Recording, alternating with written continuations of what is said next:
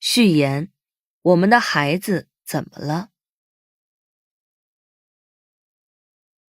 提到少年一词，人们往往会联想到青春、阳光和美好，却往往忽略了藏在背后的隐秘与痛苦。中国国民心理健康发展报告2019至2020显示，青少年的抑郁检出率为 24.6%。随着我国经济的高速发展，整个社会压力急剧增加，并且整体从家庭向孩子不断下移。我2007年进入北京回龙观医院临床心理科工作时，患者大多还是患各种神经症和抑郁症的成年人。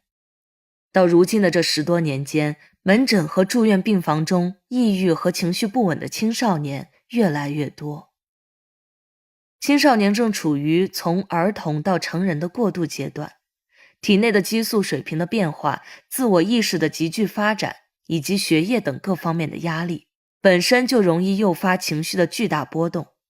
再加上很多父母被社会的竞争压力所裹挟，对孩子的教育日益功利化，缺少温情和包容。因为评价标准单一，功利性教育会让孩子产生更多自我批评，而这种自我攻击恰恰就是青少年抑郁的核心影响因素。被忽视或被言语和躯体暴力对待的孩子，在生命早年就已经备受创伤，在过早地开始进入成人化的竞争和内卷中，这只会不断加重他们的自我否定和无价值感，让他们更加敏感和自卑。孩子精神压力的临界点一旦被压垮，就会精神崩溃，出现异常，而抑郁则是其中最重要的表现之一。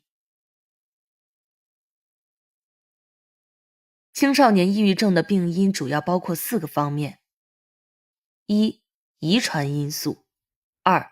家庭因素； 3. 社会因素； 4. 应激事件。其中，家庭因素是导致青少年罹患抑郁症的重要因素，因为在同样的社会环境中，缺少家庭支持的孩子更容易受到应激事件的影响。对家庭关系的研究表明，青少年抑郁症与父母婚姻关系破裂之间存在明显关系。女孩较男孩更容易受父母离异的困扰而出现抑郁症。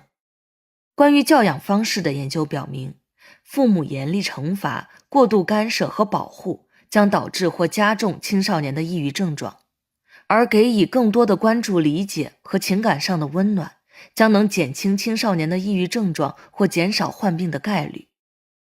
一个孩子长大成人要经历好几个阶段，而每一个阶段都有要完成的心理发展主题。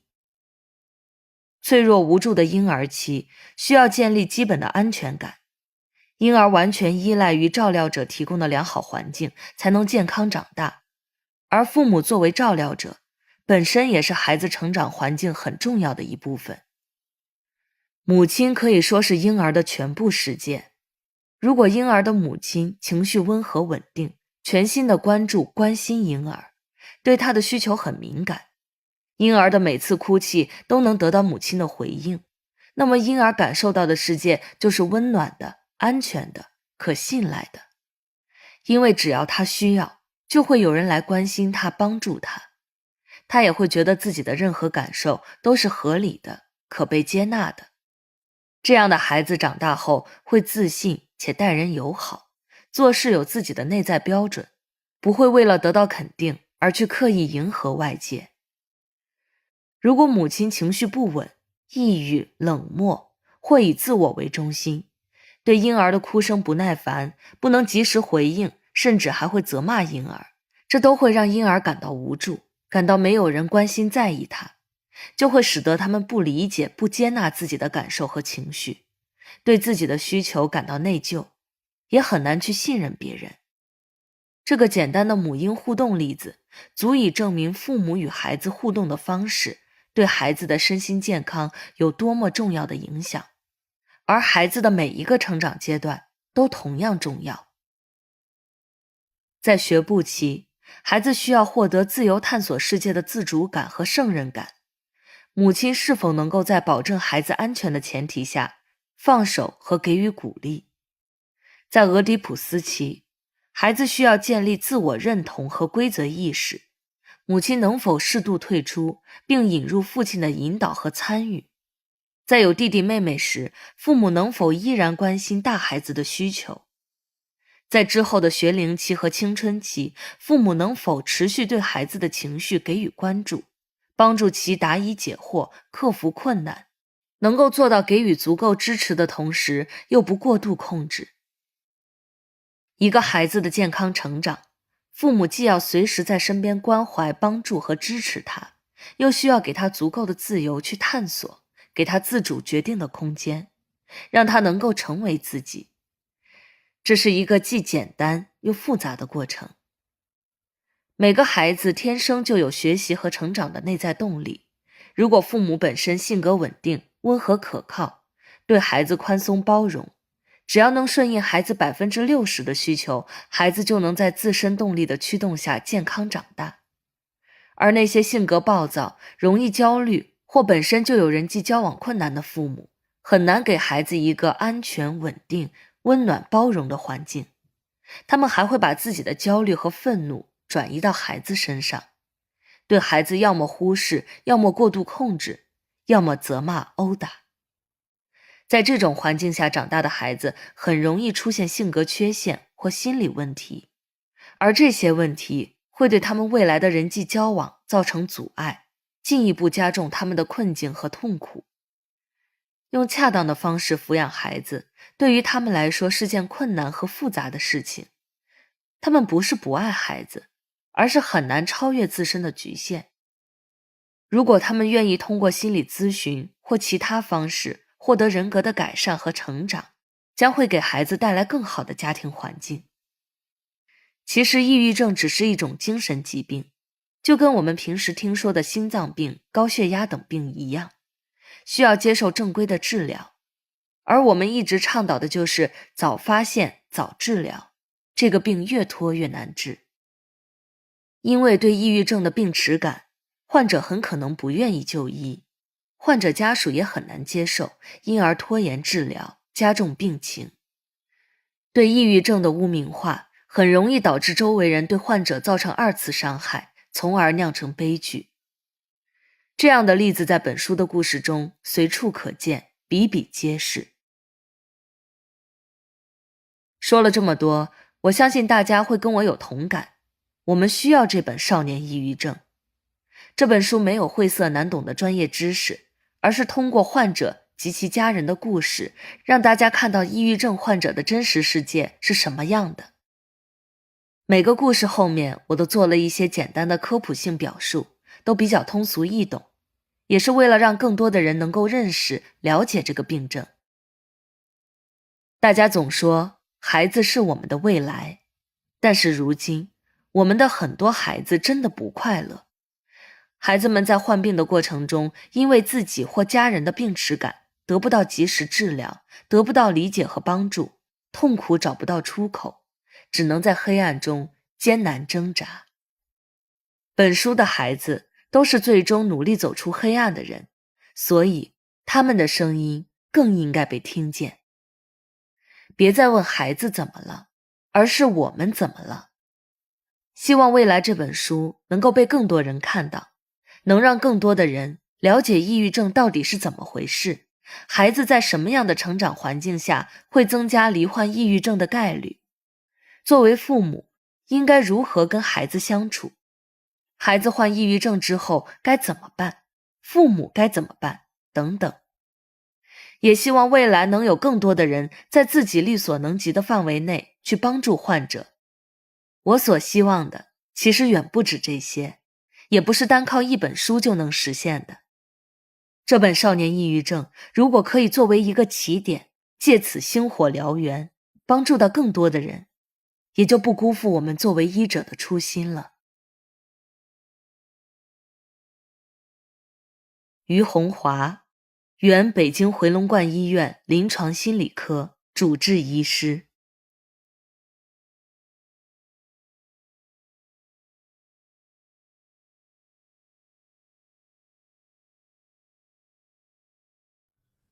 序章第1集，躲在房间的孩子，敲不开门的父母。世界卫生组织的调查数据显示，所有精神卫生疾患中，抑郁症是青少年疾病和残疾的主要原因之一。在国内，心理健康蓝皮书《中国国民心理健康发展报告2019至2020》显示，青少年的抑郁检出率为 24.6%， 也就是说，几乎每5个孩子中就有1个可能抑郁。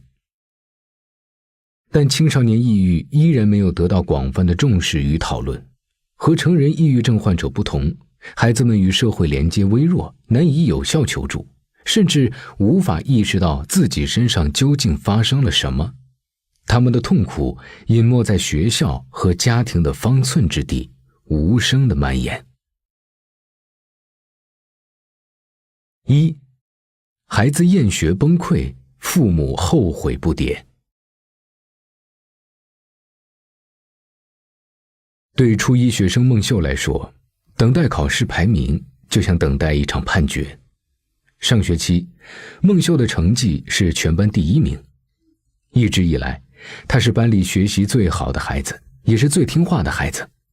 老师喜欢他，爸爸妈妈也视他为骄傲。至于学习压力，那原本就平等地落在每个学生头上。不管怎样，孟秀一直都是第1名。孟秀说不清自己身上究竟发生了什么，他的痛苦几乎侵入了他身体的每一寸。可无论他如何尝试倾诉，换来的都只是劝慰和鼓励。只有他自己知道，他的压力早已经超越了能够承受的极限。在学校里的每一天都是折磨。孟秀就读于全市最好的初中，这所学校奉行应试教育，学生们每天、每周、每个月都要考试，而每逢考试，他就紧张的心跳加速、头晕，脑袋里只剩下一个念头：自己写的答案全错。说出那句不想上学，是孟秀最艰难的决定。那天是父亲的生日，恰好也是妇女节。母亲买了蛋糕，炒了2个菜，想给儿子孟秀一个温馨的夜晚。孟秀放松下来，准备和父母讲讲心里话。他告诉父母，他很害怕考试，这已经让他难受到无法上学了。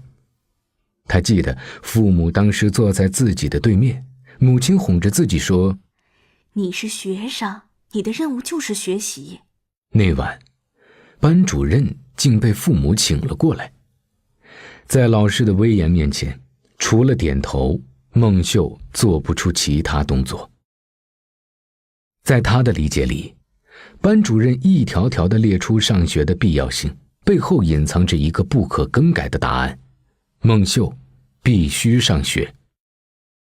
孟秀说：“他们觉得一切似乎只是学习的问题，他们只在乎学习。家长和老师其实根本不明白我的感受。”父母和老师都觉得孟秀是学习压力大，或者稍稍理解，他的压力比其他人都大，但是他们不懂，其实他根本就是在深渊里。孟秀妈妈记得初一开学不久，儿子几次在家里大哭，说心里烦得很。可每次发泄完压力，孟秀又会默默地拿起书本开始学习，成绩从未下滑过。这让妈妈觉得很心疼，想方设法地带他下馆子、看电影、唱 KTV。 妈妈想着怎么也要帮儿子减轻点压力，可对孟秀来说，很多压力就是来自妈妈。孟秀随口说出了一段回忆：记得小升初考试结束后，妈妈带我去逛商场。我知道她原本是想让我放松放松，可是当妈妈刷朋友圈的时候，她看到别的家长已经晒出了孩子录取的喜报，但我的成绩还没有出来。妈妈以为我没考中，于是她在商场里面突然发火，还当着路人的面狠狠地踢了我几脚。我至今还记得妈妈那时候说的话：别人都考上了，为什么你没考上啊？你是不是都在假装努力呀？其实，孟秀考了一个很优异的成绩，2000人中，她排在前几名。第二天早上，孟秀走出房门，在沙发上安静地坐着，父母远远地看着她，不敢吭声，似乎在等待她的决定。一瞬间，这个14岁的男孩大哭着跑回房间，又从房间里走出来，告诉父母：“我去上学了。”说完，他突然穿着拖鞋冲出家门，快速爬到6楼楼道的窗台上，作势要往下跳。妈妈死死抓住儿子，语无伦次地喊他：“妈妈答应你，妈妈答应你，同意你休学了，你先休学吧啊！但是你也要答应妈妈，赶紧先下来好吗？”而孟秀的爸爸则冷眼站在一边，说出口的都是嘲讽：“他是故意的，你就让他跳。”一直到后来，爸爸都没能理解，要说学生苦，哪个学生不苦？怎么偏偏自己的儿子遇到困难就往回缩？两段生活，一段是白昼，一段是黑夜，一段充满希望，一段是无边的绝望。这其中是每一个抑郁症患者的家长无法接受、耿耿于怀的落差。而切开两段生活的那个瞬间，听起来无比残酷，却总是那样毫无征兆的到来。当抑郁症落在未成年人身上，孩子和父母都将面临少有人知的处境。在我们接触的多个抑郁症患者的家庭中，父母大都后悔不迭。为什么当初完全没有捕捉到孩子的求助信号？他们尝试描述一些模糊的征兆，却都和学业压力、青春叛逆这些平常词汇搅杂在一起，无从分辨，无法拾起。郭彤妈妈反复回忆的那一天，开始于一个从学校打到她手机上的电话。老师说郭彤在学校身体不舒服，让她来赶紧接女儿。老师正说着，女儿就自己拿过电话，亲口说：“妈，我心里真的很难受，很难受，很难受。”听到这句话时，郭彤妈妈正在开车，她把车停在路边，从脚尖到手指，她突然不能动了，一种非常不好的预感兜头笼罩过来。这个电话打过来的前2周，郭彤几次在家里哭闹，要求父母送自己去看心理医生。他们去了本市一所精神咨询诊所，在走廊里，郭彤妈妈呆呆地坐着，听见一墙之隔的屋子里女儿大哭的声音，隐约听到女儿在说她想自杀。咨询师告诉郭彤的父母，孩子情况很危险，建议送到精神专科医院就诊。那天晚上，郭彤被医院确诊为重度抑郁，医生建议他住院6周。当时，郭彤的父母已经震惊得没了感觉，他们不了解什么是重度抑郁，但他们坚决无法接受孩子近2个月不上课，天要塌了。在他们对抑郁症模糊的了解里，封闭加上远离人群，病只会越来越重。何况还有重要的前途。最后，他们给孩子拿了一盒抗抑郁的药摄取林，哄着郭彤休息2周，随后返校。他们以为，或者说他们祈祷着，在药物和同学陪伴的帮助下，女儿会好起来。郭彤妈妈没想到，才刚刚返校，女儿就在电话里告诉她，真的坚持不了了。郭彤见到女儿的那一刻，看着女儿绝望的样子，他明白女儿说的是真的，于是带她回了家。在陪伴女儿的日子里，郭彤妈妈一直在想，为什么会走到这一天。不是没有线索，每一个画面都在事后才清晰起来。女儿一直抗拒上学。上初2以后，女儿曾在穿过马路时说出自己不想上学的想法。望着马路对面的校门，郭彤妈妈一口回绝。女儿眼圈变红了，却不再回嘴。随后，哪怕是对于本该是休闲放松的事情，女儿也失去了积极性。比如，女儿原来十分期待每个周末的羽毛球课，可后来有几次临上课前，妈妈帮郭彤梳起辫子时，女儿的表情总是会变得无端失落，并央求自己取消羽毛球课。郭彤妈妈对此非常气恼，她摸不着头脑，也只能顺着女儿。她劝自己说，这个年龄的女儿青春叛逆，心里藏事儿，父母应当尊重，给空间，不多问。郭彤的诊断结果显示，她已经拖延至重度抑郁。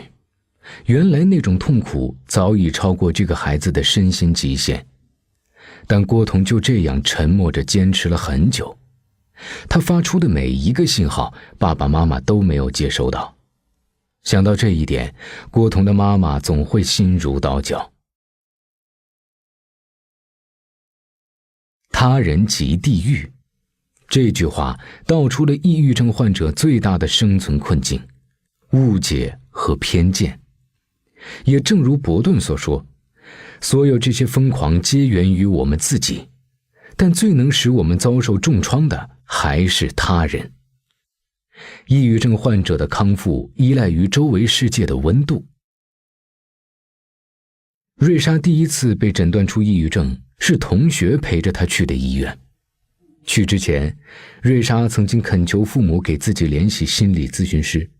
她已经痛苦了很久很久，总是感到恐惧，却不知来由。父母的回应却都是：小小的年纪看什么咨询师？那天，瑞莎拿到了那一纸诊断，她得了抑郁症。这个事实是同学的家长打电话告诉瑞莎父母的。瑞莎那时已经不信任父母了。在瑞莎确诊重度抑郁症、轻度焦虑1周后，瑞莎妈妈也一直在纠结，自己究竟做错了什么，使得女儿患上了抑郁症？女儿该怎么办？要不要继续上学？直到另一位学生家长给自己打来电话，对方在自己孩子的微信聊天记录里看到，瑞莎频繁地在学校里哭，一直哭。瑞莎妈妈说，那一刻像是当头棒喝。她那时才意识到，女儿比自己想象的还要痛苦。当天晚上，妈妈问瑞莎：“瑞莎，你想要休学吗？”“是的。”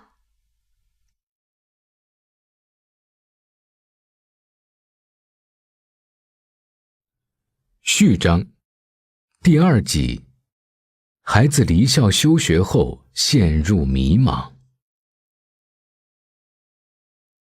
瑞莎以为离开学校自己会逐渐好转，却渐渐发现其实只是陷入了另一种困境，稍稍松弛的痛苦和更加深刻的迷茫，不知道该去向何方。之前瑞莎习惯在情绪失控时用小刀割伤上臂、小腿，然后装作无事发生地放下衣袖，仿佛这样就变回了正常人。住进精神专科病房后，刀具是不被允许带的。正规治疗也缓和了瑞莎的焦虑情绪。身体上的伤痕渐渐褪去，心里的伤却越来越深。他发现最无法面对的是他自己是个病人这个事实本身。有一次电休克治疗之前，瑞莎逃了，不是怕疼，她无法接受这种叫做精神治疗的手段。难道我是精神病人吗？尤其是精神渐渐稳定下来，她不得不承认，抑郁症已经慢慢将她脱离了同龄人的轨道。别人都在向前走，而他只能在原地看着他们。曾经，朋友想要到医院看望瑞莎，瑞莎让朋友帮他带把刀来，那位朋友最终没有前来看望他。住院半个月的时候，有个朋友来看瑞莎，他当时刚完成镇定药剂的注射，有些站不稳，被护工搀着走回病房，正巧被朋友看到。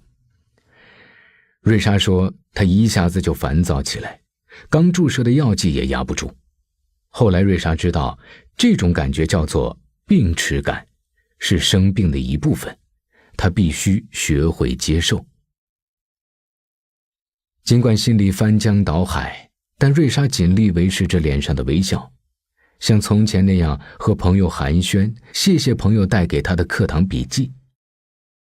瑞莎就读于全国前10名的国际高中，上一届有近30位同学拿到了牛津、剑桥的入学邀请。本来她想着只要跟上大家的步伐，别被丢下，就自然有一个不错的未来。可随着状态不受控的滑坡，最初瑞莎不知道自己是得了病，她渐渐无法集中注意力，但被关乎前途的忧虑逼着，再怎么痛苦她也没真的撂挑子。即使在病房里，瑞莎也天天做题看笔记，只要情绪稍稍平静，她就会拿起书本。1个疗程过后，瑞莎出院了，正好有一场阶段性的大考，她主动要求回到学校考试。这一次，学校为她开设了一间单人考场，心理老师坐在她旁边看着她写完试卷。成绩出来了，瑞莎仍然退步了很多，她已经尽了最大的努力，以前的分数却仿佛回不来了。原本所有人在一条求学轨道中齐行并进，可那些患有抑郁症的青少年，在痛苦超过了身体极限之后，只能慢慢从原有的位置离开熟悉的集体生活。无法选择，只能消失。那之后，瑞莎从所有同学的朋友圈里隐身了，但也一直关注着他们的动态。休学1年后，瑞莎看到一个同学在朋友圈抱怨某所国外知名高校的申请流程过于繁琐。那位同学讽刺道，在申请计划里，这所大学只能当保底的，为什么要搞出这么多的破事儿？保底2个字深深刺痛了瑞莎，好不容易维持的平静在那一刻彻底崩溃了。青少年抑郁救助者邹峰在采访中说，这种被抛离的迷茫是悬在所有抑郁症孩子头上的一把剑。每个抑郁症患儿家长都担心孩子的未来，可家长往往不知道孩子自己其实更担心，只是不想说，不敢说。2019年，邹峰参与组织了一次青少年抑郁群体亲子营活动。孩子依次自我介绍，一个女孩微笑着宣布自己将在20岁生日那天自杀。邹峰当场愣住，不知道该如何接话。另外2位孩子接过话筒，附和着说自己也有同样的计划，只不过没有确定到具体哪一天。当时邹峰问女孩，如果在20岁之前有一个特别优秀的男孩追求你，你会改变你的计划吗？他们追求是他们的事情，我自杀是我的事情。面对女孩的回答，邹峰一句话也说不出来，但他一直记得这个女孩。直到女孩20岁生日的那一天，邹峰看到女孩在群里自嘲道，我还是下不去手。后来邹峰慢慢了解到，女孩说想要自杀，恐怕是因为她以为只有自杀才可以解决对未来的恐惧。父母都是高知，她却休学数年。关于未来，她已经没有别的答案可找。在3年的心理援助经历中，邹峰感受到，病中的孩子急切地需要一个容许自己正常生活的环境。在现实世界里，孩子们始终在寻找着那间屋子，然而对很多孩子来说，总是不知道那间屋子在哪儿。休学后，孟秀一度处于低能量状态，那时她总是紧闭着卧室房门，仅在去厕所和取餐时才会走出自己的小世界。暴露在卧室之外时，他极力避开父母，因为害怕看到他们满脸的同情，更害怕在他们的眼睛里看到不堪的自己。孟秀买了一大瓶叫做白苔的香水，味道像雨后的青苔。他找到了唯一让自己稍微舒服的方式，只需要躺在床上吸一吸鼻子，就能感受到大自然的清新。在1年多的独居生活中，孟秀把微信通讯录中的同学逐一删去，不顾白天黑夜的不停刷美剧，希望能把大脑放空，什么都不想。但孟秀还是本能地做着严肃思考。他衡量过应试教育这个体制，他的结论是，对于社会而言，这个体制是相对公平而低成本的，甚至是高效的，但副作用是给予个体的压力过大。他劝自己不要把所有问题怪罪给外界，自己也要学着改变，学会抗压。一度，孟秀尝试从卧室走出来，并提出要读1年初3，然后去参加中考。母亲得知后欣喜若狂，可是复学前2天，压力就排山倒海般回弹，熟悉的痛苦和恐惧再次袭来。孟秀不愿放弃，还是坚持上了2天学。他说那2天，他连吃早饭时都在思考要不要活下去。第3天，孟秀彻底放弃了。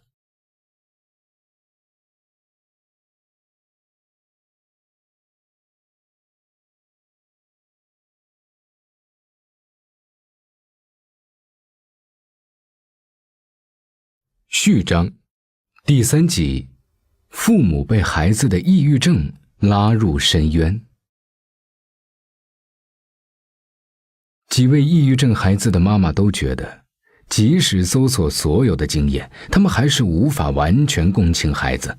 他们不知道孩子为什么会那么痛苦，也不能理解孩子为什么会陷在莫名的东西里难以自拔。他们总想着做点什么，让那个会笑、知上进、懂生活的孩子回来。可所有的努力都以年为单位的短时间内，几乎注定像投进深渊里的石头，没有回响。而往往他们用力过猛，又会反过来伤害到孩子。很多家庭在这种恶性循环里搏斗、消磨，最终父母和孩子一起坠入一种无能为力的状态。孩子连命都不要了，我还能拗过他吗？孟秀休学后，每天把自己关在房间里，看上去毫无生气。正好有个亲戚说孩子可能中了邪，要不要试试做一场法事？孟秀妈妈病急乱投医，就同意了。那时候孟秀妈妈自己身体也很差，就找了一个给自己祈福的理由，带着儿子去拜庙。车开到庙门口，法师招呼儿子进庙里接受仪式。孟秀突然意识到发生了什么，他跳下车，朝着来时的方向狂奔，完全不顾身旁车辆飞驰。几个小时后，孟秀妈妈才追上孩子。孩子的情绪骤然爆发，大喊大叫。那天之后，孟秀对父母彻底没了信任，他把自己卧室的门关了1年多。这一次，父母说什么都没有用了。儿子生病的第5个月，孟秀妈妈也确诊了双向情感障碍。医生建议她住院，但她只拿了药。因为丈夫一直不肯接受儿子生病这件事儿，她无论如何也不放心把儿子单独留给丈夫照顾。母子俩每天的日常就是妈妈回家做好晚饭，又端到客厅，又躲到自己的房间。不多时，孟秀会悄悄出来，把饭端回自己房间。客厅里永远一片寂静。此前，在单位里，孟秀妈妈和几个同事闲聊，提及有个朋友圈里公认的出息的孩子得了抑郁症，那孩子在香港大学读书。有人叹气，考上那么好的大学有什么用？一辈子还不是废了？更多人附和，是啊，这辈子都废了。后来自己的儿子也出现了抑郁症状。孟秀妈妈没有和任何同事说。每当难过的时候，她会找个没人的地方，有时拿手机反复往自己脸上砸，有时用指甲使劲掐自己的胳膊，留下一道道伤疤。郭彤妈妈把女儿从学校接回来那天，女儿一下子倒在床上，背对着自己看起了手机。帮女儿关上门后，郭彤妈妈悄悄趴在门上偷听，发现她刚出去，女儿在房间里一会儿坐起来，一会儿躺下，不知道在做什么。但她一进去，女儿又不动弹了。郭彤妈妈忍不住质问女儿：“你到底有没有病？”郭彤情绪一下子爆发，她走到客厅里，开始历数父母从小对自己的伤害，情绪渐渐失控。当天晚上，女儿冲出家门，坐在楼道里的窗台上，牢牢盯着地面，像是在思考要不要跳下去。想办法把女儿劝回来后，郭彤妈妈再也不敢提上学的事儿。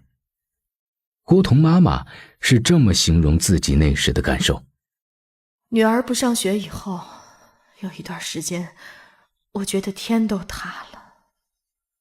女儿在家的第1个月，郭彤妈妈一直盯着班级大小群的各种消息，包括哪个孩子被老师提醒穿校服，她都记得。随后，新冠肺炎疫情爆发，郭彤妈妈每天按照群里的要求打印讲义、作业，到女儿房外一板一眼告知她网课安排。在她固执的思维里，女儿还是像一个普通学生那样在生活。无奈房间里始终没有回音。为了寻求帮助，郭彤妈妈加入了一个由家长组成的线上微信社群，很快成为群主。她发现群里的500名家长每天发上千条短信，都在历数孩子的不正常。孩子不做作业，日夜颠倒，不洗澡，不出门，他以后怎么办呢？这些都没有人能够给出回答。一个工作日的下午，郭彤妈妈忍不住推开女儿房门，发现女儿正在睡觉。她质问女儿为什么不上网课，女儿说自己头痛。她想戳穿女儿，于是让她穿戴好，准备开车去医院。她期待女儿半路上能给自己解释一下，但女儿一句话都没说。最终，她没等来那句解释，也没有真的去医院，一路沉默，只能掉头回家。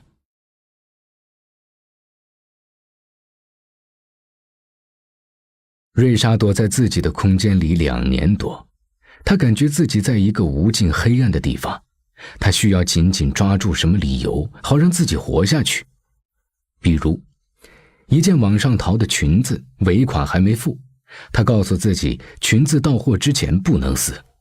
裙子到货后，瑞莎给自己化了妆，染了头发。她说那一刻的自己是崭新的，这个念头如同一道亮光照进黑暗中，让他有了活下去的动力。但在大多数时候，他的情绪还是只能通过割伤自己才能释放。瑞莎一直极力寻找让自己感觉快乐的事情，写日记、画画、做公众号，这些事情成为她的生活里也许会顷刻熄灭，但毕竟存在的微小光芒。在朋友圈里看到同学纷纷晒出入学通知后，瑞莎决定一边吃药，一边在父亲的陪同下出国读预科。如果顺利，1年以后就能拿到大学的入学申请。走出房间，回归所谓的正常生活，究竟是什么样子的？瑞莎和父亲都无法预料，毕竟离开太久了。她对此有期待，却因陌生而恐惧。某天，瑞莎的父亲听见女儿在电话里让自己赶紧回家。到家后，他看到家里的碗碟碎了一地，原来是新环境再次带给瑞莎痛苦和压力。看女儿这样，父亲难过，又感到释然。他明白，这也是女儿释放痛苦情绪的一种方式。事后，瑞莎父亲独自去附近的树林里散步，让心情平静下来。回到家里，他只让女儿看到他的笑脸。作为唯一一个确诊过抑郁症的学生，瑞莎成了全班的焦点。在学校，几乎每个月她都要被叫出教室，去心理咨询室做辅导。她的每一个讯号，比如趴在桌子上几分钟，都会被老师和同学解读为某种危险征兆。为了不被当作一个病人，瑞莎开始学着开朗、健谈，避免流露低落情绪。在日记里，她把这种感觉描述为挤在人群之中，被人推着走。瑞莎的专业是心理学，预科末尾有一个长篇论文作业，瑞莎撰写的在中国，抑郁症病人受到哪些歧视获得了满分。查到分数的那一刻，瑞莎感到久违的快乐，可她还是会在反复通读全文后觉得自己的文章不够格。虽然自我否定的习惯一时难以抹去，但比起从前，她确信自己已经不一样了。2020年12月，瑞莎拿到了大学的正式入学通知。孟秀不时梳理着自己向前走的阻碍。在不上学的日子里，他尝试学编程、视频剪辑、日语和绘画，努力想让自己成长得快一些。他说，自己的第一个困难是很久没有回到学校，难免会有不舒适的感受。另一个困难是父亲虽然也照顾着自己，但他至今不能接纳自己的孩子患有抑郁症。父亲的脾气并不火爆，通常会把所有怒气压缩成嘲讽。可在孟秀的记忆里，父亲总是会重复一个观点：我们同事天天打孩子，哪个孩子都没出现问题，你为什么就会出现问题呢？每当这时，孟秀都会辩解：我和你们同事家的小孩不一样，而且每个家庭的情况也都不一样啊。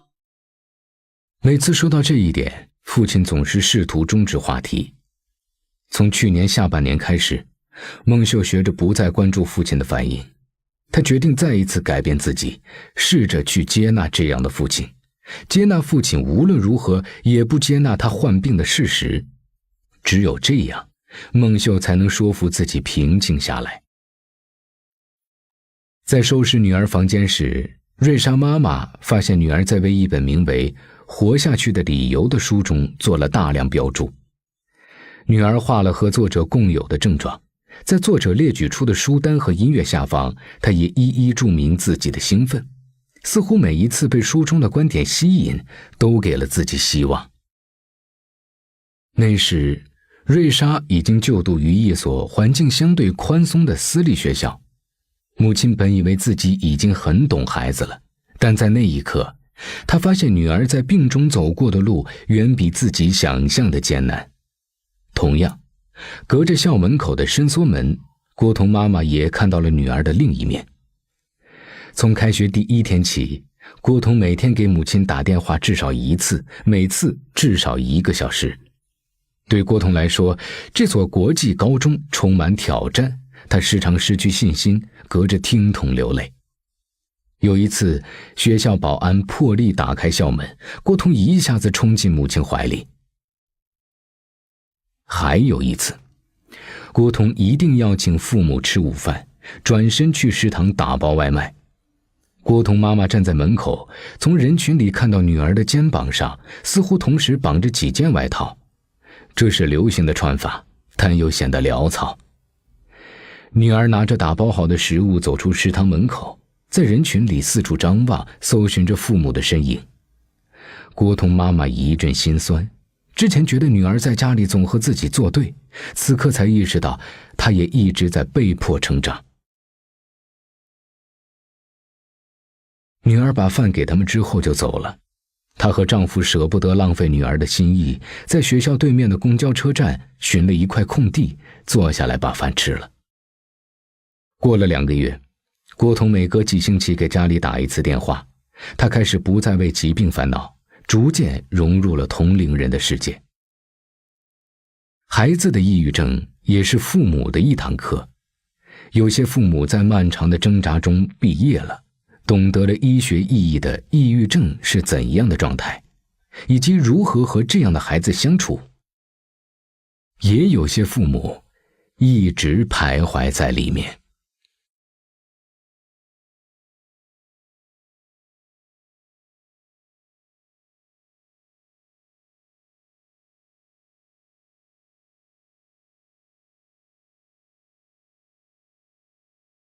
第1章，抑郁症让我成为更好的心理咨询师。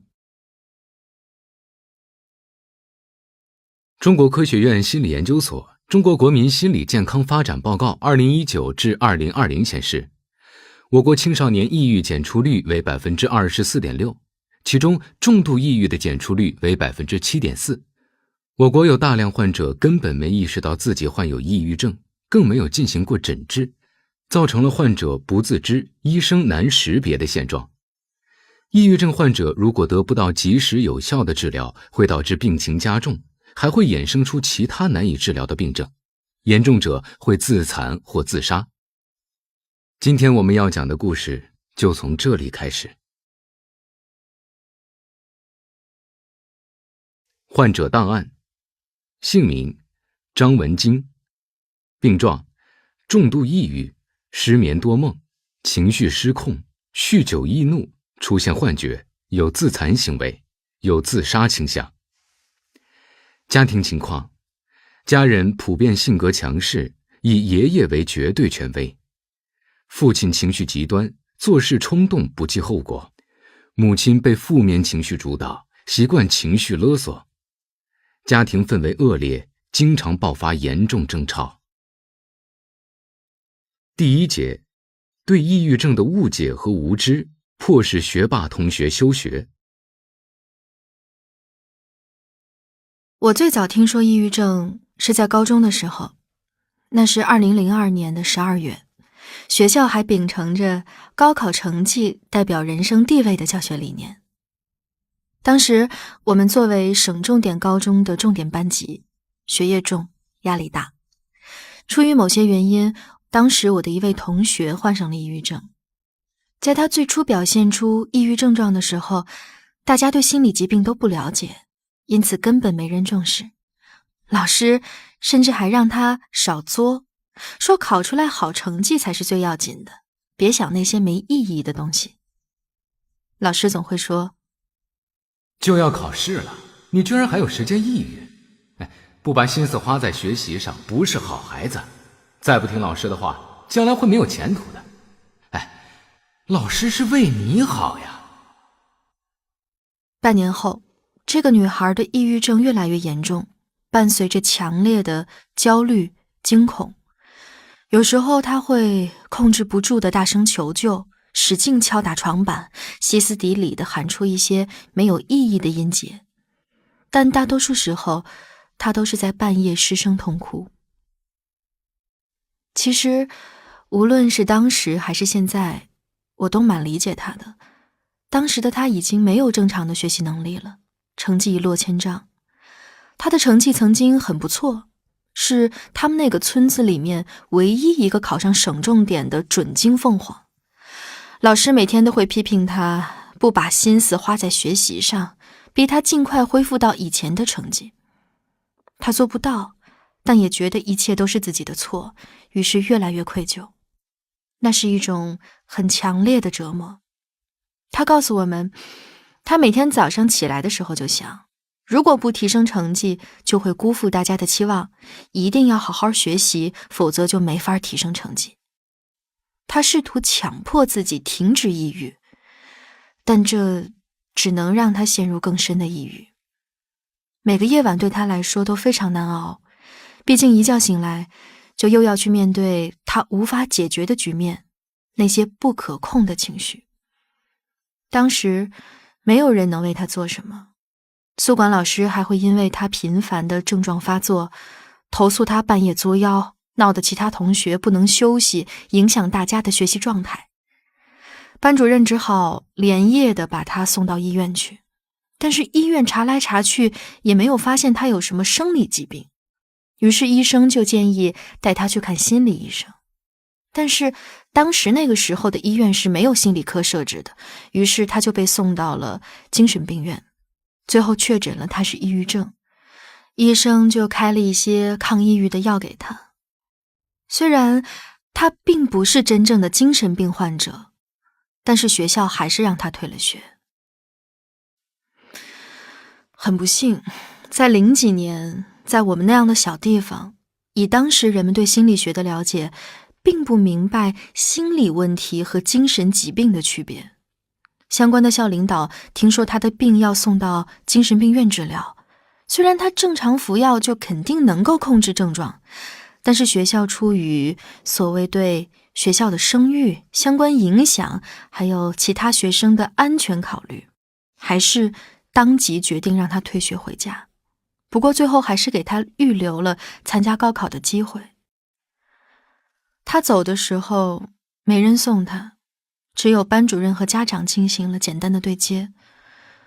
我悄悄地在阳台上看他，他也发现了我，只是跟我简单挥了挥手，没有说话。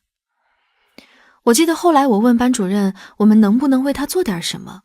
班主任说，只有专业的心理医生才能真正帮助到他，但我们这里没有，要去大城市，很贵，他家负担不起。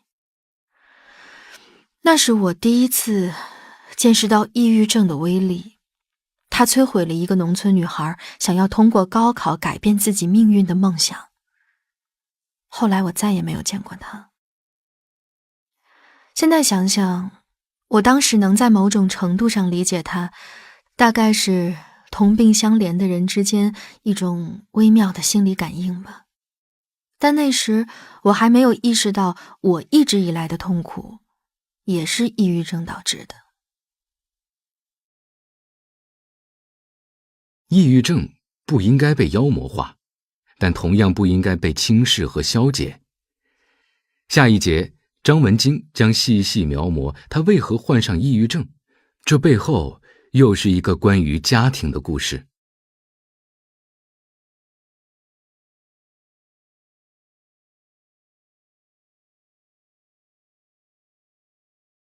第2节，学习心理学过程中，我理清了自己的抑郁根源。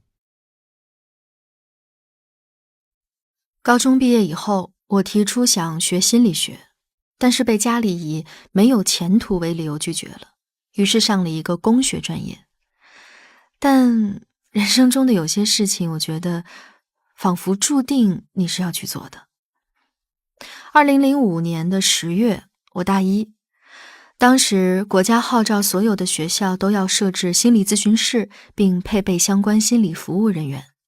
学校应要求开设心理诊室，老师呢就派我这个学生会长去学心理学，同时兼任学校心理学会的会长。学习心理学的前提是首先要厘清自己的成长经历，也就是在那个过程中，我第一次明确，原来折磨自己那么多年的痛苦也是抑郁症。我第一次遭遇心理危机是在1991年，那年我5岁。我的家人都比较强势，尤其是爷爷，他很专制，喜欢掌控一切，完全不懂尊重任何家人。家里每天争吵不断，每隔几天就会爆发一次激烈的家庭战争。有一天，我父亲正在擦窗户玻璃，姑妈说了一句打击他的话。其实我到现在都不知道姑妈具体说了什么，只记得父亲当时气急败坏的一拳打碎了玻璃，要从3楼跳下去。就在他整个人都扑下去的时候，姑妈冲上去一把拽住了他，但还是有一块玻璃碎片扎进了我父亲的小腿里，割断了腿筋和主要血管。争吵爆发的时候，我就站在旁边，还在想着我能做些什么能让他们高兴起来，背一首唐诗还是跳一支舞。但一切就在眨眼间发生了。在我还没来得及反应之前，一股热乎乎的血猛地喷了我一身。我看到父亲的腿在飙血，姑妈的身上和地上全都是血。我吓得尖叫一声，躲到床底下浑身哆嗦。5岁时候对这一幕的感受，我一直都记得。好在医院就在附近，父亲得到了及时的救治，人没事儿，腿也没事儿，但需要卧床半年。然而战争并未因此而停止。母亲对于姑妈所谓逼得我父亲跳楼这件事不依不饶，爷爷奶奶则是帮着姑妈说话，家里充满了怒火，不断陷入混乱。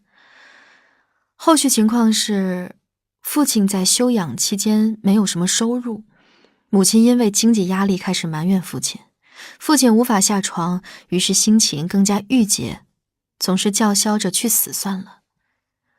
母亲吵着要离婚，每次他们吵完架，他都会说要把我留给父亲，他没有能力带我走。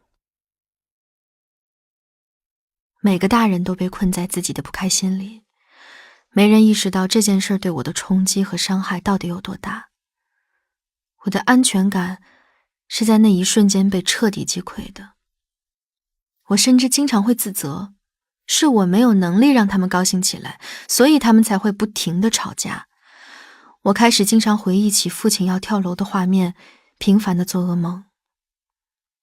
每个梦里，父亲总是跟我说，他要去山里上吊，去野外冻死，去什么地方跳楼。母亲则总是在说，不要我了，他要去很远的地方，再也不回来了。母亲把对父亲的不满和怨恨投射在我的身上，一次又一次。她总跟我说父亲的不对，然后让我去支持和拯救他。如果我做不到，她就会觉得我也背叛了他，对我有很多的埋怨。我想讨好他们，让他们都开开心心，但那个时候我确实还小，对这一切都无能为力，母亲就会怨我什么用也没有。我总是会在半夜里突然惊醒过来，大哭不止。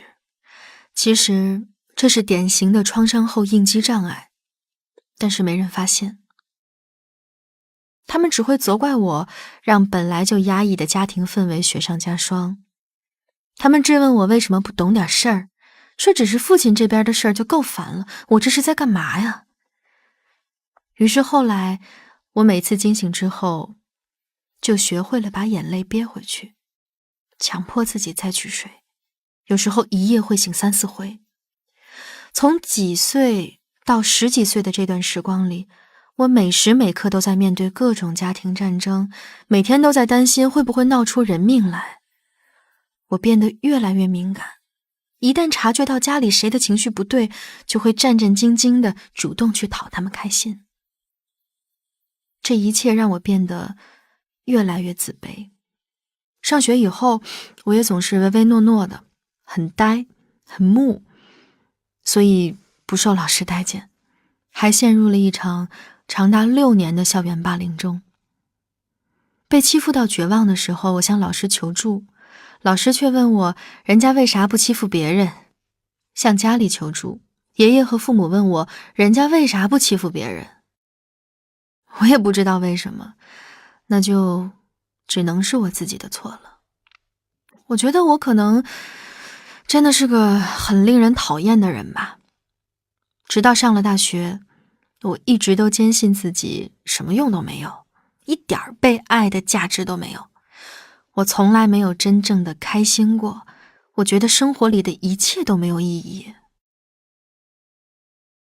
在整理自己的心路历程时，我几乎是毫无防备地明白了，我的原生家庭并不温馨，我经历的一切足以毁灭一个人。还有那些困扰我多年的持续的不开心和莫名低落的情绪，都是因为抑郁症。一直以来，我为了让父母满意，努力活成他们想要的样子，也为了不让别人说我有什么毛病，一直都努力在人前扮演一个正常人该有的样子。但这一切都是伪装。实际上，我的内心极度敏感、自卑，经常觉得生活毫无希望，觉得自己不配得到任何美好。我甚至会故意挑选各方面条件都不如自己的人做男朋友。我坚信，只有这样的人才能看得上我。我抑郁症的爆发也是在一次分手之后。2009年的9月，我和当时交往的酒店服务生男友在街上吵架，他甩开我就走了。等我回到出租屋，我发现他把家里的东西全都打碎了，房间里和他有关的东西全都搬空了。我一下子崩溃了，跪在地上大哭，连玻璃碴刺到膝盖里都没发现。第二天，我哭着给远在西北的父母打电话，让他们接我回家。在家里的头1周，我保持着正常的作息，父母以为我只是回家休息几天，还高兴地鼓动我考公务员。那个时候，我第一次跟家人正面谈论了我的状态，说我有抑郁症，需要休息一段时间。我母亲是一种不以为然的状态。你一个孩子有什么不开心的呢？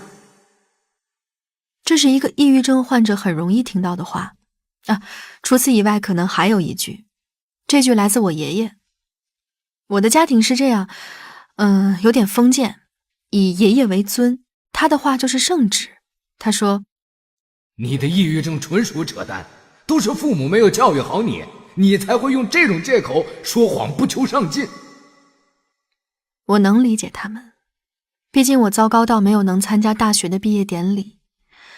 我家里人一直想看我戴学士帽的样子，谁也不愿意自己的孩子是以这种形式从大学毕业，毕业以后又直接变成我那个废物样子。但他们并不理解我，家人给我的只有指责。我意识到我自己需要自救。为了避免跟家人有过多的交流，我开始昼伏夜出。父母为此打我骂我，把我的书撕掉，东西扔掉。我反抗他们，拿刀在胳膊上划了几十下，半夜去城郊坟场喝酒，拼命跟他们吵架。他们慢慢的只好不再管我。后来我开始出现幻视。有一次梳头，我看着镜子里的自己，恍惚间看见了一具骷髅。我很清楚，抑郁症患者自杀往往就在一念之间。为了不让自己有更加极端的举动，我经常通过酗酒来麻痹自己。状态稍好点的时候，我就按照学过的心理学知识努力自救，买泡沫地板，有精力就做瑜伽和健身操，读正能量的书，写很多正能量的故事。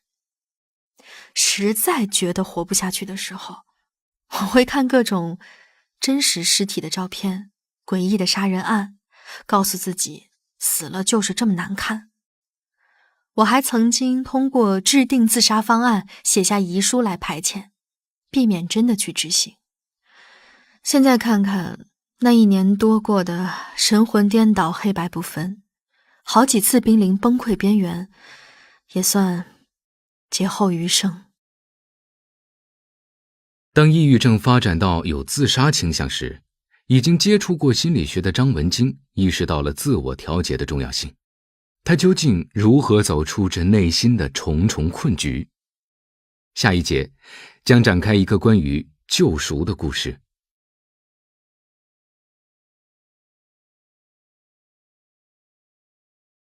第3节，拨通心理咨询热线，迎来走出抑郁的转机。隔绝了原生家庭的负面环境，加上自我调节，我的状态慢慢好了起来。2010年的秋天，我努力逼迫自己走出家门，找了一份在私立学校里当老师的工作。为了方便在办公室喝水，我买了个塑料水杯。谁知道就这么一件小事儿，又引发了我和爷爷的矛盾。家里有那么多搪瓷杯，为什么非得再买一个？爷爷你不懂，现在都不实行那种杯子了。你就是虚荣败家，看别人有自己也想要，过几天不喜欢又扔掉了。我不会这样，你不要误解我。你还顶嘴你，滚，白养你了。我不服气，大声反驳，爷爷气得丢掉了拐杖，拿起水杯把里面的热水泼到我身上。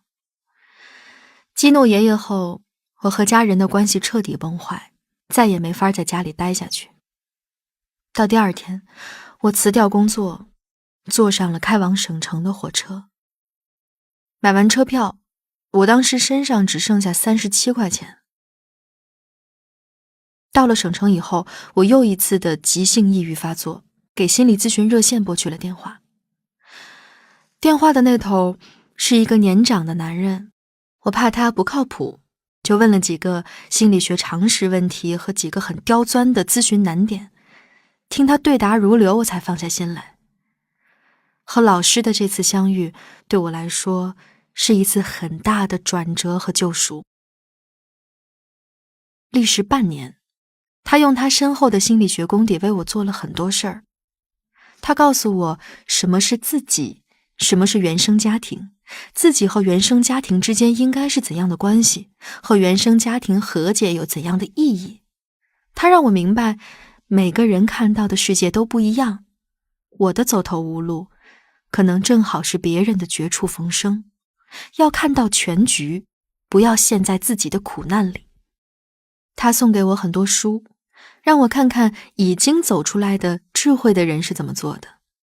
我看到很多人甚至经历了比我更大的苦难，之后又是怎样通过这些苦难塑造了更好的自己。老师说，这叫站在巨人的肩膀上，要学会用心理学家、哲学家的眼界看待世界和自己的困扰。他也教了我一些在胡思乱想的时候能让自己静下来的方式，用格式塔心理学、冥想、有规划的运动、绘画静心、音乐治疗。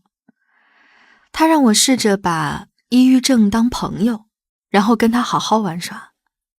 有一天，老师对我说，我的心理学功底和这段时间的调整已经足够我自己解决抑郁症的问题了。我可以试着去跟这位伴随我多年的老友说再见了。当晚，我静坐一夜。我把对自己来说很痛苦也很重要的成长经历重新在脑海里过了一次，试着从另一个角度去看待和理解他们。我试着理解父母，理解爷爷，理解伤害我的人。我寻找自己可以说得上是惨祸密布的童年里，还有什么珍贵的经历和成长的宝藏是我不知道的。我和过去的一切一一道别，然后接受那就是我的一部分，引导自己爱他们。过去的经历像是一场梦，我告诉自己该醒了，我可以按照自己的方式去生活，并且去关爱过去的自己。我感恩一切，也饶恕一切。痊愈之后，老师向我发出邀请，他觉得这次成长历程是我成为心理咨询师的重要经历。他看好我，说我似乎天生是做心理咨询师的苗子。他邀请我去他的机构试试做助理咨询师。也许是因为我久病成医，我对抑郁症的了解比很多咨询师都深入，又或许伤痕累累的过往确实是我的独特优势，我很能理解来访者的心理状态。那段与抑郁症大战800回合的日子，让我太清楚地知道怎么去帮助有需要的人回到人生的正轨上去。2011年冬天，我迎来了自己生平第一次独立咨询。来访者是个13岁的女孩，所患的正是我再熟悉不过的抑郁症。那个孩子很漂亮，大眼睛，长睫毛，高挺的鼻梁，蛋白一样的皮肤，还有一头顺直的黑发垂到腰际。她进来以后就坐在那儿安静地看着书，看上去就像是一个美丽、恬静、幸福的小孩。但我知道没那么简单。他手里拿着的那本书是苏菲的世界。那本书看似是一本小说，其实是一部完整的哲学史，成年人也未必看得进去，他却看得津津有味儿。我打开了出诊登记表，知道她叫苏娜，13岁，中度抑郁，有咨询史，因抗拒与咨询师交流，拒不配合治疗，2次咨询无效。8岁，母亲自杀，5个月前与父亲关系恶化，出现自残行为。信息不多，我有理由怀疑填表的监护人出于家丑不外扬的动机，隐瞒了什么关键信息。于是我决定先跟他聊一聊，建立一个友好的开始。第一次见面，坐下简单介绍以后，我问他要不要喝奶茶，他却眼神直直地看着我说：你刚才用喝水缓解了自己的紧张，并且为了让自己看起来职业一些，特意穿了西装。但你平时应该不穿高跟鞋，我看你走路的姿势很别扭，你平时应该也不大爱化妆，口红都没涂好。头上那个摄像头我也看到了，我想你是个新手咨询师，而你的督导现在正在通过这个摄像头看着我们。如果你出现什么失误或者搞不定的情况，他会来帮你。我爸爸找了很多大专家，都帮不了我。你这个初出茅庐的姐姐，又能为我做什么呢？这是个我万万没想到的开场。但我知道，孩子们只有在没有人疼爱的时候，才会变得超前的老练和懂事儿。在缺乏家庭保护的前提下，人会本能地提升自己的心理年龄，这样才能在没人关照的时候，在那些不是这个年纪应该去承担的种种压力中存活下来。那我该怎么打破她坚硬的外壳，去帮助到这个小女孩呢？这是我当时最大的问题。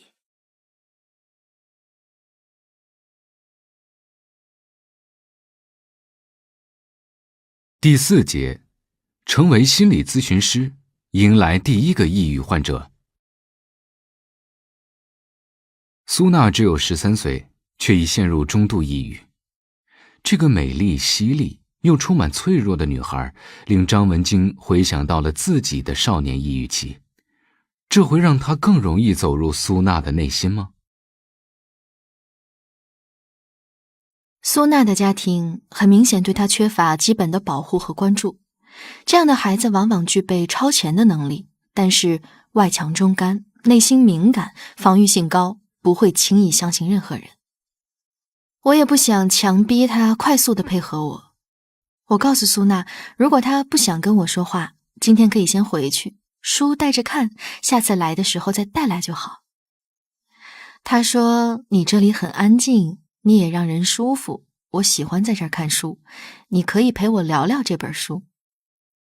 我接受了她的提议，因为在心理咨询中，让来访者接受咨询师这个人，比咨询师本身会多少个流派的技术，或者有多高超的技艺重要得多。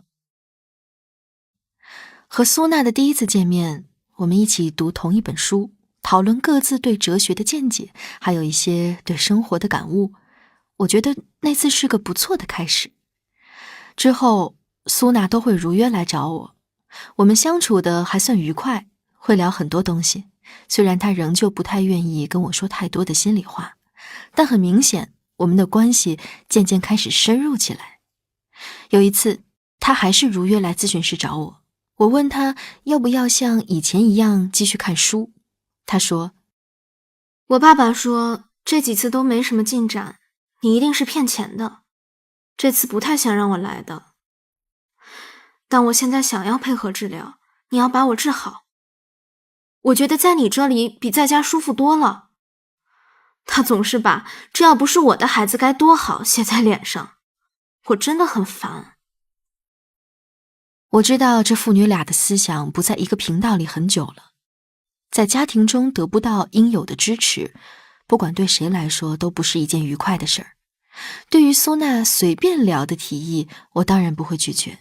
我也预感到这次咨询会有关键性的进展。咨询师有时候呢，要像一条敏锐的猎犬，要从来访者讲述的字里行间中找到线索。尤其对于这种阻抗很强烈、缺乏安全感的孩子来说，这一点尤为重要。我赶紧抓住这一个打开心门的契机。在你准备好让我帮助你之前，我不会强制性的去治疗你，我们就按照你的意愿随便聊聊。比如，你有什么愿望？我想要只猫，纯黑色的猫。为什么？我妈妈刚去世的时候，我每天晚上都坐在窗台上看着天空想她。有一天，我在同学家看到一只黑猫，跟我用同样的姿势坐在窗台上看天空。猫咪的侧脸很好看。我去抱起那只猫咪的时候，那只并不亲近人的猫咪没有抗拒我，反而在我的怀里蹭来蹭去。我觉得猫咪跟我一样，也有很多没人能懂的心情，也有太多事情需要自己处理，一样孤单。所有人都不懂我，但那只猫能懂。可我不能把同学的猫带回家，就和父亲商量也养只猫，但他不准，还用很难听的话说我。可是几年过去了，我还是忘不了那只猫。你知道吗？妈妈走的时候，是我第一个发现的。我自己从兴趣班回来，看到妈妈在卧室躺着，以为她午睡没起来，就走过去想要叫醒她，然后就看到她割腕了。她手腕上的伤口特别深。我妈是医生，她知道怎么准确地下刀子。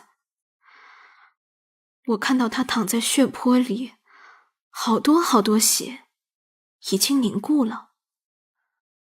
我用手戳了一下，好像果冻一样。当时我还没反应过来，我没有妈妈了，整个人都懵懵的。后来家人来了，带走了妈妈。再后面的事情，我就不知道了。他们说小孩子去火葬场和坟地太晦气，不让我去。所以我不知道妈妈被烧成灰之前有没有被打扮好，也不知道她埋在哪儿。后来我的成绩一落千丈。妈妈以前对我的学习要求特别严格，考不好会又打又骂，我也总是很努力地考第1名。忽然没人逼我了，我就失去了动力。我还想着，也许我成绩变差了，妈妈着急了，就会在梦里打我骂我。可惜，做差生做了这么多年，我妈从来没给我托过梦。她可能真的不要我了。我自暴自弃，我爸只是觉得没面子，并不真正关心我的痛苦。所以，我真的很想要一只黑猫。我想，它会比我爸懂我。唢呐一口气说了这么多话，看上去很累。她端起杯子喝水，呼吸声变得很重。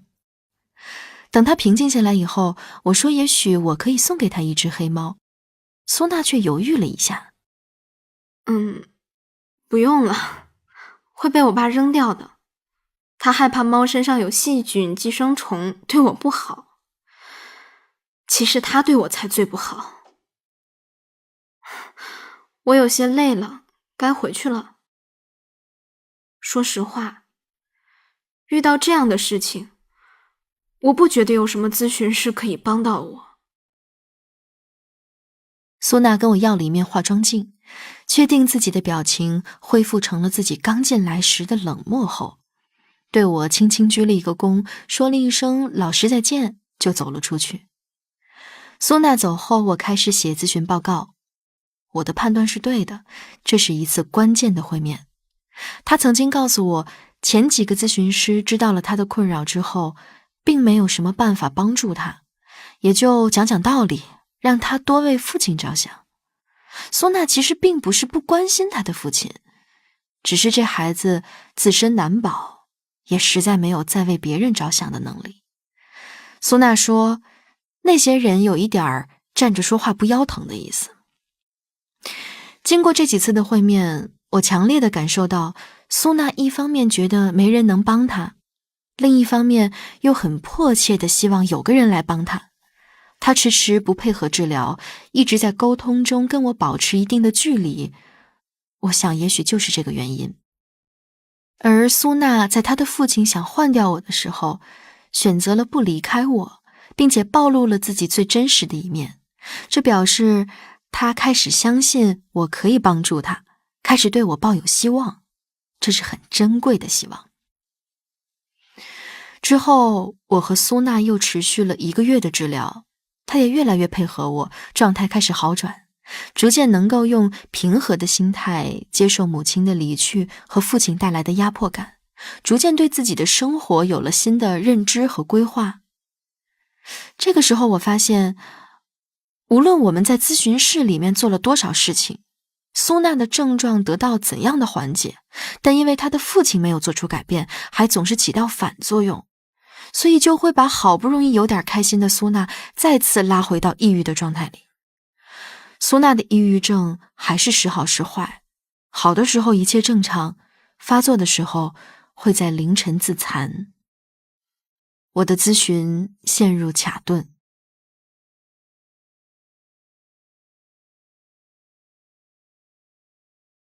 第5节，孩子患上抑郁症，病根在家长身上。青少年的心理咨询，家长会起到关键的作用。在很多案例中，心理咨询师甚至不用约谈孩子，对父母做咨询即可解决问题。在苏娜的心理咨询中，她的父亲并没有想要配合治疗的意愿，都是单纯等着咨询师张文晶还给他一个合心意的女儿。之前被换掉的咨询师应该都是卡在这个地方。当他们做不到的时候，这位父亲就会更换咨询师。那么面对这种棘手情况，张文晶会怎么做呢？经过慎重的考虑，我决定约谈苏娜的父亲，正面谈一下他的问题。之前的几次约谈，他都以忙为借口而拒绝了。我告诉他这次必须到，否则我没有办法保证任何效果，他才勉强答应。见到这位父亲的时候，我的第一反应是不太舒服。他靠自己的努力白手起家，有了一个在我们当地还算有名的公司。用他自己的话说，自己白手起家，历经了很多磨难才成为上等人。我在他身上看到了明显不符合现实的自信和觉得自己必须掌控也能够掌控一切的控制欲。他对我说的第一句话是，自己水平不行，咨询也没啥用处，孩子还是不听话，把我叫来浪费时间干什么？这个时候我有一些心疼苏娜。如果我不是一个心理咨询师，一定不会跟这样的人有任何接触。时刻保持中立，理解来访者的每个举动背后的意义，是咨询师的基本工作素养。我们不能以个人喜好来工作。我能理解眼前的这位父亲，他也同样需要帮助。只是如果想要让这次的会面发挥出应有的作用，我必须跟他来一场博弈。尤其是与男性，与这样强势的父亲和老板进行咨询，我觉得不妨直接一点。我说，既然您觉得我没什么本事，只会一些雕虫小技，那您不妨就跟我聊聊，反正我也不能把您怎么样，您也没有任何损失。聊完了，如果您觉得没有任何用处，这次咨询可以不收费。他略加思索之后同意了。我问了他，很早失去自己的伴侣，又为了事业而错过了对女儿的陪伴，少了来自亲子关系的支持，他的感受如何？他倔强地坐直了身体，说：大丈夫以事业为重，你说的那些对我来说都不算什么，也没那么重要。男人都需要女人，再坚强的一个人也需要有一个情感的支持者和宣泄口。您怎么看呢？我又不缺女人，从他母亲去世开始，我想要什么样的女朋友都有，只是考虑苏娜的感受，没有再娶而已。看来您知道要考虑苏娜的感受。我当然知道。那请问您做过哪些让苏娜感觉非常不好的事情？我都是为她好，她有什么可感觉不好的？我相信您都是为她好，但是为她好不代表她感觉好，对吗？您就说几件为她好但是她感觉很不好的事情给我听听，反正您也没做错，没什么不能说的，对吧？无非就是这些年忙于事业，没时间陪她。我还不是为了让她生活好一点，让她好好学习，因为考试成绩不好打过她，这也是为了她将来能有个好前途。其他的也没什么，就是家长里短的事情。小孩子懂什么？不得听大人的话吗？我不知道咱们聊这些有什么用。您在这个过程当中关注过苏娜的内心吗？开心、寂寞、悲伤、痛苦这些。我都请了多少咨询师给她了，我怎么不关心？不是请人关注，是您自己关注。您跟她谈过心吗？陪她做过她喜欢的事儿吗？问过她的感受吗？这倒没有，我哪有功夫管这些？我无意冒犯啊，但其实父母的作用比咨询师的作用要大很多。跟父母关系很好，被正确的方式爱着的孩子根本不需要心理咨询师。苏娜没有母亲，如果您再继续放弃父亲的角色和作用，无论您有多少为他好的理由，找多少个咨询师，你们之间的问题都不会得到改变。随着苏娜的成长，甚至你们之间的关系会越来越糟。我也不能保证她不会出于对您的叛逆和报复，做点什么不好的事情。青少年由于家庭环境不好而去犯罪的比例很高。我想我不是第一个跟您说这件事儿的咨询师，我也不知道前几位咨询师是用什么样的方式跟您探讨这个部分的，但您显然没有接受。您这一次也可以当我在胡扯，坚持自己的想法，觉得您自己没有错。但苏娜是个好女儿，如果您还是不想做点什么，她也可以同样成为您的报应。继续说。我非常诚恳地告诉您，如果您要继续保持您现在跟苏娜的相处方式，我们的咨询就可以结束了。我没有办法解决你们之间的问题，并且我确认任何咨询师都做不到。我愿意听听，你想让我怎么做？首先，请在你做跟苏娜有关的选择和决定之前，听听孩子自己的意见，把我是你爹，所以你得听我的这样的观点收起来。也别觉得小孩子懂什么，我替他选的都是好的。对于一个8岁就目睹母亲去世，父亲一直缺席，什么事情都要自己面对，却连养只猫的权利都没有的孩子来说，他懂得可能比你还多。第二，请安排每周2次，每次不少于2个小时的亲子时间，好好感受一下苏娜究竟需要什么。青春期的女孩子需要的是尊重和陪伴，不是为了你好的这种干巴巴的说法。第三，您遇到过觉得不用尊重您，不用了解您的感受，只需要给您物质就可以的人吗？您讨厌那样的人吗？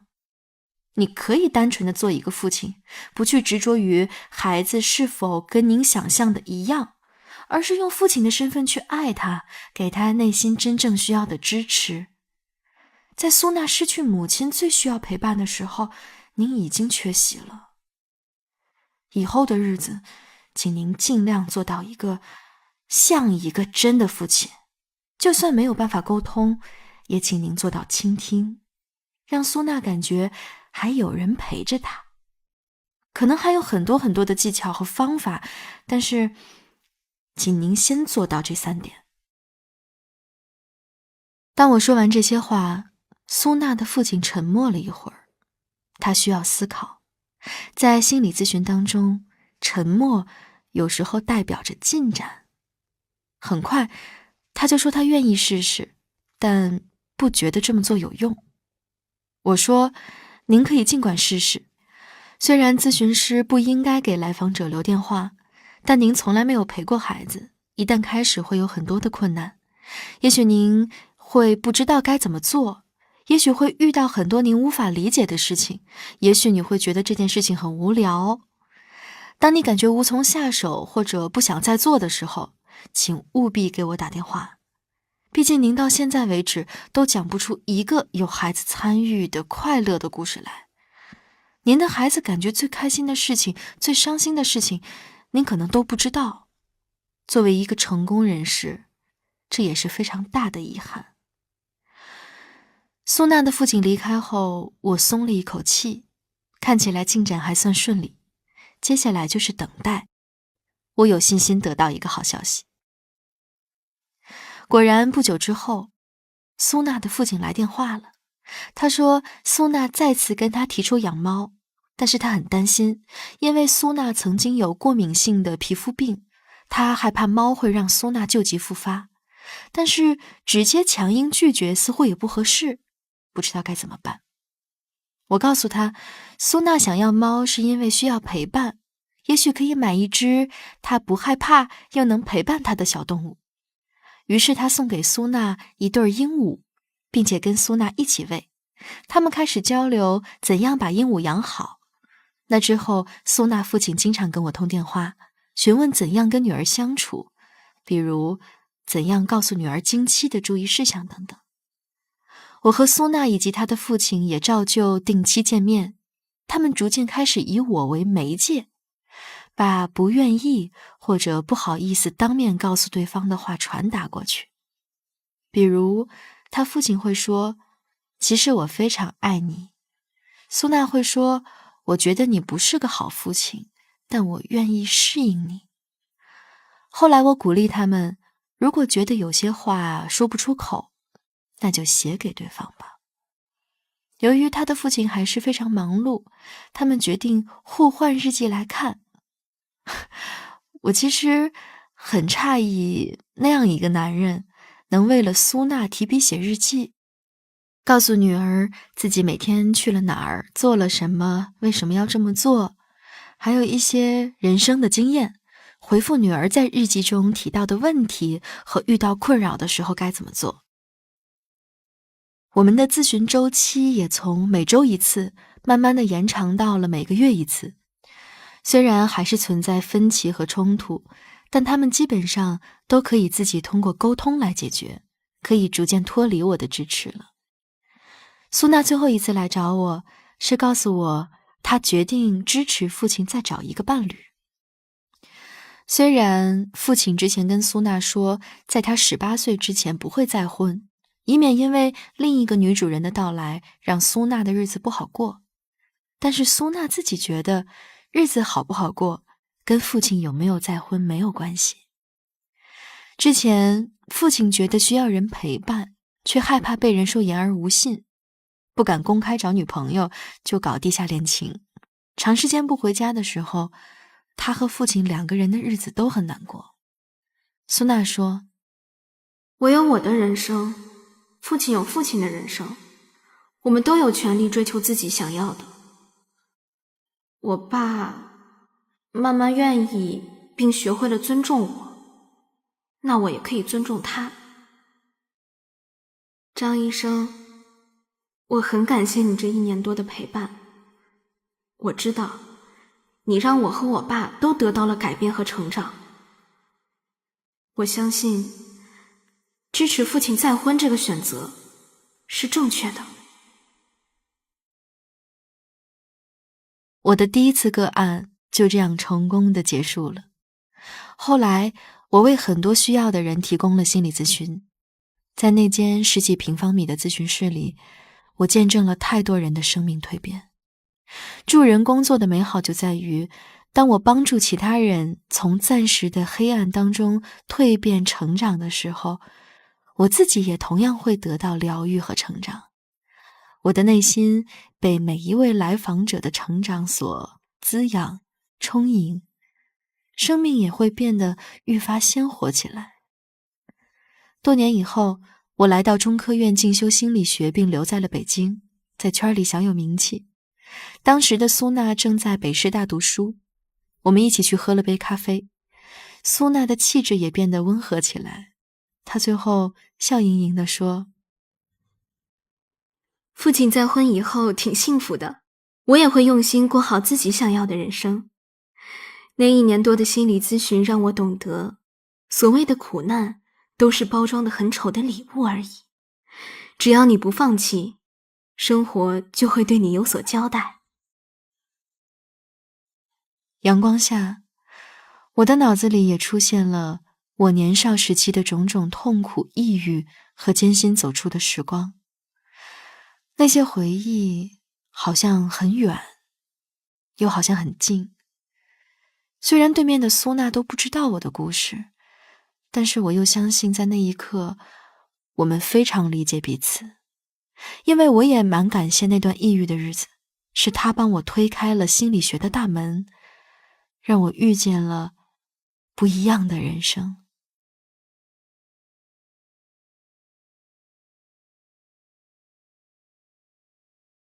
第1章，抑郁症让我成为更好的心理咨询师。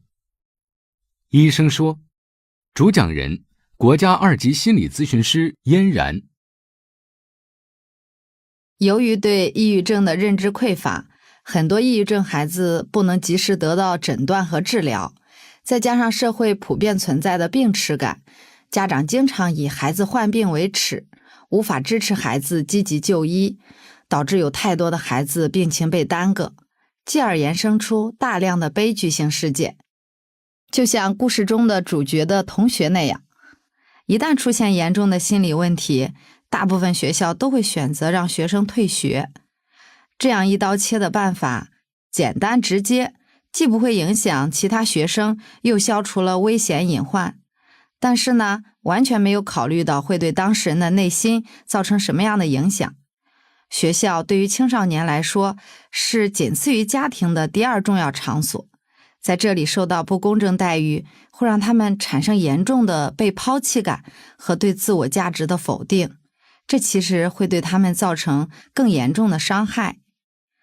学校遇到这种情况，可以加强学生对抑郁症的认知教育，教会学生面对患有抑郁症的同伴该怎么处理，加强学校心理咨询中心的建设，由专业的心理老师来进行评估和跟踪，及时发现，及时干预。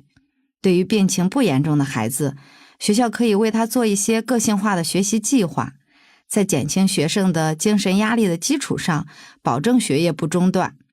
同时呢，多跟父母进行沟通，一起为孩子构建一个健康的外部环境。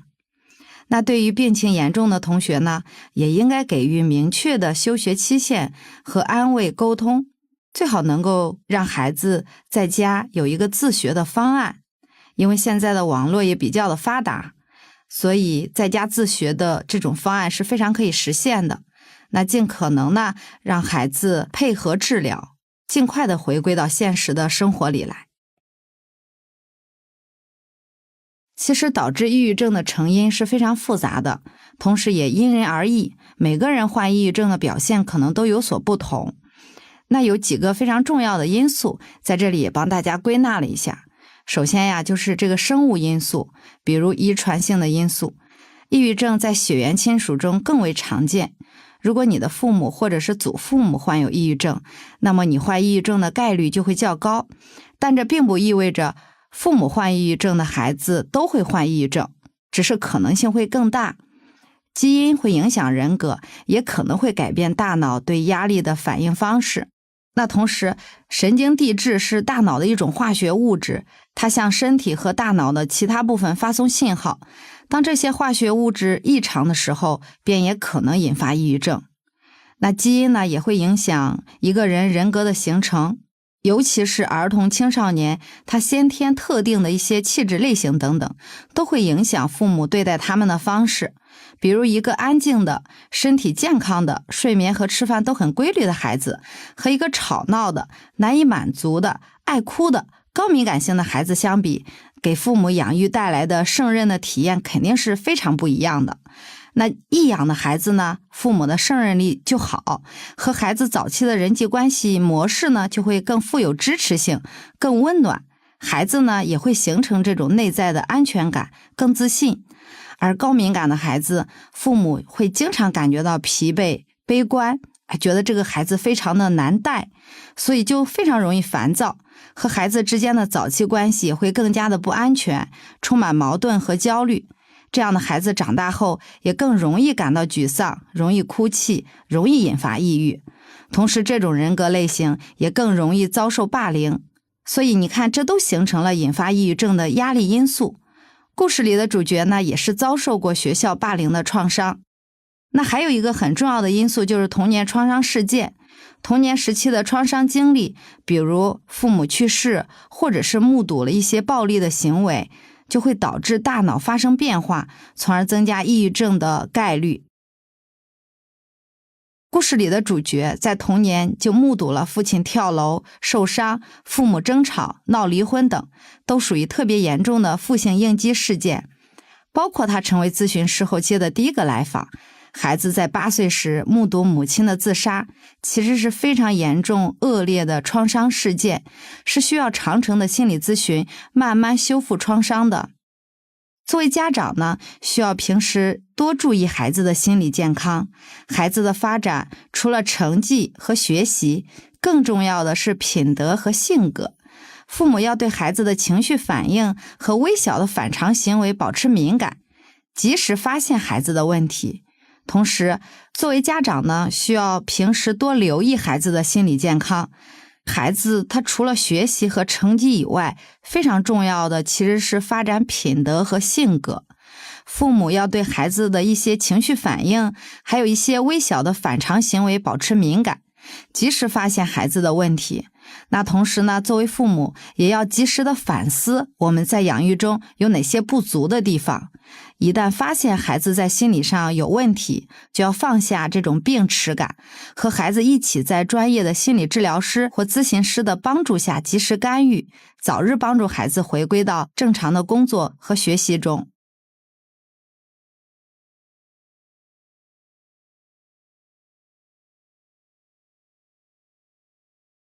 第2章，偏执的父亲，抑郁的女儿。据统计，具有偏执型人格障碍的人数占心理障碍总人数的 5.8%， 且一般多见于男性。这种父亲的角色会给孩子的成长带来很大的负面影响。现实中，有不少抑郁症青少年的患病与这样的家庭环境息息相关。今天的案例就从这里开始。第1节，父亲是制造负面家庭氛围的核心。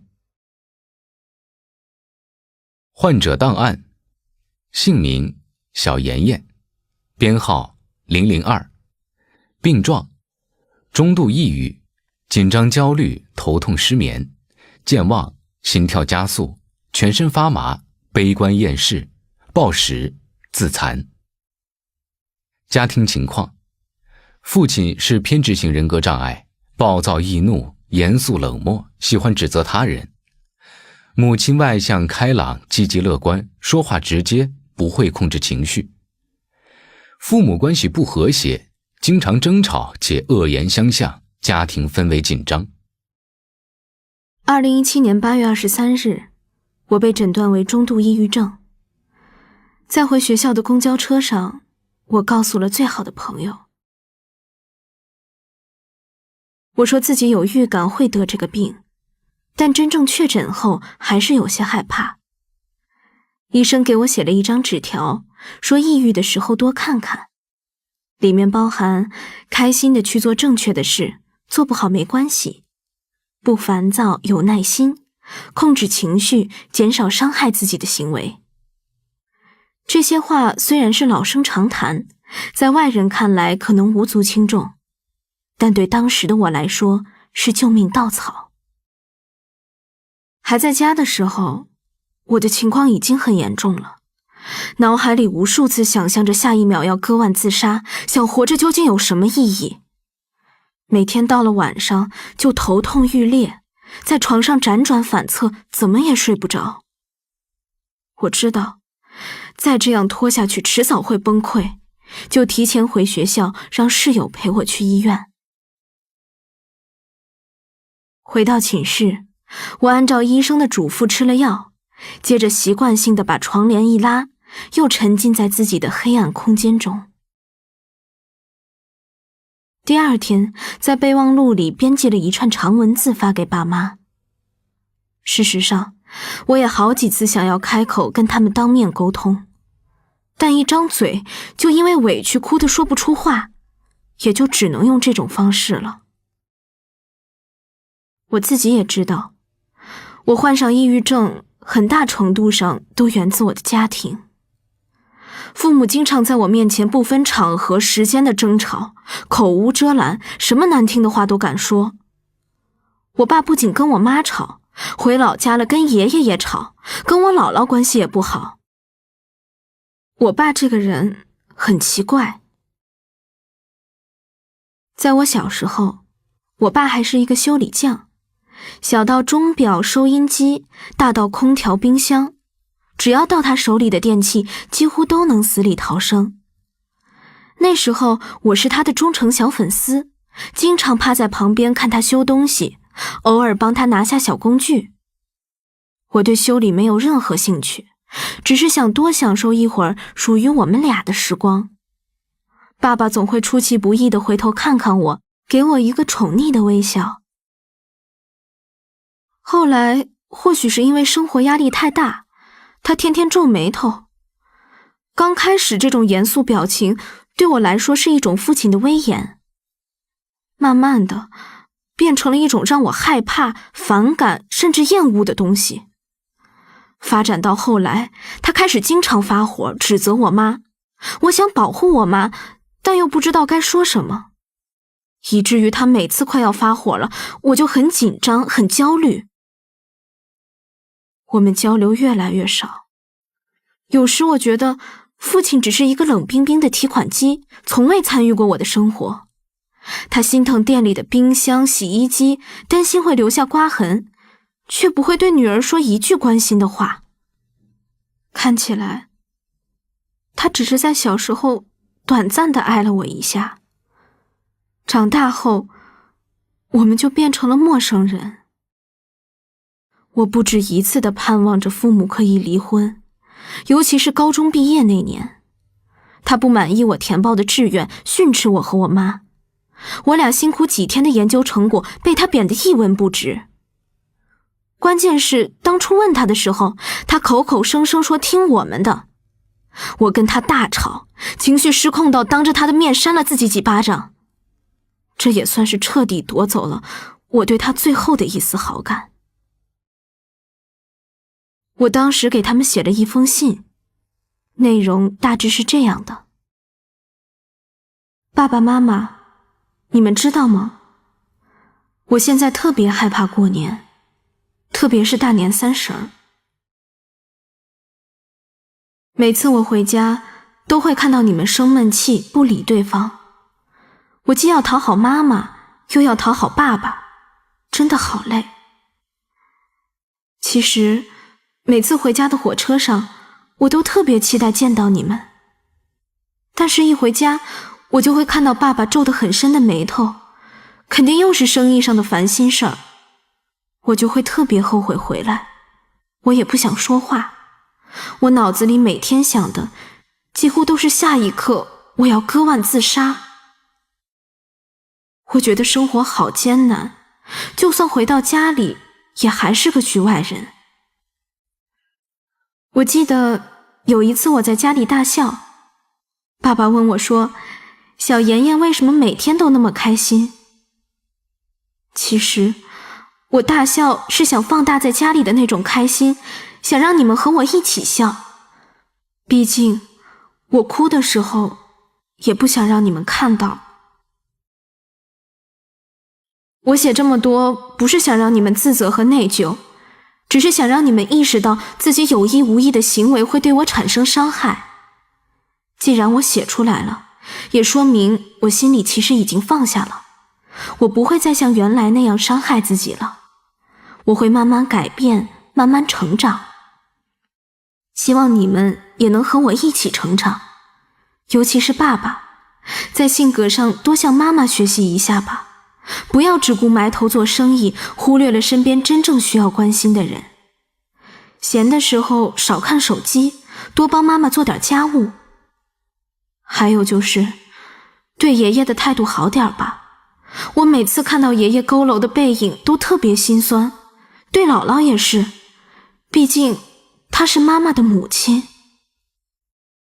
其实我一直都很反感爸爸在吃饭的时候谈生意上的事情，多和妈妈说一些生意之外的事情，比如他喜欢看什么书，喜欢什么样子的衣服之类的。有时候别人没有做好你交代的事，也不要动不动就发火，多包容一下，因为别人已经在心里自责了很多遍了。有时间也多和妈妈出去走走，一起散散步，不要把什么事都埋在心里。我想对妈妈说一句感谢，如果不是你从小鼓励我，我现在肯定更糟糕。每次想到妈妈，我脑海里就是你笑起来的样子，看书的样子，都非常可爱。希望妈妈能一直保持那种外向开朗的性格，每天不要忘了看书，看20分钟都可以，多接触新鲜的事物，不要排斥。我知道你心态很年轻，多和邻居拉家常，不要因为我写的这些东西胡思乱想，我只是在分享。也不要责怪爸爸了，他也很辛苦。我真的非常爱你们。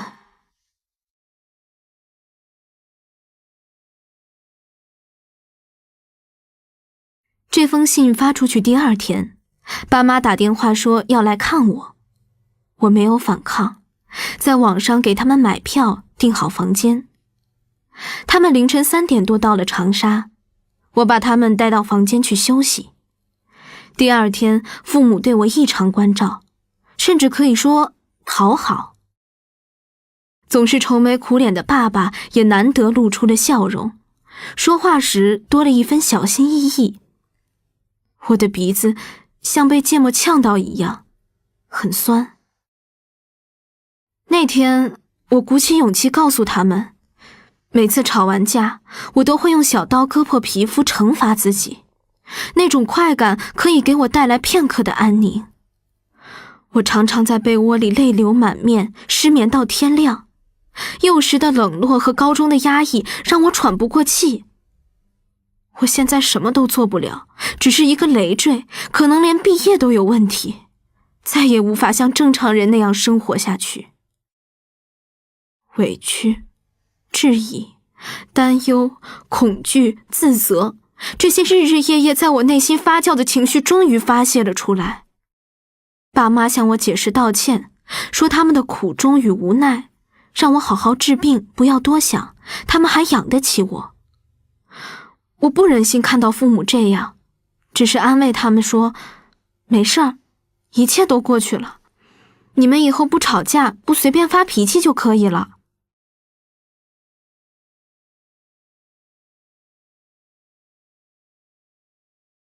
在长沙的最后1天，他们带我去医院复诊。中午，所有患者坐在一起，包括抑郁症、躁郁症以及双向情感障碍患者。医生统一进行心理疏导，家属在外圈站着。医生讲话的时候，我偷偷地在人群中寻找父母，一抬头便撞到我爸那种担心又强忍着不表现出来的表情。我再次泣不成声。我知道，事情可能会变得好起来了。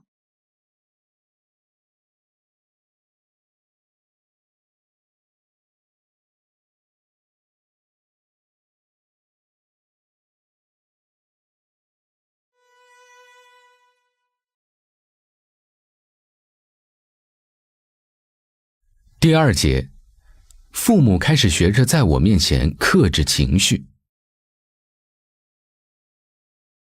一次真诚的表达，可能胜过千百次自怨自艾的内心消耗。当父母成为了孩子的后盾，改变将悄悄开始。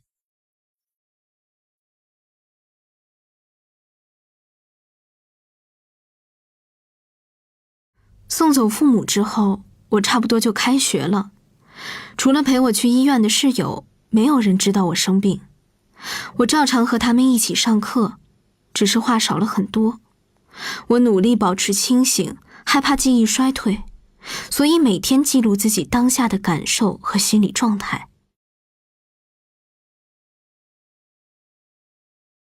刚开始只是简单的几个字，比如头晕、头皮发麻、健忘、全身无力等。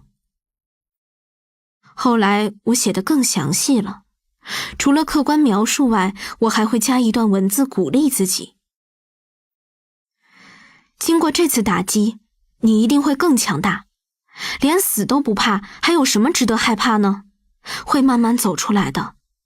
你很棒啊，适当放松自己，要让大脑好好休息，不要多想，不要给自己压力。这些句子是我的精神食粮，一点点喂饱我干瘪的内心。心理医生说，情绪如洪水，可疏不可堵。把内心的想法写下来，相当于让情绪自然流露出来。晚上睡觉的时候，我会紧张到一直咬着牙齿，甚至可以听到身上每个毛孔的呼吸声。我像念经似的重复着，你没有错，你没有错。我只要多想就会头皮发麻，全身起鸡皮疙瘩，只能心无旁骛地做好当下的事。这种前所未有的专注，让我在重复了20年的日常琐事中重新发现了乐趣。五官似乎被无限放大，闭上眼睛，戴着耳机，我可以捕捉到歌声背后锣鼓的敲击声，那些音符在我脑中欢快地跳跃着。吃饭时，我能品尝到米饭的香甜，以及菜汁在我舌尖迸裂的快感。洗衣服时，我能感受到水流在我指尖的缠绵。我的世界变得无穷小，小到只剩下眼前的自己。吃药副作用很大，不到1星期我就停了。我倔强地想要用自己的方式得到疗愈。正好学校新开了一家健身房，当时特别想练瑜伽，就办了张年卡。第一次踏上跑步机的时候，窗外是热闹的人群，室内是明亮的灯光。我却感觉身后是万丈深渊，心里惴惴不安，不敢多想，只能不停地奔跑。瑜伽课时会练习冥想，我躺在垫子上，一呼一吸，觉察到心脏鲜活的跳动，脉搏有力的节奏。第一次意识到成千上万的细胞为了我拼命吸收营养，存活下去。1个多月后，室友推荐我去骑单车。刚开始，那种高强度的运动让我吃不消，刚踩一会儿就气喘吁吁，汗流浃背。我四肢僵硬，手脚不协调，整个人显得特别笨拙。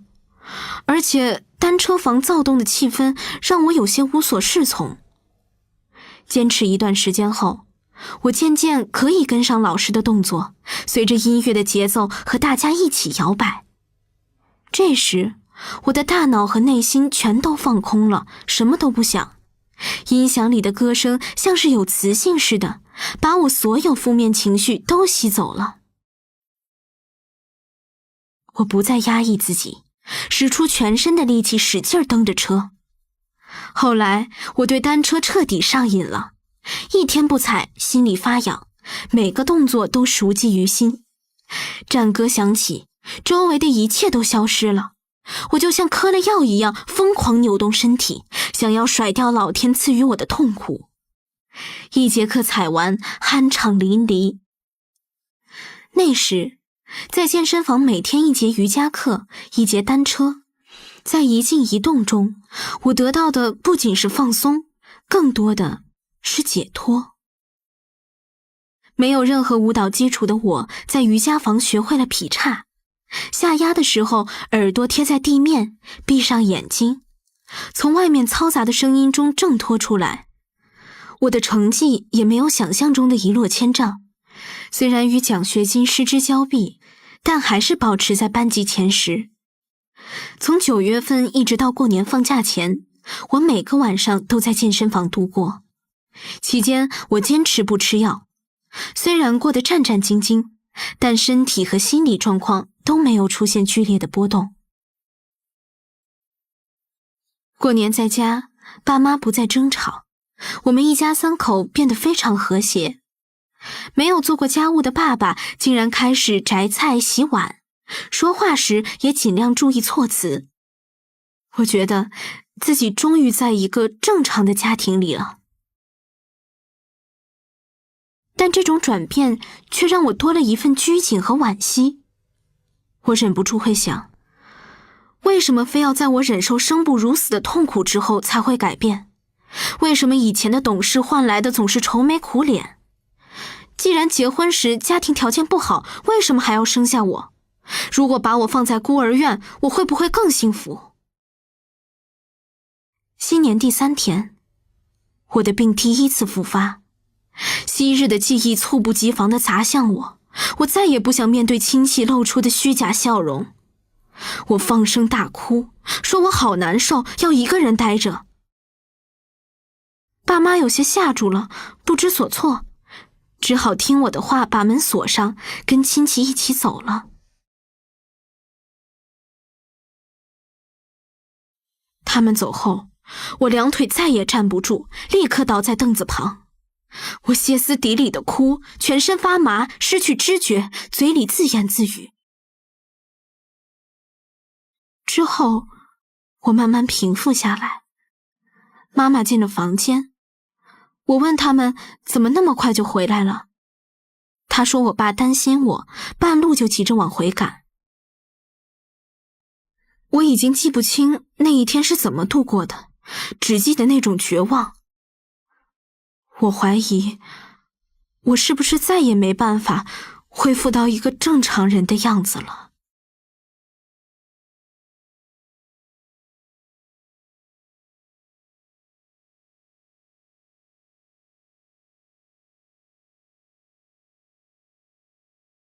第3节，自行断药后，我因过度减肥抑郁复发。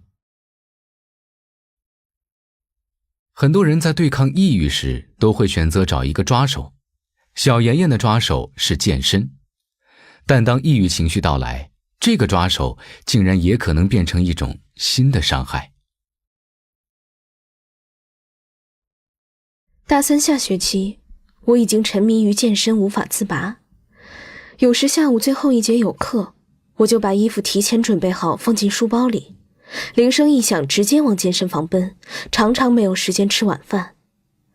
我运动的时间由之前的2个小时变成3个小时，运动量也开始加大。每次踩完单车，衣服都已经湿透，手上也磨出了厚厚的茧，我反倒觉得神清气爽，身上的毒似乎都排干净了。1个月之后，我瘦了很多，晚上睡在床上，后背硌得难受。健身房里到处都有镜子，又黑又胖的我从来没有勇气仔细端详自己。有一天，我终于脱下外套，不好意思地抬起眼睛，我看到了身上清晰的线条，修长的脖子，凸显的锁骨，这些都是我与抑郁症搏斗的痕迹。从那之后，我知道爱美了，第1次对着视频学化妆。除了运动，也开始刻意控制饮食，只吃菜不吃饭，晚上必须把1天的食物消耗掉才安心。买吃的首先计算卡路里，体重秤上的读数一定要比上次低。我不愿看到身上有一点赘肉，对身材苛刻到了极端的地步。但我仍然不会爱自己，所以我还去纹身店，在锁骨下面刻上 Love Yourself。 快到暑假，我决定考研，搬出了寝室，在学校租房子。之前的这些经历让我对考研少了一分敬畏，甚至有些不屑，纯粹当作一种体验。我没有去专门的考研自习室，里面压抑的氛围总能让我想起高中，而且我需要通过独处不断剖析自己。暑假里，我基本每周做2-3天兼职，然后就是在房间复习。虽然健身和阅读从来没有断过，却异常悲观厌世。我有预感，抑郁症还会复发。6月份开始，我的体重就一直处在瓶颈期，我很着急。快开学前的某一天，特别想吃甜食，买了一个蛋糕之后就一发不可收拾，脑海里想的全是食物，心里就像有一个巨大的洞，怎么也填不满。最夸张的一次，我早上刚起床就去面包店买了3个大面包，坐在树林椅子上像小偷一样赶紧吃完，害怕别人看到我狼狈的样子。回来的路上又买了烧麦、包子以及零食饮料，全部放在书包里。我住15楼，为了帮助消化，我故意走楼梯，累得大汗淋漓。回到房间，我就迫不及待地倒出这些东西，赌气似的要把它们全部消灭，没有感情地咀嚼着。晚上下暴雨，我吃了1大锅拌饭、2碗饺子、2个大面包，破天荒的没有去健身。躺在床上，我感到有一个大石块顶着我的肚子，反胃却又吐不出来。即使这样，我仍在美团上搜索美食，纠结第2天要吃什么。食物像毒品一样让我上瘾，却没有给我带来任何喜悦，只有对身材的焦虑、深深的自责，以及第2天的恶性循环。开学之后，生活渐渐充实，我慢慢恢复了正常饮食。时隔1年，在 B 站上看到一个视频，我才知道当初的行为是暴饮暴食，要不是开学，我很可能会发展成暴食症，想想都有些后怕。七宗罪中将暴食也归为一种罪，但这种行为更像自残，除了自己没有伤害到任何人，只是一种心理障碍而已。归根结底，还是太缺爱了。过多摄入甜食，加上强烈的负面情绪，从小长痘的我开始严重的爆痘。经过同学推荐，我去了一家皮肤中心进行检查，拿了一个疗程的药，外涂1天1次，口服1天3次。医生说这种药因人而异，有的吸收快，好的也快，吸收慢，需要的时间也更长。总之，一定要坚持下去。晚上睡觉前，我用针将药刺破，挤出里面难闻的液体涂在脸上。这种药先将皮肤里的脏东西排出来，脸上前1个月会冒出很多新痘，之后干得一层一层疯狂脱皮，再长出新的皮肤，治好以后连痘印都看不出来。我白天除了上课，几乎不出房间，晚上仍旧去健身房，尽量待在灯光昏暗的地方。药用得很快，我差不多每隔半个月就要去次医院。9月末，脸上终于开始起皮，短短2-3天，我的脸像布满鱼鳞似的一块块起皮。先是脸颊，接着是嘴唇、鼻子、额头、眼角，到处都是皮。嘴唇干得裂开，不停地流血，上下眼睑像贴了双面胶一样难受，整张脸仿佛被一层厚厚的水泥固定着，摸上去像树皮一样硬邦邦的，任何一个微小的表情都会带来强烈的刺痛感。镜中的自己分明就是一个50-60岁的老太太，滑稽得让人想笑。我拍照片给医生看，他说还没有人像我吸收的那么好。10月1日晚上，我彻夜未眠，脸皮好像被人扒走了一层。第二天早上，我根本不敢用手触碰脸颊，只是用湿毛巾轻轻擦拭，小心翼翼戴上口罩下楼买早餐。听到同学叫我名字，猛地回头，脸像从脖子上脱臼了一样。我倒吸一口凉气。吃饭时嘴巴不能张大，只能用勺子一口一口的喂，否则嘴角像撕裂般疼痛。晚上戴着口罩去健身房，不敢让任何人接近我。暴食、致痘带来的经济压力和身体痛苦，潜在地加重了我的抑郁。我丧失了喜怒哀乐的能力，机械地完成每一件事，常常想起小时候父亲责怪我的场景，不自觉地流泪。我的情绪不是自然流露，而是被一个闹钟控制着，按时提醒你什么时候该高兴、悲伤或愤怒。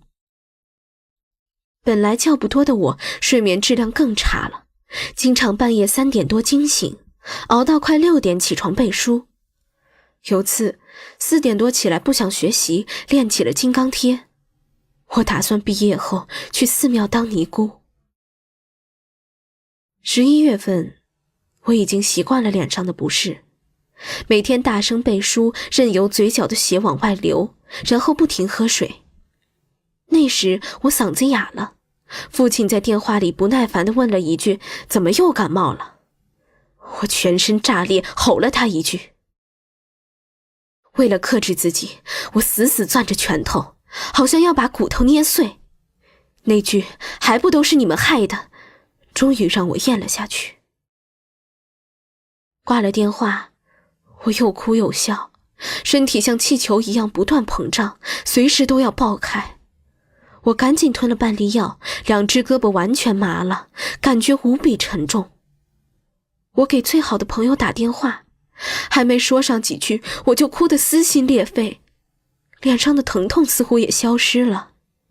我抽搐着，一句完整的话都讲不清。考试最后1个月，我什么都没背，新买的学习资料也都没有拆过封，经常赌气似的自言自语道：“我就不努力。”放假回家，我连着几天都是面无表情，一句话也不讲。父母问什么，只有淡淡的回一句：“我妈终于忍不住说：“你要是觉得在家受罪，就去同学那里过年吧。”我低下头，没有说话。开学以后，脸开始逐渐恢复正常，考研成绩出来了，离国家线还差10分，调剂的资格也没有。看着自己的分数，我想自己也算是超常发挥了。大4，我经历了校招，完成毕业论文后去深圳培训几天，认为自己不合适，又回到长沙找了一份工作。这期间，我的思想发生了很大的变化，我开始从根源上理解父母，也放过自己。我不再执着于那些虚无缥缈的问题，学着与自己和解，与这个世界和解。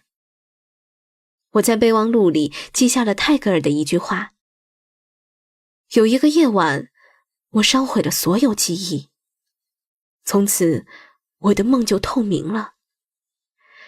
有一个早晨，我扔掉了所有昨天，从此我的脚步就轻盈了。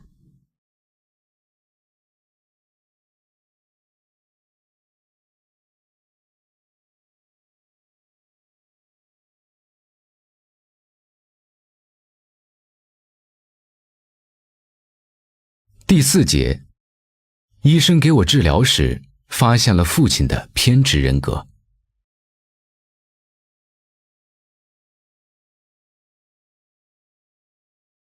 快毕业时，我把工作辞了，决定去学校的自习室2战。我从没有去过首都，于是报了北京的一所高校。暑假之前，我回了一趟家，发现妈妈的情绪明显不对，半夜醒来看到他坐在我床边偷偷抹眼泪，我有点吓到了。第二天才知道妈妈到了更年期，我查了相关资料，觉得她的情况比较严重，就带她去医院拿了些药。在家这段时间，我把她当作小女孩，看她难受就去逗她开心。我暑假2个月没有去健身房，胖了很多，但我可以坦然接受这样的自己。考前1个月，我再次放弃健身，每天就是做题背书，除了考前1周给爸妈打电话正常的哭过1次，我的抑郁症一直没有复发。考试结束后，觉得自己发挥不错，每天看看书写写字，很是惬意。快过年的那几天，还去看了许久不见的老朋友，我觉得之前一切糟糕的经历都值了，所有不幸都是为了指引这一天的到来。我已经准备好告别过去，在2020年迎接一个全新的自己。然后疫情爆发了，我失眠了6天6夜，把自己折腾得奄奄一息。初期的下午被送进医院，这次我被诊断为双向。我以为2年的努力足以让我摆脱这只黑狗，过上正常人的生活。没想到，这种表面的正常竟是如此不堪一击，我又被打回了原形。我在医院里开始打针吃药，副作用再大也必须忍着。我站一会儿就觉得腿里像灌了铅一样，心跳加速，喘不过气，脑袋一阵眩晕。我只好用手捂住自己的胸口，好像不那样，心就会震落到地上。我开始嗜睡，以前休息5-6个小时就足够了，现在要睡10个小时左右。困的时候极其难受，身体像一团被揉皱的纸，我一心只想舒展开。有双手一直挠我的脚心，让人抓狂。唯有睡觉才能将我解脱。我记忆力大不如从前，不能看书学习，连手机看久了头都会痛，总是一副呆呆的表情，看起来不大聪明的样子。出院后，医生让我至少吃半年的药，每个月去医院查血做心电图。幸运的是，我对这几种药的适应性还可以，每次检查都无大碍。大概3个月后，副作用才完全消失。虽然中间的过程漫长而艰辛，但好在药效显著，我渐渐恢复体力以及思考能力。本来一团糟的生活也开始理出头绪。我不愿整天在家无所事事，总想尝试着去做些什么。后来我开了一个公众号，把过往经历记录下来，既是对自己成长的见证，又能找到一个宣泄的出口。我每天都在写，从早写到晚，从童年写到青年，从自己写到父母。我觉得走起路来都变得轻松了。在这里，我必须感谢爸妈。在得知我的病情后，他们第一时间给予我理解与支持。我妈查找很多资料，阅读相关书籍。我爸一改往日的暴脾气，开始学着成为温柔体贴的父亲和丈夫。他们努力弥补曾经对我无意间造成的伤害，并积极做出改变。这对快50岁的父母来说并不容易。我爸总是耐心地开导我，你要想开呀，知道吗？哪里对我们不满意就说出来，我和你妈都改。其实我很早就发现父亲的心里也有些问题，他和别人的思考方式总是不一样。我妈之前也3番5次的要陪他去医院检查，他都果断拒绝。直到我住院，主治医生分别找我们3人谈话，他才悄悄告诉我妈，父亲是偏执性人格。不过不用担心，这种病随着年龄增加会慢慢好转，现在也用不着吃药。我妈把这话又转述给我，我才终于弄清父亲到底是哪里不对劲。原来他和我一样，都是受害者。我的内心更是多了一份怜悯。最后，我想告诉所有在精神上正遭受痛苦煎熬的朋友们，生病不丢人，吃药更不丢人。不要像我那样逞一时之强，到头来还是要为自己的行为买单。据统计，抑郁症患者中1/3可以自愈，1/3发展成慢性，1/3自杀。我希望每个人都能成为最前面的1/3，但如果你觉得一个人太辛苦，不仅没有走出来，反而越陷越深，那么请不要再勉强自己了，立刻去医院检查，让医生对症下药。这不是逃避，更不是无能，而是脱去铠甲，坦然接受自己的脆弱，然后继续拥抱生活。虽然前方道路注定坎坷，但我仍对未来充满希望。就像王小波先生写的，那一天我21岁，在我一生的黄金时代，我有好多奢望，我想爱，想吃，还想在一瞬间变成天上半明半暗的云。生而为人，3生有幸。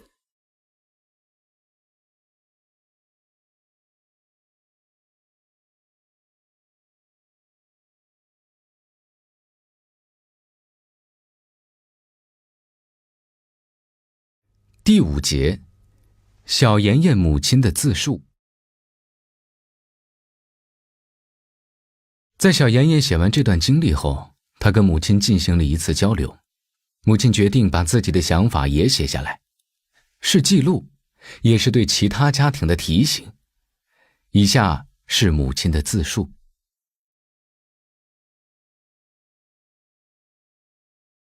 2020年2月23日，我们终于回家了。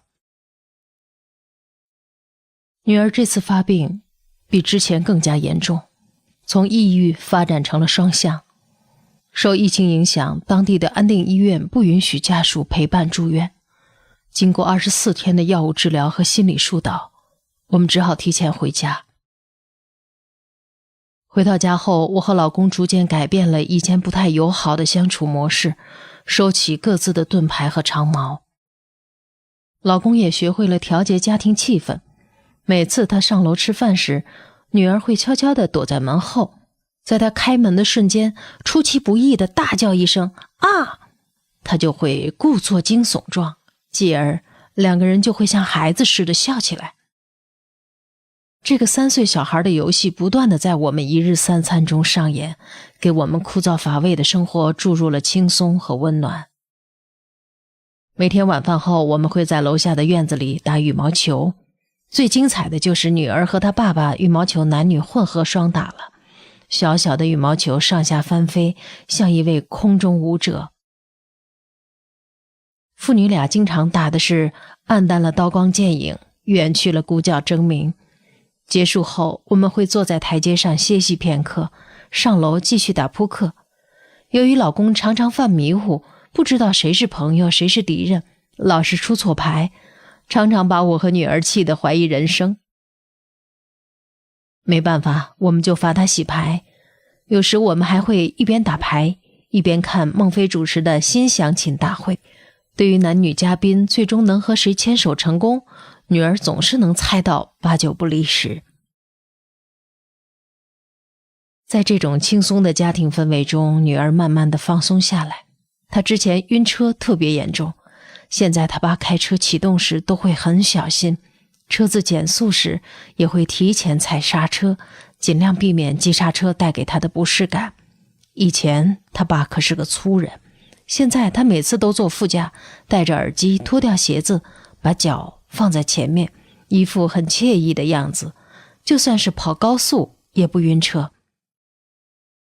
疫情过后，道路解封，我们带着女儿参观了襄阳的汉城和唐城，游览了鹿门山和武当山，兑现了对她的承诺。以前我们是经常食言，唯一还没有实现的愿望就是带她去北京。我们想到那里找权威人士对她的病情做更专业的治疗。我们的2020还有很多美好的回忆。6月22日，女儿开始写微信公众号。8月3日，接到真固的通知，有篇文章被选用了。8月20日，女儿拿到驾照。9月2日，女儿回到长沙找工作。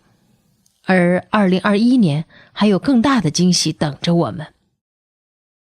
2021年的母亲节和父亲节，我和老公都收到了女儿送的礼物，一个大红钱包，一双黑色的红蜻蜓凉鞋和6瓶写有祝福语的饮料。老公破天荒地发了朋友圈，收到了不少好友的点赞关注。有的时候我真想谢谢抑郁这位朋友，是他让我和我的老公心越来越近，是他让我们一家3口像现在这样亲密，能够有温度有爱的依偎在一起。如今的我们一直秉承着一种理念，有房不是家，有爱才是家。抑郁最怕的应该就是爱了。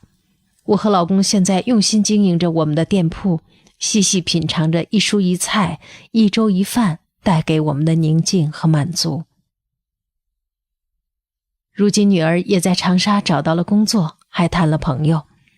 我们会经常在以爱的小暖窝命名的家庭群里聊天，晒美食，晒美景。我们不再期待女儿考研读博，只希望她健康快乐。我常常会闭上眼睛躺在床上，回忆那无数个失眠的夜晚，试着放大那种恐惧，让它慢慢地浸润我全身的每个细胞，然后用图像替换法和记忆重写法想象女儿病情复发的场面。不管怎样，只要抑郁这个朋友再次光临寒舍，我老公还是会像上次疫情期间一样，用他的理智头脑冲破重重阻碍，把女儿送到医院。只要你是湖北人，就能够体会到当时住院有多么不容易。只不过 G316 国道上只有1辆私家车疾驰而过的场景将不再重现。住院期间，女儿的主治医师李医生跟他爸接触后告诉我说，他爸爸是偏执型人格障碍患者，让我顺着他写，并说随着年龄变大，他会有所改变。之前很多时候我很难理解老公的一些想法和做法，觉得不可理喻，但在李医生告诉我的那一刻，我就释然了。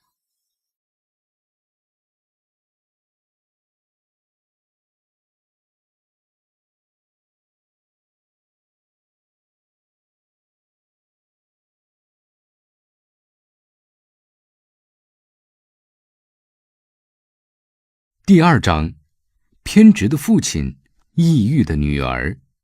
医生说，主讲人国家2级心理咨询师嫣然。偏执型人格障碍一般会表现出固执、敏感多疑、过分警觉、心胸狭隘、好嫉妒的特质。这类人大多过分的以自我为中心，对挫折和失败极度敏感，所以就特别容易冲动、有攻击性、好斗。这类人会经常处于一种戒备和紧张的状态，所以对他人的一些善意的行为也总会采取敌对和藐视的态度。那所以此类人呢，他也一般不会主动或者是被动寻求医生的帮助。这也就不难理解为什么故事中主角的父亲经常会不分场合时间的吵架。他爸爸不仅和妈妈吵，也和爷爷吵，而且和姥姥的关系也不好。这是偏执性人格障碍非常重要的一个特征，就是好斗。那幸运的是呢，一个家庭中如果父亲患有偏执性的人格障碍，如果母亲具有良好的心智能力，一定程度上是可以帮助孩子化解心理和情绪上的危机的。所以故事中主角妍妍的成长环境虽然不完美，但是呢，有很好的内心资源，同时她有调动这些资源的能力，也就是在面对情绪障碍时，她有办法解决和面对。所以我也很想把故事中主角妍妍的这些办法总结出来，帮助正处在抑郁中的你。那第一个方法就是书写。书写是治愈自己的有效方式。比如和父母沟通不畅时，妍妍就选择用写文字的方式和父母交流，表达内心的伤痛。同时在和抑郁症抗争的时候，她也选择把内心的想法写下来，让情绪呢得到自然的流露。第二个就是要有意识的进行认知的矫正。妍妍念经似的告诉自己，你没有错，你没有错。其实这种有意识的改变认知，也会让自己不再那么自责。第三个方式是冥想，这种一呼一吸的训练，更细微的五官的感受，会提醒我们活在当下，增加生活的幸福感。那第四个也是非常重要的，就是运动。运动呢，可以帮助我们身体放松，缓解情绪，而且会让我们感觉到对身体的这种掌控感。当我们的身体感觉舒服的时候，其实我们的心情也会放松很多。第五种方法就是要学会寻求父母的帮助。当故事中的主角得知自己被诊断为双向时，其实他的父母第一时间给予他的是理解和支持。他妈妈也会查很多的资料，爸爸呢也在尝试做出改变。所以我想说的是，其实大部分的家长都是爱孩子的，只是过往爱的方式不恰当。当父母能够做出一些调整和改变，去调整这种爱的方式，对孩子就是一种非常大的支持和帮助。那第六点非常重要的，就是一定要及时就医，遵照医嘱。故事中的主角说，如果你觉得一个人太辛苦，不仅没有走出来，反而越陷越深，请不要再勉强自己了，立刻去医院检查，让医生对症下药。这不是逃避，更不是无能，而是脱去铠甲，坦然接受自己的脆弱，然后继续拥抱生活。也希望这6条建议能够给身处抑郁症中痛苦的你带来一些启发。最后呢，想用妍妍妈妈的话来说，有时候我真想谢谢抑郁这位朋友，是他让我和老公的心越来越近，让我们一家3口像现在这样亲密，能够有温度有爱的依偎在一起。抑郁最怕的应该就是爱了。这也给父母一个启发，孩子得了抑郁症并不可怕，积极面对和处理，换一个角度，问题就变成了资源。是抑郁让家长重新审视夫妻和亲子关系，反而让这个家庭重新感受到爱和温暖。祝每一个家庭都找到幸福。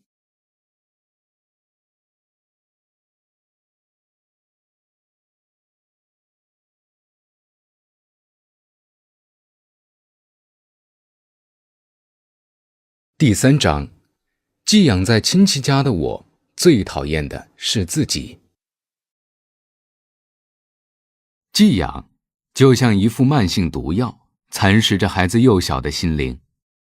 早在2012年，中国青年报对全国31个省区16214人进行了寄养方面的问卷调查，结果显示 53.4% 的人反映孩子容易任性叛逆， 49% 的人反映孩子性格更懦弱内向， 62.9% 的人希望父母亲自带孩子， 72.4% 的人认为父母应该多陪伴孩子。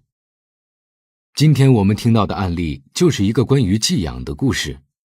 寄养在亲戚家的我，最讨厌的是自己。患者档案：姓名周鑫，编号003，病状中度抑郁伴随重度焦虑，失眠嗜睡反复交替，活力减少，自我厌恶，自我价值感低，自残。家庭情况：原生家庭中，母亲强势爱抱怨，父亲酗酒不回家，父母关系逐渐恶化，争吵不断。寄养家庭中，大姨严厉强势，姨父少言寡语，规矩多，表哥优越感太强，常常无意识打压患者。接下来我们将听到的就是周鑫的自述。在他的成长故事中，我们将了解一个争吵不断的原生家庭和一个压力重重的寄养家庭如何一次次伤害周鑫的心灵，让这个懂事的孩子慢慢变得焦虑、抑郁。第1节，父母频繁吵架后，将我寄养在大姨家。我25岁确诊抑郁症，但童年已经埋下了火种。2016年11月中旬，我拿着挂号单敲开了安贞医院心理科室的门，将手中的测试表递过去。医生看了一眼评分，问我还有什么别的觉得不好的地方。我把伤口还没有愈合的左手手腕和右手手背的伤痕给他看，老老实实的说，我觉得我很讨厌自己，控制不住的自残。医生低头开始开药单，我伸头看了一眼，很怯怯地问他可不可以不吃药，我在准备考研，会影响复习。医生看着我轻轻叹了一口气，说，那你觉得现在你的状态就不影响复习吗？我的回答是还好吧。但其实我知道，被失眠、嗜睡反复交替折磨的我已经憔悴不堪，回答起来并没有多少底气。医生没有理我，递给我单子，告知了我缴费和领药的地方，就示意我出去。我拿着缴费单在医院大厅里晃悠了很久，看到了心脑血管科室的介绍牌子。我心想，学校的心理老师是怎么想的，把我介绍到心脑血管科室最强的医院来治疗心理上的问题。我把手中的纸揉成一团扔进了垃圾箱，坐地铁往回走。半路上，我收到心理老师的短信。看完医生了吗？结果怎么样？在安贞医院的心理科看过了，做了测试，医生开了药。哦，我好像说错了，是安定医院，不是安贞医院，俩医院隔得不远，我记混了，不过都一样的，好好吃药就好。这场乌龙就这样结束。我把手机装进裤兜里，内心忍不住翻了个白眼儿。擅长精神科和擅长心脑血管的都能记错。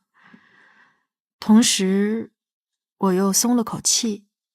心理老师记错了医院，让我给自己找了一个很合理的半途逃走的理由。下了公交车以后，我终于松了一口气，庆幸公交车站在租住小区的门口。但不到5分钟的路，我走了快15分钟。打开门，倒在床上，静止了很久，才想起来背包还在背上，鞋子也没换。我在脑子里演练了快100遍，才把压在身体底下已经麻木到快没知觉的手抽出来，换睡衣，重新倒在床上。我蜷缩起来，后背紧紧贴着墙壁，视线落到窗户外，让活力减少的身体进入一种待机状态。我为什么会变成这样呢？我想想啊，可能从我的家庭讲起吧。我的家庭一直是女强男弱，母亲娘家姐妹众多，联系紧密，并且都是跳出农村走进城市的典范。而我父亲只是一个国营厂的职员，在结婚第3年，跟随着国企改制的时代潮流，买断工龄，下岗待业在家。有了我之后，家里经济压力增大，父亲跟随朋友下海做生意，希望能改善家里的生活，也不愿意始终处于不如我母亲的状态之中。谁知道挣扎了很久，除了大量亏本，什么都没有赚回来。母亲对他更是瞧不上了。父亲越是想证明自己，就越是不见效果。他的一切在母亲眼中都是好高骛远的表现，母亲就更加讨厌他。他们两个人的摩擦从我记事儿起就没有断过，小到一句话、一个眼神、一个动作，大到为人处事、人情来往走动，母亲总能找出父亲的无数个缺点。不愿意认命，但是又没有办法改变现实的父亲，心中的苦闷就这样日复一日的累积起来。他学会所谓的外出应酬，不回家，然后长年累月的酗酒。我父母的关系又进一步恶化。从我记事起，很多时候我是在大姨家住。她拥有医科大学的学历，嫁给了相貌堂堂的工程师。长姐如母的大姨一直很照顾弟弟妹妹，尤其是作为她最小妹妹的我妈。大姨就住在离我们家一个街区的地方，所以只要有时间就把我带到她家里，放到姨父身边。闲的时候读书，有作业的时候关在书房里写作业。在外人看来，这对我是很好的事儿，能避开频繁吵架的原生家庭，在高级工程师的姨父身边好好学习。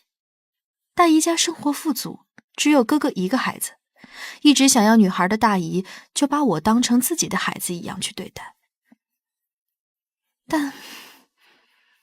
但我的感受却完全不同。面对强势的大姨和严肃少言寡语的姨父，我更多的是深深的恐惧。姨父是个很传统的人，又因为工作关系常参加酒席，学到了一套完备的餐桌礼仪，因此在他家吃饭就成了我的餐桌礼仪课程。吃饭喝汤不许有声音，每道菜不许加超过3次，葱姜蒜等佐料不许挑出来等诸如此类。每次犯了规矩，或者是忘记重要的几条，不是被筷子敲头打手，就是被指责不受教没规矩，再这样下去就会成为人人都讨厌的野孩子。在这样的心理压力下，我渐渐地形成了某种应激反应。在大姨家的午饭时间会胃口不好，吃过饭几小时之后，不是胃疼就是闹肚子，落下了胃不好的小毛病。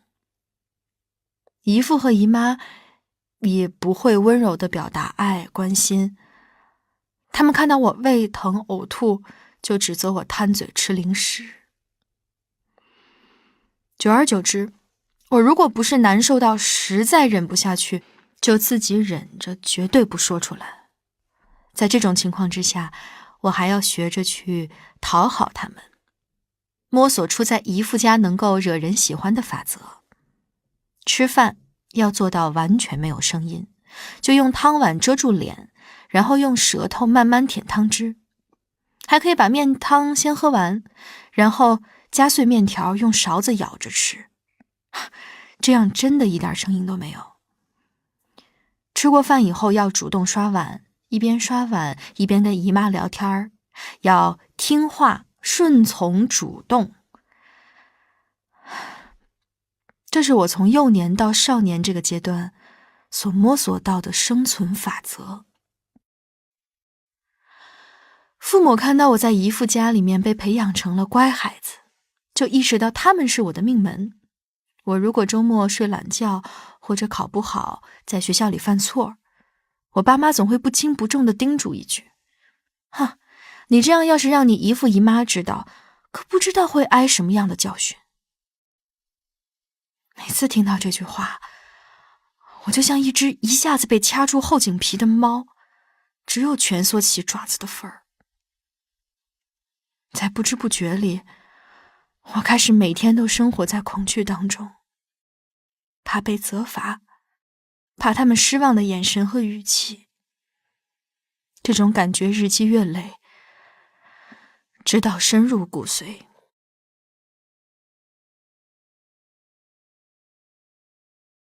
第二节，我一直活在优秀表哥的阴影下。随着周鑫的成长，父母之间的矛盾也越来越激烈，这让本来就因为寄养而胆小慎微的周鑫变得越来越沉默和抑郁。到底什么时候家人才会发现这个孩子身上的变化呢？我高3的时候，父亲用所有的积蓄跟朋友合伙做生意，但是又一次亏本了。母亲为了及时止损，就直接找到父亲那个朋友要回了剩余的资金。而这件事儿又引发了我父母新一轮的家庭战争。在相对平和的晚上，母亲会在睡前给我送来一杯牛奶，我会借机试探性的提出，希望他们不要再这样持续吵架，如果实在没有办法维持婚姻，可以选择分开。但母亲总是不耐烦地批评我，让我复习我的功课，好好看书，这些事儿不用我管。我那个时候很想告诉她，我根本没有办法心平气和地复习，我无法忽视家里的硝烟，我总是频繁地做噩梦。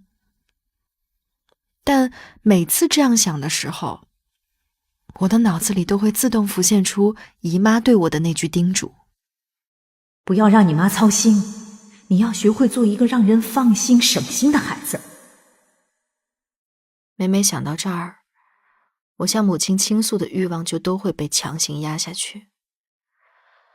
再后来，我被接到了姨妈家复习，她无微不至地照顾我，但也时刻地提醒我，我是母亲今生唯一的指望。我心里也在不断地告诉自己，我说只有像姨妈的儿子一样优秀，甚至超越他，才能够让我母亲也充满自豪的生活。带着这样的执念，我参加了高考，却遭遇了滑铁卢。我不甘心，姨妈也不甘心，于是我们一起说服我母亲让我复读1年，但复读的结果却是再一次遭遇滑铁卢。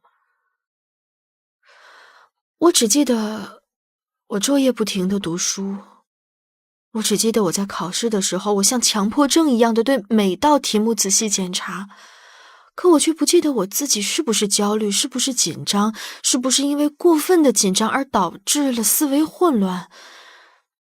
没有人为我解答和分析。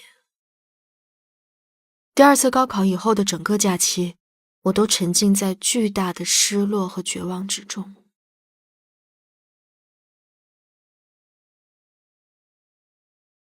在姨父和姨妈的训斥里，我报考了北京的一所建筑技术学院，因为他们说好专业不如好学校。同年，姨妈的儿子在北京安家落户，还买了房子，姨妈和姨父也跟着搬到了北京。在北京上学的我也要按时去他家里吃饭，汇报学习。姨父姨妈和哥哥生怕刚上大学的我学坏，所以每次去他家都要对我进行各种叮嘱训话，每2周去他们家一次，每次这些话都循环播放。我有时候会在姨妈家帮忙照看哥哥的小孩，有一天因为长期睡眠质量差，早上没有和姨妈一起6点半起床。当天姨妈从月子中心送完早餐回来，看到我还没醒，就毫无征兆的大发雷霆。从我睁开眼睛到吃早饭的整个过程里，她都对我不停地进行着训斥和讥讽。虽然我知道我姨妈的性格一向如此，但是她那天的话着实让我的内心十分痛苦。你是不是觉得你没有压力？你觉得很满足是吗？就你这个破学校破学历，你在北京能干什么呀？你要再这么下去，你妈这后半辈子可就栽你手里了。你跟你爸这是要了她的命，你懂吗？我一开始只是低头喝粥，努力把即将流出来的眼泪忍回去。但听到他提起我妈，我那颗原本似乎已经被伤害到麻木了的心，突然之间就被一种很强烈的委屈感冲击到了，喉咙猛地被抽动的喉头哽住，含在嘴巴里的粥吞也不是，吐也不是，只能紧紧地抿着嘴，慢慢等喉头放松。因为早上惹得姨妈不高兴，我那一整天都过得战战兢兢。我拿着英语书回房间看，想准备下一周的口语考试。谁知道被姨妈看到后，反倒换来一句冷冷的讥讽。至今我都记得姨妈当时说话的神情。行了行了，别装模作样了，想学回学校学去，不用在我跟前表现。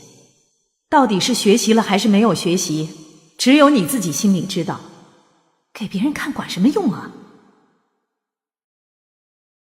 委屈再一次席卷了我的全身，久久难以散去。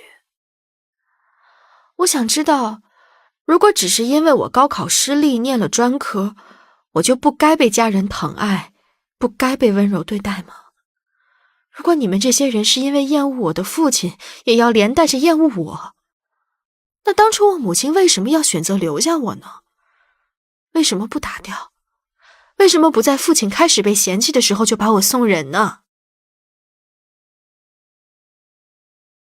后来在从姨妈家回学校的路上，我像个孤魂一样，在公交车站默默地站着，一直看着远处的太阳不断下沉，直到没入地平线，也因此错过了好几班回去的车。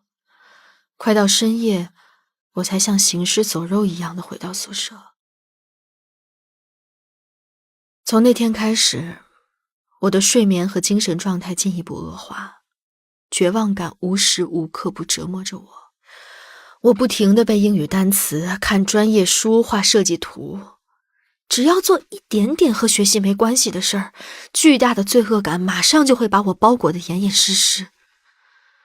睡前我克制不住地流眼泪，但好像也没什么具体原因，就像多了一种生理习惯。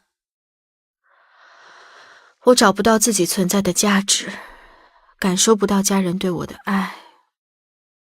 我也开始厌恶和他们交流，他们只会说让我好好学习，准备专升本考试，不要恋爱，浪费时间，还会说我的父亲有多么不知道疼爱妻子，怎么浪费掉很多钱去做亏本的生意。甚至有时候，他们还会从我父亲生意亏钱这一个话题，延伸到叮嘱我不要乱花钱，不要像我父亲一样，变成一个没有责任感的人。这些话听得久了，我又生出一个困惑，我是不是家里的累赘？为了不做累赘，我拒绝社交，不出去玩，少花生活费，少吃饭。我只有对自己差一些，才能让心里那种莫名的愧疚感稍微缓解一些。我每天都处在一种莫名的对时间和空间的恐惧中，生活对我来说逐渐变得没什么意义。对我来说，唯一的一丝希望是我获得了学院的专升本考试名额。复习半个月，我参加了考试，这次我如愿考上了自己报考的学校。在我拿到录取通知的那一个月里，我的睡眠和情绪都好了很多，内心也安定了一些。我想，我已经通过了专升本考试，家人应该会肯定我了吧？也能够看到我已经不是那个不省心的孩子了吧？然而事与愿违，刚刚开始专升本课程没多久，家人们继续着他们的警告式劝诫。我姨妈又搬出了她常说的那个词：破学校。你考的什么破学校，自己心里有数。你毕业了不考研，能找到工作吗？现在学费都那么贵，你懂事点吧。你考不上的话，你怎么对得起你妈这些年来为你付出的学费啊？我终于意识到，他们从来没有信任过我，也从来不认为我是一个努力的人。得出这个结论后，我完全放弃了挣扎，越来越认同自己就是累赘，不值得被肯定、被表扬，什么都是我自己的问题，是我不够好，是我不够努力，所以才得不到认同。2016年暑假的一天，我突然清清楚楚地听到大脑里面发出了一声咔的轻响，就像一个开关被打开了一样。当时我站在原地，四处张望了半天也没有找到声源，然后我就没当一回事儿。我没想到的是，那原来是一切问题来临前的征兆。就在没多久以后，我又一次听到了这个声音。那是在暑假结束后，我去姨妈家和哥哥商量考研专业课的时候。这个时候，做工程师的姨父已经退休，他也逐渐承认自己那套人生规划理论不再适合指导我，对于我的人生选择不再抱有强势态度，转而将这个权利让渡给性格跟他如出一辙，而且一直是他完美教育典范的哥哥。哥哥跟我相差15岁，可能是因为年龄的差距，虽然是兄妹，但我们相处起来其实更像是长辈和晚辈的感觉。但即使如此，我还是期待他可以站在年轻人的角度，考虑一下我的想法。我将心中演练过无数次的措辞再次默默地重复了一遍。我说，我考研想跨专业。哥哥在当时看起来好像很认真，但我没想到他接下来的话对我是那么残忍。哦，你想学什么呀？学中文。我喜欢写小说，而且也更容易考一些。哎，老实说啊，我对你们这种搞文艺的、迷恋写作的死看不上，是死看不上，你知道吧？喜欢写小说的人多了去了，毕业的有几个能找到工作的啊？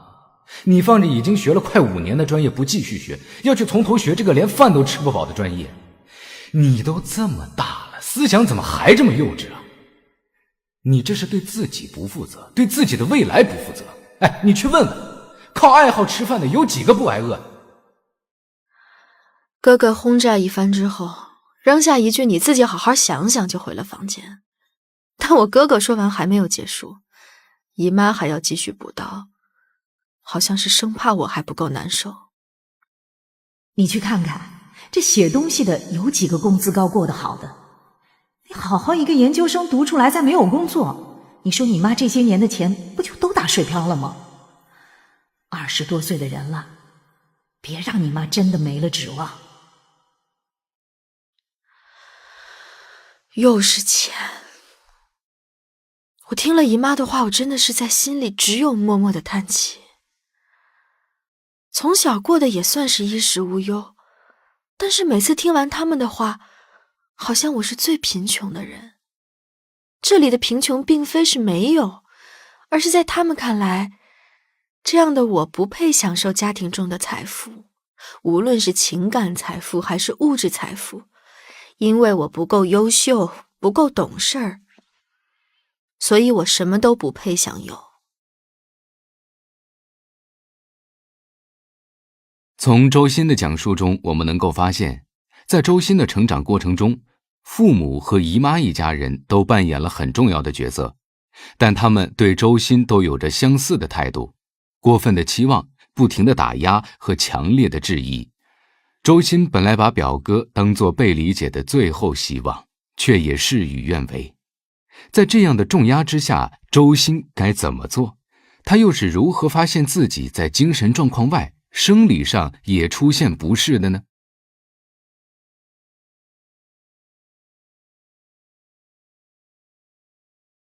第3节，因父母不理解，我无奈挥刀自残。2016年9月到11月的那3个月里，我的睡眠逐渐缩短，作息时间也开始混乱，晚上不管怎么样都难以入睡。在黑漆漆的环境里，耳朵的灵敏程度似乎被放大了很多很多倍。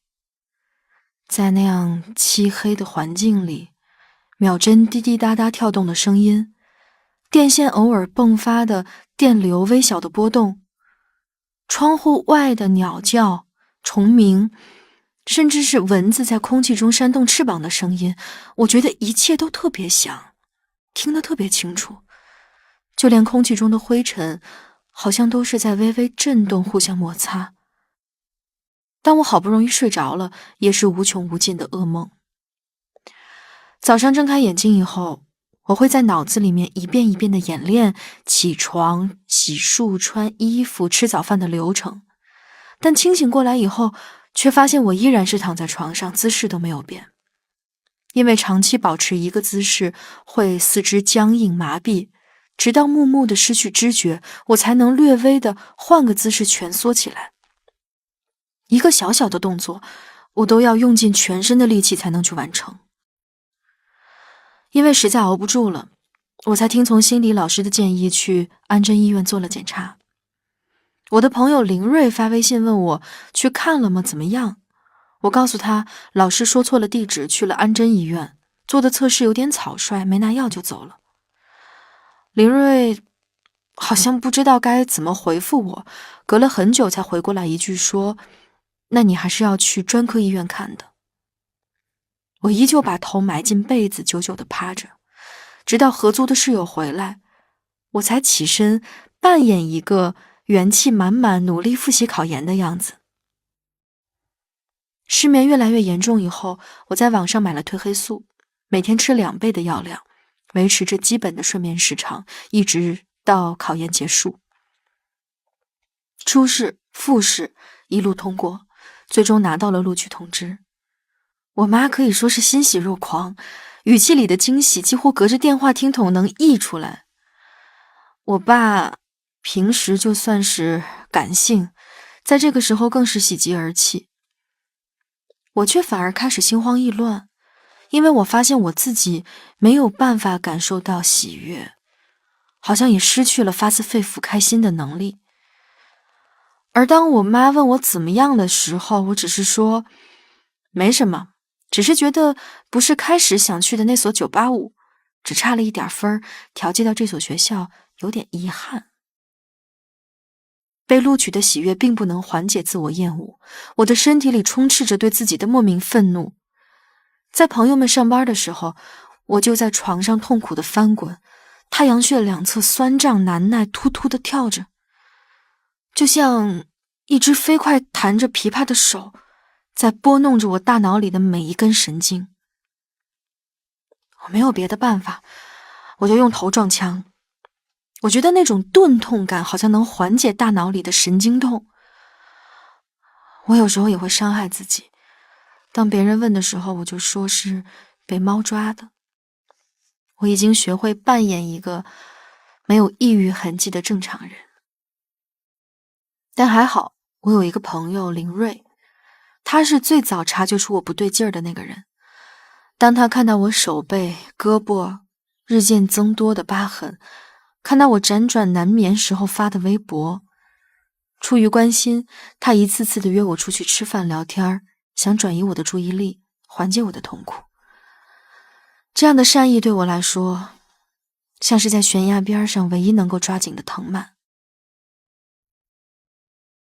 寒假回家，我爸妈之间的争吵摩擦让我的状况更加糟糕了，失眠与精神上的痛感更加严重。大年初2，我爸妈因为什么太阳能热水器的维修问题就大吵特吵，陈年旧事儿也被翻出来，就像是2个人要一拍两散。我当时的情绪大爆发，掀翻了桌子，跟喝酒的我爸互相大吼。我记得我歇斯底里的向他喊，我抑郁了，你知道吗？你怎么就不知道体谅我呢？你不缺吃不少穿的，凭什么抑郁？他恶狠狠地吼回来，我愤怒至极，一时完全说不出话。那种激烈的情绪让我觉得没有办法释放。我从地上捡了一把水果刀，戳进了我的右上臂。我爸妈被我的动作吓呆了，他们一时间都没有反应过来。我疯狂的大吼，语言混乱的诉说，完全不记得自己在说什么，大概是在控诉我不被信任、不被喜欢，总是花家里的钱，我是个累赘。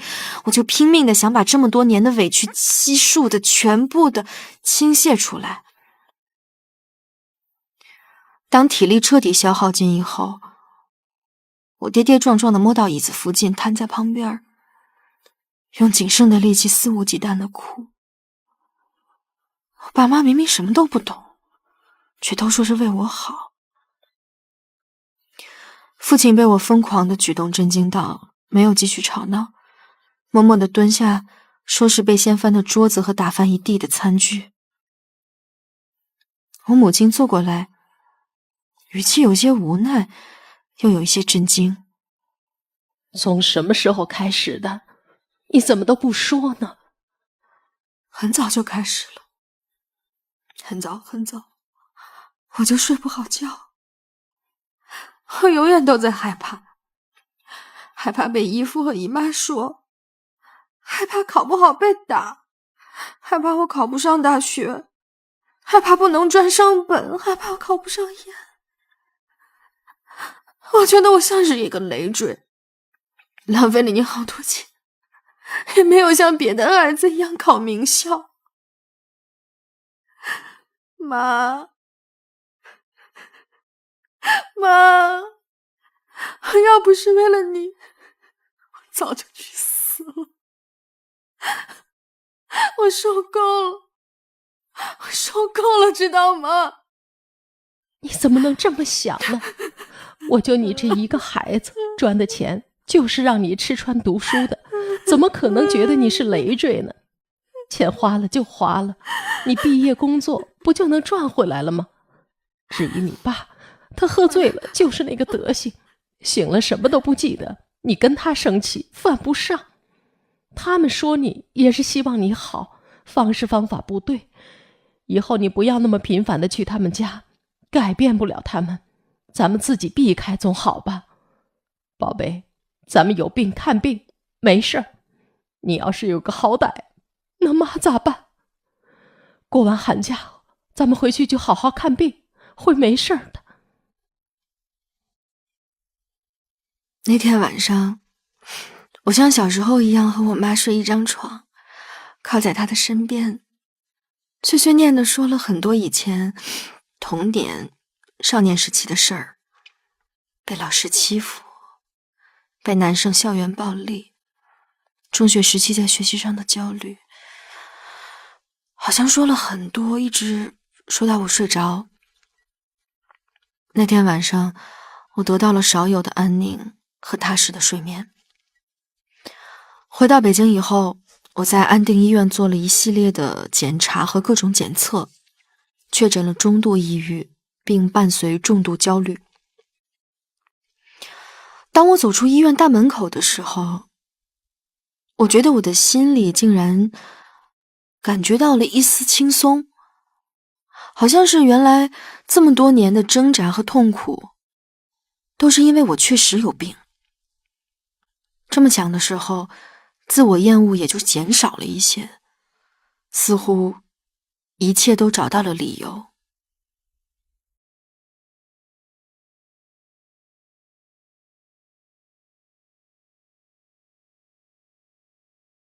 第4节，我需要的是正确的心理疏导。周鑫按时服药2周后开始见到效果。那个时刻，周鑫认为只要有医生参与并乖乖吃药，抑郁症就会很快康复。而实际上，他和抑郁症的鏖战才真正开始。抑郁症对我来说，更像是一种疼痛的具象化。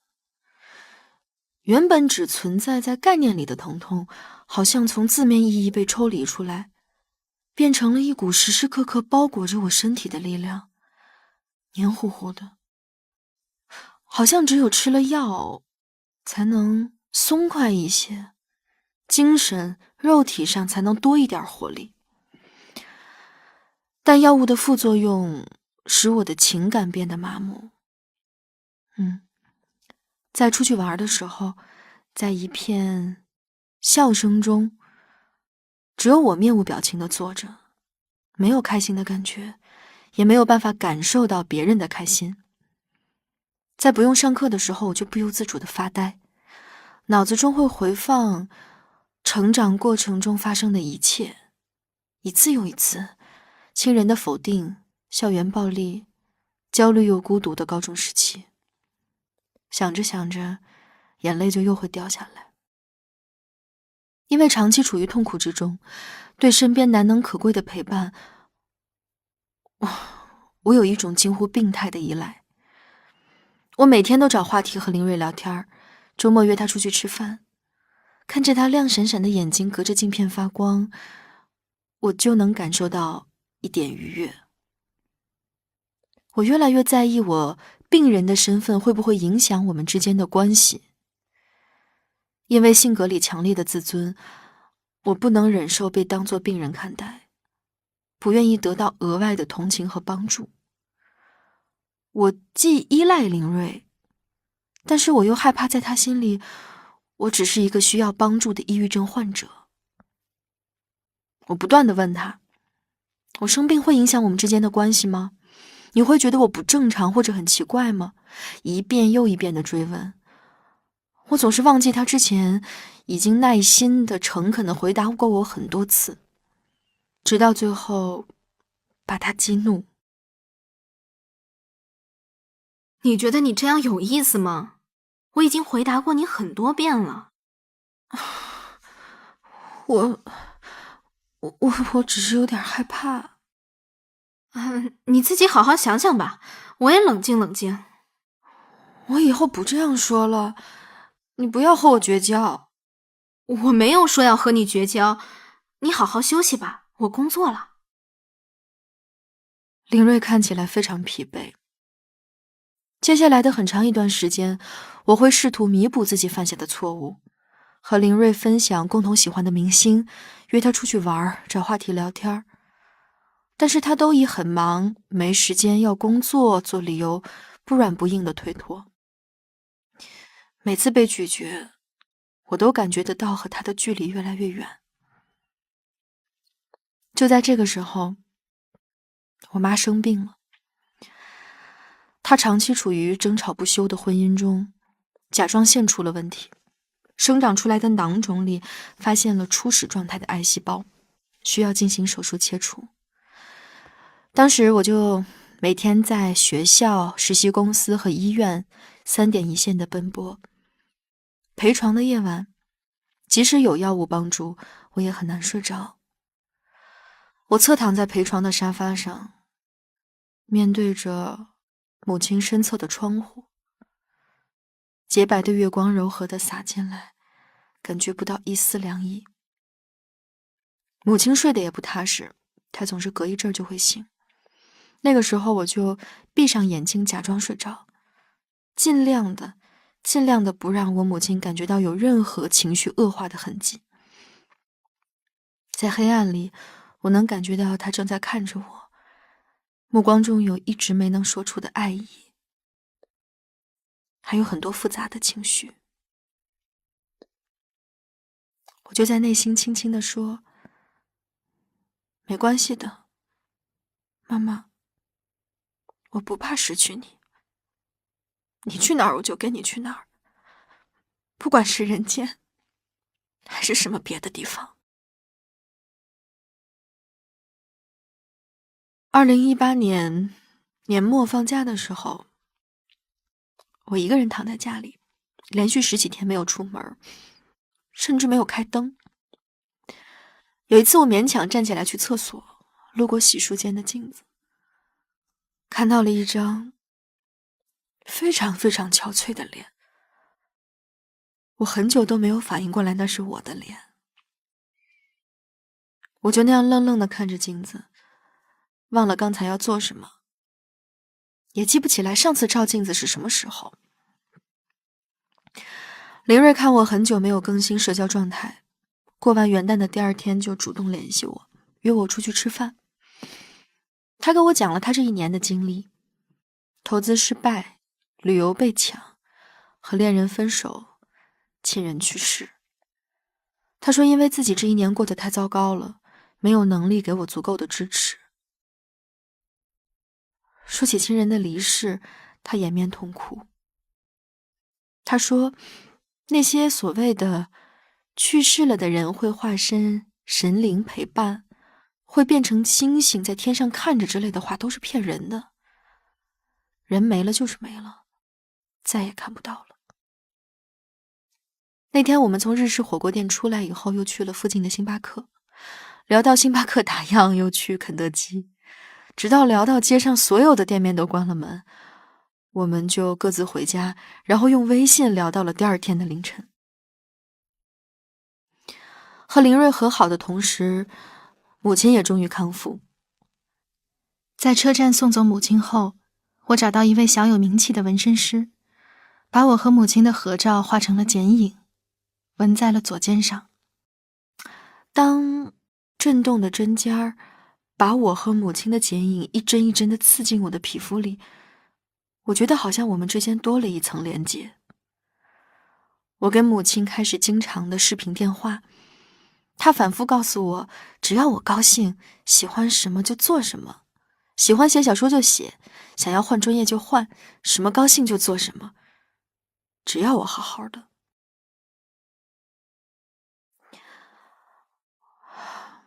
我当时以为一切都在变好，但抑郁症正在酝酿着新一轮的攻击。到了2019年秋天，病情又开始发作。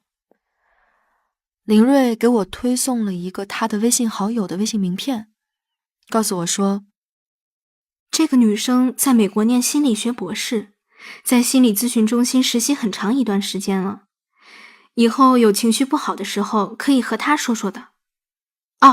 我不是让你不要问我，也不是嫌弃你，只是我不是专业的，终归怕帮不到你。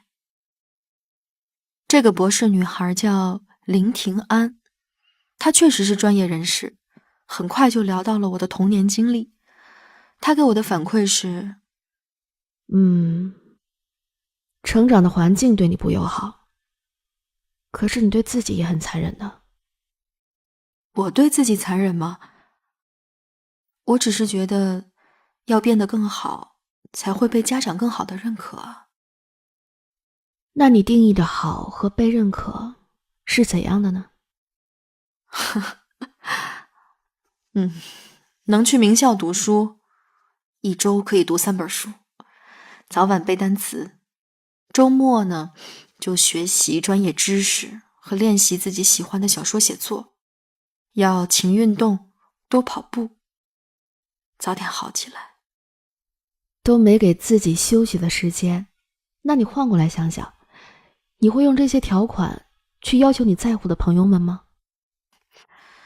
从这样的角度看，好像是过分的。我没怎么跟你接触，不过通过聊天以及林睿反馈给我的信息来看，感觉你是个很有爱的人，细腻敏感，为了别人可以不计回报的付出。这样的大爱偶尔也分一点给自己吧，不要只想着别人了。那我对自己要求低一点儿也不算偷懒，是没关系的，对吧？当然。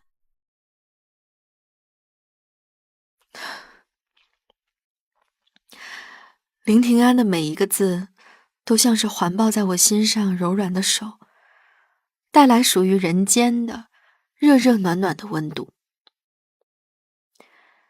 有一天，在我求职遭遇打击之后，我准备结束这一切。但我给他发了一条信息，我问他，跳出心理咨询师的角色，只是作为一个普通的人，看着另一个人长久的在绝望中浮浮沉沉，你是否也会同意，与其这么痛苦，不如早些结束？他很快回了信息。可是我不是那个能够冷眼旁观的普通人，我是你朋友。屏幕跳出这行字的时候，我的眼泪重重地砸在手机屏上，就像一个被欺负了好多年的小孩。我感觉委屈极了。我说，我觉得很辛苦，坚持不下去了。虽然我不可能完全体会你的痛苦，你可能已经到了一个临界点过不去了，但是我真的希望你能再等一等，再给自己一点时间，哪怕是几天几个月。世界上没有完全的感同身受，我知道你坚持得很辛苦，只是想让你再等等。没有挽回，没有苦口婆心，而是完全理解我所说的痛苦。他唯一的要求就是再等一等。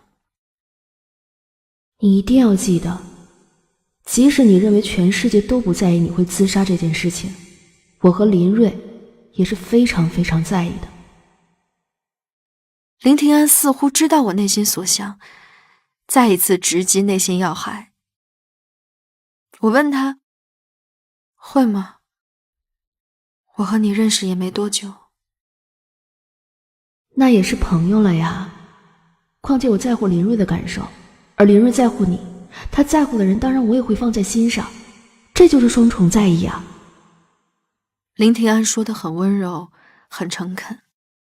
我没有再继续回复他。在我即将放弃自己的这个夜晚，林庭安使我意识到，我并不是一个不被在意的人。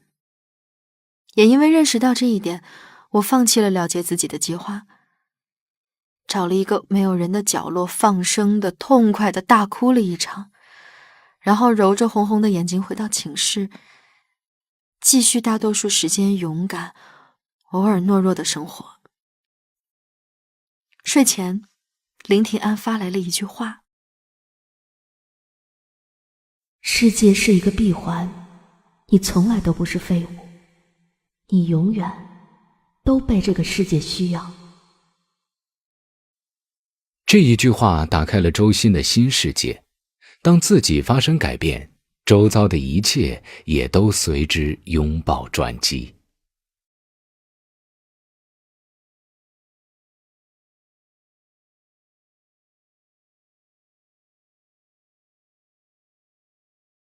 第5节，我开始感受到大家的关爱。我把求职不顺的情况告诉了父母，但他们没有像我想象中那样训斥我，反而都安慰我说这都正常。母亲建议我将简历和作品集整理好，带给同行业的哥哥看看，让他提一点修改意见。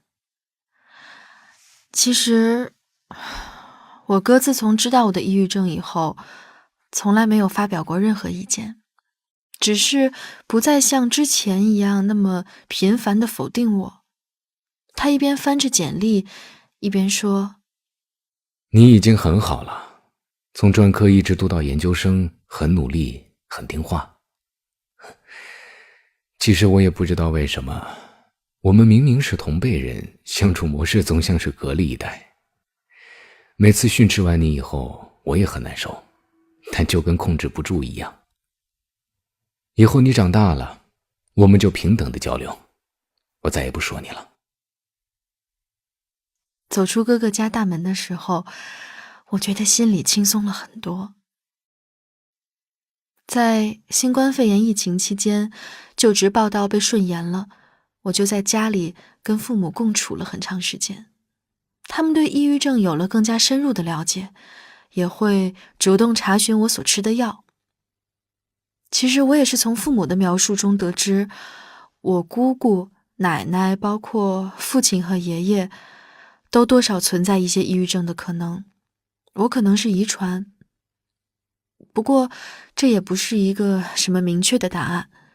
毕竟从医学角度来说，抑郁症究竟是否与遗传因素相关，都还没有盖棺定论。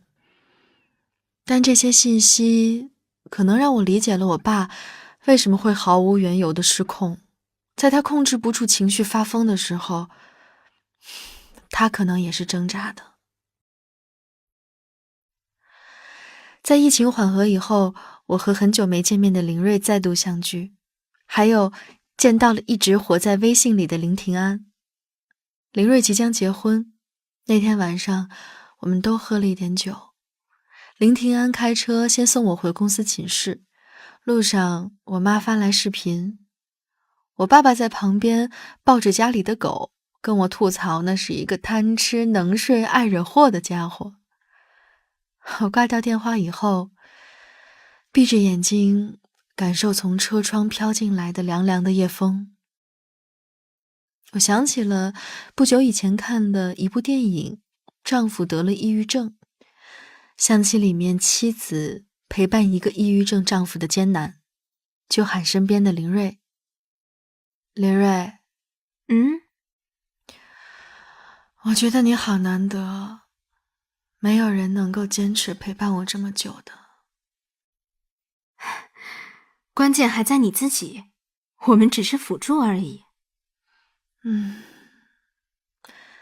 一切都在变好，对吧？当然。我想以后的路或许依然要与抑郁症相伴而行，有许多的纠结痛苦依然在远方等我，又或者会哪一天突然好起来，但都没关系。既然我已经逐渐走出了黑暗，就绝不能让自己再次跌落回去。我对林瑞说，即使一直这样吃药，只要能和他和平相处就好，不奢求别的，接受是最好的办法。其实，在我的状态逐渐稳定且恢复良好后，我跟我的父母很正式地聊过一次。对于我患抑郁症这件事儿，以下是他们的一些看法。妈妈对我说，其实之前我就觉得你不是很对劲儿。我记得大二的时候，你跟家里打电话总是哭，回家过暑假，半夜起来总看见你开着房间的灯，坐在电脑前发呆，第二天眼睛红得像兔子，却只说是专升本压力大。现在想来，应该那会儿你就已经开始失眠了。收到研究生录取的通知后，我跟爸爸都很兴奋，但我记得你当时在电话里一点高兴气儿都没有，就好像考上的是别人。后来回到家里，有一次你跟爸爸吵架，直接一刀划了胳膊，把我们都吓坏了。然后你才哭着说上医院确诊了抑郁症。知道你抑郁以后，我好几个晚上没睡着觉。我把你从小到大的经历都回忆了一遍，还是没想明白到底是哪儿出了问题。不缺吃，不缺穿，全家溺爱着，怎么就得了这个毛病？后来我也问过你，你跟我说，就是学习压力大，这个病属于脑部病变，跟我们的教育没啥关系。我才慢慢接受了，但还是会担心，觉得这个病如果被别人知道了，会影响到你上学和找工作。所以我还是会不断地嘱咐你，真正明白理解抑郁症的人还是少数，在外面千万不要跟别人说，让人家背后议论你是个精神病，或者疏远你，就都不好了。妈现在看你还挺好的，吃药稳定，定期咨询，你自己也比较注意保护隐私，比起前2年，我放心多了。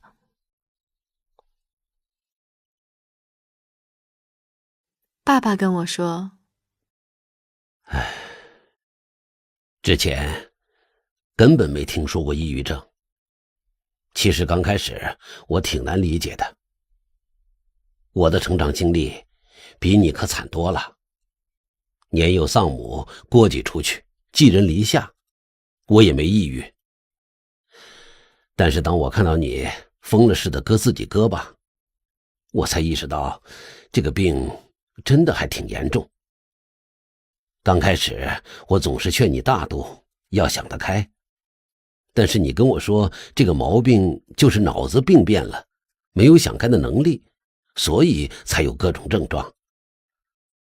明白了这些之后，我也就不再劝你了，只是时不时的打视频电话，多问2句心情怎么样，遇见什么事儿让你不高兴了。我总是跟你妈一样，不断叮嘱你，不该听的话不听，不喜欢的人远离点就完了。但我知道跟你隧道多了，你反而心烦。现在你毕业参加了工作，情绪比以前稳定了很多，之前因为吃药发胖也逐渐瘦下来了。其实你妈妈比较担心，我觉得这不是什么大事儿，别人的看法没必要往心里去。后来我跟你妈妈闲聊时，发现你得的这个双向情感障碍，有可能是有遗传的原因在，因为你的姑姑和奶奶都有这个症状，可能就是你本来体内就有这个病的遗传因素，遇到压力就发病了。现在对我们家来说，其他都不重要，能好好生活就不叫事儿。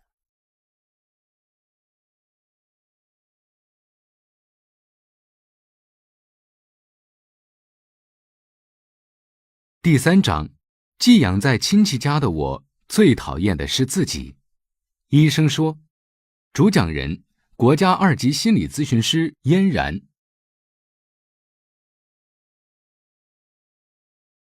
听完这个故事啊，心情非常的复杂。这个女孩小时候父母就经常吵架，频繁吵架的家庭给孩子最大的影响就是非常没有安全感。为了避开频繁吵架的家庭氛围，这个女孩大部分时间呢住在姨妈家。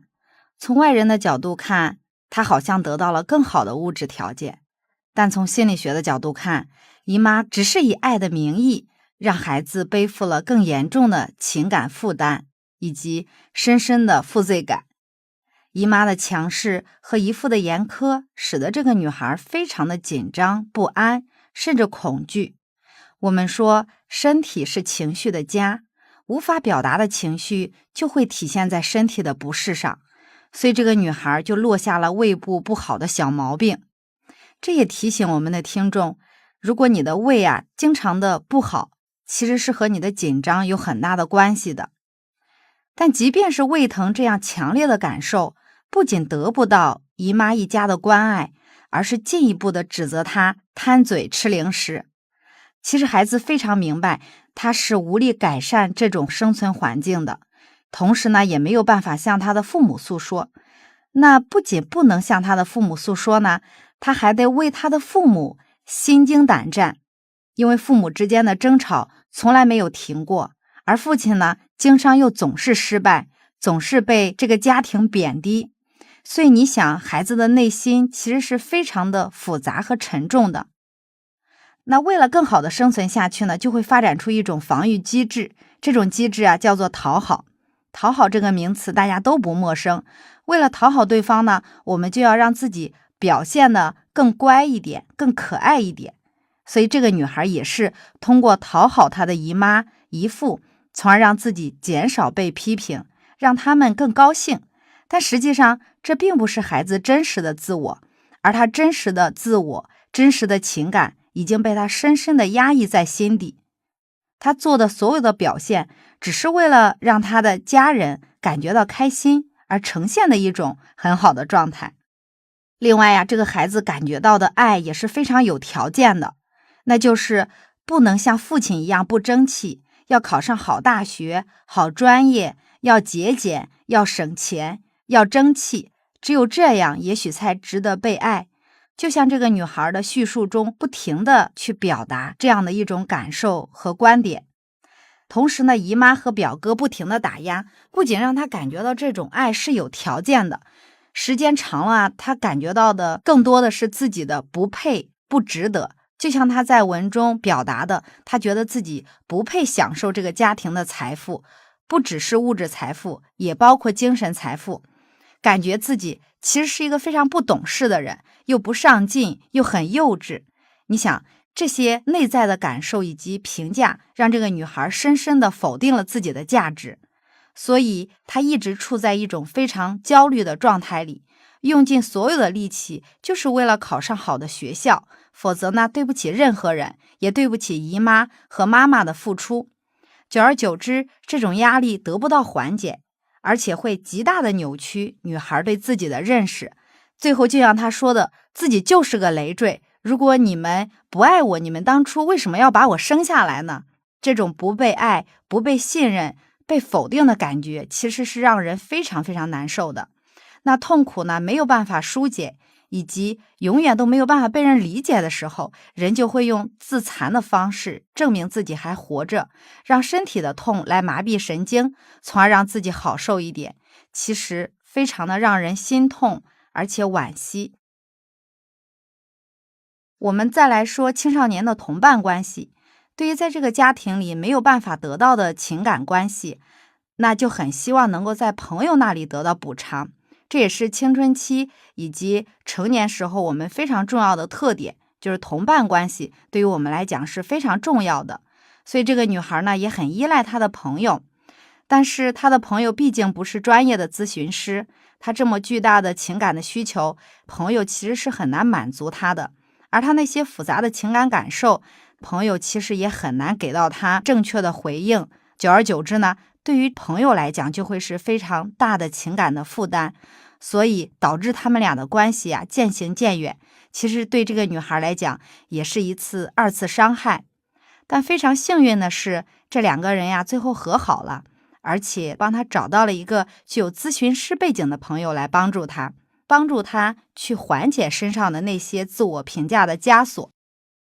那还有一个契机呢，就是和父母争吵的这个爆发，终于让父母有机会看到她的伤痛，父母对她才开始真正的理解。就像文中最后，女孩不仅慢慢感受到父母的爱，也有了理解她的朋友。像她最后说的，即便抑郁再次发作，她都有信心让自己逐渐走出黑暗，不再跌落回去。听到这儿呀，真的为这个女孩的勇敢和重拾生活的信心点赞。抑郁的反面不是快乐，而是活力。在这个女孩的笑声里，感受到了生命的活力，没有比这更开心的事了。深深的祝福她未来的路可以感受到更多的爱和善意，也能够更好的爱自己。这个女孩和她的家庭在她重要的成长期之所以走了这么一个大弯路，很重要的原因呢，就是因为寄养这个决定。寄养的家毕竟不是自己的家，孩子是很难和寄养人之间建立良好的情感依恋关系的。但我知道有些家庭因为一些特殊的原因，不得不将孩子寄养在亲戚或者是朋友家里。在我们的来访里也有这样的情况，比如父母因为工作总是出差，或者学校离家很远，就不得已把孩子寄养在其他亲人的家里。这种情况下，就提醒父母一定要多多关注孩子的情绪感受。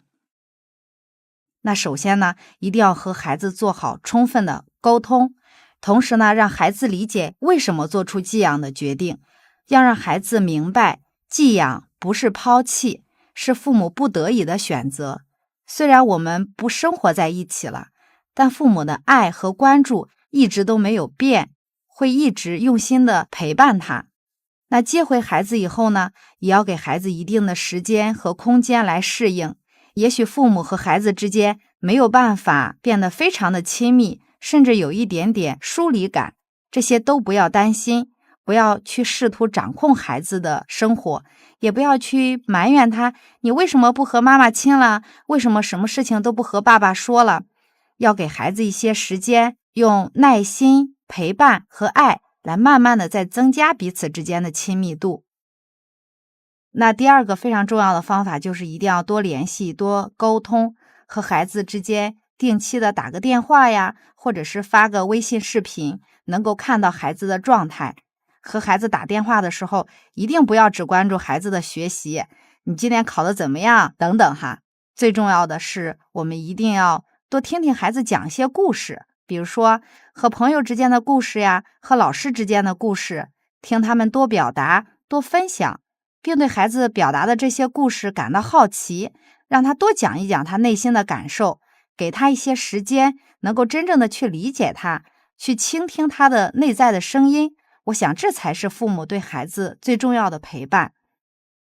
那还有一点也是要提醒父母的，就是如果孩子遇到了困难，一定要及时处理，一定让孩子感觉到，虽然我的父母在物理环境上不在我的身边，但我知道我的父母一直都在，他们一直都是我稳稳的靠山，可以随时给我支援。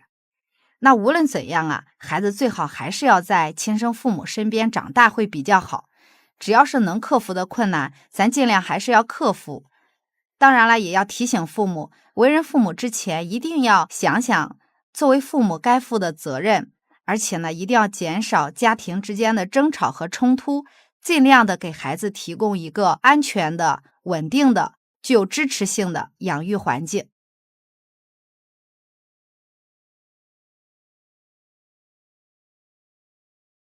第4章，对从小社交恐惧的我，妈妈却说你要勇敢。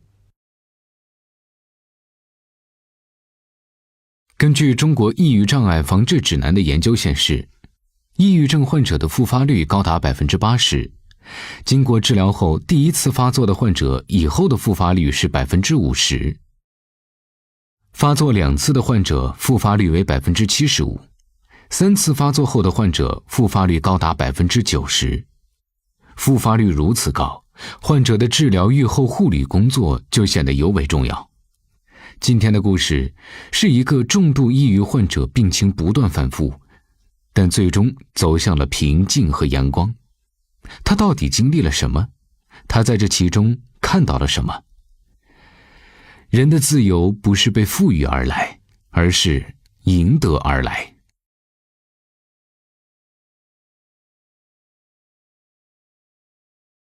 患者档案：姓名张宁，编号004，病状中度焦虑加重度抑郁，头痛失眠，注意力不集中，全身出汗，心跳加快，兴趣减退，厌学，悲观厌世。家庭情况：外婆管教严格，父亲对家庭缺少责任心，陪伴较少，母亲工作繁忙，关注较少，父母关系不和，经常吵架。第1节，确诊重度抑郁。我记得我好像是站在空空荡荡的医院走廊里，天花板和墙壁都是很素净的白色，长廊扶手外还有一道长长的防护栏。那个时候我还有精神，恶作剧似的想，这大概是为了预防患者冲动吧。如果我现在冲过去呢？当时我的家人就站在不远处，讨论要不要为我做更全面的检查。最终我确诊了抑郁，那一年我14岁。那天我走进一间白晃晃的屋子，一位护士坐在电脑前，姨妈把我的单据递给她。让姨妈出去后，护士转过脸问我：“你会用鼠标吗？”我点点头，坐在那个年代已经很古老的大脑袋电脑前，开始了我的第一次抑郁测试问卷。我记忆中上面的问题大概是：你最近是否感觉睡眠不深？指最近2周内。选项是从不、偶尔、有时、经常和总是。这是我所看到的第一个问题，跟之前我在杂志上看到的搞笑的心理测试有很多不同。我回忆起长达半年的辗转反侧睡不着，在总是这一栏上打上了一个勾。显示器跳了一下，一个全新的界面刷了出来。第二个问题是，你最近是否有兴趣减退，感觉开心不起来的情况？犹豫了一会儿，我选择了经常这个选项。除了这些，问题还包括你感觉不能集中注意力，难以专注做一件事；你对自我的评价是否降低，常常有自我罪恶感或者无价值感；认为前途暗淡又悲观；想要或者已经尝试过自杀或者自伤的行为；感觉自己思维迟钝或者语言缓慢；有时候会觉得口干、打嗝、腹泻、腹胀、腹部绞痛、心悸、过度换气、叹气、头疼、尿频、出汗。我被接二连三的问卷搞得有些头昏脑胀，我只记得每个问卷的题头上面大概写了一些什么汉密尔顿、焦虑、抑郁、自我评估类的名字。我好像不记得自己刚刚做过的所有选择，只能每一项都思考着，按照自己的情况回答。短暂的问诊中，医生好像并不关心我的痛苦具体是什么，他就那样盯着我，然后低头快速地在一张纸上写着什么。大概半小时以后，医生叫我的姨妈进去谈话。她出来的时候手里拿着诊断报告书，大概内容是中度焦虑症和重度抑郁症。我又一次进屋，为我接诊的那位医生年龄比较大，是一位男性，身穿白大褂，在那间有绿植的办公室里呈现一种很放松的状态。他看我的眼神很平静，没有过多的悲伤或者同情，就好像这是一件他职业生涯中很平常的事。他又匆匆问了我几句话，然后有人敲门，一对中年夫妇躲在门外探头探脑，医生示意我可以走了。就在那条医院的走廊里，我好像听见有谁在高声尖叫。我有一种割裂感，我明确感受到我和他们都不一样，和家人不一样，和护士不一样，和家属不一样，和那边轮椅上尖叫的人也不一样。我不知道我是谁，我甚至不知道我为什么和别人不一样。其实细细想来，我在小学的时候就表现出了一部分社交恐惧症的症状，怕生、不勇敢，害怕在人群面前讲话。只不过因为我从出生起身体就不是特别好，这些恐慌和畏惧都被家里人理解成一种可以原谅的小小惊恐，就是大人说的胆小。他们跟我的班主任打了招呼，希望老师能够给予我足够的鼓励和支持。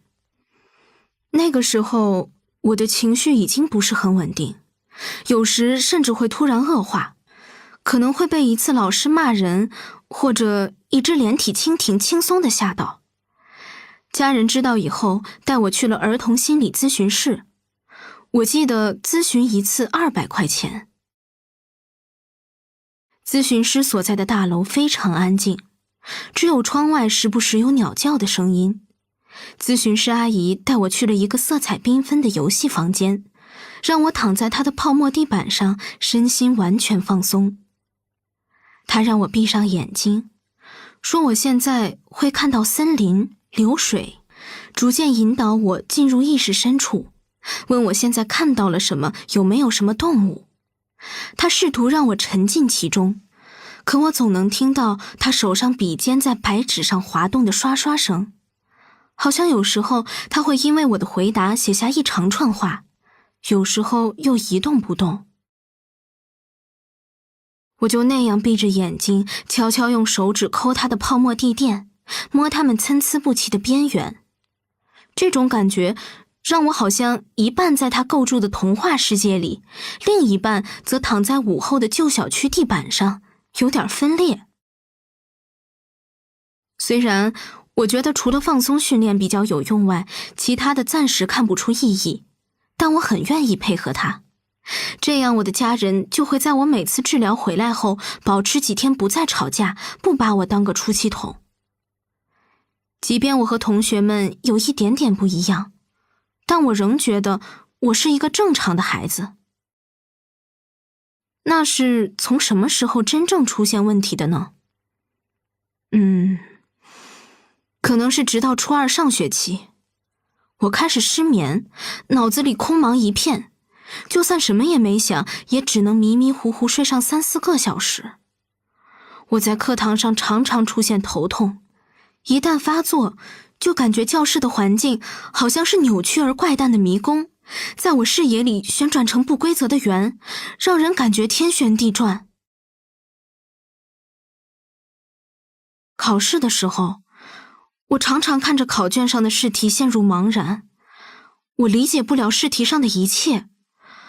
我的大脑好像是一个坏了的机器，无法思考，最后就会全身出汗，肌肉颤抖，心跳得特别快。平时的学习作业能够依靠同桌或多或少帮助一点，可我是个学生，我总要考试，我的试卷上经常出现大片大片的空白，我有些时候甚至只能盯着他们发呆，直到交卷前最后一刻才胡乱填写一些答案。老师讲课的时候，如果我竭尽全力，我绝大多数都能听懂，可是仍然会在随堂测试和下一次考试中盯着试卷发呆。我不知道我这是怎么了，我开始害怕上学，在清早被闹钟唤醒时，头痛的像是有2根长钉子在从太阳穴两侧深深扎进来。我开始用头痛做理由来频繁请假。我妈也曾经带我去医院检查，医生说我可能是后颈有一处血管血流不畅，但也没有什么更具体的治疗方法了。在失眠大约半年后，我跟家人说了自己的痛苦。我说我常常无法睡着，可能很难参加考试。姨妈立刻带我去了我们当地唯一一所精神医院。去了那儿以后，我们都没想到所谓心理诊疗方面的检查那么贵。她站在走廊，局促地问姨父有没有带足够的钱。姨父从贴身衣物里掏出5张鲜红的钞票，问够不够，还可以再取。检查结束后，姨妈捏着检查结果单跟我说，这不过是一个小小的心灵感冒。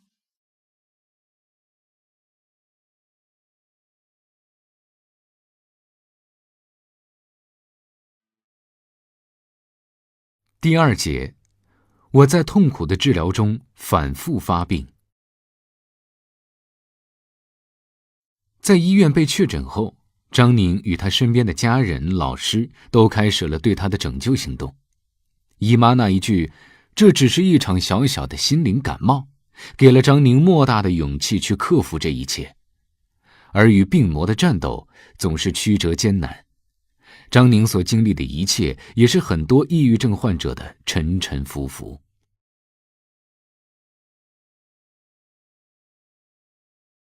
医生嘱咐我继续上学，给我开了一些药，但我家人没有给我吃药，只是和班主任打了招呼，我不用参加任何考试，也不用听课，只需要做我自己喜欢的事情，不打扰别人就好。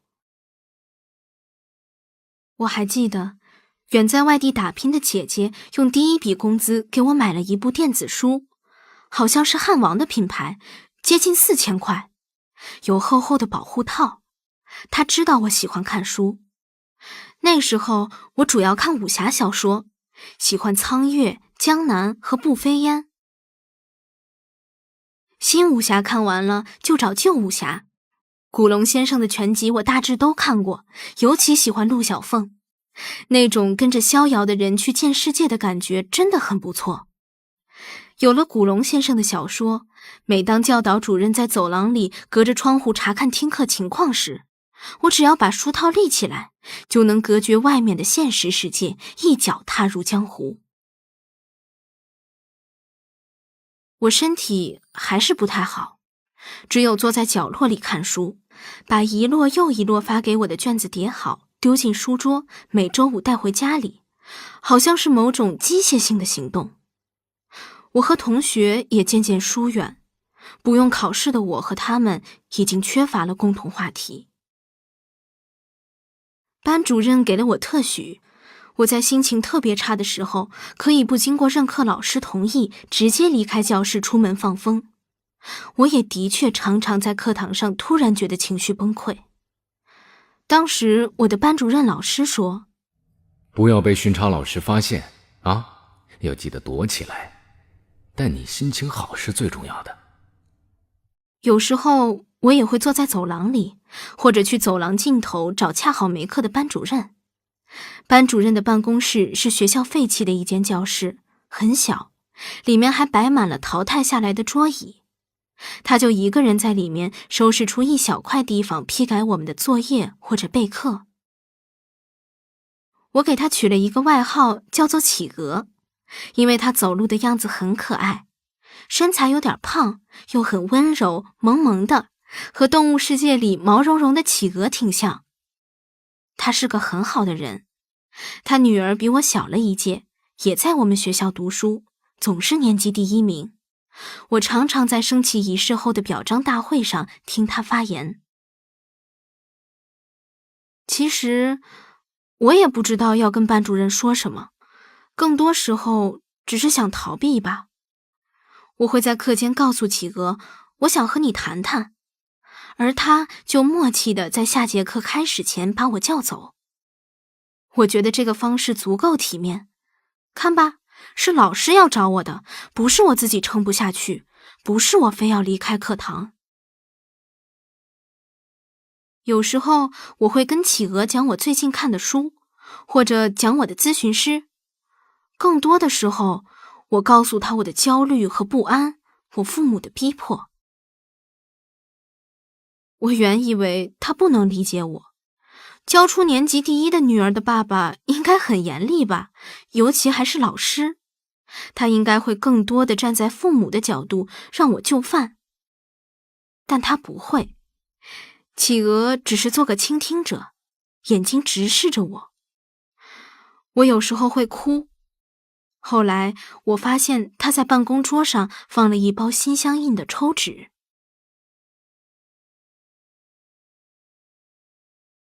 大概3个月以后，我做出了不再读高中的决定，不顾企鹅的挽留，从学校休了学。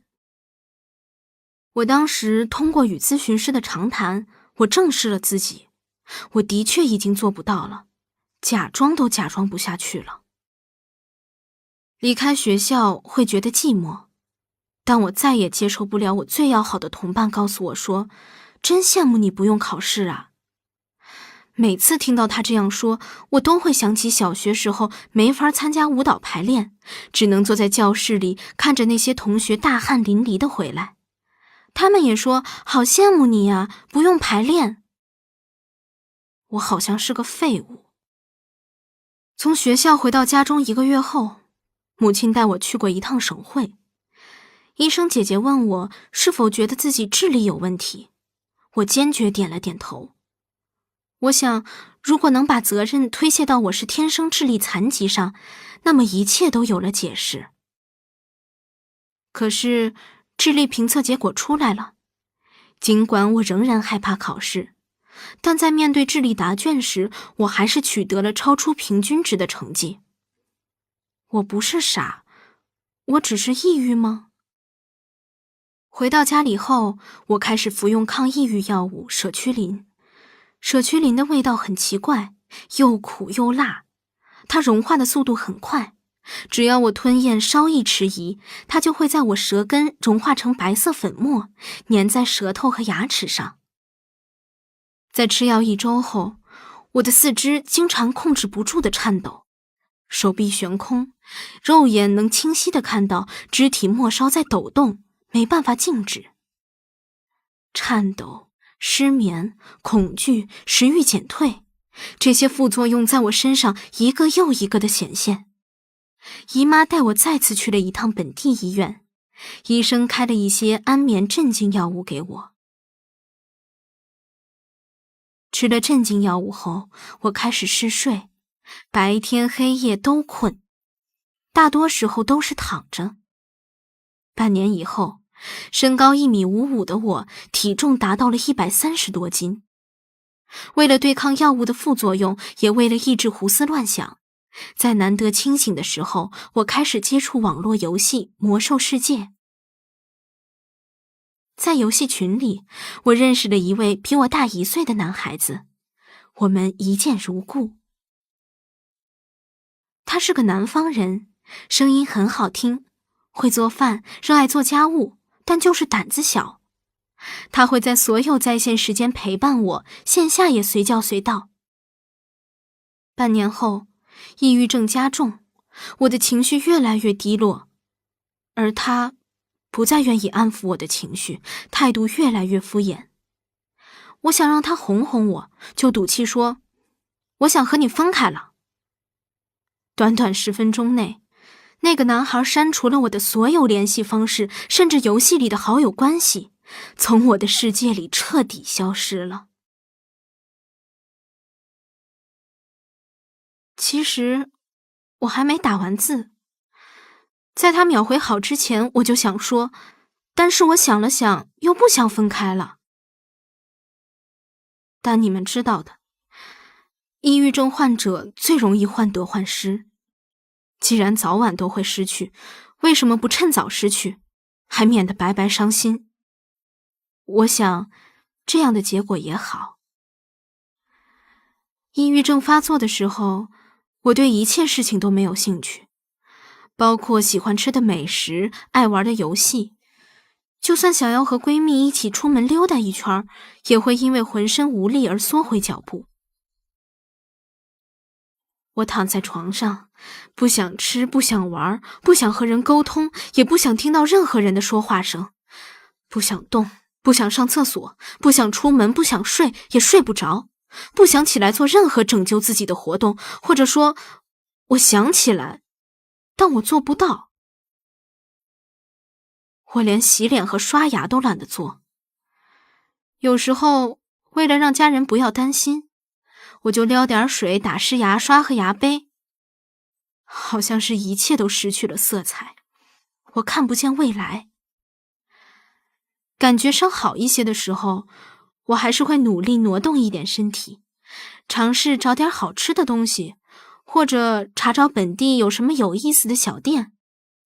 我有时候会带上母亲，她爱美，喜欢把白发贴根剪下。可原本满头黑发的她，现在因为我而发愁，长了很多白头发。我开始尽量珍惜每一点能够触及的欢乐，珍惜每一个想要活下去的机会。我在网络世界中遇到过不少人，可能因为有网络这个虚拟世界的掩护，我在很痛苦的时候会尝试向他们倾诉。关闭屏幕以后，谁也不会记得谁。但是那些安慰和陪伴总是切实有效。现实世界里的倾诉就危险得多。我家人后来帮我找了一个实习单位，可是从实习单位下班的第1天，单位的负责人就给我家人打了一个电话，隐晦地提出，你家孩子是不是有什么毛病？我有那么明显吗？我做了什么？我甚至想不到。单位退回了我的实习申请，我又一次缩回家里。被背叛的感觉很愤怒，又挺可悲。家人和我分析，是有同事和我争夺同一个工作机会，但我却不敢相信。有时候觉得生命漫长无措，会兴起结束它的念头。姨妈就会给北京心理危机研究与干预中心打电话，电话那一边总是有人给予我温柔的回应。他问我，你现在的痛苦指数是多少分呢？方便做一个评估吗？他们引导我思考，让我从痛苦中转移注意力。他们总是问很多问题，比如最近1个月的睡眠好吗？最近半个月有没有发生什么让你觉得不好的事情呢？最近这半年有没有发生什么事？你是因为什么感觉痛苦呢？最近有没有喜欢做的事或者感兴趣的东西呢？我对着电话痛哭流涕，他们会继续耐心地回答我。我知道，我了解，我明白你的痛苦。我不讨厌他们问很多问题，这会让我感觉被听见了，就没那么孤单了。大概每次半个小时，他们会重新回到这个问题。现在的痛苦度，如果还能用100%的打分测量，你觉得是多少呢？干预热线的志愿者们会提醒我注意过去和现在，每一次我的痛苦都会有显著下降。可能分享和倾诉确实是有效的，很多当时觉得无法过去的事，也不过就是如此，他们过去了。每隔半年或者1年，他们会回访，问我最近过得怎么样。有时候只是为了等这样一通电话，我也想坚持下去。最后，我找到了一条小小的出路。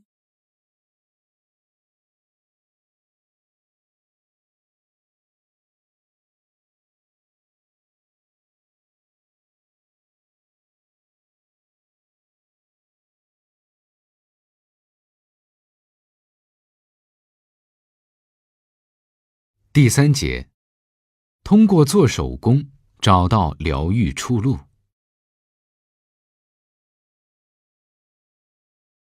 为了给自己找点支撑，以及挣点钱养活自己，我开始做羊毛毡工艺品。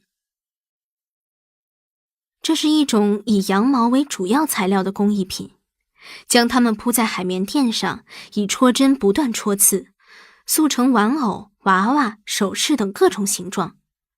这个过程很治愈，单纯戳刺在羊毛和海绵里就能给人以发泄的爽感，更别提戳制后的成品还可以做成胸针、挂坠或者冰箱贴等一系列可爱的生活小物。我最喜欢做小猫小狗，还算可爱，有不少人愿意照顾我的生意。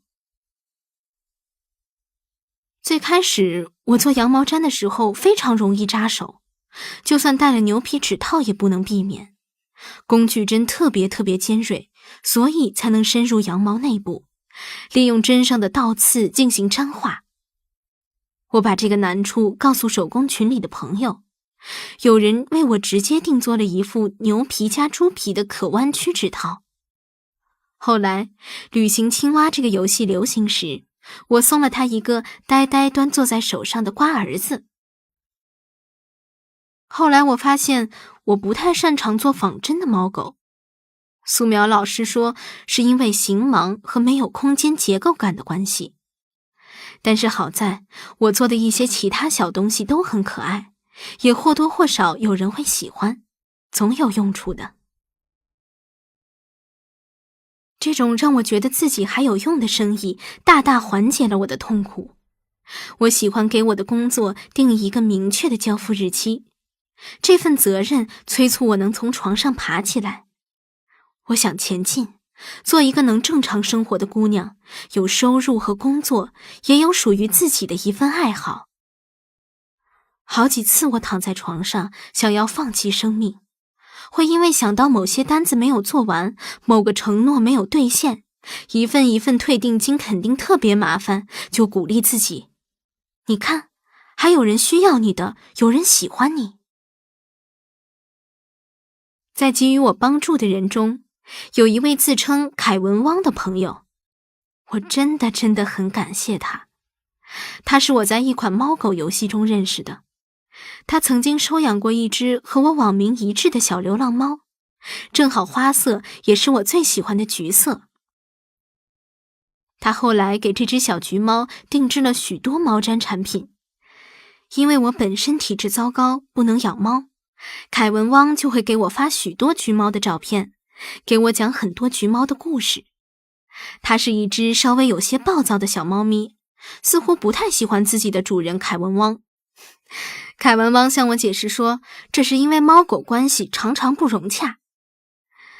虽然猫咪没有那么配合，凯文汪还是会给我拍它的照片，各种角度、姿势，大局为重，猫猫真的很讨喜。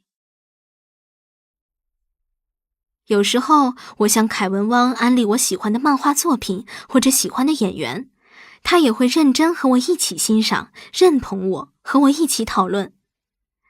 凯文汪，这只网络上以狗为名的朋友，给予我内心深处的小猫最大限度的认同和关爱。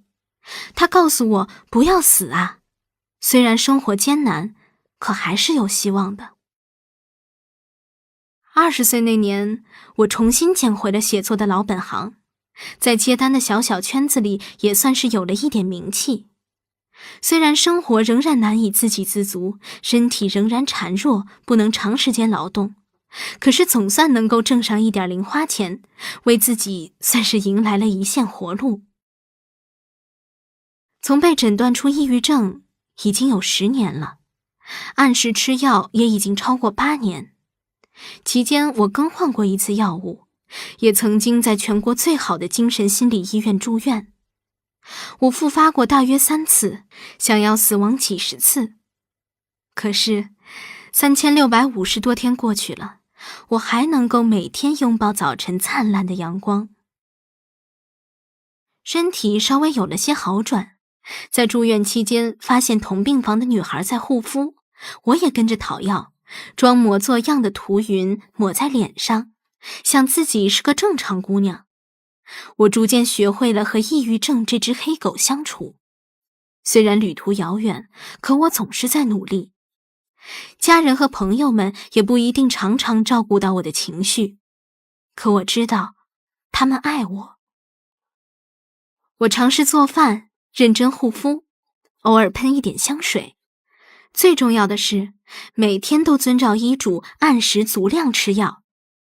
每次运动的时候，每一次走在阳光之下，我都觉得我是个可爱又棒的姑娘。每次从睡梦中醒来，我都活着，并且想一直活着，每一天都要记得快乐。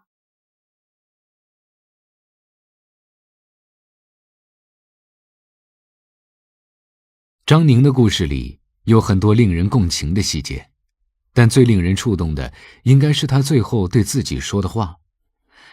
他相信自己是一个可爱又优秀的姑娘。抛开复杂的世俗意义评估，回归到本质。一个人有爱，有自信，有自己的爱好，相信这场心灵感冒很快都会过去。下一节，你将听到来自张宁妈妈对张宁这番记述的回应。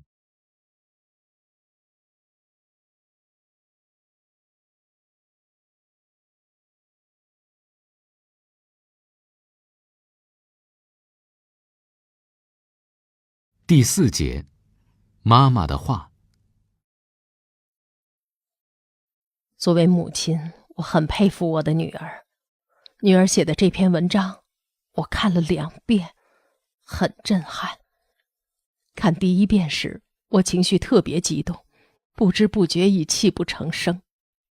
看第2遍时，虽已理性了很多，但还是禁不住流泪。这是我女儿患抑郁症10年来真实的写照，其中的每个场景都深深地印在我的脑海里，永世不忘。从最初的辛酸苦闷、彷徨无奈无助，逐渐到接受、理性、希望、抗争，从不向命运屈服、同病魔抗争，一次次与死神擦肩而过，到向阳而生，逐渐向着光明迈进。女儿，妈妈想对你说，你真棒，加油！看了女儿的文章，她10年来抗抑郁的所有事，就像过电影一样，在我的脑海中闪现。她失去了太多，付出太多，忍受了常人不能忍受之痛，不仅要对抗身体上的痛楚，还要对抗精神上的孤独和寂寞。我女儿非常坚强，克服重重困难，与病魔抗争。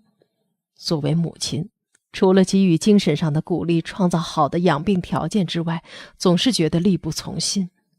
一晃已经10年了，10年间病情虽有反复，要靠药物维持，但随着年龄增长，人生阅历的增加，他也看开了许多，病情总体平稳向好。我们还要一起继续努力，前路漫漫。其实从有发病的苗头算起，不止10年。他是从小学3年级受突发事件影响，开始有了轻微的症状，只是还没有发展到一定的程度，一直到初2上半学期才发病，那时候已经很严重了。当时我发现他学习效率降低，背课文好长时间都背不下来，学习很吃力。直到有一天清晨，女儿冷静地告诉我说：“妈妈，我病了，得上专科医院看病。”我听后如五雷轰顶，绝望、焦虑、担心一起涌上心头，心里就像堵了一块大石头。我的心理平衡被打破，不得不面对严峻的现实。到医院后，女儿确诊为抑郁症，其实我心中早已知晓，只是不愿承认。医生说这就是心理上的小感冒，还告诉孩子只要按时吃药，积极配合治疗，很快就会好起来的。尽管医生说的轻松，但我知道绝没有如此简单。我心里感到彷徨无助，自责内疚。尽管如此，在严酷的现实面前，我不得不打起12分的精神，振作起来，带孩子边吃药边做心理疏导。作为母亲，对于孩子生病，我感到很自责，同时也很担忧他的未来。看到他被病痛折磨，吃药副作用很大，嗜睡，浑身乏力，食不甘味，睡眠障碍，对任何事物都不感兴趣，我很揪心，很焦虑，但也不知道该怎么办。我只能幻想，如果有可能，我愿意和他交换。我还去佛前许愿，愿用自己减寿来换取孩子的病情快些康复。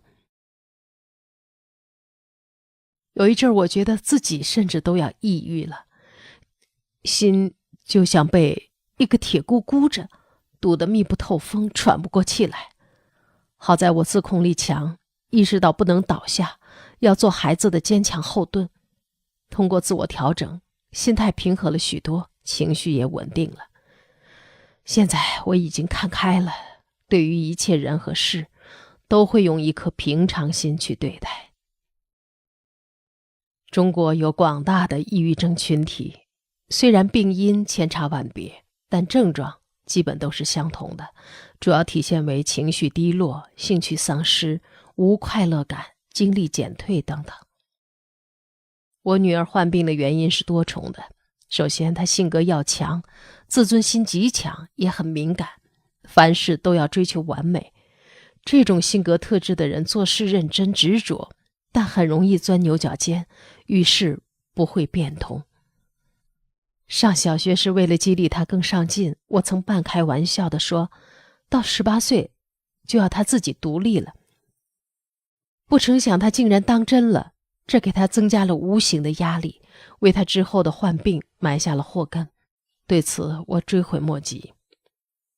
其次，由于从小体弱，家人给她无微不至的呵护，使她缺少接触外界锻炼的机会，缺乏挫折教育，一路顺风顺水，缺乏解决问题的能力。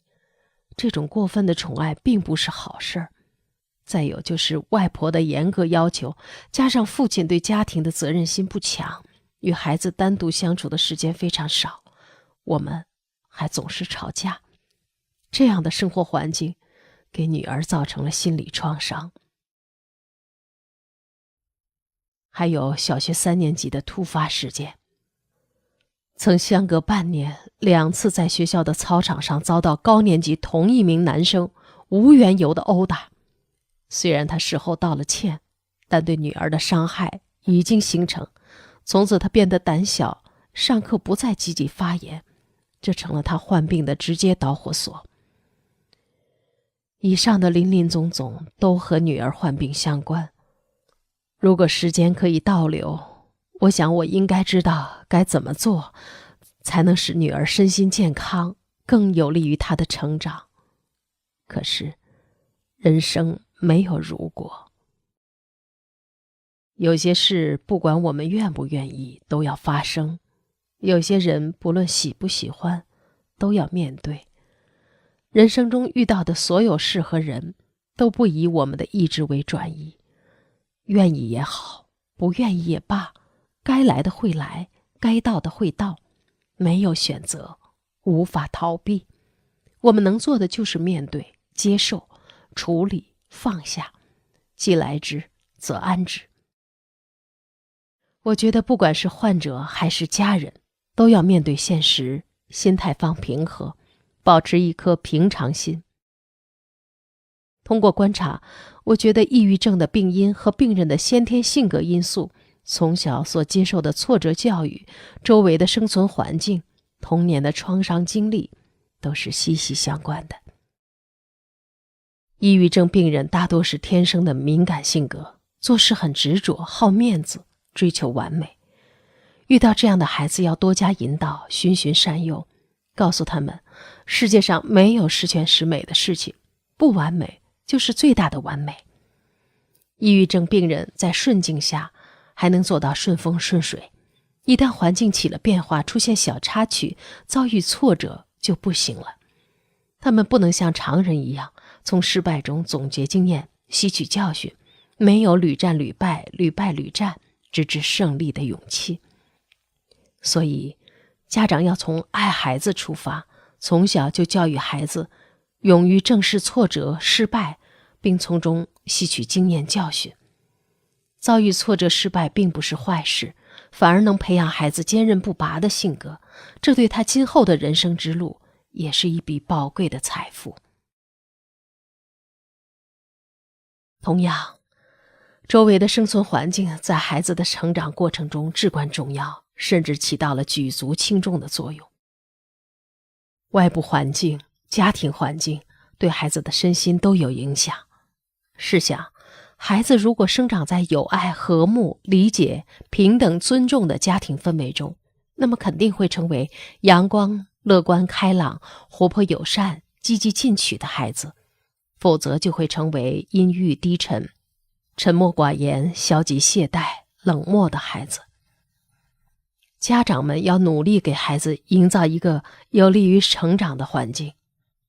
另一个不容忽视的因素就是孩子童年的创伤经历，这会给孩子造成不良的影响，甚至会直接导致孩子患病。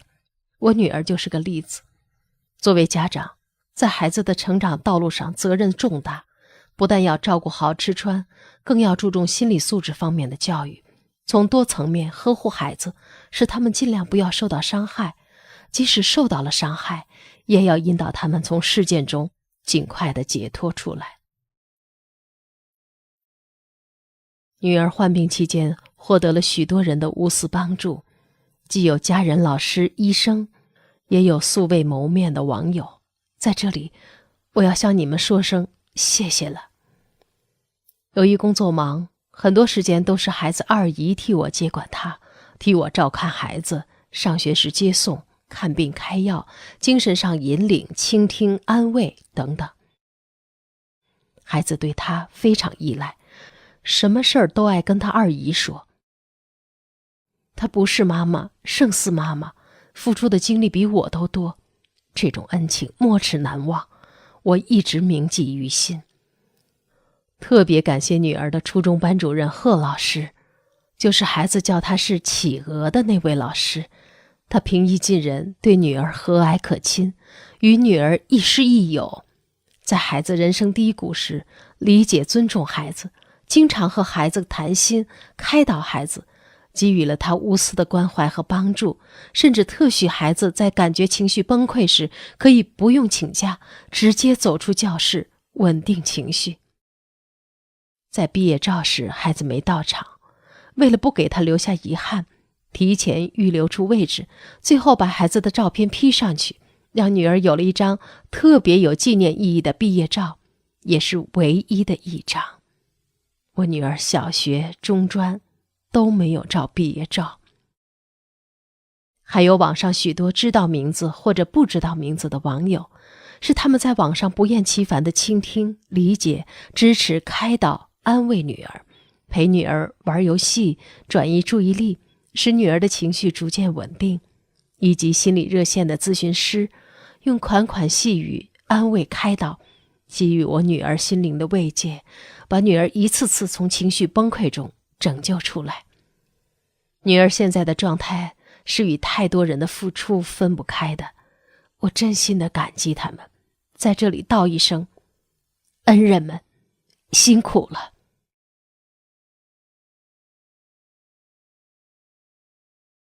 世人对抑郁症了解不多，病人的行为习惯、处事方式比以往都发生了颠覆性的变化，多数人会认为他们另类、矫情、不正常，因此不理解他们。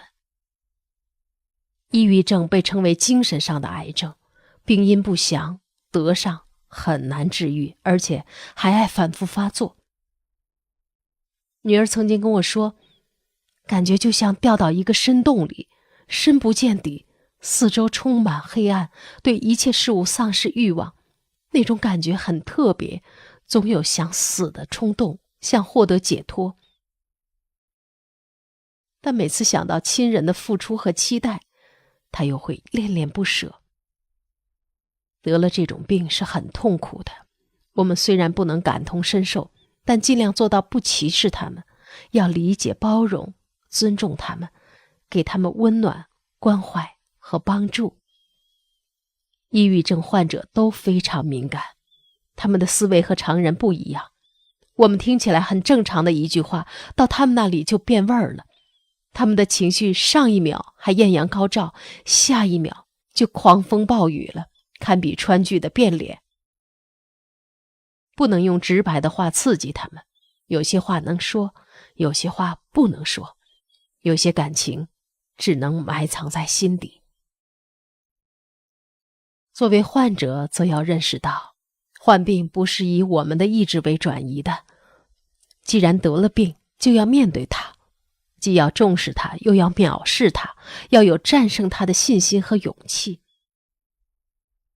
人活在世上不容易，在人生路上，无论遇到什么糟心事儿，我们都要坦然接受，兵来将挡，水来土掩，做到勿以物喜，勿以己悲。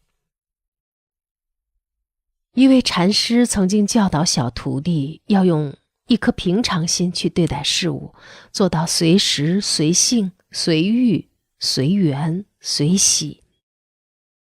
心态对战胜疾病是至关重要的。战胜抑郁症，外因是次要的，只起辅助作用，内因是主要的，起决定作用。患者要有坚强的信念，相信自己一定能够战胜病魔。犯病时，自控力是关键，自我调节、控制，保持冷静，减少冲动，不要紧张、害怕、担心，相信一切都会慢慢过去的。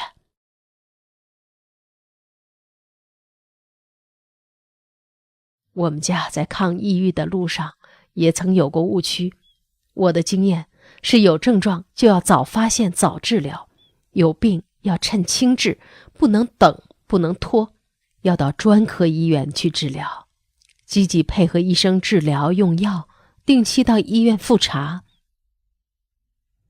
在抗抑郁的路上，没有捷径可走，一定要遵从医嘱，不要擅自增减药量。一晃10年过去了，虽然走得很辛苦，但是有那么多好心人的陪伴，我们非常知足。在此借用诗人陆游的一句诗与大家共勉：山重水复疑无路，柳暗花明又一村。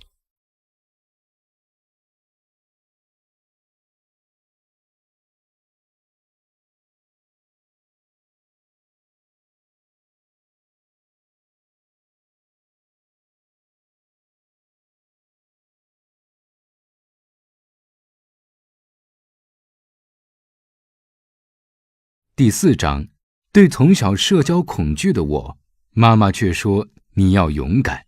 医生说，主讲人：国家2级心理咨询师嫣然。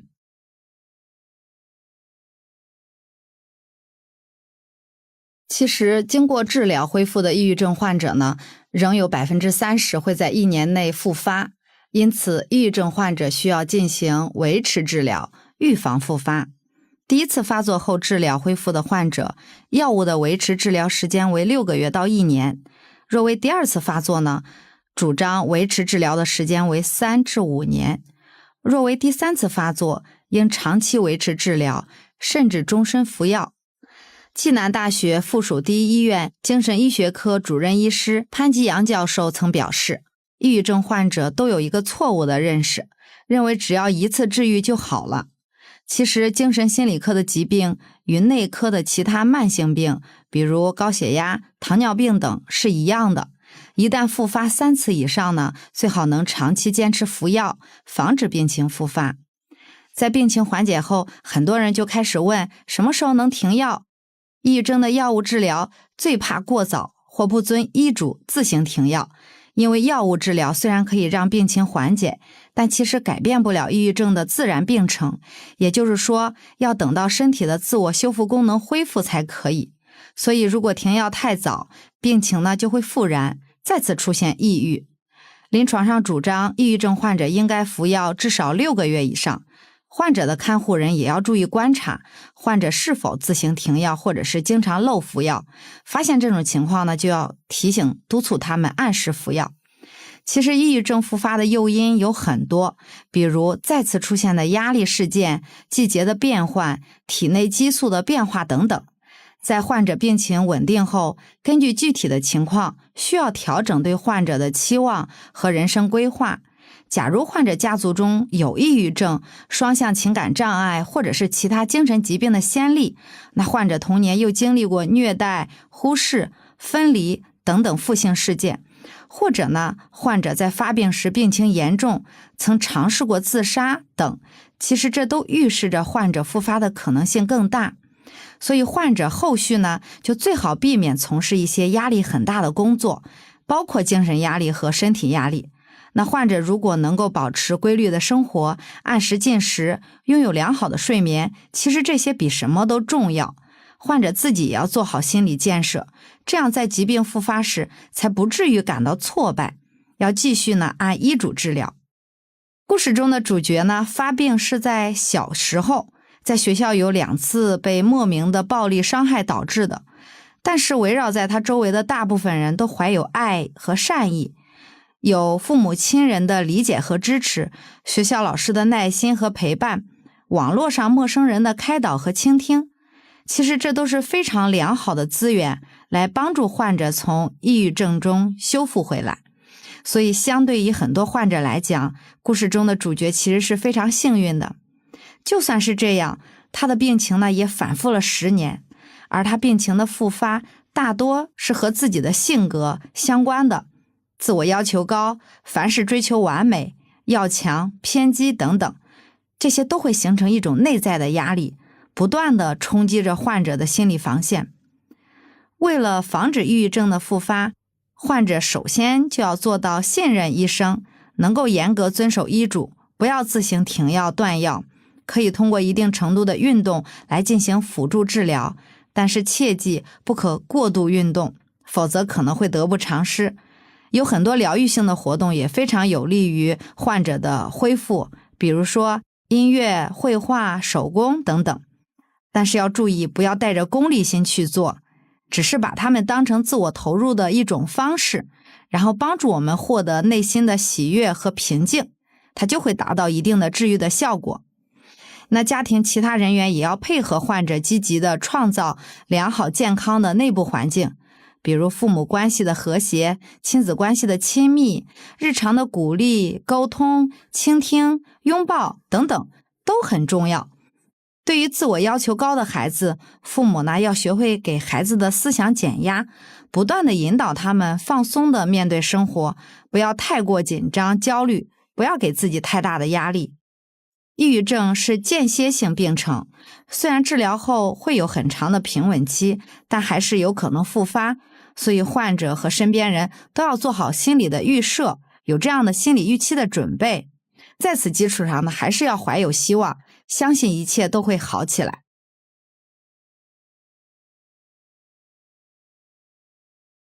第5章，我是母亲鸡娃教育的失败品。2010至2022这10年，每年的高校毕业人数从575.4万飙升至创纪录的874万，人才越来越多，竞争也越来越大，整个社会深陷内卷教育和鸡娃大战之中。家长们往往只关注孩子的学习成绩，而忽视了孩子们的心理成长。孩子们过早地承受学习压力，各种心理问题悄然滋生。今天要讲故事的患者夏，就是成长于这样的家庭环境。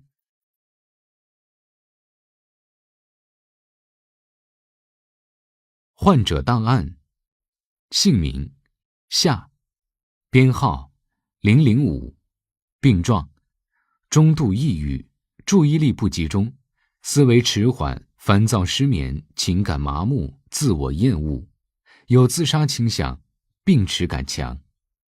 家庭情况：母亲性格强势，习惯打压式教育；父亲极端理性，对人生选择的投入产出比执念很强。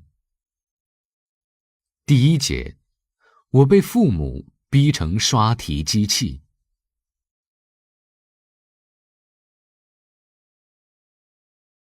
夏是我的化名，至于为什么起这个名字，我后面会解释。我先从我的抑郁症的导火索开始吧。高1那年，我考上了市里最好的高中。同年暑假，我开始了10年级申请10年级的美国高中申请。申请好的寄宿美高需要考托福、考 SAT， 我连续考了2次托福，成绩却都没有超过100分。在美高的申请中，托福105是一个坎儿。跟我旗鼓相当的很多朋友们都一个个的迅速刷到了110，而被父母寄予了厚望的我却栽了一个大跟头。我妈跟我说，你就是没有人家能做得下来，吃得了苦，人家一天能刷3套听力，你呢？我爸对我说，你要知道，现在你在人生中最重要的阶段，投入产出比是最划算的。你现在每一点的付出都能改变很大部分的未来。10月份的时候，我离开了我就读的公立高中和朋友们，开始在新东方和家这2点一线之间奔波。但就是在这个时候，我发现自己好像出了某种状况。当我坐在电脑前刷题的时候，我开始什么也听不进去，看什么都脑壳疼。有的时候我把手机收起来，坐在电脑前也只是发呆。我就干脆破罐子破摔，拿着手机却不知道干什么。甚至那些平时我用于消遣的网络小说我都看不下去。晚上在家复习的时候，我特别害怕我妈悄悄地端一杯牛奶进来放在我旁边，因为那个时候的我坐在电脑前面，我什么都听不进去。后来我对此连害怕的感觉也丧失了。我怀疑我得了抑郁症。我想找到我的好朋友求助，但是他们在重点高中上高1，也特别忙，我就轮流着去找分散在不同班级的朋友，在学校一待就是半天。我不想离开他们，就不知节制地找他们求助。一个朋友说，我觉得你不应该给自己贴标签。我有一个很温柔的朋友，总是能带给我很多力量，不管我多么迷茫，他总是能找到开导我的方式。有一天我到他的教室门口，一如既往地请同学帮忙找他。但是那天，隔着窗户玻璃，我看到了他疲惫无奈的眼神。我知道我不该再找他了。下午回到家，我妈说，你该振作起来。我当然知道我该，但是我做不到。我想着，我可能是一个负担吧。我在夜里动不了，却又睡不着，眼泪毫无知觉地流下来。我就想，我也许不该存在吧。每次想死的时候，我就费劲地写信，写到我不想动了或者不想死了为止，然后把那张纸塞到一个硕大的信封里，再把信封压在桌面的一本字贴下面。信封上写着：请勿开启于下生前。有一次在家复习的时候，我偷偷到楼下药店去，问有没有安眠药，然后药店的负责人说不给卖的。我就那么断断续续地坚持了下来。很长一段时间，我都觉得我可能活不到16岁。我记得16岁生日那天是周日，我父母送我到学校宿舍，送我进去之前好像又因为什么骂了我一顿。我回到宿舍以后，藏在厕所失声痛哭，一遍遍地对自己说，太不容易了。那个时候我甚至不知道抑郁症是可以治好的。我在网上搜了几种抗抑郁药的名字，中午学校放学，坐车回家自习之前，我就到学校旁边的药店去问，有没有阿米替林，有没有多氯平。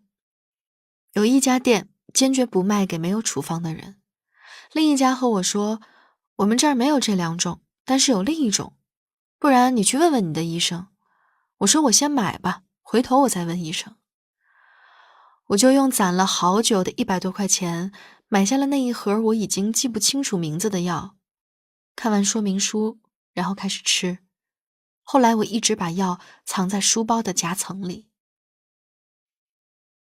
从2016年的冬天开始，一直到去年夏天，我的 QQ 名字都叫做阿米替林，好像把名字改成了抗抑郁药，就能显得我多了好多和抑郁抗争的能力一样。2017年的5月，我终于收到了美国高中的录取通知书。8月份的时候，我开始了为期3年的美国高中生涯。我记得那个时候有一个低年级的美国女生特别喜欢我，就像小粉丝一样的关注着我。有一天她和我说，我们觉得你的笑容特别好看，我们觉得你每天都像充满了阳光一样。我犹豫了一下，告诉她，以前我其实常常抑郁的。另一个女孩说，夏说她常常抑郁，然后另一个又说，天哪，难以置信。然后我便不记得他们还说了什么，我只记得我笑着看着他们，也知道他们是没有恶意的。那年11月感恩节假期前夕，在合唱节上，我认识了易。他是一个华裔和希腊裔混血的本地男孩，安静稳重，有着比我还要乌黑浓密的黑色短发，有黑色的深邃的大眼睛，也有着欧洲人的雪白皮肤，高挺的鼻梁，宽大的手掌和长长的睫毛。他长得不高，戴着眼镜儿，常年不笑，有一种传统理科生有点不解风情的气质，不懂浪漫，也不会说情话。但是我就是喜欢他那种对生活的认真。我想，也许是因为那个时候的我还带着一种充满新生的明媚，所以他也开始喜欢我。当我和他在短信里开玩笑一样的讲起我申请美国高中的经历的时候，他突然说了一句对不起。美国人特别喜欢在别人遭遇不幸的时候说一声对不起来表示同理心。但是我不知道他为什么忽然这么说。我问他为什么，他说，因为你经历的一切比大多数人都艰难。那个时候我已经快要忘记申请高中时候的挣扎了。那天隔着手机屏幕，我泣不成声。我发誓我要一直对他好。我当时的脑子里出现了一句话，爱也许是一种救赎吧。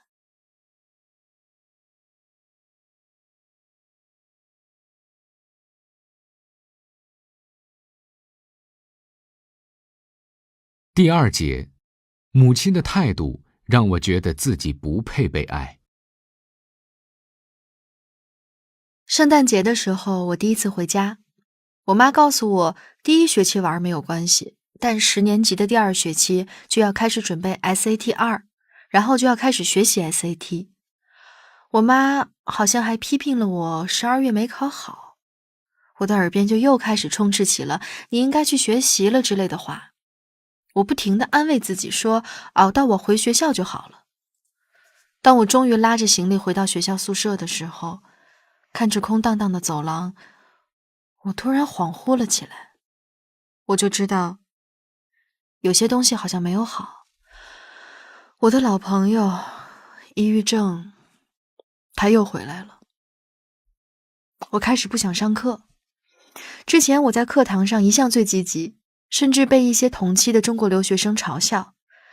但那个时候我突然再也不想听老师讲了什么，只想快点结束，连带着我开始没法以过去的质量写完作业。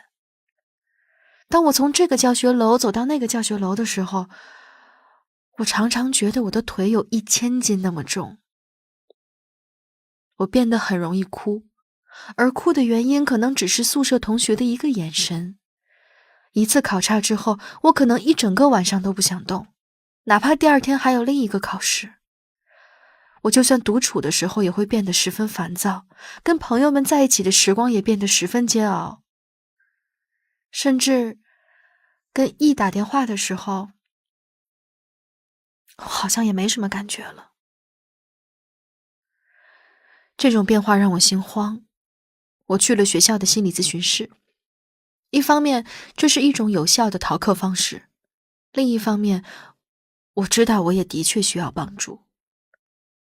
心理咨询的老师说，我可能得了抑郁症，但他不能诊断，建议我付费看外面的心理咨询，并告诉我学校愿意提供车，但我却下不了决心。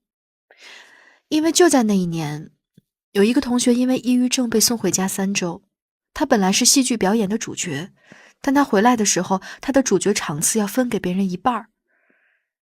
也是那一年，还有一位同学被朋友告发有自杀倾向，最后他被勒令休学。每当老师问我有没有自残倾向的时候，我都说没有。我的确不忍心在我的身体上动刀子，我的手是弹琴的手，比我这个人本身还宝贝。于是我拼了命强迫自己不旷课，强迫自己写作业。我不希望未来的我，某一天恢复正常的我，面对着的是一个无法收拾的烂摊子。我常常对E说，你值得更好的女孩。有的时候，出于无法名状的对自己的恶意，我甚至希望他离开我。我说我可能有抑郁症，如果我有抑郁症，你还喜欢我吗？他说我当然喜欢你呀，就算你得了抑郁症，你也还是同一个人。在我难受的时候，他会给我打电话，唱写给我的歌。他唱歌特别好听。他会在我歇斯底里的时候，静静地在电话那一端听我说。他会在我说我感受不到东西的时候，非常用力地抱着我。我知道我是他心尖上的人，虽然很多时候我的情绪感受不到。有一天我送他走的时候，我望着陌生的远山，望着绿树，望着没有色彩的世界，我想我一定要很努力很努力的生活。我隐晦地和母亲说过，我说我觉得我可能心理上有那么点缺陷吧。我妈特别着急，赶紧说你别胡说，你没有，你不是，你可好了。但母亲的那种逃避的否认的态度，让我觉得有缺陷是一件天大的事儿，那就是不配被爱的。很长一段时间，我看到新闻上说这个残疾人和他的妻子如何如何，我会想，这样的人居然会有妻子。当我看到重度抑郁症的明星，我会好奇他居然嫁得出去。我曾经有过一个好朋友，是男孩，因为得过病做过手术，一辈子不能跑不能跳，还要面对病发。我妈曾经说，这样的人做朋友还好，千万不要找身体不好的老公。当我意识到我进入这个可能会被边缘化的群体了的时候，我感到巨大的惶恐。那个时候我还小，自以为拥有可以称之为救赎的感情，却忘记了怎样经营一段健康的关系。那个时候最好的方法，也许是给 E 一个机会，让他把我拉出去，而不是通过本能的挣扎，把他也拉进我的深渊里。可是那时候的我，什么也不懂。某一天晚上，我在社交媒体上把所有好友一个一个的删掉，把手机关机，一个人跑到学校的角落里，在黑夜中的草丛里漫无目的的游荡。后来我才知道，E找我找疯了，他最后联系上了我的室友，我的室友也差点疯了，那些被我删除的美国朋友也提心吊胆，生怕我做出什么可怕的事情来。后来 E让我保证永远不会伤害自己，我保证了，所以我从来没有伤害过自己的身体，但是我也常常把自己拥有的东西扯个稀巴烂，把事情闹得很极端。我有一次跑到一个线上的群里，换了一个马甲，大喊了一句夏是个贱人，然后退群。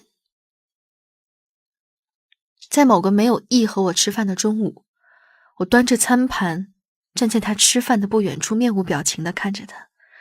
当他注意到我的时候，整个人的脸色里充满了忧虑。他慌忙地跑过来问我怎么样，和他一桌的伙伴们都坐在那儿，全都看着我。很久很久以后，我才意识到我真是个混蛋。但那个时候的我什么都感觉不到。后来有一个学姐，就是那个因为有自残倾向被送回家的美国学姐 S， 她建议我去看心理医生。她也是 E 的朋友，常常和我说话，告诉我她理解我，也和我讲她的经历。她说她愿意开车送我去医院，避开学校的咨询部，因为学校的咨询老师喜欢一言不合就送人回家。她还愿意帮我出第一次的治疗费。后来我才知道，一次咨询的费用真的很贵，大概要125美元，换算下来是800-900元人民币。但即便那样，我当时还是下不了决心，因为我担心，当我接受了心理咨询之后，我就真的会被贴上抑郁症的标签。讳疾忌医常常出现在抑郁症患者的身上，但这个情绪黑洞并不能像一场咳嗽一样，仅靠自己就慢慢康复。每一次忽视，每一次否认，都会增加抑郁的程度。在如同溺水一般的感受里，夏终于找到了一根属于自己的木头。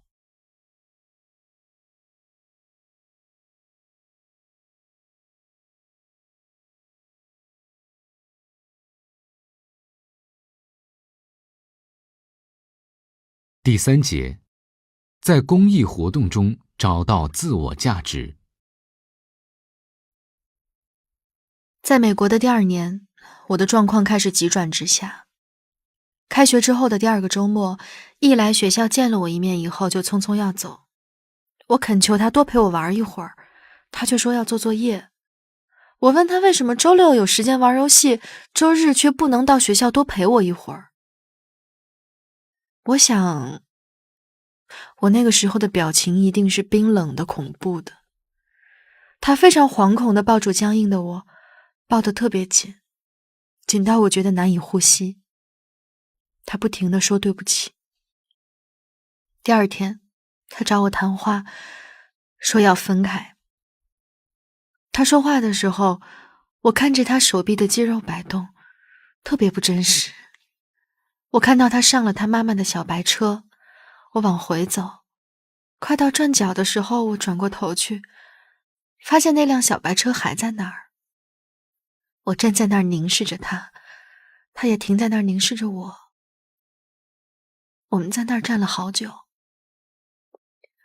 后来我想，潇洒一点吧，转身继续向前走。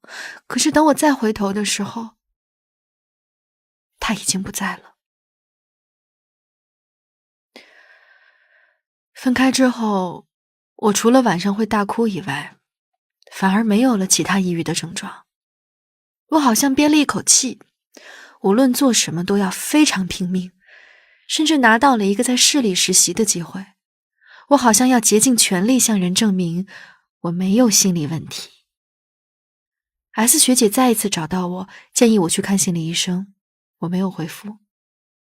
她后来又找了我一次，我还是没有回复。她不再找我，这可能是我那3年里做的最糟糕的一件事之一。第2年的春天，抑郁症如期而至。这年正好是申请大学的关键时期，我不敢再拖延，选择去校外看心理医生。我提前告诉了我爸，他沉默了几天同意了，并且说会为我支付医疗费用。在心理医生的建议下，我尽量减少工作量，心态放缓，并跌跌撞撞地撑过了4门 AP 考试。心理医生也建议我找精神科医生进行药物治疗，但我决定所谓的再观察一会儿。接近夏天的时候，我和E又走近了一些，却没有再在一起。他虽然年纪比我小，却比我高1个年级。那个时候的他已经要毕业了，在高压的日子里，有他在身边，总是能感到快乐、放松。有一次我看他，问他说：“你说18岁的我们和17岁的我们是同样的我们吗？”他说：“不是的。”我问：“什么时候的我们更好呢？”他说：“不知道。”毕业典礼的时候，我送了他一束红玫瑰，给 S 送了一束黄玫瑰。我想，我以后可能再也没有机会给他们送花了。夏天的时候，我回到国内，情况再次急转直下。在床上连续躺了几天之后，我稍微好转，就拉着我爸带我去看病。但我妈知道以后，还只是一如既往地念叨着，他有什么对不起我的？怎么我就那么脆弱？她说：“你整天抑郁症抑郁症的，我听的都要抑郁了。什么抑郁？不就是讨厌这个家，想要逃离这个家吗？你不能总想着逃离这样的事情啊。”我爸跟我说，他看到了当年我写的那些遗书。他说还好没给我妈看到，不然他要疯掉。我跟他坦白，我想自杀的时候从来没有告诉过我妈。每次我妈劈头盖脸地指责我时，我都希望自己原地消失，再也不要出现。我会想死，但我不想伤害我妈。我爸就沉默了。当我拿到写着抑郁症的诊断书以及新百达的药方时，我好像不悲不喜，有的只是尘埃落定的安心，好像我3年没名没分的抗争终于有了意义一样。但我知道它其实没有意义。也许我应该为我的毅力骄傲吧。我有的病友因为发病放任了1学期的 GPA， 有的病友因为没有办法进行正常的生活而被休学送回家，而我在没有接受治疗的情况下撑过了3年，我是一个幸存者。可是我本可以有更好的3年，如果一切可以早早结束，那么这3年会是怎样的3年？我不知道。2019年暑假，我和一些年龄、经历相仿的病友在深圳举办了一场公益音乐会 Glimmer 西，演奏一些我们自己做的曲子。创始人汤、贝还有我们都曾在美国的高中就读。汤是一个上知天文下知地理的男孩，是一个物理大佬，也是一位作曲家。他这个人开口闭口都是段子，排练阶段一言不合就变成沙雕和戏精，是我们所有人最大的欢乐源泉。贝是一个开朗独立的女孩，和他们相处，你很难猜到他们也曾患有抑郁症。第一场演奏会是依靠留学中介平台举办的，我们通过中介找到了20来个演奏者，然后在写字楼附近宣传，招来了100-200名观众。接近尾声的时候，我们演奏的是汤重新编曲的中岛美嘉的《我也曾想过一了百了》。汤讲起他和这首曲子的渊源，引用到歌词，我的脑袋里总是想着一了百了，也许是因为我对活着这件事太认真了吧的时候，我心中有一根弦好像被触碰了一下，就在台上无声地哭了。演奏这首曲子的时候，段与段的连接处有一排和弦，我把钢琴声敲得很大，我好希望有更多的人能在现场听到我们的音乐。我希望那些只看到我们笑容的人也知道我们痛苦过，也希望那些知道我痛苦过，陪我痛苦过却无能为力的人知道，我现在可以负重前行。后来我身边的人大概都知道我有抑郁症。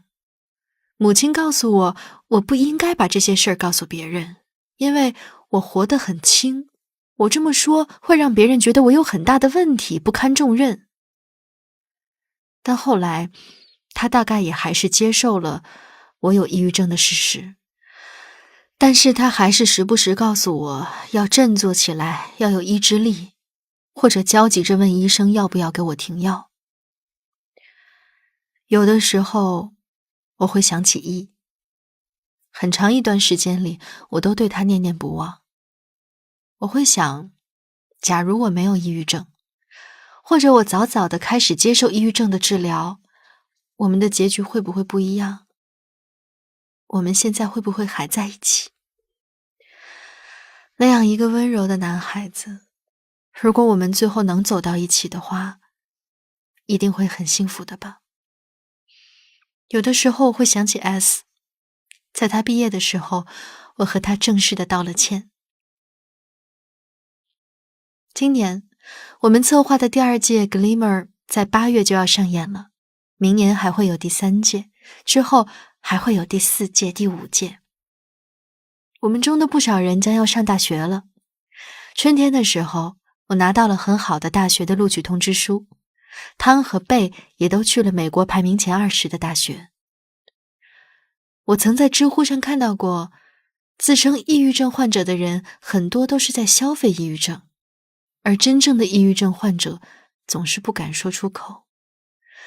这就是为什么16岁的我放眼四周，孤立无援，也是为什么20岁的我想要发声。从前我也不会想到我会坚持做一件非盈利的公益活动。如果可以重来，我再也不会选择在黑暗中独自前行了。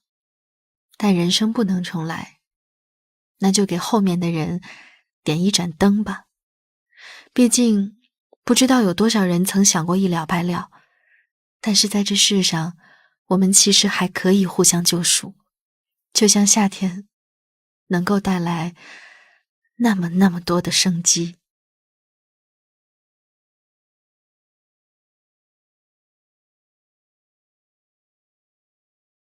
第5章，我是母亲鸡娃教育的失败品。医生说，主讲人国家2级心理咨询师嫣然。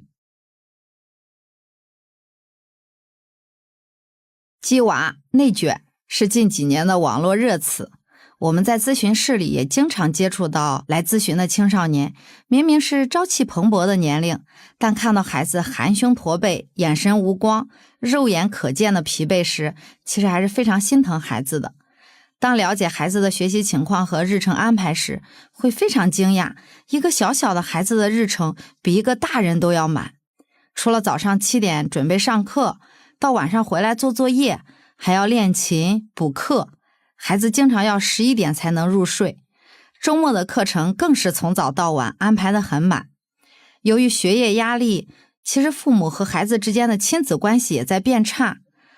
所以听到很多来访的父母说，只要一谈到学习，孩子和父母之间的关系就会紧张，只要不谈学习，其他还都好说。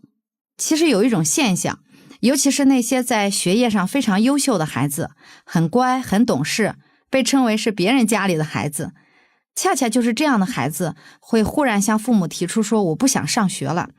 但其实呢，去医院诊断就会发现是抑郁症的不在少数。这是为什么呢？因为越是优秀的孩子，他越会认为成绩好是父母爱他的一个非常重要的标准。那同时呢，他也会有一个完美主义倾向，就是他也会对自己的要求非常高。所以当父母只看重成绩，说上个好的重点学校这件事情上的时候，那孩子就误以为说只有成绩好才值得被爱。他们会将人生的意义全部寄托在分数上，一旦在这方面受挫，整个人就会陷入自我否定中。其实这对孩子成长过程中的自我的发展是非常不利的。那同时呢，每天过多的安排，孩子其实没有留白的时间，生命本身的创造性、开放性就很难发挥出来。久而久之，孩子不会玩了，你让他时间闲下来，他就会非常焦虑，他觉得这样是浪费时间。但是被填满的生活好像又不是很快乐，又不是自己想要的生活。你看2021年7月底，国家印发关于进一步减轻义务教育阶段学生作业负担和校外培训负担的意见这个文件的时候，强调说要减轻中学学生课后作业负担以及校外培训的负担。孩子是一个国家的未来，他们的身心健康发展问题是重中之重。瑞典作家弗雷德里克·巴克曼说过，如果我们的孩子长大后没有成为更好的一代，那繁衍后代还有什么意义呢？那么更好的一代肯定不应该是在教育内卷中疲于奔命的人，而应该是拥有健全人格、健康体魄和在自己感兴趣的领域发光发热的综合性人才。这就给所有的父母提个醒，除了学习，孩子立足社会还有很多重要的部分，比如说交朋友、建立社交关系、理解和共情他人。那这些呢，就需要在玩和社交中慢慢的学会和发展起来。那还比如做饭、做家务、照顾自己的能力，还有呢，搞小发明、小创造、听歌、做手工，培养爱好的能力。这个呢，会让孩子感觉到快乐，而且孩子的自我呢，也会在这些爱好的培养中健康的发展起来。孩子还需要一些时间，就是孩子能够发呆、无所事事、自得其乐、享受生活的能力。其实孩子们在交朋友啊、做手工啊、发呆啊等等这些社会实践的活动中，他慢慢的就会培养起来抗挫折能力、抗压能力、耐心、共情能力、自信、乐观的品格。其实这些品格对一个人的发展才是最重要的。那作为父母，我们就要时刻牢记，同时也要让孩子感受到，我们爱孩子就是因为他是我们的孩子，他是独一无二美好的生命体，我们无条件的爱他，而不是因为他学习好不好，有没有考上重点，行为习惯好不好，听不听话我们才爱他。同时呢，要分清爱和期望之间的区别。生活习惯和学习习惯的培养可以有原则、有条件、有限制，但这并不影响我们爱孩子这件事情本身，这是两件事情。不要把爱变成一种条件，孩子才能感受到被支持，才有更多面对生活的底气和勇气。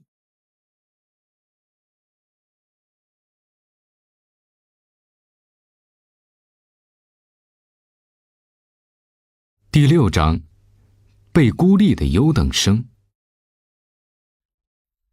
讨好型人格总是会不自觉地去迎合他人，从而忽视自己的感受和想法。他们对自己缺乏一种正确的认识，在交往中缺乏自信，办事无胆量，不敢表达自己的意见，一遇到问题就以为是自己不好。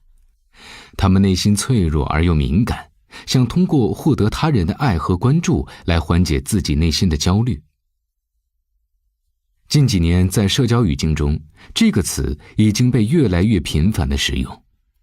但你真的有类似的问题吗？你如何对待你身边有此类特性的亲人朋友呢？今天要讲的案例就从这里开始，讲述人是患者曾经的舍友。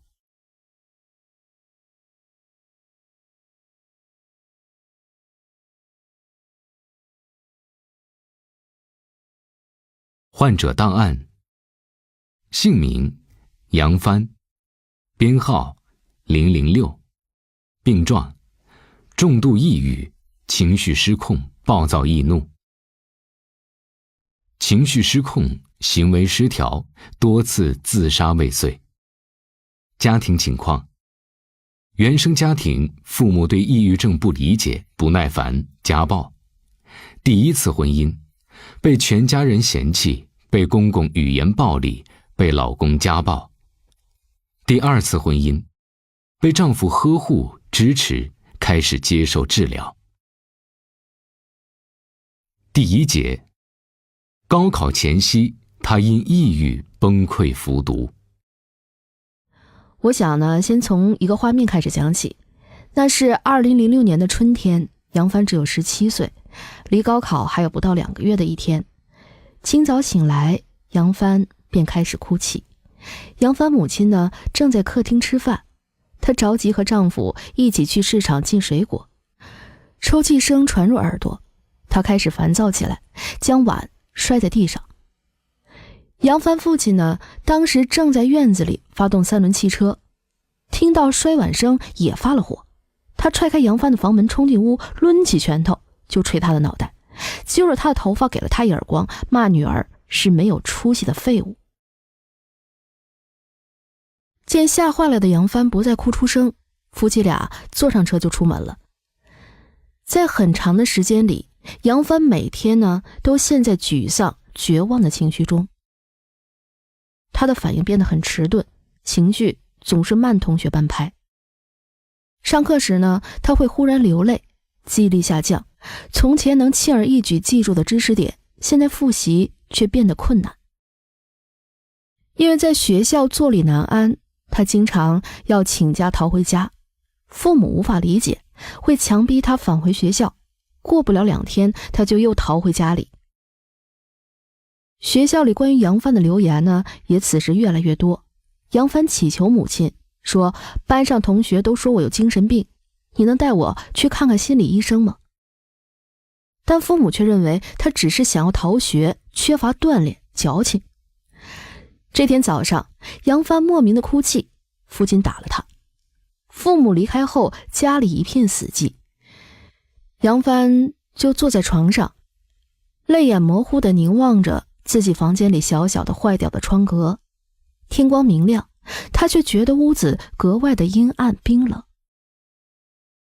窗台上放着一个棕色的小农药瓶，还剩下1/4的药水，是去年父亲让他灭跳蚤用的。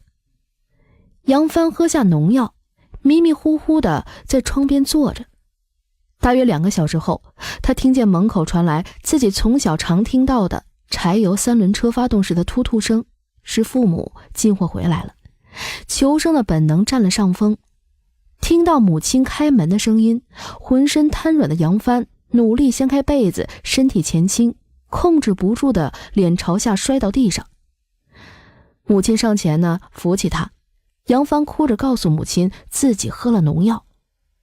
杨帆的父母一起将女儿抬到车上，一车苹果还没来得及卸货，母亲便将意识模糊的女儿搂在怀里，哭了一路。因为杨帆喝的农药属于低毒，量并不大，抢救也及时，洗胃之后在医院观察了1个星期便出院了。出院后，母亲便带着杨帆去市区的一家精神疾病控制中心问诊。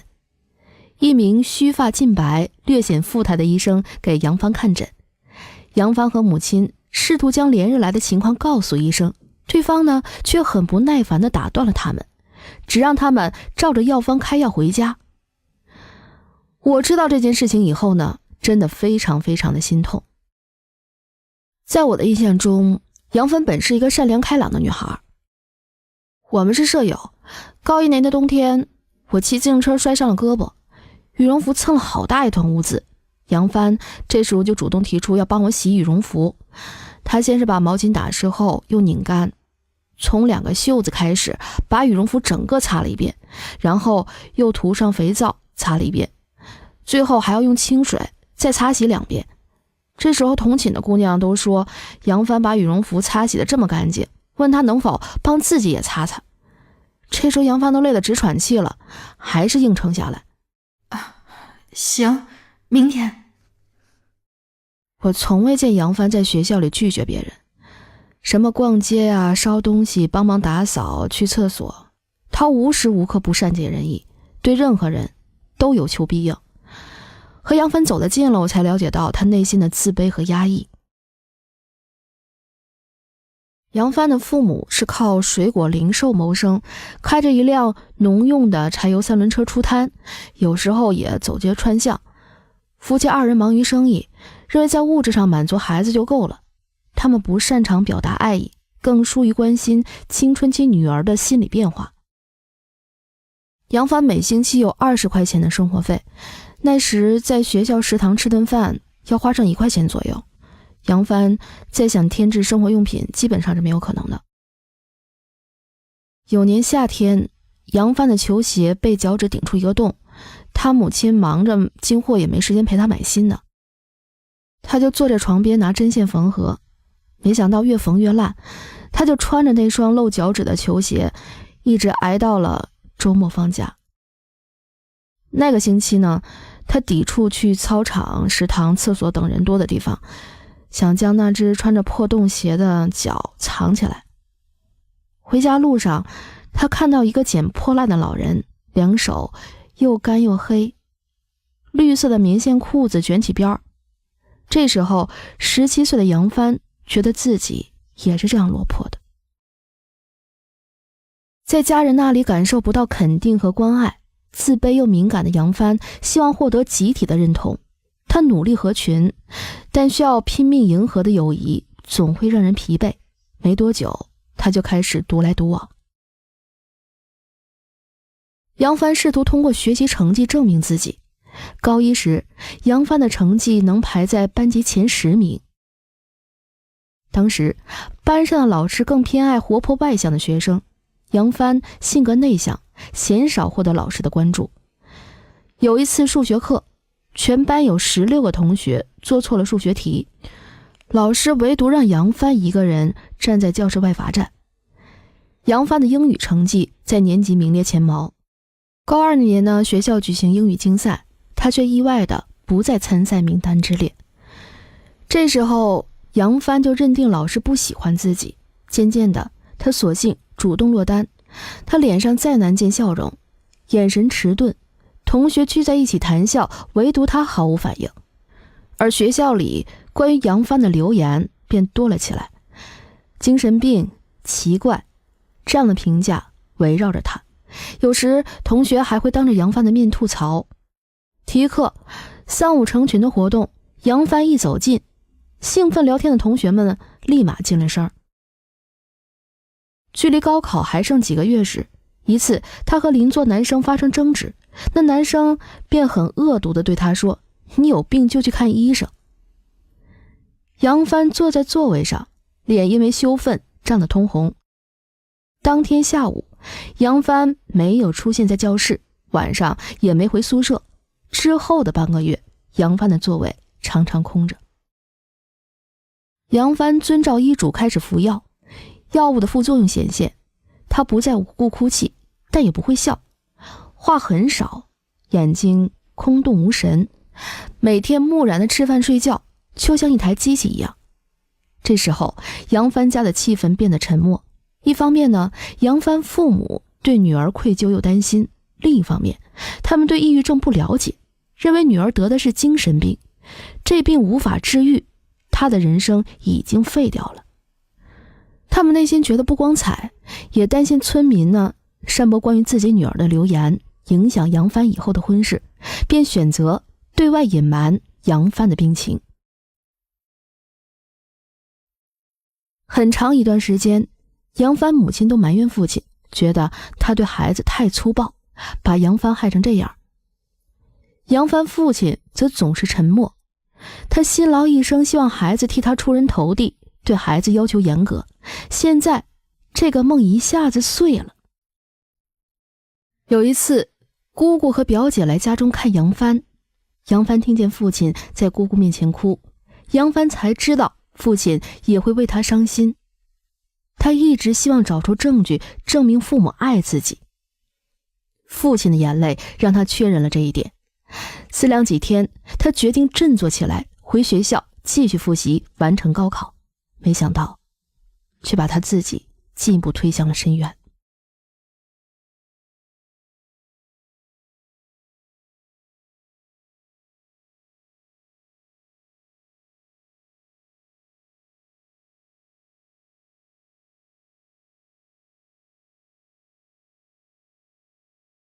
第二节，感到被家人抛弃后多次自杀。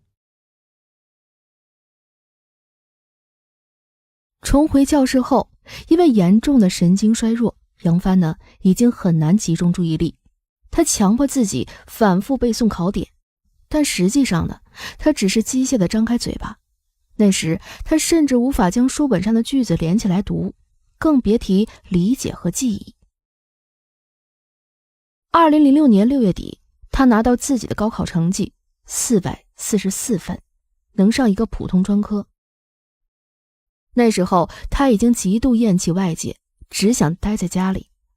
父亲也认为专科是一个可有可无的学历，他便结束了自己的读书生涯。高考后，杨帆一直住在家中，父母对他很小心翼翼。1年后，他产生耐药性，开始整宿的睡不着，变得暴躁易怒，经常和人发生口角。有一次，母亲陪他买衣服，讨价还价之时，杨帆认为店主试图攻击他们，就把衣服摔在地上，骂起人来。店主推了母亲一趔趄，他扑上前去就要和人家打架，母亲呢连推带拽的便把他带走了。杨帆母亲为此难过了好几天，路人像看精神病一样看待躲避自己女儿的眼神，深深地刺伤了他。不久，杨帆母亲带他去省会医院治疗，在那里，他又被确诊为双向情感障碍。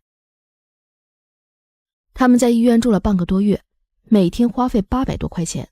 他血压低，母亲给他买猪头肉吃，自己呢干吃馒头。母亲的节俭行为刺激了他，他觉得自己的生活寒酸无助，哭闹着便打碎了菜碟子，肉撒了一地。这时候母亲只好偶尔在食堂打一份青菜。杨帆告诉我，后来我妈跟我说，她收拾洒在地上的肉的时候，觉得扫进簸箕里的都是被撕碎了的钱。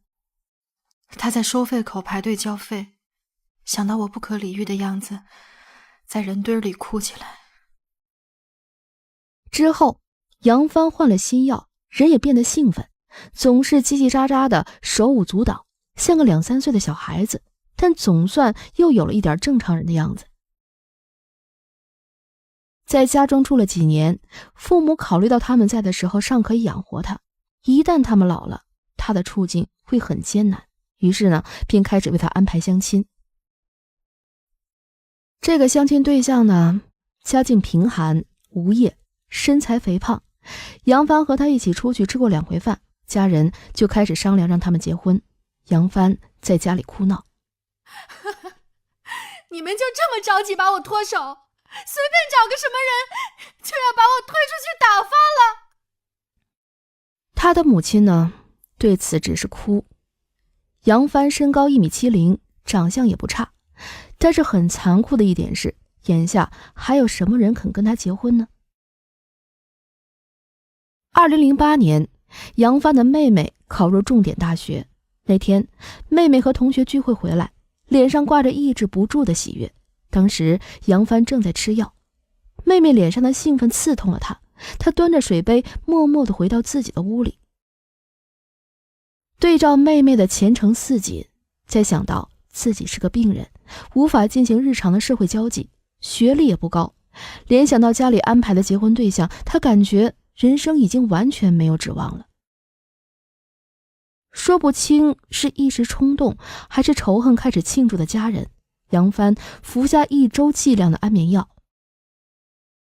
当时呢，客厅里的欢笑声传递到耳朵里，他又开始觉得害怕和不甘，于是大声哭了起来。妹妹听到哭声进屋，看到他扔在地上的安眠药包装纸，杨帆告诉妹妹自己吃了药，家人再度将他送到医院洗胃。此后，父母对他的人生大事愈发重视起来，四处托人为他安排相亲。渴望被爱的杨帆把全部的希望都寄托在爱情上了。2010年8月，杨帆相亲遇到一个瘦高个男孩子，肤色白，头发留3、7分，会唱歌。他个性有些忧郁，一直没有工作。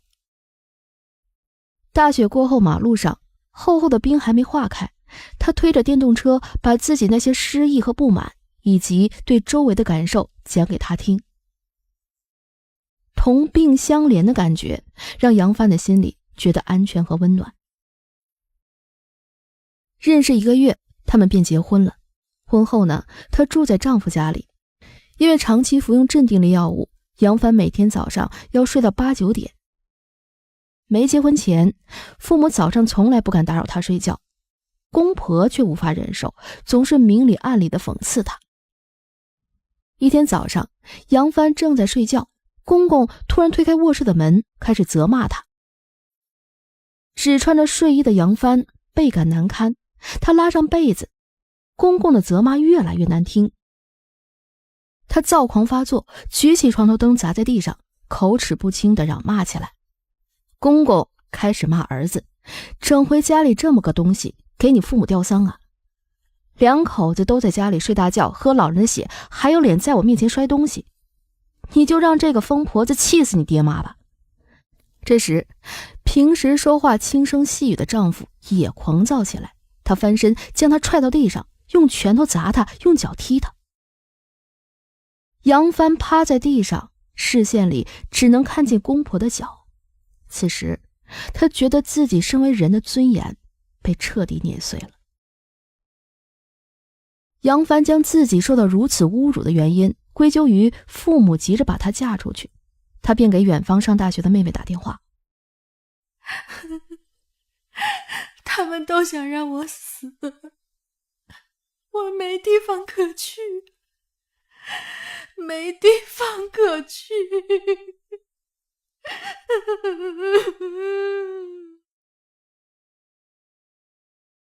父母连夜把他接回了家，在家里他醒了哭，然后骂人，哭累了便睡。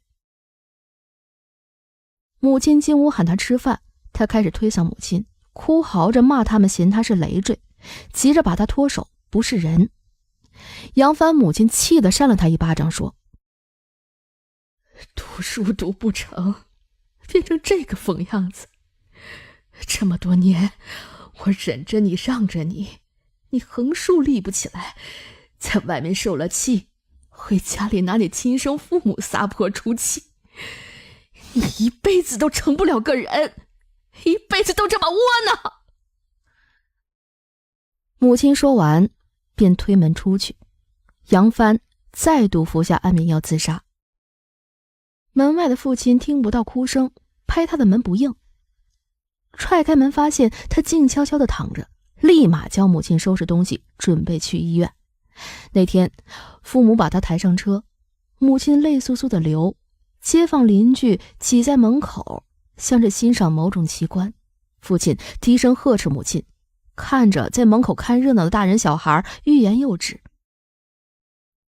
杨帆经历了第3次洗胃，做血液透析，安眠药渗透到血液里，半夜里发起烧来，年轻的医生束手无策，最终父亲托关系设法请来院长，才终于将杨帆抢救回来。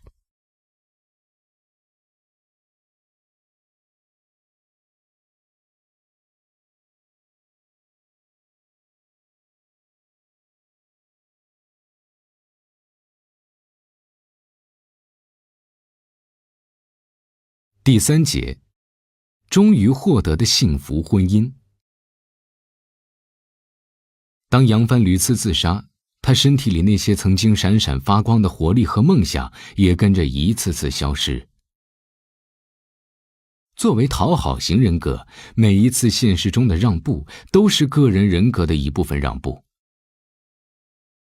但当杨帆意识到这一切之后，否极泰来，他能否重新找回丢失的自己呢？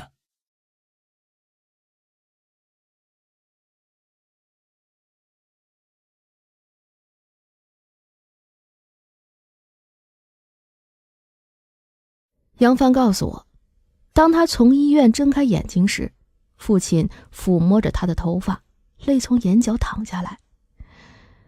孩子啊，父母的心都是肉，这样的事儿再也经不起一次了。杨帆想起2006年他被确诊为抑郁症之前，父亲眼角眉梢还带点中年人的野性和果断，短短几年他变得精神萎靡，两鬓斑白。杨帆生病的消息在村里传开，邻里认为他得的是精神病，见面时都会绕开他，避免和他说话。察觉到这一点，杨帆尽量不出门，有时1个月也不外出一次。杨帆离了婚，转院去河北省第6人民医院，在那里接受系统的治疗。他也开始重新审视自己。多年来，他一直为自己的不幸寻找替罪羔羊，埋怨父母粗暴，老师同学冷漠。其实他自己也一直畏惧种种问题，也抗拒接受不完美的自己。住院之后，医生开始给他的药剂量变少了，或许因为对症，杨帆的情绪渐渐稳定下来。2011年的冬天，杨帆通过相亲遇到现任丈夫陈亮。陈亮的母亲早逝，他15岁便外出打工，吃过苦，人也忠厚。恋爱1个多月后，杨帆犹豫是否告诉陈亮自己的病情。经历过1次失败的婚姻，杨帆担心再度被对方嫌弃，最终他还是抱着分手的决定向陈亮坦白。陈亮毫不在意地说，没什么，有病了咱们就去看，我给你看。结婚后，杨帆过上了一段相对平和的生活。陈亮在建筑工地工作养家，杨帆做起了家庭主妇。他将家里收拾得干干净净，虽然还是免不了有情绪急躁的时候，但大多数时间里他都努力控制。陈亮也时常赞美他温柔贤惠。他们计划着攒钱买一套电梯房，首付攒了10几万，陈亮却莫名瘦了30多斤。2015年秋，陈亮查出患上糖尿病，患病后由于免疫力低下，3个月后他又感染上了乙肝。来往各地医院半年多，攒的首付钱花光了，父亲劝杨帆和丈夫离婚。这时她的泪掉下来，丈夫的温和宽厚让她开朗许多。听她说起那些难挨的往事，她会抱着她默默流泪。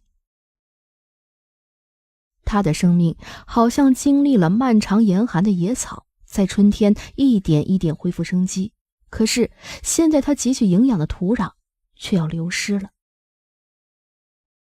杨帆拒绝了离婚的提议，她要成为丈夫的支柱。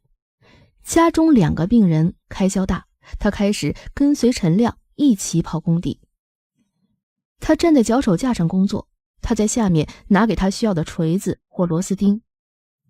陈亮抽烟，他便在网上查阅资料，用抽烟对糖尿病患者可能的影响来劝他戒烟戒酒。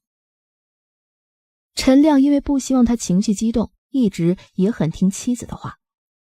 1年下来，丈夫的病情渐渐控制住了，人也慢慢胖回来，生活似乎都在向好的方向发展。自患病以来，杨帆总是怀疑自己的存在毫无价值。在帮助丈夫治疗的过程中，她变得自信了。她决定得独立做些事情，有底气地活下去。杨帆听说一位亲戚自考了2级建造师，她也想试试。她开始准备成人自考。她抗拒出门工作，计划拿到更高的学历后，可以在家接些工作赚钱。杨帆给自己制定了严格的作息时间表，1周学习6天，每天7点起床复习功课，按照在学校上课的节奏，每学习45分钟，休息15分钟。书桌安置在窗边，杨帆特别喜欢早上阳光落在书本上的那一刻。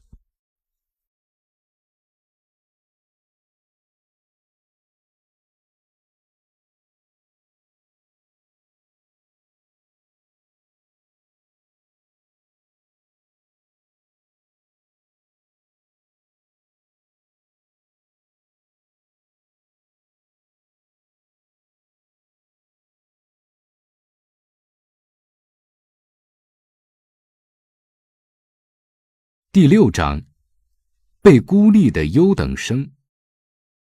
医生说，主讲人国家2级心理咨询师嫣然。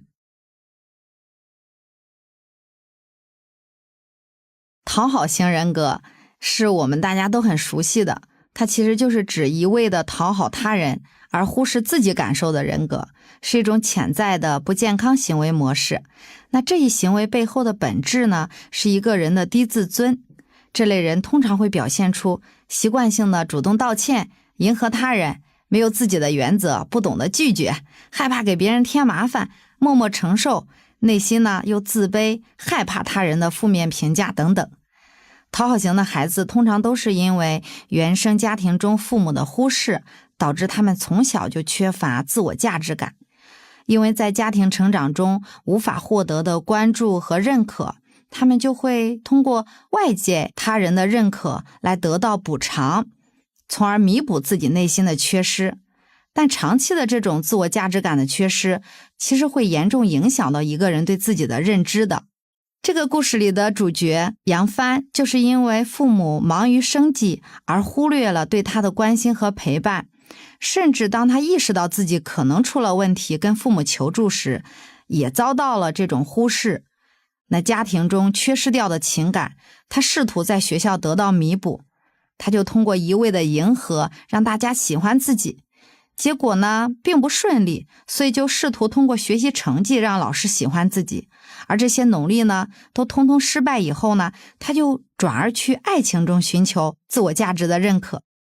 这些都暴露出他对于他人认可的极端渴求的心理，而频繁的碰壁将他置于越来越负面的情绪和心理状态中，导致他多次实施自杀来发泄自己内心的郁闷。讨好者一般都会觉得，我必须做些什么别人才会喜欢我，只有获得他人的认可和喜欢，才会让他们感受到自己的价值所在。所以当杨帆从姑姑口中得知原来父亲其实很关心自己时，他忍不住就痛哭流涕。还有他在他的第2任丈夫那里也得到了鼓励、认可和关爱，这些成为悲惨生活中的救命稻草。丈夫给她的正向反馈，给了她很多自我肯定的原动力。后期呢，她通过自我驱动去学习，照顾生病的丈夫，是因为她感受到了自己被他人尊重、被需要，从而产生自我认可和价值感的提升。这就是一个良性的循环的状态，非常有利于帮助一个人矫正他对自己的自我认知。香港科技大学的陈子嫣在总是忍不住取悦别人为什么一文中提到，我们产生讨好行为的根源是把对自我的认识和价值建立在别人身上。无论采用什么方法，讨好者们最终需要做到的是摆脱对他人赞赏和认可的依赖，自主确认自我的价值和需求。讨好型人格很容易忽视自己的需求，过分迎合他人，导致情绪压抑。这对自我成长呢，不仅没有益处，还会阻碍自我成长。所以如果我们要想改善这种人格状态，其实有几点非常重要。那第一点呢，就是要端正认知偏差，树立正确的观念。错误的行为往往就是错误的认知导致的，所以我们就要努力呢去修正自己的这种认知，确立自己的主体性。我们可以每天不断的来做一些心理暗示，跟自己强调尊重自我的需求，有意识的肯定自己，从而慢慢的来提升自我的价值感。第二个，一定要坚持原则和底线，因为我们一味的迎合别人的时候，往往就容易没有底线。越是没有底线，别人越容易来践踏我们的人格和尊严，所以这是一个负性的循环。所以一定要切记，在善待他人的同时，要学会善待和保护自己。从养育的角度来看，家长的行为也会潜移默化地影响孩子性格的养成。首先，咱们就一定要学会给孩子足够的安全感。父母对孩子的关注度会影响孩子的自我认知。父母对孩子的关注度越高，对孩子呢越肯定，对孩子的需求呢能够及时的得到回应。同时呢，父母能够给予孩子及时的鼓励等等，孩子的内心就会感觉到强大，他会觉得有足够的力量来支持他，他就不会通过追随别人的脚步来证明自己。那第二点呢，我们要给孩子一些自我表达、自主选择的机会，尊重孩子作为个体的权利，需要让孩子说出自己的想法，给他一些机会，让他能够自己做出一些选择。比如说去买东西的时候，让孩子帮忙做决定，就算是孩子的决定不正确，拒绝孩子的时候也需要给他一些理由，而不是强制要求他们服从。那最后一点也是非常重要的，就是孩子在成长过程中，家长不要太看重结果，而是要看到孩子在做事过程中的努力。这个过程里呢，父母非常容易犯的错误，就是会斥责孩子、贬低孩子，尤其是不由自主的拿他和别人家的孩子做比较。其实这是最容易让孩子的自尊心感觉到挫败的。久而久之呢，就会让孩子内化一种认知，就是自己一定要优秀才值得被爱。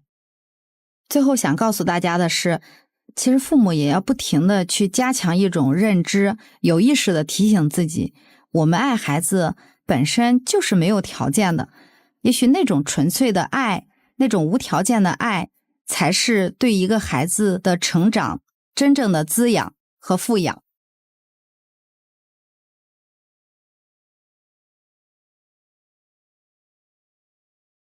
第7章，卖房辞职，陪女儿度过抑郁时光。青少年抑郁症治疗过程中，家长的重视和参与程度会直接影响孩子的治疗效果。家长在此过程中对自我情绪的控制力、处理问题的应急能力、与孩子的沟通能力、包容心和共情能力等，都会直接或间接影响到孩子的病情。对父母来说，这就是一场关于爱的自我修炼。今天的案例中，就是一场见证改变的神奇旅程。讲述人的身份是患者的母亲。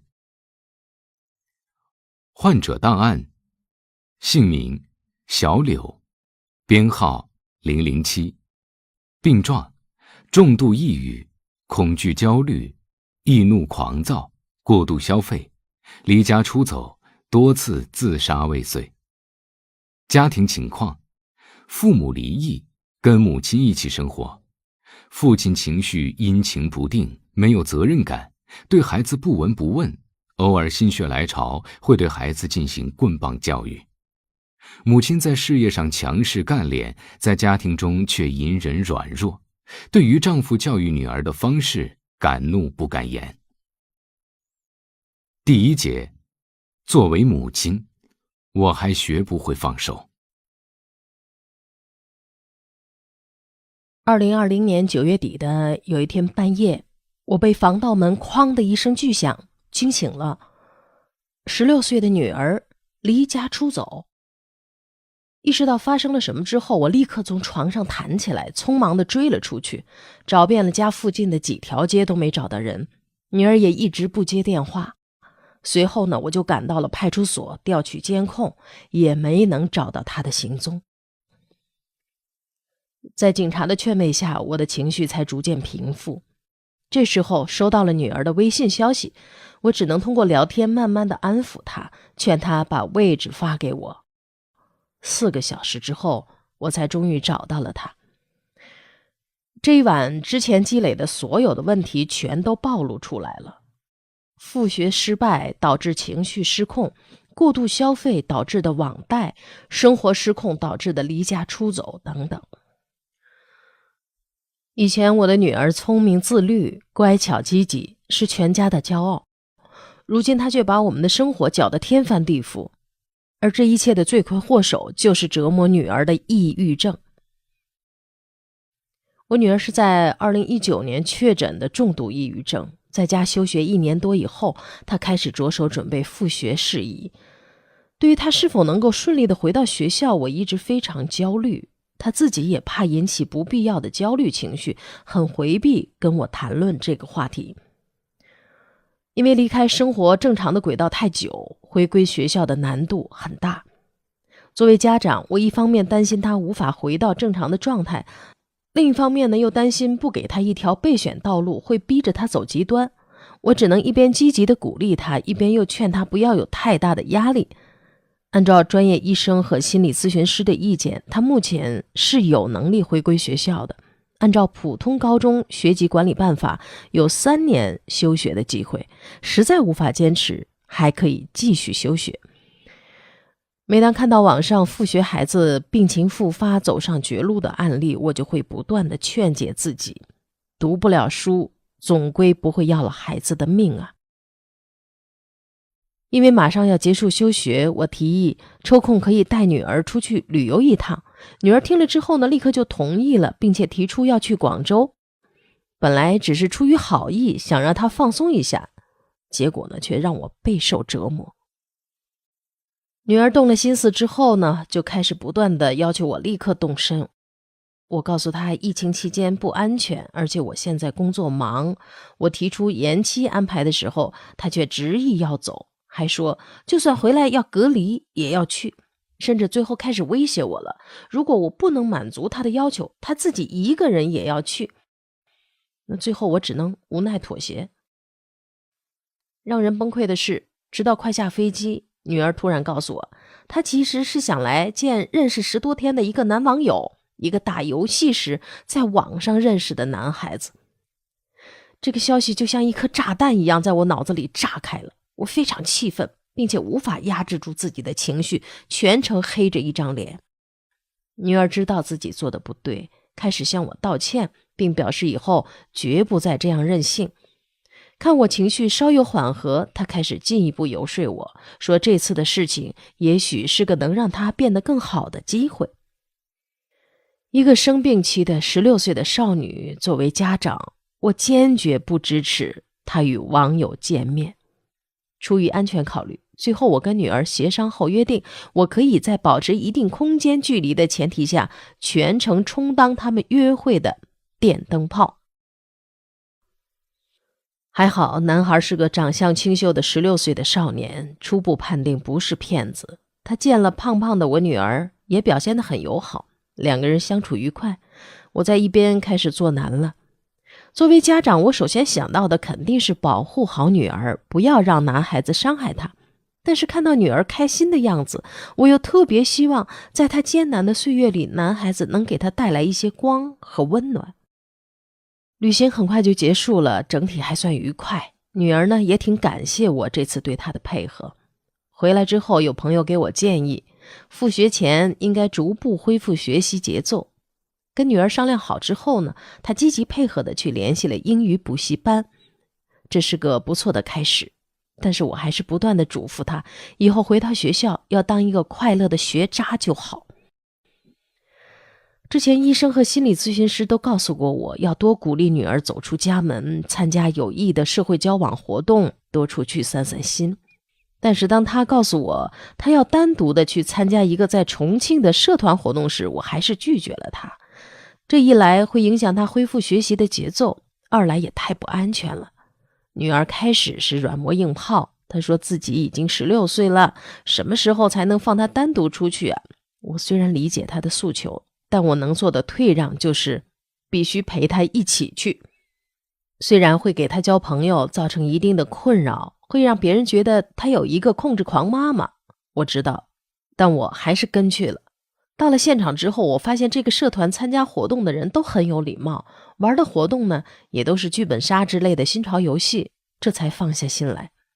那时候我跟我自己说啊，迟早都得放手，也许等他病情稳定了，上了大学，年纪渐长，知识也增长了，他就有能力可以保护自己了。现在就让妈妈再保护你一段时间吧。在这种心态里，我们商量起了他复学的事情。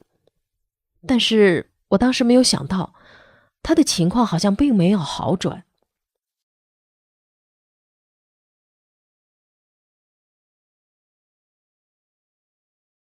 第2节，为带女儿养病，我火速卖房辞职。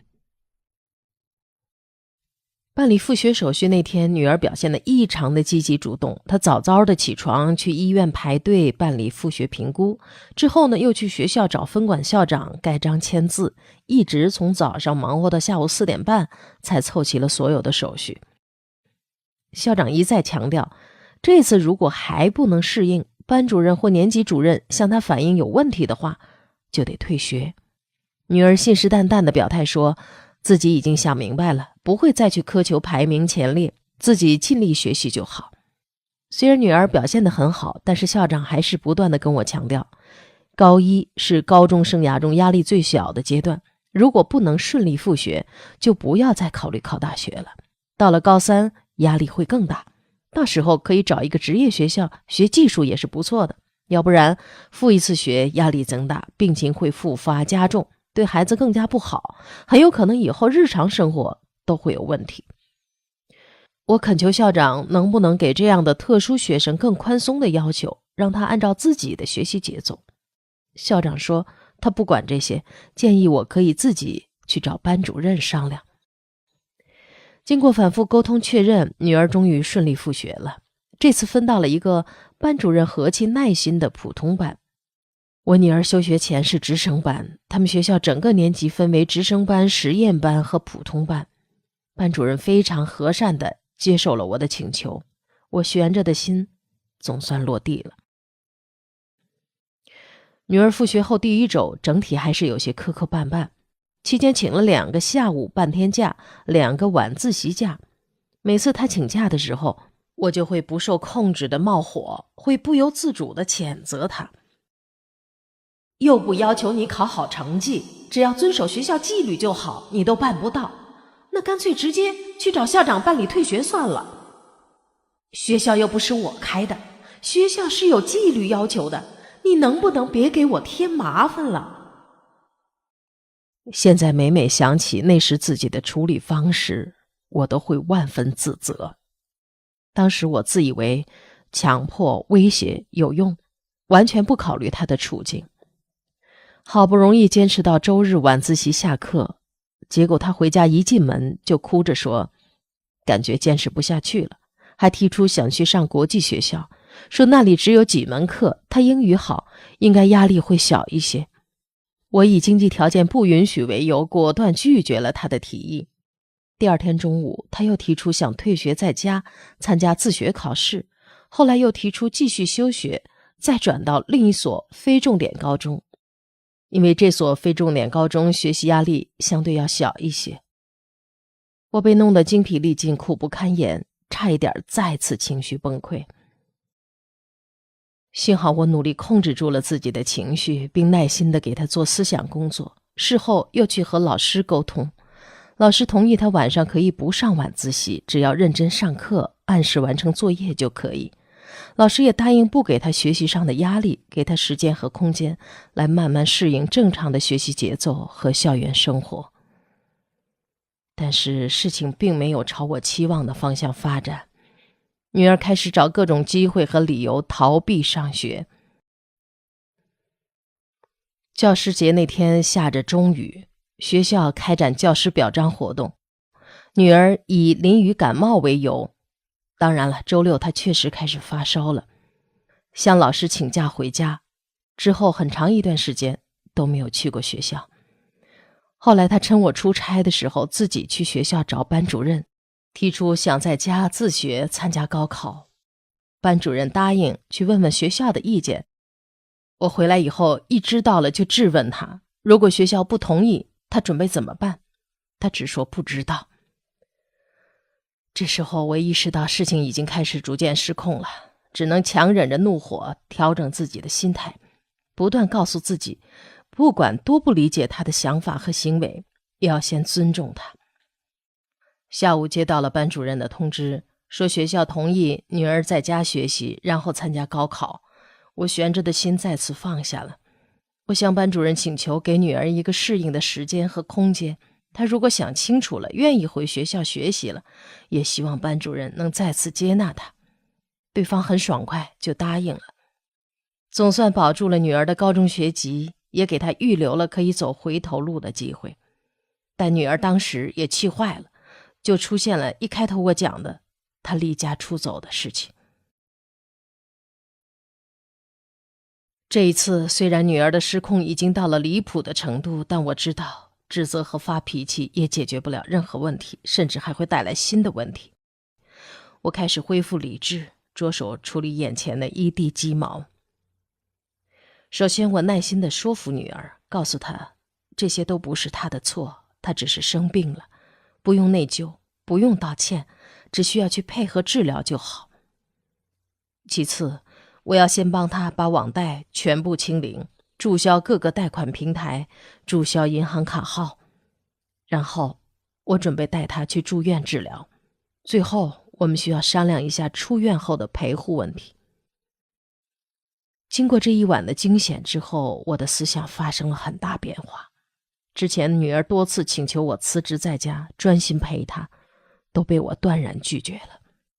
我是一个没有场外救助的单亲妈妈，怎么敢辞职？现在我却不得不慎重考虑这个问题。房子留给一个生病的女儿有什么用？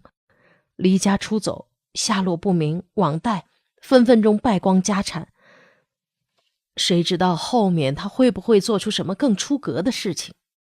想来想去，我决定卖掉房子，陪女儿好好治病养病。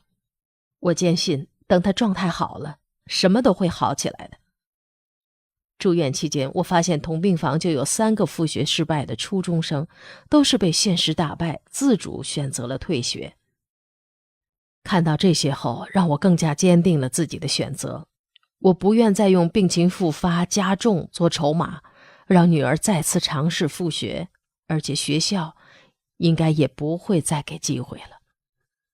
最终一不做二不休，我们娘俩一个辞职，一个退学，飞到了海南，希望这里的阳光沙滩、大海可以拯救女儿失落的灵魂。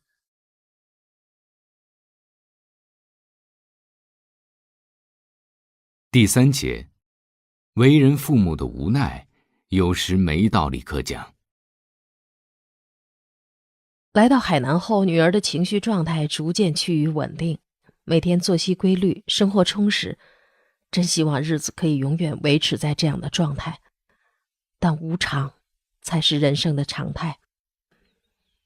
女儿一般会在晚上11点睡觉，早上7点半起床，午休半小时到1小时。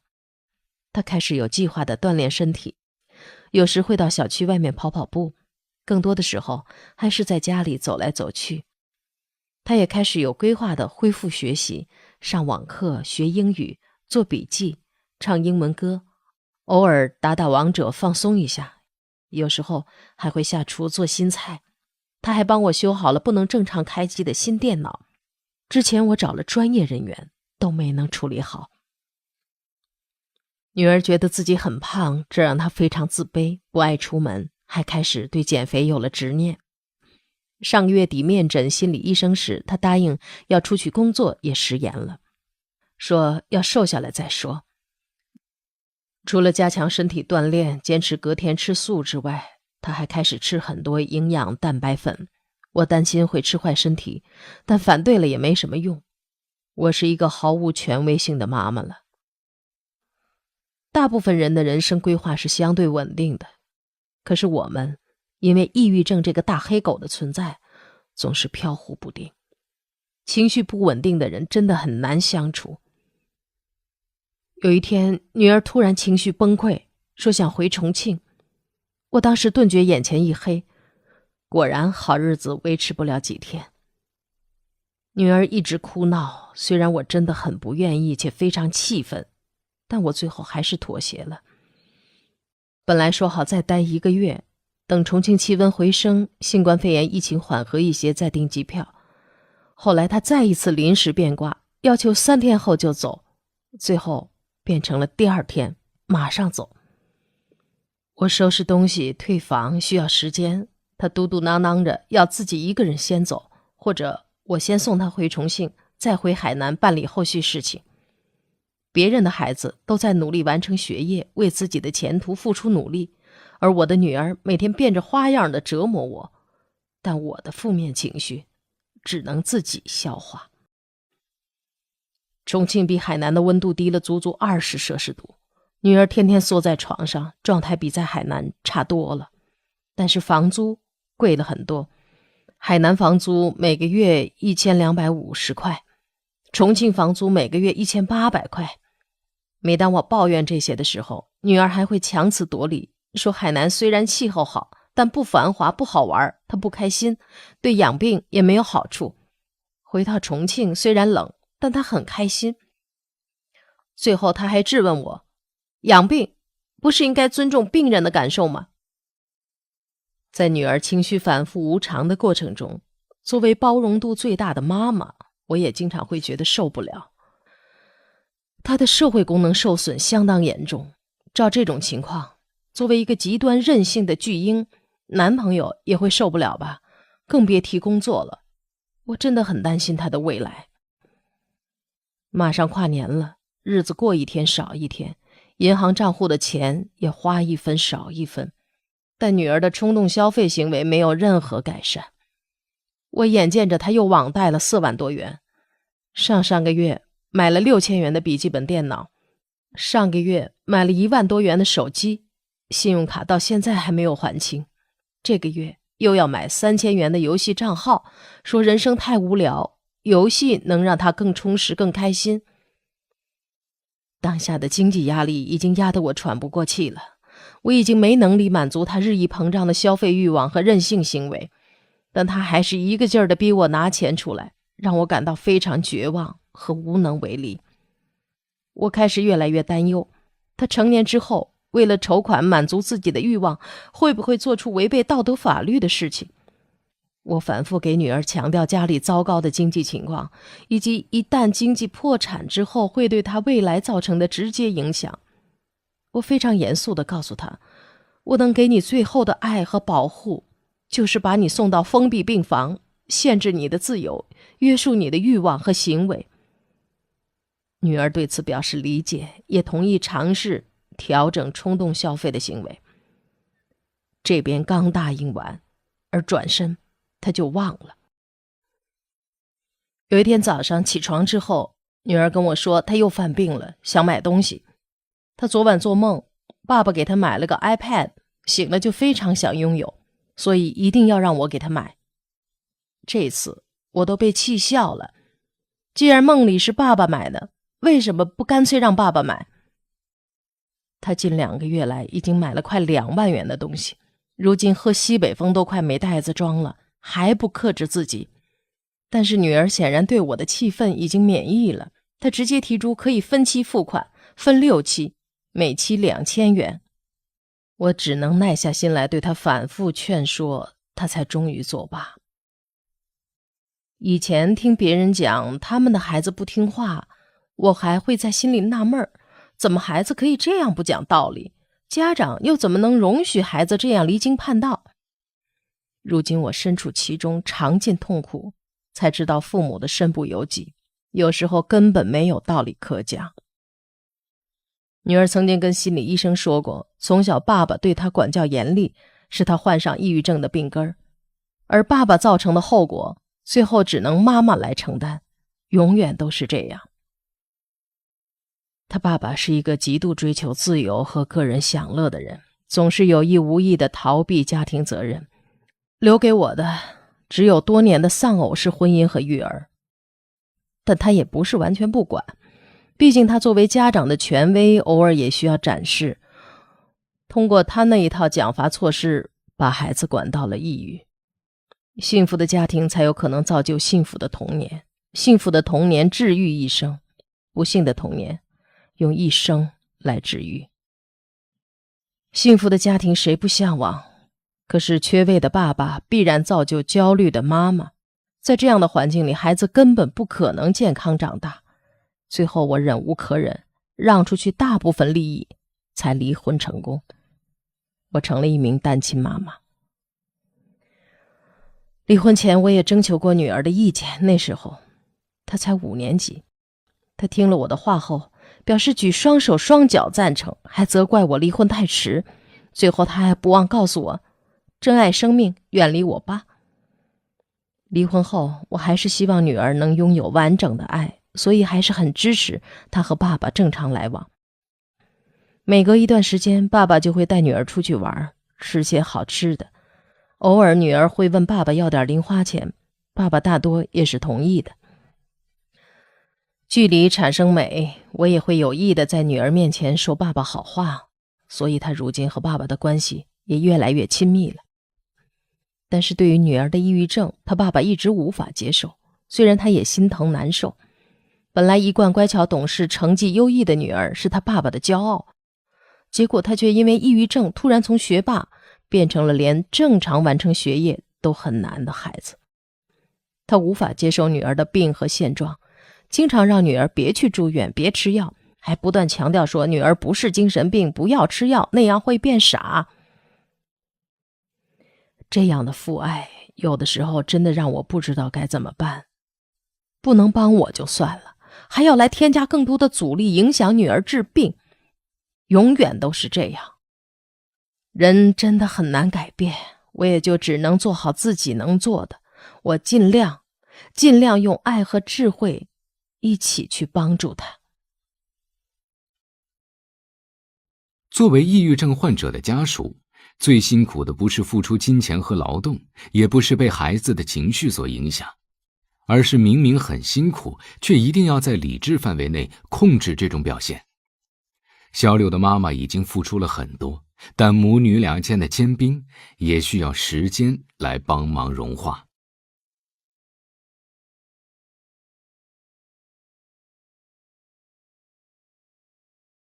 第4节，尊重、包容和爱才是治愈女儿的良药。新年到来，我却没底气许下女儿新的一年能够痊愈的愿望。年底的时候，她又逼迫我花2610块钱买了英雄联盟的游戏账号，说是太无聊，需要换个新游戏。我的整个新年都在生气、绝望，偶尔又能看到希望，这2种情绪中反复。最终我选择了放弃抵抗，举手投降。过了一段时间，女儿提出了更离谱的要求，她要和朋友去同一家精神病院一起住院。折腾了几天，终于顺利入住。结果到了第5天，她就厌倦了住院的生活，友谊也被随之抛诸脑后，开始闹着要出院。整个住院期间，她大闹了3次，其中第2次特别激烈。她在操场上，在病房里对我双膝下跪，以头叩地。她还扬言，如果我不答应，她一出院就去寻死，还以头撞墙自残，威胁我。对这次的住院闹剧，我全程一直保持着温和而坚定的态度，告诉她出院时间要听从医生的安排。这次在出院仪式上，我坚持原则，没有向女儿妥协，明显对她起到了很大的教育作用。现在我的心态被女儿的病锻炼得既强大又稳定，每天照常买菜做饭，看看书，打打游戏，追追剧，逛逛公园，就算在深渊里，也要学会自得其乐。女儿的抑郁症确实让人糟心，可我不能让她毁了我的生活，偷走我的健康和快乐。也许是被我持续稳定的状态影响，出院后女儿竟然开始有了很好的表现，开始重新恢复了锻炼，每天都会上网课，还特意去书店买了习题来做。有一天我看到她竟然开始自己在家里烧水洗头发了，因为租的房子没有安浴霸，风暖又坏掉了，之前她都是去理发店洗。她也开始主动出门去交朋友了。回到老家，不管是和长辈相处还是和弟妹玩闹，她都很有礼貌和分寸。减肥也很有毅力地坚持了下来，愿意花更多的时间在户外活动上。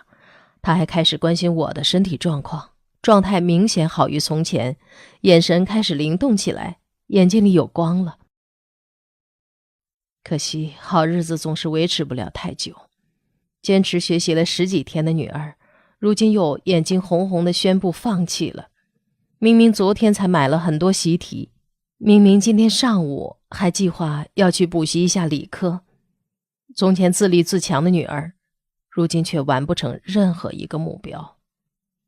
之前她承诺不再乱花钱了，结果现在又缠着我要买一只狗狗，是一只比熊。女儿这一次为了狗狗做了不少承诺，比如多做家务，增加户外活动，努力学习，把零花钱作为养狗费用，承担养狗事务。其中最打动我的一句话是：妈妈，您就当是治疗费吧，狗狗真的能更好地疗愈我呀。我也希望狗狗能带给女儿爱的滋养，帮助女儿重获新生，最终还是答应了她。狗狗本身1800块，加上食物、医疗保险什么的，合计花了将近3000块。我对这种无休无止的被胁迫深感无奈和痛苦，最后只能花1天时间自我说服、自我疗愈，才稍稍缓过劲儿来。狗狗绵绵的到来的确给女儿带来很多欢乐，她开始忙前忙后，耐心地照顾着她的小 baby， 牵挂着狗狗的冷暖饥寒。无奈小狗刚养了没几天，女儿又开始表现出病态的焦虑，担心自己不能照顾好它，不能对狗生负责，天天一脸懊丧和挫败。之前睡眠很好，如今却夜不能寐。养狗完全没有起到当初预期的疗愈作用。女儿几经纠结痛苦，下定决心要把狗狗送出去，并央求我不要告诉她最喜欢的大姨。3000大洋，自己的承诺做不到，对小生命不负责任，我心中的怒火差点喷薄而出。但我已学习心理学好几个月，经历了很多次挫折，心性较之前已经坚毅了很多。我劝自己，女儿这个年纪做出错误的决定是很正常的，人生就是不断的试错、改正，再不断的强大的过程嘛。狗狗送出去，后续高昂的打车费、养育费、医疗费不就省了吗？况且女儿让保密，想维持乖乖女形象，不正说明了她自尊意识有所提高吗？所以我心平气和地同意了女儿的请求，没有生气，也没有唠叨。经过这件事以后，女儿一脸愧疚地向我道歉，并表示以后坚决不乱花钱了。到目前为止，她都一直信守承诺，没有提出乱花钱的要求。女儿这次真的有了质的变化，一方面的确遵守了量入为出的承诺，没有提出过分的消费要求；另一方面讲信用，把收到的生日红包的一半用于还之前买 iPad 买狗狗的欠款。控制体重方面也特别有意志力、有力量。看来真的注意以平等、尊重、理解、接纳的方式对待女儿，女儿就会更加自尊、自爱、理性，注重自我形象的塑造。我仿佛又看到了希望之光。越来越多的事实证明，女儿开始变得越来越理性和通情达理了。中午在外用餐，她会考虑到省钱，主动提出并张罗打包。没叫到车，女儿可以饿着肚子，大中午拖着行李，在烈日下步行半小时却毫无怨言，情绪非常稳定。上台阶时还会主动帮我拿行李，还会经常拿出账本计算收支，力求收支平衡。最近女儿又开始养猫了，她会在炎炎烈日下去取回快递，猫砂、猫粮、猫罐头。出门前，她还会特意倒出猫砂，清洗猫砂盆，并顺便把垃圾提下楼。每次她打开猫罐头放在小猫面前，看着小猫狼吞虎咽的样子，脸上都会露出慈母般幸福满足的笑容。她跟我说，小猫吃得高兴，我也很开心，吃苦受累也值得。我在女儿身上看到了流动的爱，营造爱，感受爱，传递爱。女儿也开始对我嘘寒问暖起来，让我有什么不舒服要告诉她，要早些去治疗。她还要求我5月份去体检。病情持续稳定后的女儿终于成功回归校园，开启了她的新生活。这就是如今我宛如小天使一般的女儿，而不久前她还是妥妥的小恶魔一枚，情绪失控，网贷，冲动消费，离家出走，异地见网友。所以正规治疗加上父母科学智慧的爱和陪伴，一边惯着，一边治疗，一边疏导，这样的奇迹就能发生。我很满足，也很感恩。希望和我一样深陷困境的家长们能看到我的这篇文章，能感受到安慰，感受到信心和希望，从而有勇气直面困境，积极的行动起来。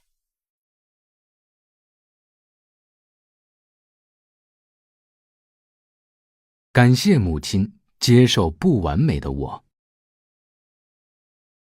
看到母亲写的文章后，小柳知道了母亲在陪伴自己的过程中的艰难和隐忍，于是决定从女儿的视角来讲述这段经历。第5节，爸爸用棍棒逼我做完美小孩。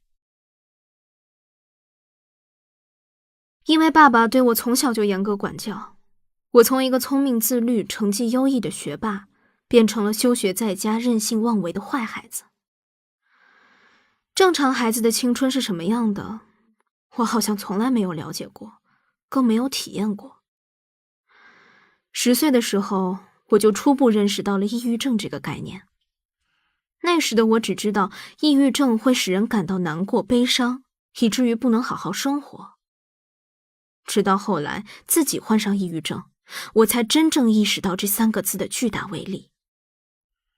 妈妈说，小时候身边的人都夸我是他们见过最聪明的孩子，因此大家都理所当然地对我寄予厚望，而我也从来没让大家失望过。从学前班到小学，从小学到初中，我的成绩在班上一直名列前茅，但我一点也不快乐。通常人们对自己获得的成就都会有满足感，可对我来说，这份满足背后却隐藏着深深的恐惧，害怕失败。这份恐惧不只来源于我自己好胜的自尊心，更多的是来自我的爸爸。在他的预期中，我应该是一个完美小孩，不可以有任何瑕疵。从我5岁开始，他就给我制定了一套特别严格的规范：玩具要收拾整洁，字迹要写得端正，作业要做得又快又对，吃饭要遵守礼仪，不可以撒出一粒饭菜，考试成绩要名列前茅，一定要考上重点中学。每一项规矩的背后都有配套的一系列奖惩措施。记得在小学时的某个暑假的晚上，我和妈妈正玩得高兴，爸爸突然冷着脸回来，随后他莫名其妙命令我立刻拿出家校联系本。我当场愣住了，当时已经放假很多天了，根本用不着家长签字，但是我又不敢说出自己的疑问。一贯丢三落四的我，在没有准备的情况下，根本没法很快找出来。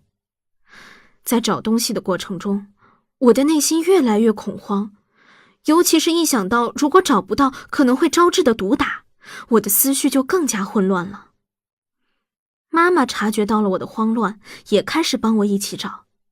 他也很无助，因为他如果出言制止的话，爸爸不仅不会收手，还会将惩罚加倍。在我每次面临可能会被打死的情况时，永远没有人能帮我。最后还是没能找出家校联系本，爸爸拿出家规，40厘米长的薄竹片，要打我手心60下。他每打一下我就抽一回手，嘴里倒抽着冷气，眼泪大颗的往下掉，真的好痛好痛。在我被打了30下后，妈妈终于看不下去了，她按捺住愤怒，劝说爸爸真要打完60下，孩子会被打坏的，不如分期执行。有了这个分期的额度，虽然我暂时活下来了，可又不由得担心那剩下的30下什么时候挨。父母们可能不知道，挨打对孩子来说本身就已经很可怕了，但更可怕的是等待挨打的那段无常时光，就好像头上时刻悬着一把锋利的宝剑，随时可能朝我砍来，却又没有一个准确的时间。很多人觉得这些不过是家长对孩子的基本要求，没有规矩不成方圆，没有什么值得抱怨的。可对我来说完全不是这样的，这样的生活对我来说太痛苦、太恐惧、太焦虑了，以至于我时常觉得窒息。我只是个小孩子，有点小毛病不是很正常的吗？只要我犯一丁点错误，爸爸就会用家规打我。虽然如今很多具体惩戒的过程我已经记不清了，但那份恐惧一直留在我的记忆中，成了无法消除的痛苦烙印。那个在角落瑟瑟发抖的我，每天都活在怕被打死的恐惧中。我害怕犯错误，害怕考不好，害怕我不是完美小孩。而我的妈妈完全没有保护我的能力，因为爸爸警告过她，如果妈妈要是保护我，她会打得更狠。虽然妈妈在工作上是别人眼中的女强人，但在我所遭受的家暴事件中，她却退缩了。我小时候看动画片，每当看到小动物的妈妈面对凶猛的野兽时，总会奋力一搏，拼尽全力保护好自己的宝宝这样的情节，我就会暗暗生妈妈的气，也怨恨过她。我清楚地记得8、9岁的时候，我在一个本子上用力透纸背的愤怒写下了 N 多诅咒父母的话。有时我还会在心里想，如果我是个孤儿，会不会更幸福一些？或者我是被亲生父母不小心丢失的小孩子，有一天他们会千辛万苦地将我来找回，补偿给我缺失多年的温柔慈爱。当时因为年纪太小，我自己没能力独立生存，没有更好的选择，所以我一直不敢将自己的想法和感受表达出来，只是在心里痛苦和纠结。如今我和妈妈已经和解了，因为我知道她很爱我，只是她当时不懂得怎样去教育孩子，所以才听信了我爸的那套理论，黄金棍下出好人。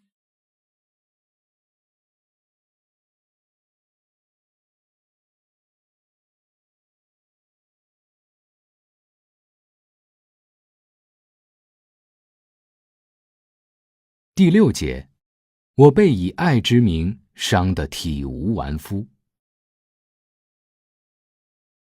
这么多年过去了，我已经不像小时候那样惧怕爸爸了，有时候甚至还会和他吵架。但他这么多年的施压已经对我产生了极其深远的影响。因为原生家庭带给我的全是不安和恐惧这些负面情绪，我从小对于婚姻、家庭这些概念都没有什么好感。小学4年级的时候，我还曾经和班上4个单亲家庭同样缺爱和陪伴的好朋友组建了一个不婚主义联盟。我们觉得自己受了这么多大大小小的伤痛和委屈，长大以后我们可能都会组建一个很不幸的家庭，养育一个很不快乐的小孩，过着悲惨的一生。这些光想一想都觉得很可怕。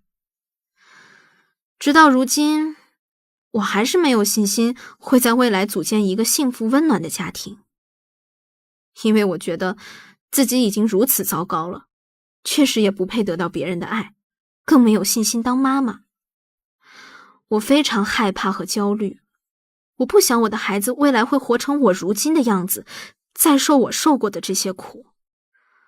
后来我们因为升入不同的中学都分开了，特别是抑郁症让我羞于见人，我删掉了所有同学的联系方式。不知道他们现在还好吗？已经得到治愈了吗？还是和我一样，感到更受伤和绝望？对于自我要求这方面，我总是用完美主义苛求自己，这也造就了我的讨好型人格。我总觉得要足够优秀完美，别人才会喜欢我。于是每次一考试前，我都会焦虑的睡不着觉，成功了会担心失败，失败了会担心再也不能成功。而人际关系，现在仔细想想，我似乎从来没有长久的维系过一段关系。有时我会讨好别人，有时我会觉得他不是真心和我交朋友，有时我又会认为他们都在背后议论我。我还记得初二那年，我和一个好朋友闹掰了，他对我说了一句话，我到现在还记得：其他家长都知道你有病。对于当时的我来说，这无疑是晴天霹雳。他们会怎么看我？他们是不是私底下说我矫情？他们会不会觉得我走不长远？诸如此类的猜测在我脑海中盘旋，久久不去。那时候我的班主任是个说话总是阴阳怪气的人，由于我总是请假，而他又不了解我的病情，常常会在班级里公开嘲讽我。有一次我休完病假之后回去上学，忘记带卷子了，他就当着全班同学的面用很恶劣的语气说：学也不上，卷子也不带，你还想不想读书了？每次考完试，如果排名有一点下滑，他就会当众批评我。记得有一次因为4分之差，我从第1名滑到第4名，他课后把我叫到办公室，狠狠地批评我。和父母一样，老师也会以爱之名，以激励为理由来一次次伤害我，他们的处理方式完全不适合我。那时的我是一个14岁、敏感多疑又心思沉重的小女孩，我最终被这些无休无止的爱和激励打败了，被伤害得体无完肤。我最后选择了当逃兵，从学霸和乖乖女的身份逃离，成了一个休学的 loser。 我的抑郁症绝非一朝一夕形成的，这么多年来，我遇到的每一个人，每一件事都对我产生了影响，积极和消极的都有，但最终还是消极影响占了上风。初2上学期，我终于鼓起勇气告诉了妈妈，我好像得抑郁症了。妈妈起初也不理解我，对于我的频繁请假，她总是表现得很愤怒，她觉得我只是因为懒而装病逃避上学。刚开始，她对我骂过、吵过，也无奈地哭过，可我仍是不知悔改。后来，我再次跟她说了我可能真的生病的事情，她才意识到，原来她的孩子已经不再是小时候那个无忧无虑的小可爱了。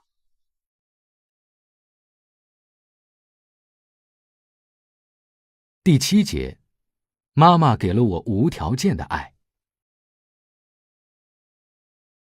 从确诊到休学是一个很漫长的过程，我妈也是在这个过程中逐渐真正接受了我生病的事实。她开始慢慢改变自己对我的态度，也学着用科学的方式来对待我。虽然妈妈的工作特别忙，但是她一有时间就会上网查询抑郁症相关的知识，还加入了几个抑郁症 QQ 群，甚至去知乎提问。女儿16岁了，以前妥妥的学霸，已经休学1年了，患了抑郁症，怎么爱她？她很努力的在想尽办法爱我。家庭心理咨询的时候，妈妈告诉咨询师，虽说人类的悲欢并不相通，但她希望有办法、有途径能尽量与我共情，去理解我所遭受的痛苦。她现在知道了，她的女儿很难受、很痛苦，她一定要想方设法去减轻女儿的痛苦。相比于其他家长，我妈真的已经算是对抑郁症孩子很理解、很宽容的家长了。在日常相处中，她会尽量迁就我，希望我开心、情绪稳定。在我治疗期间，她一直带着我四处求医问药，特别是每周1次的心理咨询，需要往返奔波1天时间。她有腰椎病，所以每次都很辛苦，但她一直坚持陪我。有时她还要满足我各种任性的要求，忍受我的坏脾气。妈妈的坚强和耐心，我真的很佩服。爱子，则为之计深远。妈妈对我的爱不仅体现在日常生活中，她还会为我规划很远的事情。但我因为生病，总是对未来充满焦虑，变得很没有上进心。我唯一思考的是，我还能活多久？也许不会太久。这对妈妈来说是很残酷的事情。对于我总是无法走上正轨，妈妈有时会表现出很讨厌的唠叨，甚至会怒斥我。大概意思就是不吃学习的苦，就要吃生活的苦之类的。我能感受到她内心的焦灼不安，她肯定每天都在祈祷，女儿呀，快好起来吧，快去上学吧，快考个好大学吧，那样才会有好的未来。但是他的这些希冀和期望传递到我这里，只会给我带来焦虑。我的情绪一直没办法得到宣泄，整个人也无法真正的放松。我虽然人休学了，但心还被困在令人窒息的教室里，导致我的病情一步步加重。我开始变得易怒狂躁，喜欢买东西，乱花钱，也闹过几次自杀和离家出走。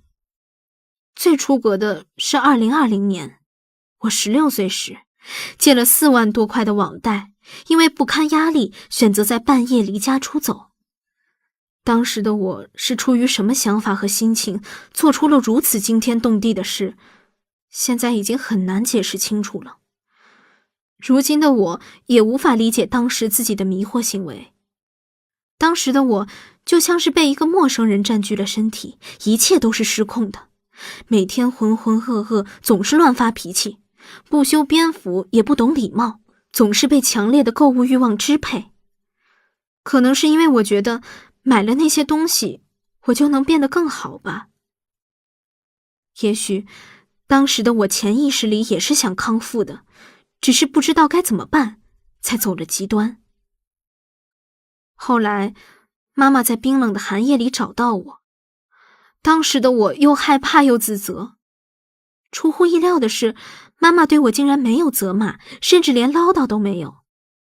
她只是很认真地告诉我，你只是生病了，这是病症，不是你的错。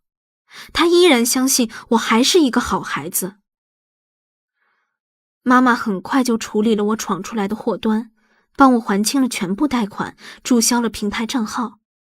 然后她带我去了医院，让我接受住院治疗。等到我情绪平定下来后，妈妈心平气和、开诚布公地和我进行了沟通。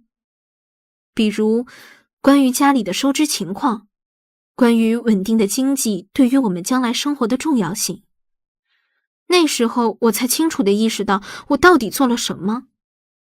我家里可不是什么大富大贵的人家，只能说可以保证基本的温饱。所以我如此不计后果的冲动消费，对我的家庭而言构成了特别大的破坏力和风险。妈妈很真诚地告诉我，如果你不能好好配合治疗，不能理性克制消费，一直不停的买，那么造成的直接后果就是会让家里的经济破产。到了那一天，妈妈也就只有爱你的心，没有爱你的能力了。那么，无能为力的妈妈对你最后的爱和保护，就是把你送到精神病医院的封闭病房，终身疗养。那里没有手机，没有妈妈的陪伴，没有可口的饭菜，更没有自由，没有希望，没有未来。你确定要接受这样的人生吗？这段话至今我都记忆犹新。这其中包含的无奈与绝望，爱与鼓励，每每想起都让我感到心情复杂。我产生了很强的危机感，正是这份复杂和危机感让我下定决心要好起来。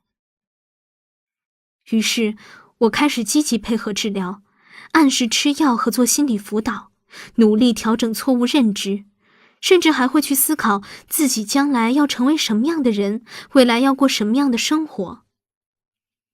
这是一个很漫长的过程，在此期间，我的任性妄为、离经叛道，还有我做的那些很多正常孩子根本不可能做的事，最后都被妈妈的爱包容了。每一次，她首先考虑的都是我的人身安全和情绪稳定。她一次次的迁就和妥协，让我感受到了真正的爱，无条件的爱。这爱无关成绩，只因为我是她的女儿。之后，我的情绪越来越平和，我慢慢收起了虚张声势的小爪子，内心要与妈妈对抗的攻击性也慢慢消失了。经过我的反复试探，我已经完全确信，妈妈是和我站在一起的朋友，根本不是我原来设想的敌人。我不应该去报复她，伤害她。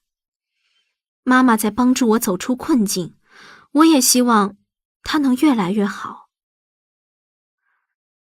2021年上半年，在妈妈无条件的爱的滋养下，我的状态慢慢开始好转。我很喜欢写诗，从前写的诗多是对世界的痛恨，现在写的却大多与爱有关。经历过2次复学失败的我，现在满怀憧憬，想回到学校，格外热爱学习。这一次，我不和别人比，我只做好自己，尽自己的努力去实现梦想就可以了。我是为自己而活的，我不愿意浑浑噩噩地过完这一生，我也想成为一颗星星。我的生命中已经度过的17年，差不多都在这短短的字数里了。但我还有未来，我们都还有光明的未来。所以，请不要畏惧前路，不要止步于一时的迷惘。远方总有爱，远方总有梦和希望。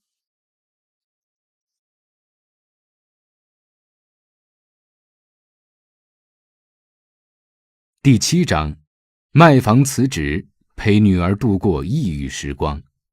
医生说，主讲人国家2级心理咨询师嫣然。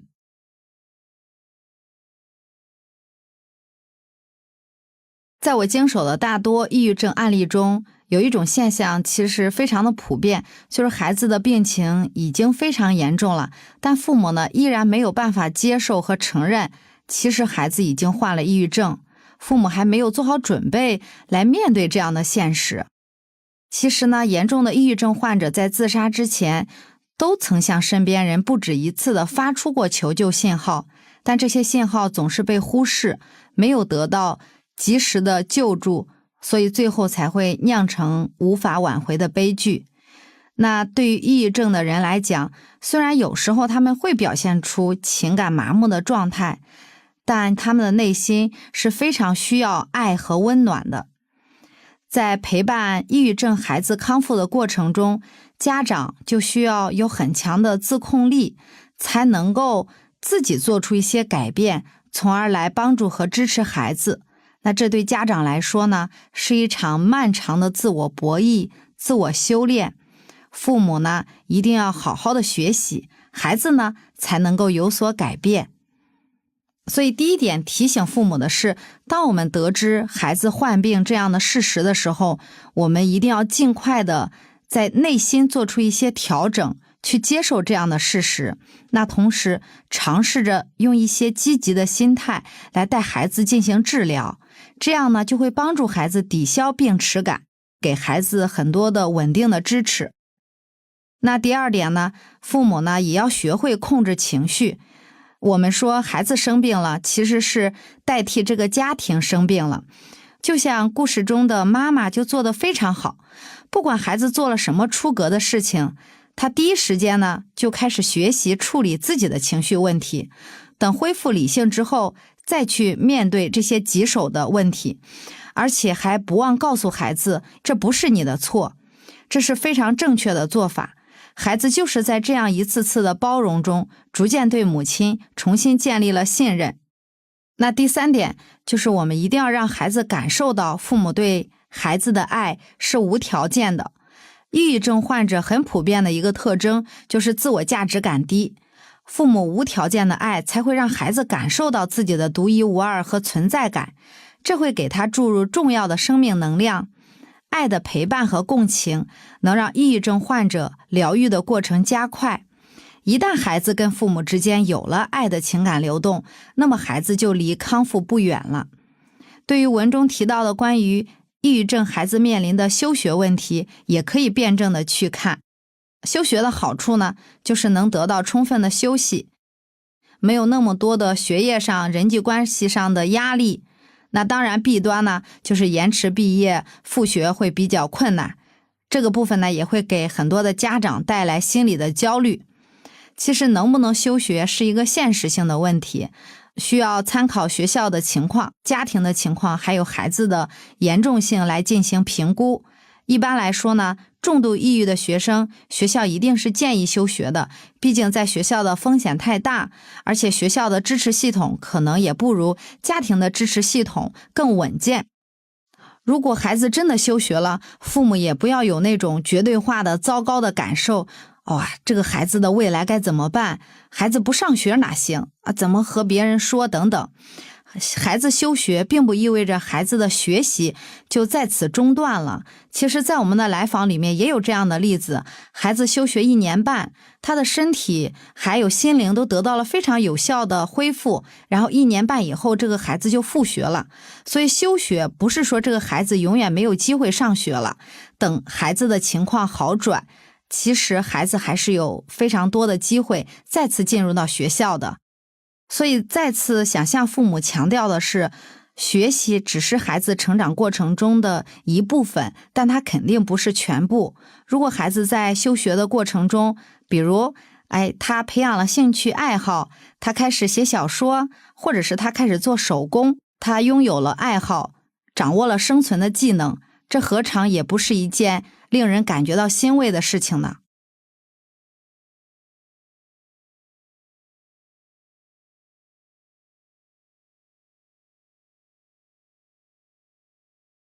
第8章，儿子抑郁后，我学着做一个父亲。根据科学研究，躁郁症患者的遗传因素占到了80%，生活中的负性事件会很大程度增加发病的概率。本文作者在躁郁症发病过程中的每一次挣扎，都将自己和父亲推向更深的灾难。患者档案：姓名吴佳，编号008，病状躁郁症，又名双向情感障碍，时而情绪低落，时而情绪高涨，失眠困倦，易怒，身体僵硬麻木，多次企图自杀。家庭情况：家族血亲中有精神病患者，母亲早逝，父亲再娶，弟弟妹妹被送人。父亲固执自大，对家庭和孩子疏于关注和照顾。第1节，昔日薄情的父亲竟开始主动关心我。2005年，我在日本横滨一所国立大学读本科最后一个学期的功课。毕业前呢，我的情绪就像荡秋千一样，一直在剧烈的摇摆，有时候觉得痛苦不堪，有时候又亢奋异常。最终我被确诊为躁郁症。当时我在普通门诊治疗了一段时间，后来躁郁症发作，就像是不能自控那样在学校闹事儿。学校威胁我说，如果不住院治疗的话，就不给我颁发毕业证。我呢只能妥协，住进了位于三浦半岛的一家精神病医院。那是一所临海的专科医院，我接受了系统的治疗，花光了在日本待了7年半工半读攒下的全部积蓄，还欠下了导师、同学还有朋友的一大笔钱。而在那之前呢，我爸也遭遇了人生的低谷。他呢，原来是一家国营企业的科长，2004年东北国企改革嘛，在单位待了40年的我爸，最终被定为内推工人。刚失业那会儿，我爸在县城四处找工作，但是整个大环境都不好，很难找到合适的。最后呢，我爸打了通岳阳电话给我。在那之前，他几乎不用电话跟我联系，书信往来一般也是我先寄过去，然后他才给我回信。电话里，他的语气突然软下来了，商量着问我能不能找个门路，把他弄到日本去打工。但是这已经超出了我的能力范围，我就拒绝了。再后来，他打算在老家县城开一家加盟干洗店。打听清楚加盟还有培训的费用之后呢，我给了他我打工存的20万日元做启动资金。但是在那个节骨眼上，我爸的眼睛出了问题，店也没开起来。后来我是听一位亲戚说的，他要带我爸一起做一个项目，口口声声说是要带着亲戚们赚钱呢。见亲戚们获得了高额的回报，我爸就卖了自己名下的房产，将房款投进了项目里，又介绍了几个身边的朋友一起投进去。我爸本以为从此就可以过上利滚利的躺平生活了，可是不用说啊，这世上哪有天上掉馅饼的事儿啊？这次投资，我爸连老本都赔光了。我住院之前，我爸像是嗅到了危机一样，特别罕见，然后就给我打了第2通电话。他就夸我优秀，说我考上了一所好大学，但其实那所大学在东京有名气，但是远没有我爸说的那么夸张。我就那么呆呆的听着，感受到我爸那种刻意巴结的感觉。我当时觉得特别尴尬。然后就是那通电话没多久嘛，我爸算是就是很慌的就离开了我们东北老家。就是因为那个项目，人家说这是集资诈骗案，因为我爸除了自己被骗光了钱，还连累了其他人。和他本来也感情不好的就我的继母啊，也离开他了，一个人去北京了。那些听他建议投资的人找不到骗子，那就迁怒于我爸呗，咬定了我爸就是同伙。没办法，我爸就逃到了南方一个亲戚家避难，而我呢也因为在日本住院期间弄丢了手机，跟他就失去了联系了。在亲戚家落脚的我爸其实过得并不好，他算是在亲戚家的公司做伙夫，一个月挣300块钱吧，加上国企内退每个月发的500块钱，生活呢就是自顾不暇。后来发现联系不上我了，我爸就一反常态，就是跟疯了一样就开始找我，最后才就是通过各种人找到我，然后知道了我住院的消息。然后我的同学呢，帮我给我爸转寄了一封求助信，因为精神药物产生的副作用让我的手抖得很厉害。信中呢写的那个字儿吧，就歪歪斜斜的，我爸就能看出来，好像是预感到什么了。30年前，他二哥也就是我二伯，也是在外地求学，也是毕业前染上了精神病，最后自杀，然后人就没了。然后我爸就生怕悲剧在我身上重演一遍，我爸当即就决定办护照，来日本照顾我。签证手续呢很繁琐，照顾病人需要的那些申请材料呢，比旅游啊、留学啊复杂好多。为了搞清楚这套流程呢，我爸就毅然决定返回东北老家，找亲戚朋友打听，办理这些所需要的材料。我爸这么在乎我，已经是很久以前的事了。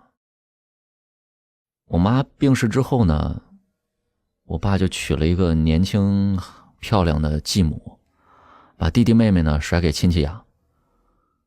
我觉得吧，这就很接近于一种抛弃了。而留在我爸和继母组建的新家庭中呢，我的日子其实一直都不好过。我爸工作忙，没时间照顾我，父子之间呢也没有培养感情的机会，反而由于他跟我继母老是吵架，我爸不在家的时候呢，我作为陪绑就被我继母当出气筒。冬天我没有冬天的衣服，那手脚都生满了冻疮了，吃饭也总是饥一顿啊饱一顿啊。在学校的时候呢，老师和同学看出来我不被我家人关爱，也就不怎么待见我。本来以为我爸向来对我是没什么感情的，没想到这次他居然付出了这么大耐心，自己都生活不下去了，还要坚持到日本来陪我。他在公安局里低三下四的求人，到处打点之后东拼西凑，准备了一大堆材料，很迅速的办好护照，然后连夜搭火车到日本驻沈阳总领事馆申请签证。我爸在领事馆门口又被黑中介给盯上了，那黑中介几句话就套出来我家里的情况，然后就跟他说要多少中介费。我爸明明知道很可能是骗子，但为了早点到我身边来，就抱着侥幸心理嘛，就甘心被别人牵着鼻子走。中介呢承诺是包办签证，我爸给了他1000块钱吧，然后中介呢以提供的什么材料不足当理由，留下签证所需要材料清单之后就结束服务了。我爸只能写信说清楚情况，然后用 EMS 寄到我同学那边。我拆开我爸来信的时候，我在信封里发现了以前汇给他的几十万日元。他说知道不允许这么寄钱，但是他怕我没钱缴纳住院费出事儿，只能这么干了。在大学导师啊、同学啊还有医院的帮助下，我爸的签证资料很快就办好了，除了住民票。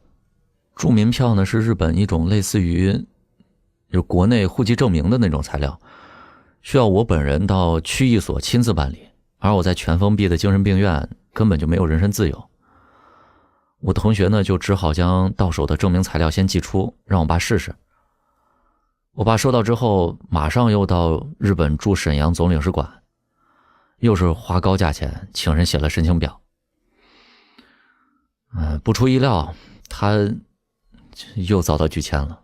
有人就给我爸出主意啊，说他到北京的日本驻华大使馆碰运气。我爸连夜赶到北京，然后又一次遭到拒签。我爸决定留在北京等那份欠缺的材料。他呢，人地两疏嘛，然后他就联系上我继母了。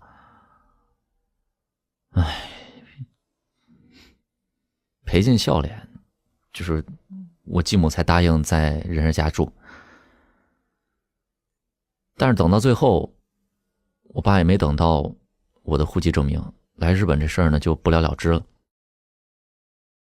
直到最后一封信里，他还鼓励我让我好好调养身体，说兴许下个月就能在日本见了。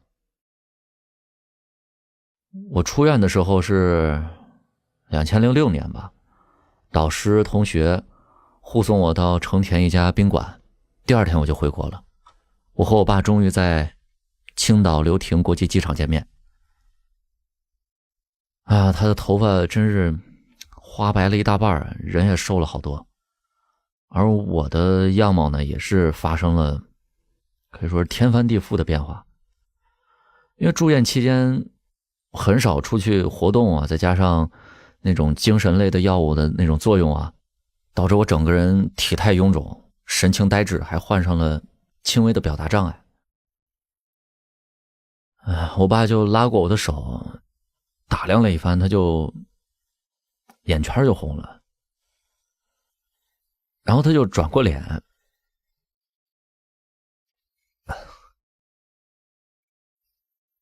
就耸起一侧肩膀，然后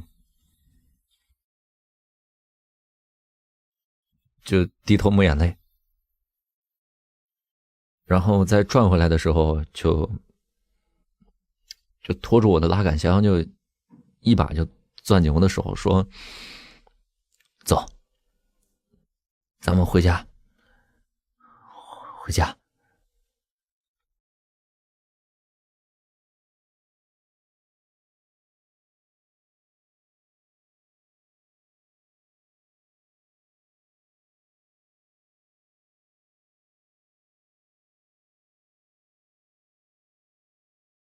第2节，父亲笨拙地带我四处求医。回到东北3个月，在抗躁狂药物的作用下呢，我晚上有睡眠障碍，白天就昏昏欲睡，整个人非常的无精打采。看见我意志消沉，我爸一开始呢一直忍耐。他那个年纪不太理解躁郁症，而亲戚朋友们呢又经常传来那些闲话，实在控制不住的时候，他也会唠叨几句，让我振作起来。但是人吧，哪能抵抗药物的摆布呢？我没办法振作。见我没有改观，我爸有一天终于忍不住爆发了。他执拗地认为我之所以萎靡不振，都是因为那些日本药害的。你带回来的那是害人的药，我可不信日本人。于是他完全不听我的见解，一股脑地扔掉了我从日本带回来的所有的东西。我爸十分坚持自己的那套理论，那是他从一个江湖游医那儿听来的说辞，说治这病啊得像练功夫，怎么难受怎么来，就是让病人别扭着去磨练他的意志。这种离奇的见解给我平添了不少痛苦。我晚上失眠，白天犯困，我爸呢就不允许我补觉。我害羞，我不想社交，我爸就硬拽着我去亲戚朋友家串门。我但凡是闹点别扭，他就要么沉下脸来叹气，要么就大发雷霆，骂我没出息，不争气。你老是这样，等我没了，你该咋办？靠谁去？那我真没办法了，只能等着去死了。你真混，我真该给你个大嘴巴子。我爸一手叉腰，一手指着我，浑身哆嗦，血红的眼里几乎噙出眼泪来了。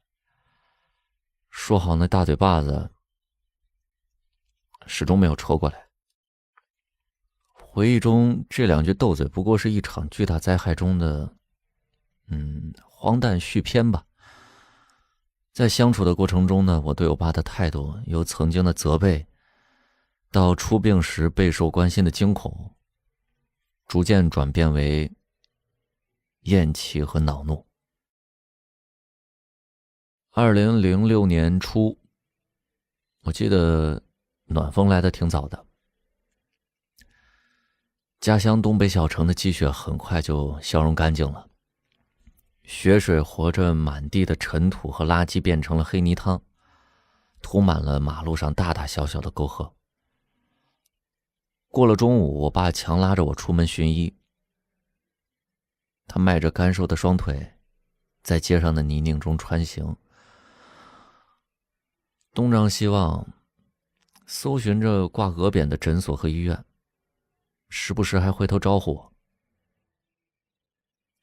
体态臃肿的我呢，本来就体力不支，踉跄着勉强跟上，鞋和裤脚上沾满了泥浆。突然之间，沙尘混在雨中，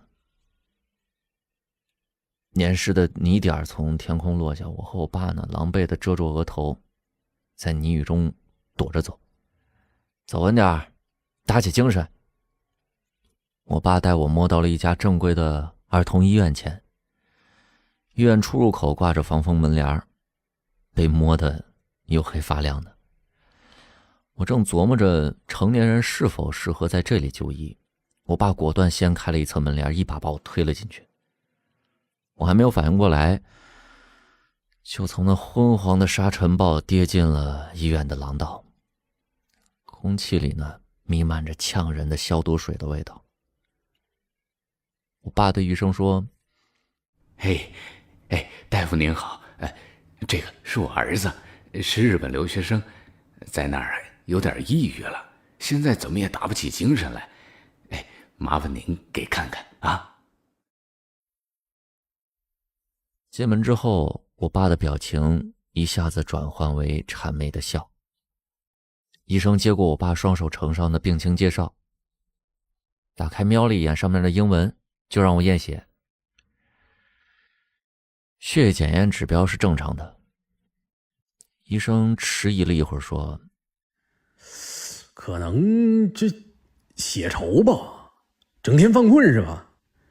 开点维生素吧，别老整天窝在家里，多出来走走，见见阳气。这么长啥病都是瞎寻思闹的，好治。”他说一句，我爸就唯唯诺诺的应一声。最后恭顺地捧着一大袋维生素，带着我离开了儿童医院。那个东北小城当年根本就不具备诊疗躁郁症的条件，维生素治不了血稠。我的萎靡状态也不是血稠导致的，所以吃了1个礼拜的药，依然不见好。发现正规医院治不了，我爸就开始求神问道。有一天，我爸神神秘秘地请回了一座观音像，每天呢准时上香，双手合十祷告。观音像是几年前我伯母经营饭店的时候供奉在大堂保佑生意兴隆的，后来饭店黄了，我伯母就用红布把观音包了，放在老宅里。也不知道我爸是怎么想起来家中有这么一尊佛像断供的。连称罪过之后，五体投地磕了几10个长头，将其请出来洗净供上。几天之后，菩萨没有显灵，香火和虔诚呢也因此怠惰了许多。我爸转而寻到了街上的洋教会，花了20几块钱买了本真修的中文圣经带在身边。他闲了呢，就眯着眼睛辨认着小字儿，对我唱荒腔走板的赞美诗。熟人得知之后打趣说：“哎，这么快咋又改信洋教了呢？”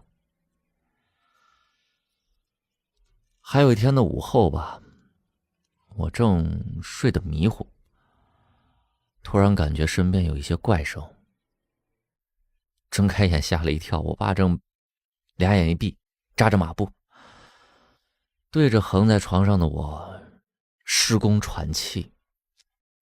原来我爸又想起家里20世纪80年代藏的几本气功书，翻出来以后呢，学着书里的招式，想用气功给我疗伤。折腾了几天没有效果，再次作罢。后来的找到省城的一家大医院，精神科的主治医生误诊我是抑郁症，开了抗抑郁药物赛乐特给我。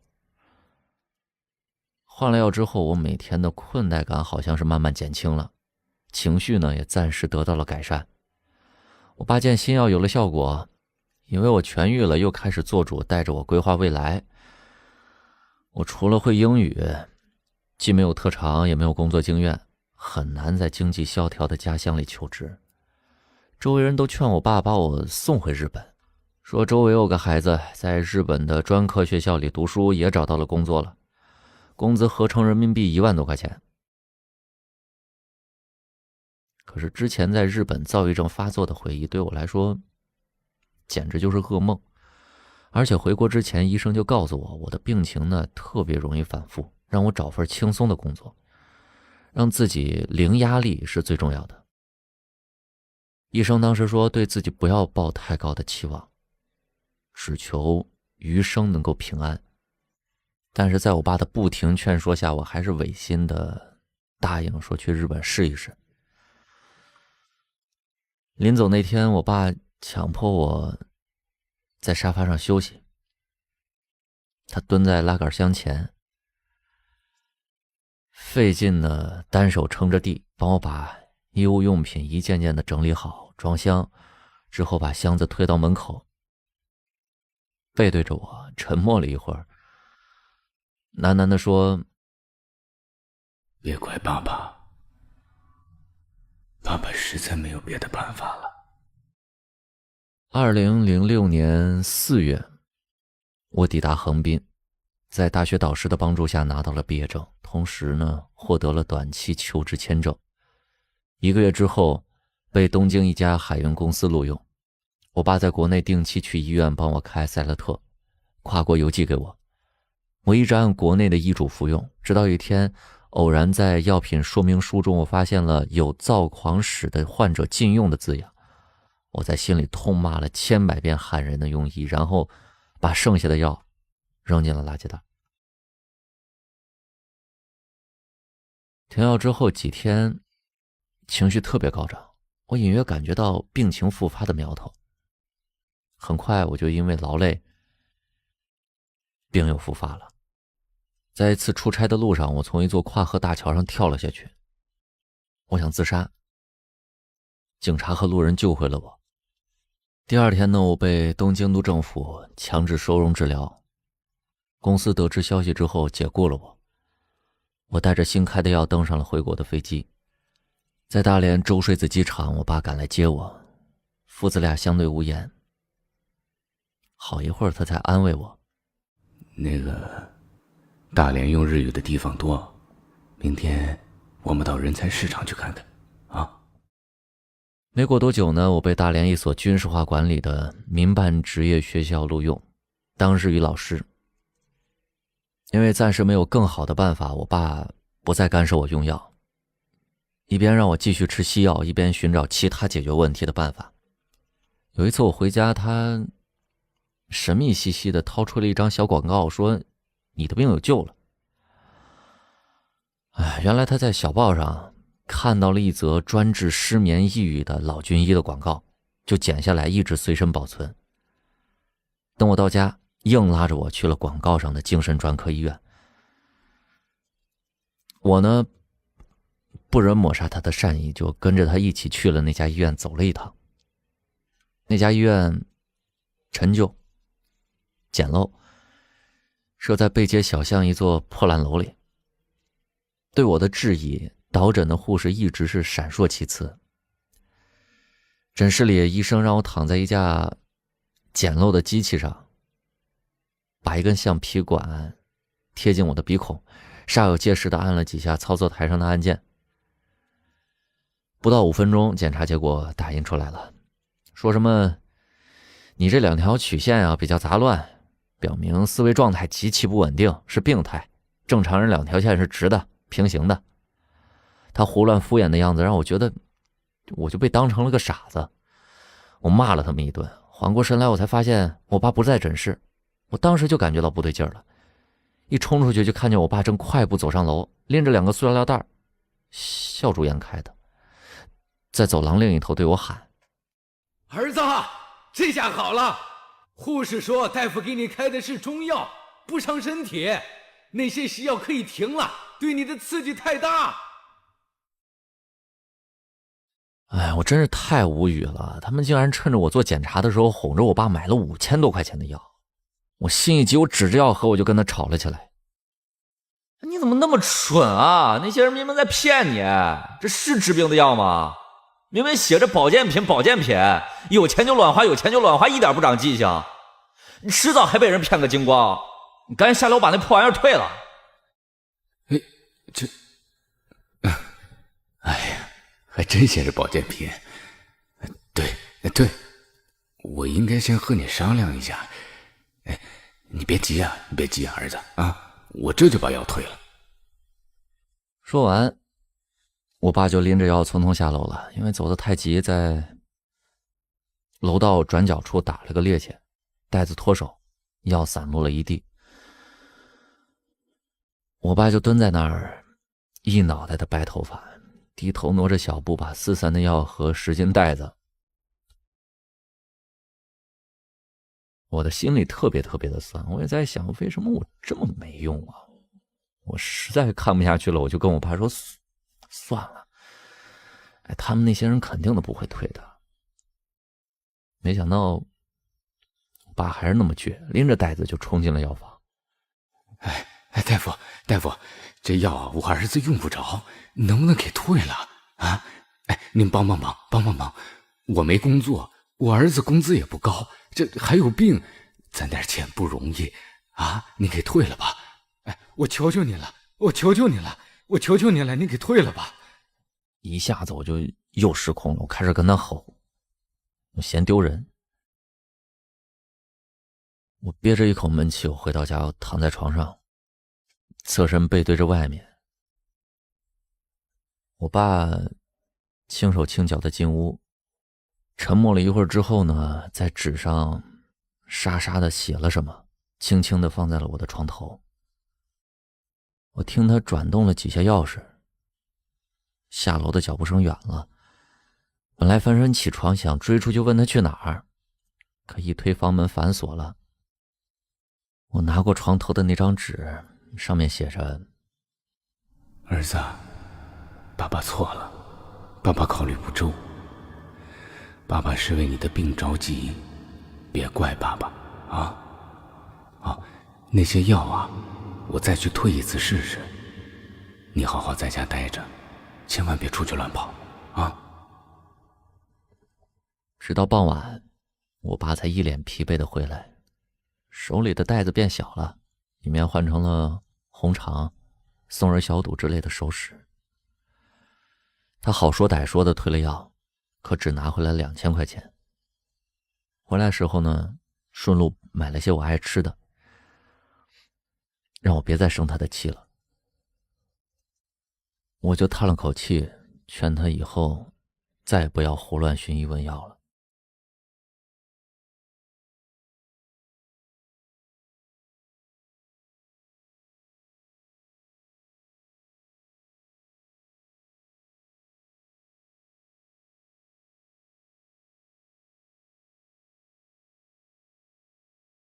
第3节，躁郁症的反复却拉近了我们的父子关系。我实在受不了和我爸朝夕相处的时间，于是独自拦车离开了，把手机卡扔了，躲进一间小旅馆，昏天黑地的大睡了几天。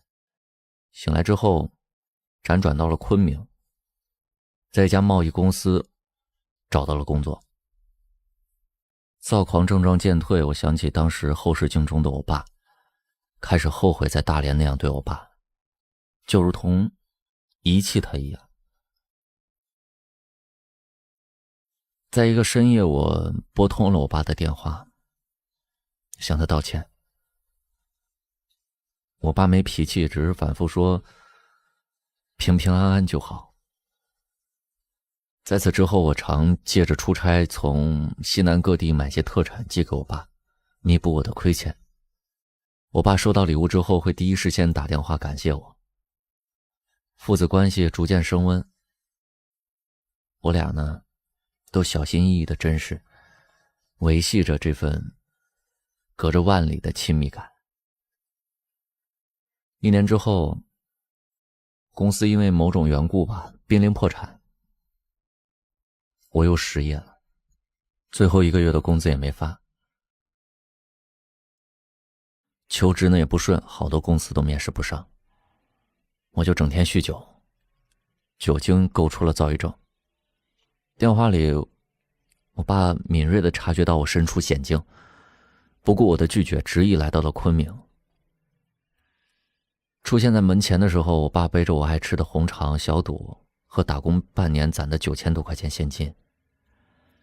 那个时候我正被疾病支配，整个人焦躁偏执，没有还应我爸，反而是大发脾气质疑他，骂他，说他这是违拗我的意愿私自过来看我，这是对我自理能力的怀疑，是践踏亵渎我的尊严。我爸沉默着，闷着头做打卤面，张罗着我俩的晚饭。当把面端到我眼前的时候，我伸手打翻碗，然后借势举起椅子，几乎砸烂了狭小的出租屋。我爸站在一旁，静静的，没有躲闪。当我挥起拳头向试衣镜砸去的时候，他才伸手拦住，说：“哎呀，儿啊，别伤着手。”折腾了半宿吧，我爸直到看着我吃药上床睡了，才放心休息了。房东知道了这个消息，第2天就把我们赶走了。3天之后，我爸终于在一个特别偏僻的五华区城中村找到了一间出租屋。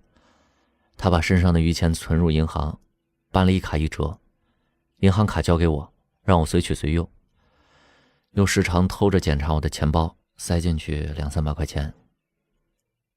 他依旧不懂躁郁症的治疗，只知道竭力让我的生活过得舒服一些。有一天，我偶然听见我爸在房间里给我继母打电话求助，说我在云南犯了病，要借一些钱。那个时候吧，我忌讳自己的病被别人谈论，觉得伤尊严。继母又向来瞧不起我们父子，所以听到我爸向我继母借钱的时候，我觉得颜面扫地。我冲进屋子，抢过手机摔在地上，我冲我爸大喊：“借什么钱啊？不要求人啊！不许拿我当幌子，我今生今世再也不麻烦你了。”儿子，爸都60了。我爸像核桃皮一样皱着的脸，一直在痛苦的抽搐。其实我是心软了一下，但最终还是被躁狂支配，绕开可怜的我爸，跑下楼，顺着大道一边小跑一边拦出租车。这一次，我爸没有追过来。离开昆明之后，我辗转经贵阳去了上海谋生。在贵阳买票的时候，我用了我爸给的银行卡，发现余额多了1万块钱。我猜是我爸向别人借的，用存折存进去的。出走的路上，我爸做这些事情的时候，笨拙的身影冒了出来。在一个背人的地方，我悔恨的狠抽了自己几个耳光。半年之后，我回到昆明，在郊区一家小旅馆安顿，依旧没有收入，网上投简历呢，也是无人问津。存款很快就用完了，但是还是找不到谋生的办法，焦虑之下，忧郁汹涌地侵袭着我。我去了最近的一家银行，准备取出余款，先去吃顿久违的荤菜。如果再想不出谋生的办法了，我就从旅馆的天台上跳下去算了，一了百了。在提款机上点击查询余额之后，我傻住了。这么短的时间，卡里又神奇的多出了1万块钱。除了我爸还能有谁啊？那么多次被我那样嫌弃过的，被我甩在身后的我爸，把我从寻死的念头里拽了出来。几个月之后，小旅馆拆迁，我到更偏僻的城中村寻找住处。在那里呢，居然意外碰到了当初跟我爸一起租房的房东。本来想假装没看见，房东却一眼认出了我，硬拉着我到他那栋又脏又臭的小楼里谈了半天。房东告诉了我那笔汇款的来龙去脉。在我气我爸离开的那几天之后呢，我爸就退房了。临走的时候记下了房东的联系方式。隔了一段时间，我爸担心我的经济状况，打算再汇款给我的时候，发现没有我的银行卡号，又打不通我的手机。存折回了北方也没法使用。无奈之下，我爸只好请房东帮忙。他把存折寄给了房东，拜托他查询我的取款记录，得知我还安全。存款快用完的时候，我爸汇了一笔钱给房东，请他转存到那张存折里。成与不成全靠房东的人品。为了保护我，我爸只能冒险。作为屡次麻烦房东的回报，我爸还会时不时地寄一些家乡的土特产给他。听完房东的讲述，我心乱如麻，沉默良久。这一年间，我和我爸如此曲折蜿蜒的联系，像一条无形的脐带，一端吸着我爸的血，一端维系着我的生命。在我万念俱灰、命悬一线的危急时刻，得以逃过一劫。房东让我给我爸打个电话，说他前段时间住过院，是糖尿病，老人在病中最念及子女。拿到我爸的电话号码，我飞奔回旅馆，拨号的时候还在斟酌着怎么开口，还没想好，电话就通了。我紧张地缩着膀子，颤颤巍巍地说了声：“爸，是我。”儿子，你终于要回家了。在接机口，我一眼就看见了我爸，他满脸憔悴，站在人流中，翘首等待。我几步抢到他面前，双膝跪地，给他磕了一个头。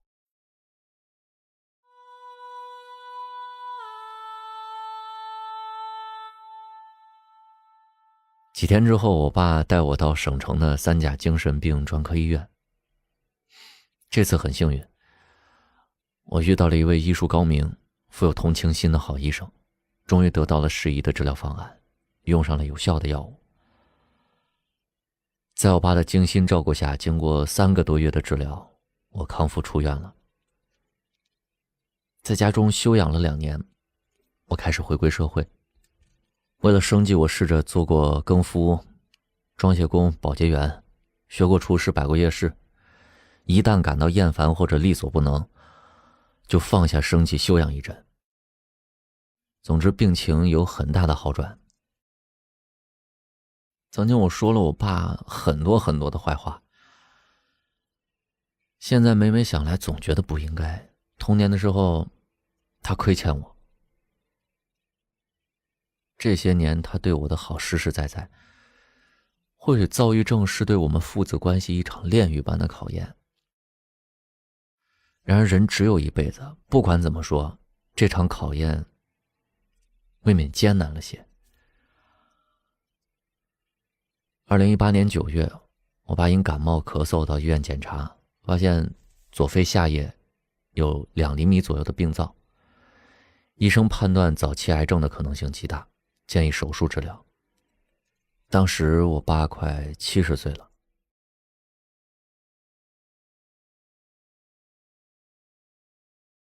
那天从医院回到家，走在平坦的路上，我爸竟然蹒跚起来。天色收拢，我搀着他坐上公交，扶着椅背站在他身侧。车窗上映出城市的灯红酒绿，我爸很快就靠着车窗睡着了。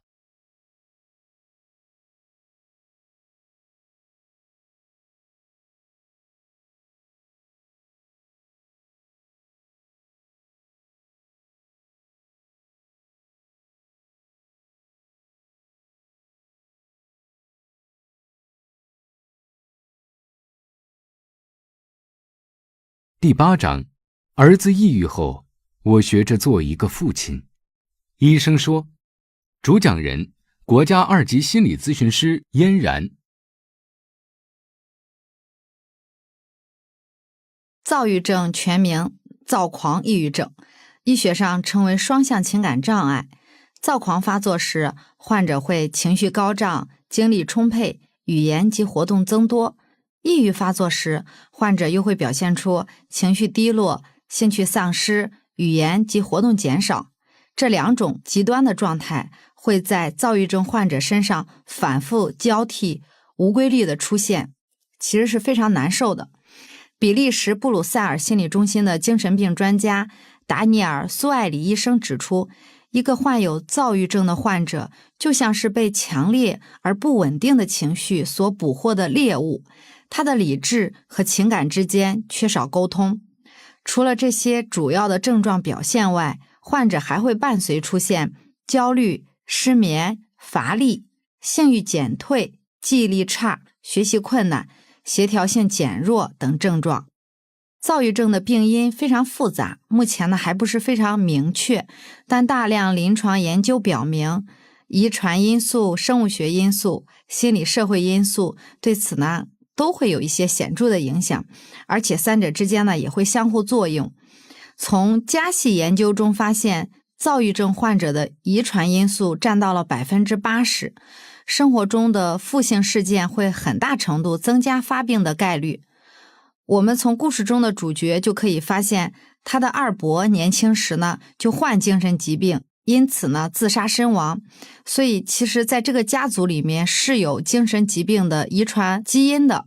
后续他又经历了童年丧母、父亲的情感忽视再加上继母的言语、精神的虐待，在学校又遭同学们的排挤等等。其实每一种情况对这个孩子来讲都是非常大的精神压力，而他们叠加在一起，其实很大程度上久而久之就会影响他的神经系统的发展和心理健康的发展。跟抑郁症患者相比，躁郁症患者在发病时会有更明显的冲动行为和言语攻击行为，所以为了防止危险的发生，有时候又非常需要有人看护。这对患者的家庭来说，不管是金钱上还是人力消耗上，都会造成很大的负担。而躁郁症在诊疗过程中，因为病情的不确定和无规律性，很容易出现误诊、漏诊的情况，继而影响后期的治疗。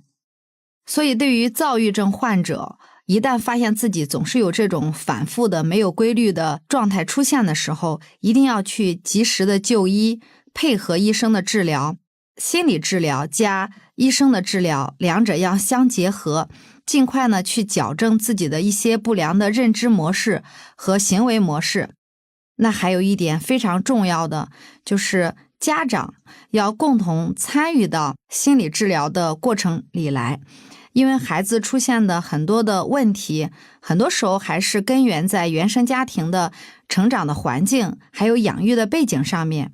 如果家长能够参与到青少年的心理治疗中来，医生的治疗帮助父母来理解孩子为什么会产生这样的状态，以及如何帮助孩子进行一些调整和认知的改变。但是呢，躁郁症的复发率非常之高，在治疗康复后停药的人群中，一般来说，1年内复发的概率大概在30%至40%之间。如果病情刚缓解就停药，那2年内复发率达到80%。所以，为了防止复发，患者呢一定要坚持规律的治疗。躁郁症病情的复发，很多情况下都是心理因素导致的。主要是一些应激性的生活事件引发的，比如说家庭发生了一些变故，工作上的压力，人际关系的一些压力，或者是失恋，或者是一些不健康的生活方式等等，这样的事情的刺激，可能都会导致病情的复发。当患者处于一种激越以及严重躁狂状态的时候，就一定要避免去激怒患者，避免和他发生冲突，而且在这种情况下，家人一定要尽心尽力的陪伴，防止危险事件的发生。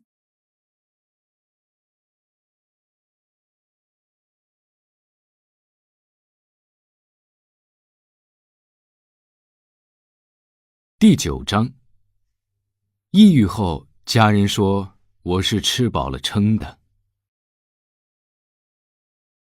据全国妇联课题组2013年报告，有第6次人口普查数据推算，全国有农村留守儿童6102.55万，占农村儿童的 37.7%， 占全国儿童的 21.88%。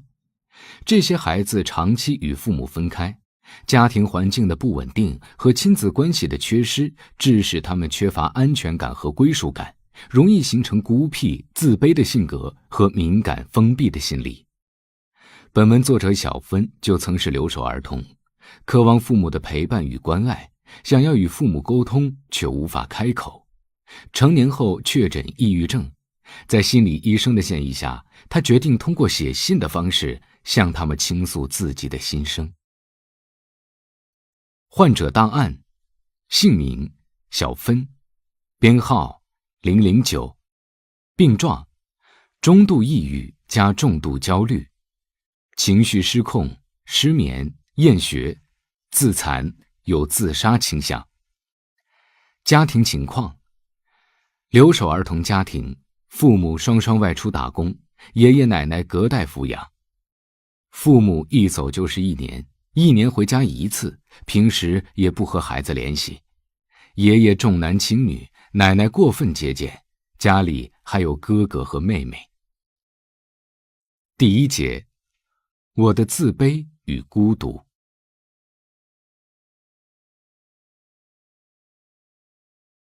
亲爱的爸妈，这是我第1次给你们写信。我有太多话想对你们说，但当面又不知怎么开口。心理医生建议我可以试试写信的方式，于是我写下了这封信。没错，我在看心理医生，因为我的心生病了，而且已经病了很久很久。看到这里，你们会为我担心和着急吗？也许根本不会吧，毕竟在你们心里，我好像一直都无足轻重。其实从小到大，我都特别希望能得到你们的关注、呵护和鼓励，但是这些对我来说都是无法企及的奢望。我梦想中的家庭其实很简单，一家人每天晚上回到家，能一起吃口温热可口的饭菜，围着桌子有说有笑，屋里灯光温暖，氛围温馨。很遗憾，我的生活是完全相反的情形。永远不在家的父母，重男轻女的爷爷奶奶，没有可口的饭菜，甚至连吃饱饭都是奢望，还有永无止境的压抑氛围。我的童年，你们一直是缺席的。我读小学1年级时，你们迫于生活压力外出务工，我和哥哥妹妹从此跟着爷爷奶奶生活，成了留守儿童。我能理解你们为生活劳作的无奈，但是我也无法忘记我因此受到的伤害。我到现在都清晰地记得你们走的某一天早上的情景。妈妈临走前说给我们在枕头下放了10块钱，结果回到家以后，我只看到枕头下什么都没有。那种给了期许，但是希望又落空的感觉，你们也许根本都不懂。我多希望你们对我说话的时候能讲一下信用，而不是为了哄孩子开心就随口一说。爷爷是一个特别重男轻女的人，什么家务活都让我做，从来不让哥哥插手。有一次，他叫我烧水给妹妹洗澡，但我因为害怕不敢划火柴，爷爷就对着我破口大骂，就好像我犯了什么天大的罪过一样。我知道爷爷不喜欢我，他经常打压我，对我言语暴力。记不清是9岁还是10岁的时候，有一次上学路上，我骑自行车的时候，因为刹车失灵撞到了同学，导致他摔跤把门牙磕掉了。我也很害怕，但你们知道爷爷是怎么骂我的吗？他恶狠狠地质问我怎么没被撞死。我那天哭得特别伤心，我不知道他怎么可以这样说我，我又不是故意要伤害别人。还有一次，邻居说我偷了他们家红薯，他不跟我求证就直接罚我不准吃饭，而奶奶永远是支持爷爷的供饭。可是我真的没有偷，他们凭什么诬陷我？他们又凭什么不相信我？你们知道吗？每当下雨的时候，学校就只有我一个人穿着有破洞的雨衣，戴着草帽，同学们总是因此嘲笑我。你们知道吗？冬天的时候我没有保暖的鞋子、袜子可以穿，真的很窘迫。你们知道吗？每天下午放学的时候，其他同学都会有爸妈来接，而我只能独自回家。你们知道吗？我后来上学的时候开始频繁地上厕所，同学们都笑话我应该穿纸尿裤去上学。我经常被说得脸红羞愧，却又不知道该向谁求助。这些事情充满了我的整个童年时光，让我养成了内向自卑的性格。在学校受尽羞辱的我，越来越讨厌学校，越来越厌倦读书。后来有一次，我好不容易鼓起勇气告诉了你们我的尿频困扰，结果你们并没有回家，只是让奶奶随便找了点青草药煎水给我喝。后来因为病情没有任何缓解，爷爷才带我去看了中医。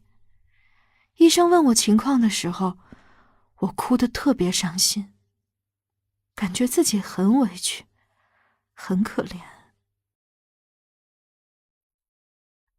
终于有一天，你们回家了，我真的很高兴。我还记得你们去买了3只土鸡，又买了中药材炖鸡给我吃，差不多花了400块钱。我当时觉得特别开心和幸福，就叫了哥哥妹妹一起分享着吃。没想到被你们看见以后，妈妈你说要死就死在外边，别连累家里。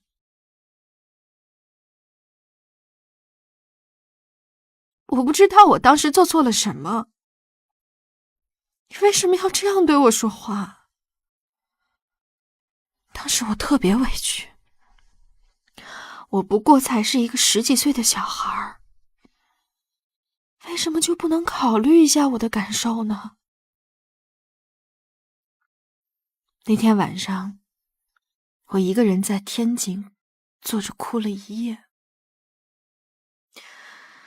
很快，你们就又外出打工，我就又开始了新一轮不做家务就没饭吃的生活。日子就那么周而复始，永远看不到希望。我好想你们可以待在家里，哪怕生活苦一点、累一点都没关系。上初中以后，我变得越来越自卑。因为尿频的情况越来越严重，加上性格内向，我很难交到朋友，总是独来独往。我的成绩也开始下降，尤其是数学，常常考30多分。数学课上老师总喜欢提问，答不出就要罚站1节课，每次我都觉得很丢脸，也因此越发讨厌数学，陷入了恶性循环。那个时候我无依无靠，我经常会一个人不知不觉地流泪、失眠。现在想来，我那个时候应该就已经生病了。因为厌倦学校生活，初3的时候我就辍学去打工。我以为逃离了学校，我的情况能有所改善，但是因为年龄问题，很难找到工作。好容易找了一份工作，却因为尿频的问题，工作效率和能力被质疑，再次丢了工作。无奈之下，我只能重新回到老家。我的生活变得更加绝望，我总是不断地问自己，为什么我会有这样的身体？为什么我什么都做不好？第一次在社会上受挫后，回到家的那段日子，强烈的自尊心加剧了我的自卑感，愤怒、无助的情绪越积越多，再加上爷爷奶奶的日常打压，以及这么多年的隐忍等等等等，我的心态终于崩塌了。那是我第一次写遗书，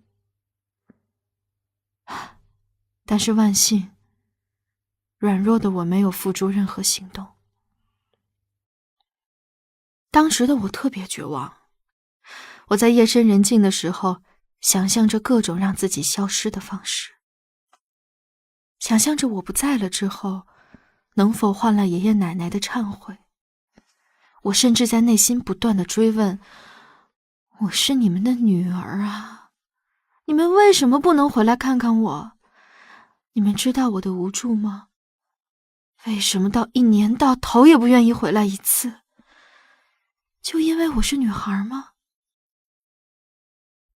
我多希望远在千里之外的你们能听到我的追问。我知道妈妈喜欢哥哥，但我对自己说，没关系，只要我努力变得更好，你就会喜欢我了。所以我在家里变得更勤快，我期待这样大家都会喜欢我。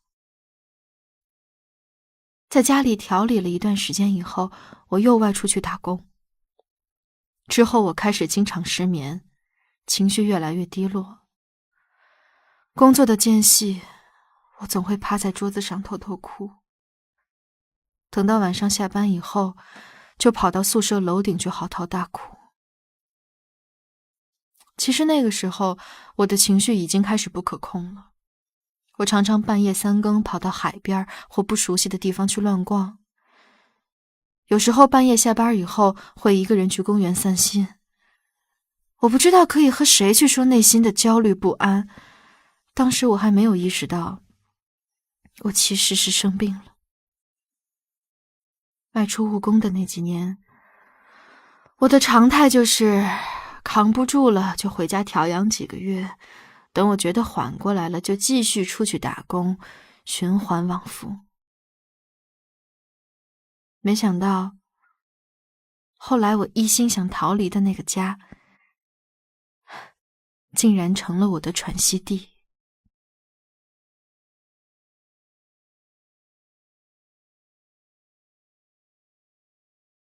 第2节，当我迎来宝贵的避风港。一转眼，时间到了2018年，5一刚过，我结束了新一轮的调养，再次出去打工。结果出来1个月也没找到工作，沮丧感每天都在一点点地蚕食我。我开始白天害怕出门，晚上崩溃大哭，情绪越来越不受控制。我总是想伤害自己，或者就此消失。有时候一天只吃1顿饭，然后躺在床上一动不动，什么都不想干。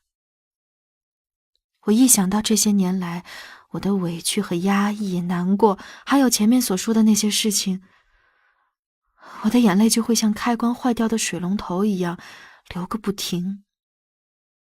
我的心脏感觉像被绳子绑着一样，越抽越紧。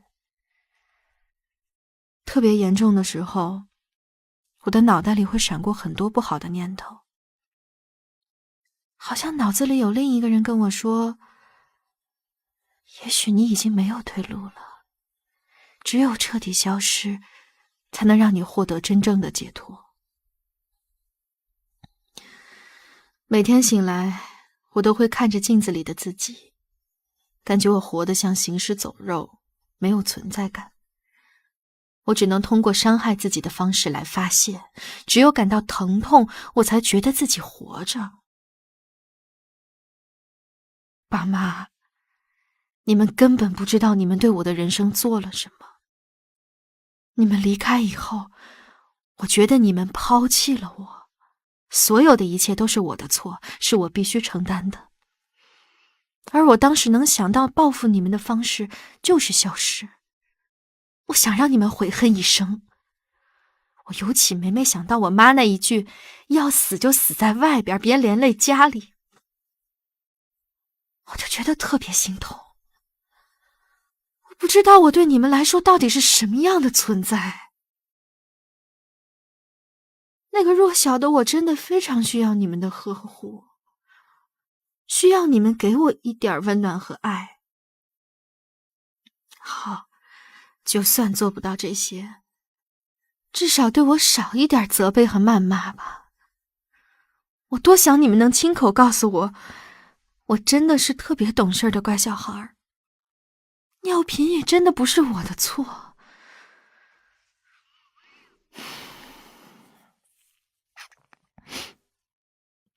终于2019年，我的人生迎来了最重要的转折点。我认识了之后一直呵护我、爱护我、在乎我、重视我的老公。当他知道我一直被抑郁症困扰的时候，就发誓说要永远守护我，把我从深渊中拉出来。当我情绪低落的时候，他会给我打1-2个小时的电话。他还会带我去吃各种好吃的，带我去看我最喜欢的大海。是他让我和这个世界有了连接感，让我觉得我是被需要的，被关爱的。我非常感恩老公为我付出的一切，是他唤醒了我的生命力，让我能够重新去感受这花花世界的美好。你们知道吗？我的老公一直支持我去看病、吃药，坚持让我去做心理咨询。我根本没有办法想象，如果我向你们求助，你们会怎么处理？置之不理，还是应付了事？我之所以一直选择不告诉你们，也是怕你们不理解，怕吓着你们，怕你们说我无理取闹，更不想你们对此有负罪感。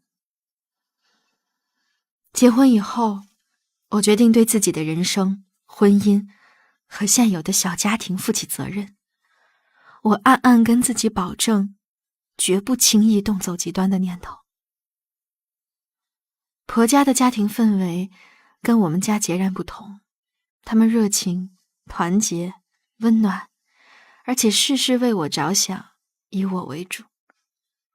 他们一直在用爱温暖我。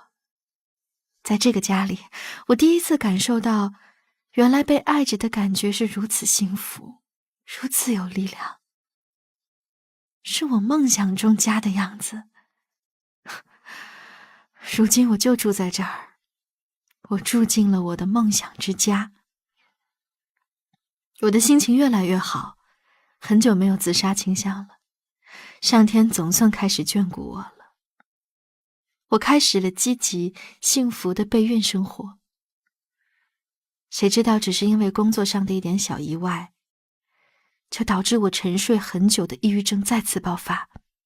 但这一次，我却没有被绝望侵蚀，而是被爱包围了。老公带着我到处求医，公公婆婆也劝慰我说，什么事儿都没有你的身体健康重要。最后我在人民医院的心理科确诊了中度抑郁和重度焦虑，医生给我开了抗抑郁、抗焦虑的药。因为长期失眠，导致我的心率过快、耳鸣、恐慌、头疼、手抖、肌肉紧绷到抽筋的各种情况接踵而来。当时我的体质非常差，回家服药之后立刻出现了恶心呕吐的情况，又怕安定类的药物上瘾，所以最后我放弃了吃药。后来我们觉得既然西药反应太大，不如用中药来调理。谁知道因为中药药性太过寒凉，导致我拉肚子到脱水，整个人越来越虚弱。婆婆急得团团转，不知道该怎么办。最后实在想不出办法了，她只能去问神婆，说看看是不是有什么不干净的东西缠上我了。老人家虽然有点迷信，但还是让我觉得很暖心。后来辗转换了医生和药后，就逐渐可以睡觉了。身体慢慢恢复过来之后，我们又重新找了精神科医生，换了副作用最小的药。1个月后，我病情逐渐得到控制，我开始积极寻求心理咨询师的帮助。在心理咨询机构，我认识了黄老师，并且和他成为了朋友。黄老师了解了我的童年情况后，建议我可以向你们诉说不公，表达愤怒，但我怕这样做会加重我的负罪感。黄老师告诉我，没有关系，每个人都有自己的表达权。他一直鼓励我通过释放压力来疗愈童年创伤。每次做心理咨询的倾诉过程，都会以我的痛哭结束。这么多年，我觉得终于有人愿意倾听，能理解我的不容易了。其实我曾经尝试过和妹妹透露自己可能抑郁的情况，换来的却只是她的一句“吃饱了撑的”。那个时候，我选择了永远闭嘴，我把一肚子想倾诉的话憋了回去。她都没有经历过我的苦，凭什么这么说我呢？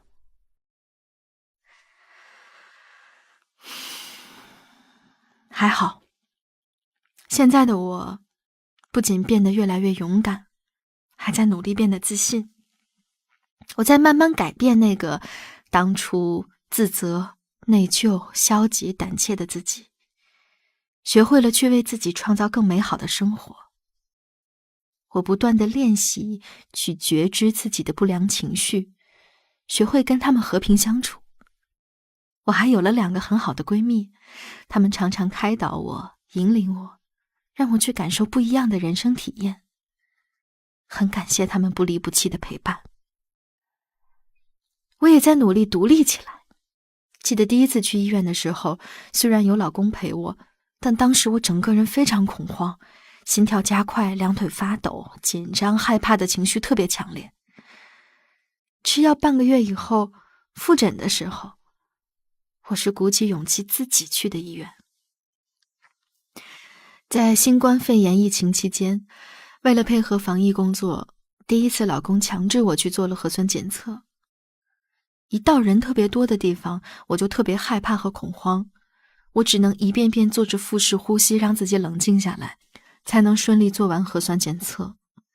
第2次，我就主动找老公陪我去了。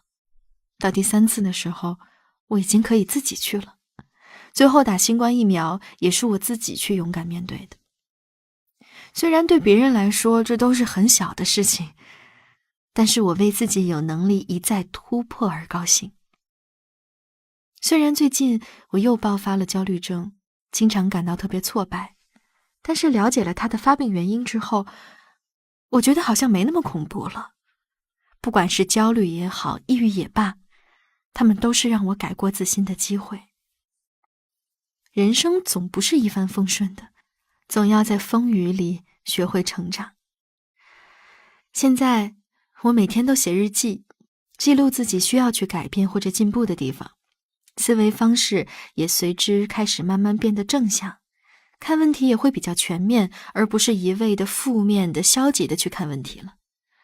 我还在努力克服权威恐惧症，这是爷爷给我造成的心理创伤，就是恐惧领导的心理障碍。因为小时候动不动就被他大声呵斥，给我造成了很严重的心理阴影，导致我内心的小孩没有长大，很容易害怕、紧张、心慌。心理老师说，学会勇敢是我的必修课，需要我不断的去调整、改进、积累能量，最后我一定会活出自我，未来也一定会是多姿多彩的，我可以肆意的去发挥自己的创造价值。我真的很期待，也很高兴那一天能够早点到来。我已经有点迫不及待的想试试不一样的人生道路了。我对你们有爱，有恨，有抱怨，有孝心，还有同情。我能理解你们的不容易，但我也希望你们能多关注我，鼓励我，重视我，能倾听我内心的想法。今天是我的生日，老公给我买了蛋糕，晚上婆婆做了一大桌子菜为我庆祝，公公还包了大红包给我。我们有说有笑，屋里灯光温暖，气氛温馨。我当初的梦想，如今竟然成了我的日常。我一定会好起来的，我会向阳而生。最后，愿每个人都能被这世界温柔以待。你们的女儿，小芬。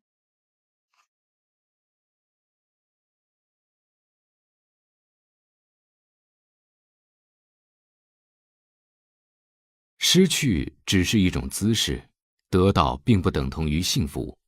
当人生经历抑郁，感受到痛苦的程度与感受到幸福安定的程度是对等的。吃得了苦，才能足够真爱甜。接下来你将听到的是小芬对这段经历后的总结，以及对其他抑郁症青少年的建议和安慰。第3节，献给抑郁的小天使们的建议。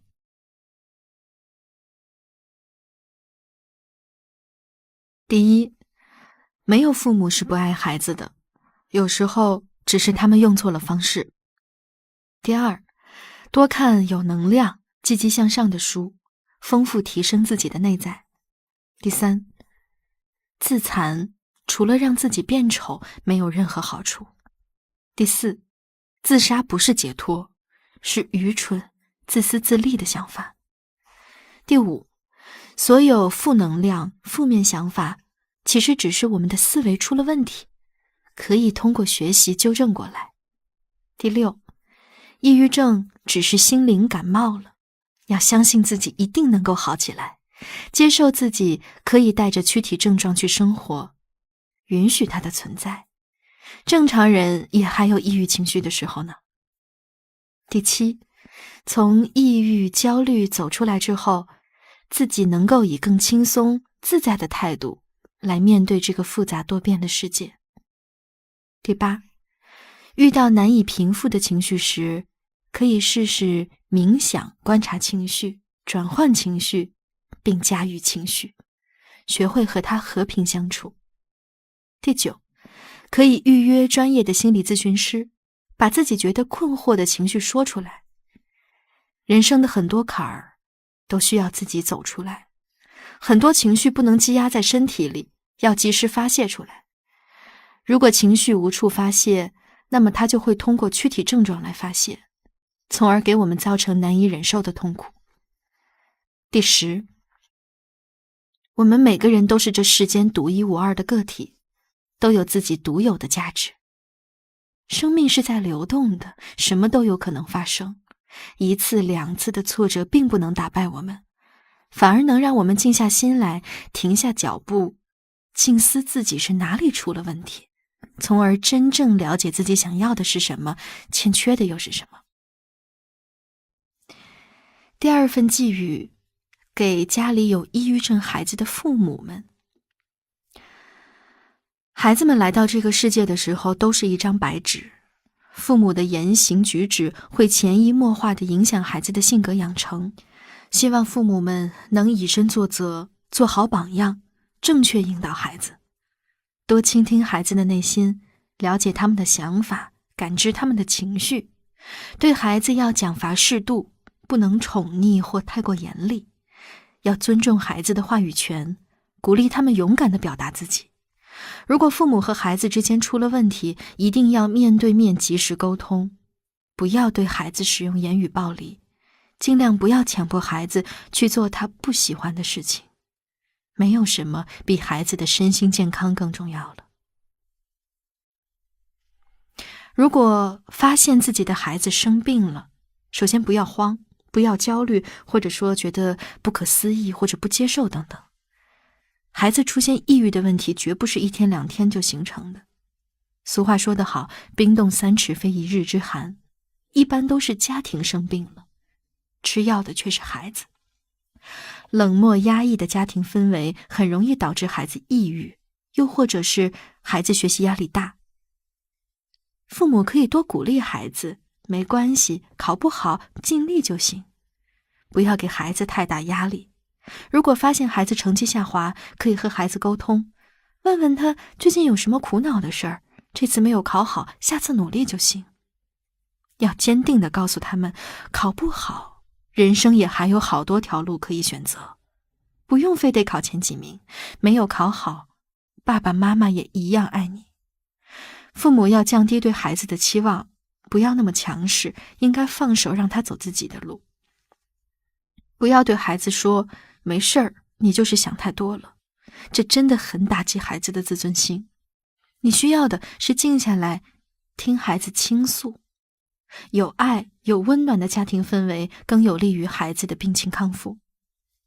可以陪孩子一起跑跑步，放下学习，让他们多接触大自然。最重要的，一定记得要带孩子到正规医院去看医生吃药，一定要谨遵医嘱，不能自行断药，康复之后才能慢慢减药。在服药期间，父母对孩子尽量不要有焦虑情绪，否则也会影响到孩子的情绪。对孩子一定要有足够的耐心，要相信他们是可以好起来的。我见识过有孩子走极端，给家庭带来极大创伤的，父母整天以泪洗面，白发人送黑发人。如果父母爱孩子，请先好好理解孩子。我们不是脆弱，只是病了，备受心理上的煎熬，还要被躯体症状折磨着。那些不理解这个群体的人，就请不要去2次制造伤害了。没有人希望自己生病，请理解一下。每个人都应该好好珍惜自己的生命，爱自己，爱父母，爱孩子。父母可以先把自己的能量提升上去，再去带动孩子。尽量不要强迫孩子去做他不愿意做的事情，要不然很容易适得其反。孩子不爱出门就不爱出门，只要人活着，就一定会找到走出抑郁的机会。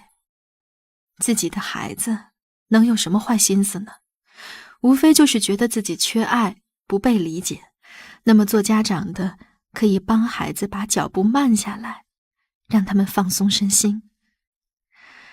人生的路还很长，过去自己的生活模式出错了，只要记得慢慢调整过来就行。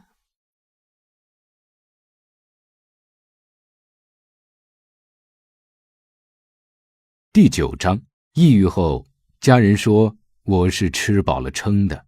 医生说，主讲人国家2级心理咨询师嫣然。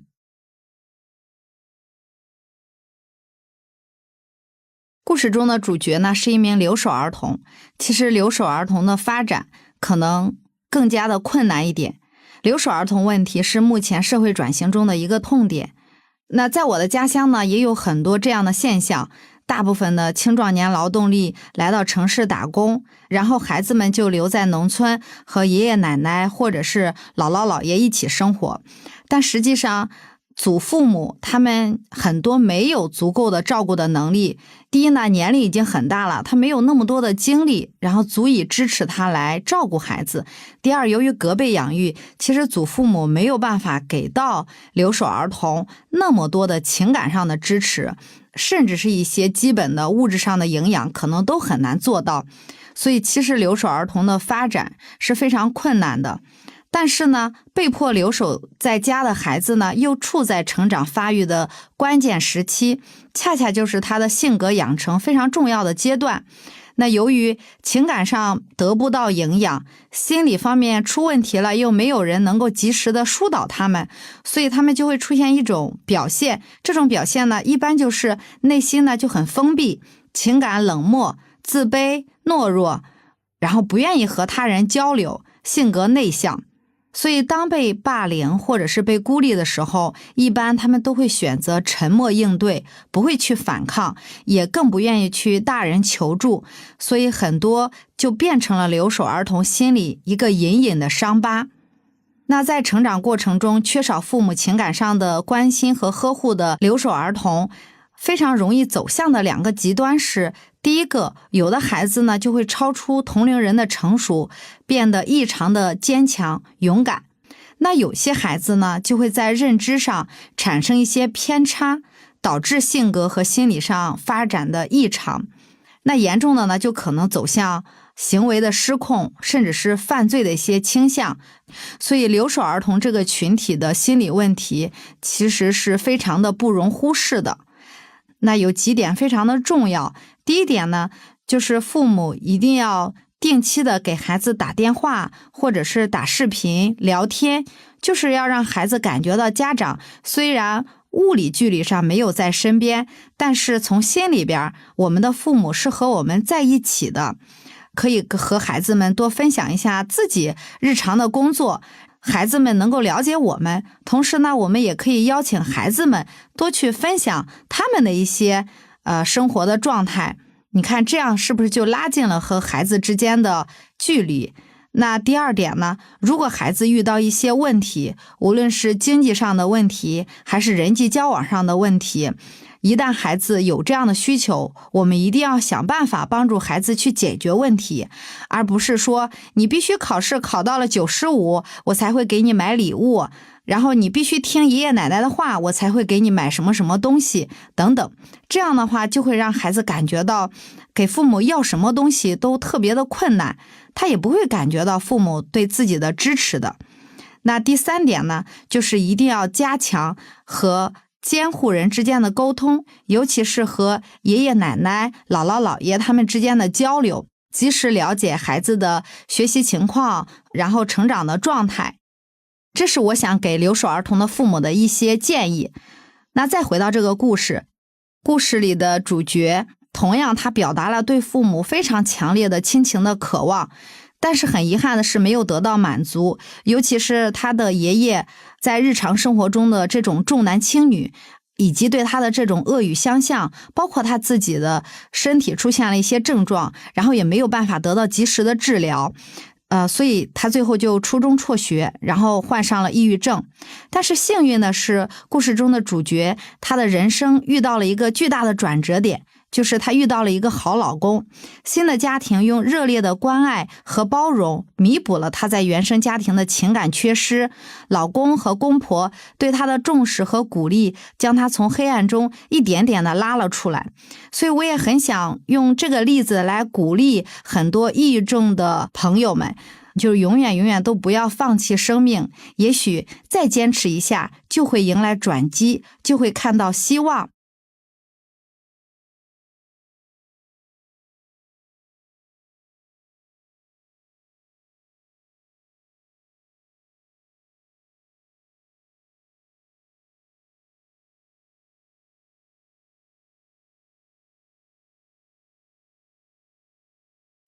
第10章，初二那年，母亲和我开始被家暴。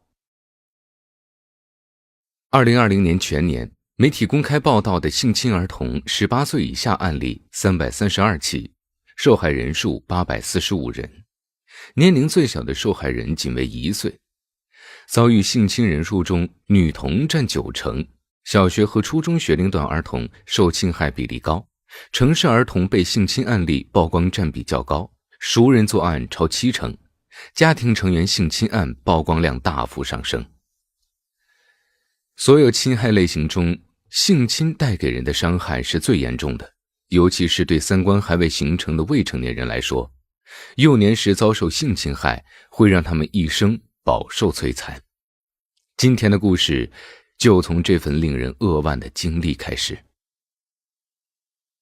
患者档案：姓名小金，编号010，病状中度抑郁、失眠、情绪失控、紧张焦虑、思想极端，有自杀倾向。家庭情况：生父反复出轨，母亲离异后再婚，继父脾气暴躁，要求严格，爱面子，家暴，性骚扰。第一节，对我动手动脚的继父是个家暴狂。2011年，母亲再婚，继父是个韩国人。我被接到国外生活，环境陌生，语言不通。那时候，我和妈妈唯一的依靠就是继父。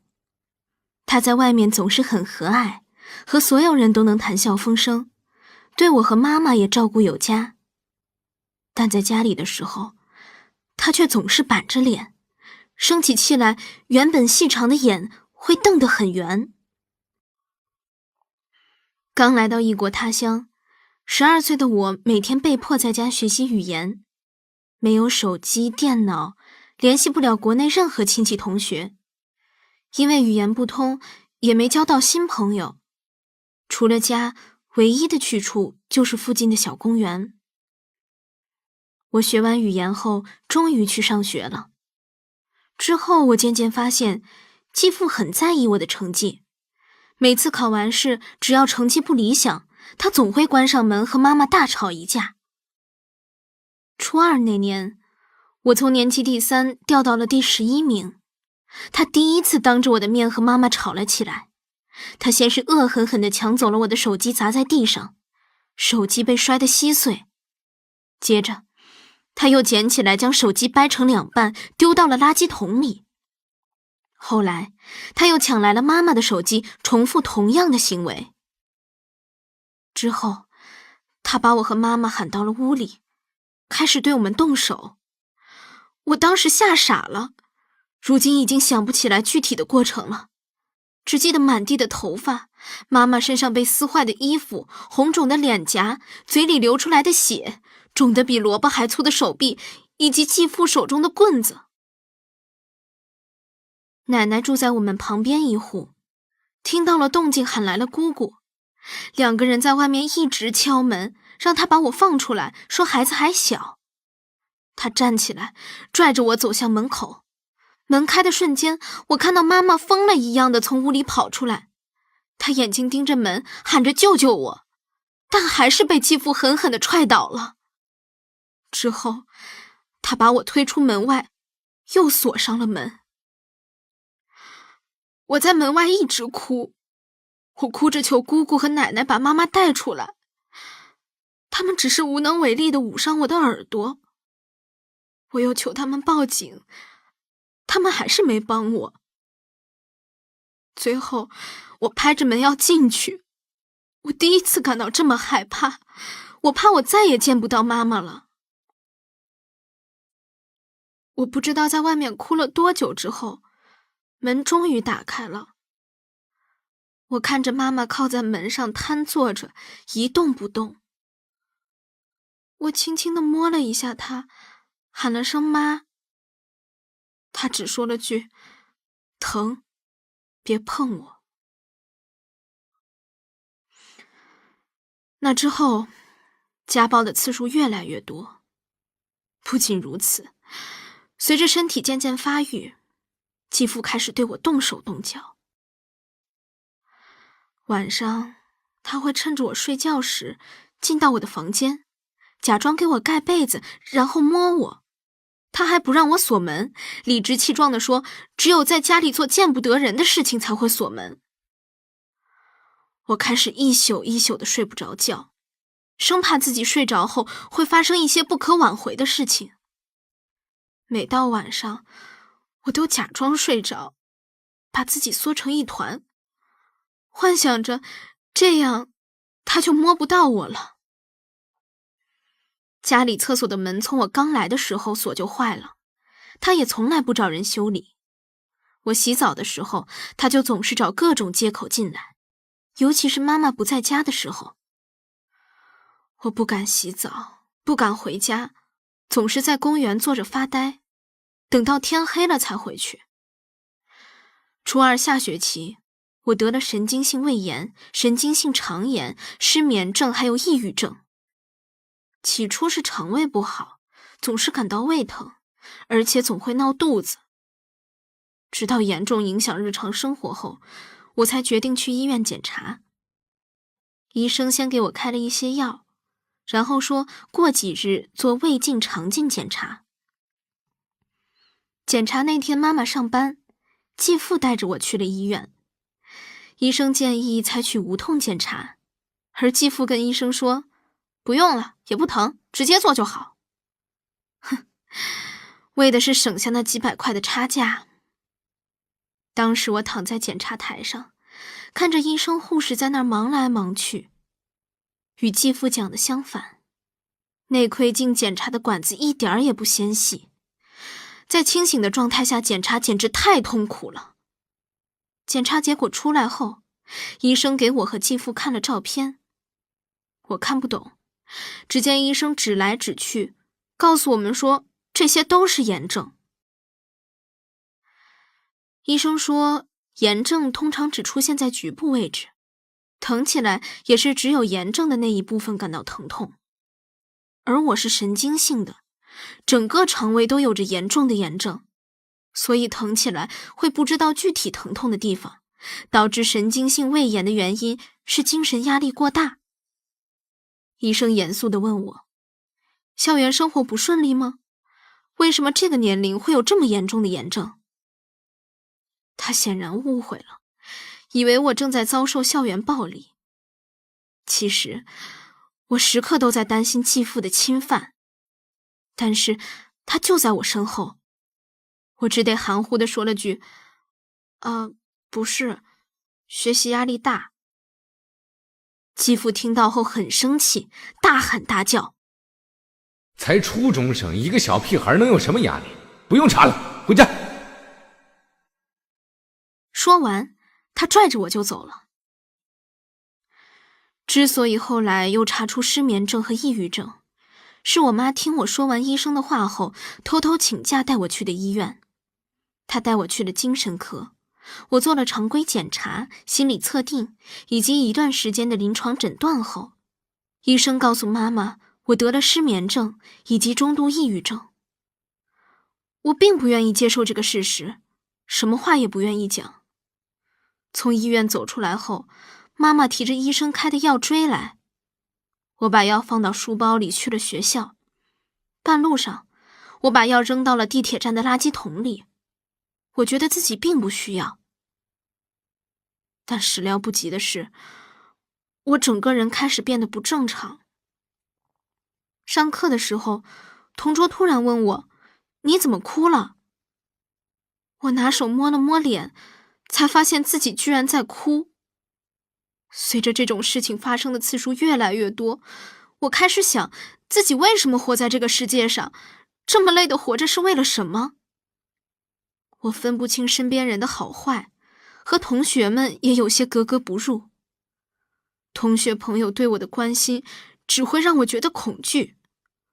我没办法像同龄人一样去笑去闹，我总是装着很多心事。但是我还是喜欢上学，因为不用看到继父。每次过了午休，我都会越来越紧张，因为离回家的时间越来越近了。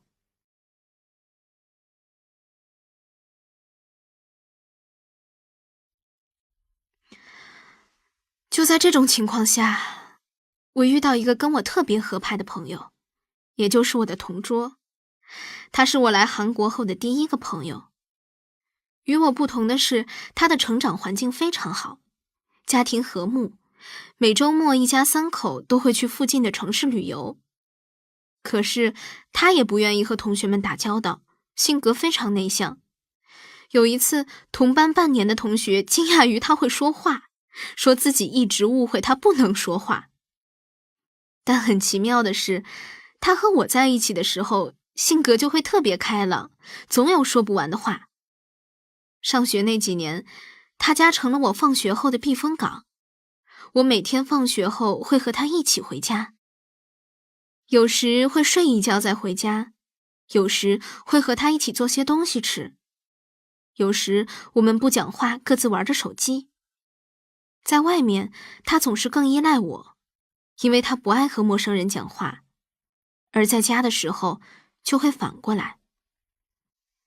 他知道我家里发生的事情，从不主动打探，知道后也没有流露出怜悯的眼神。即使如此，我还是找不到活下去的动力。大家总说好死不如赖活着，可是我觉得为什么要这么痛苦的活呢？我想过自杀，可是每次我都会想起妈妈。失去我，她一定会非常难受。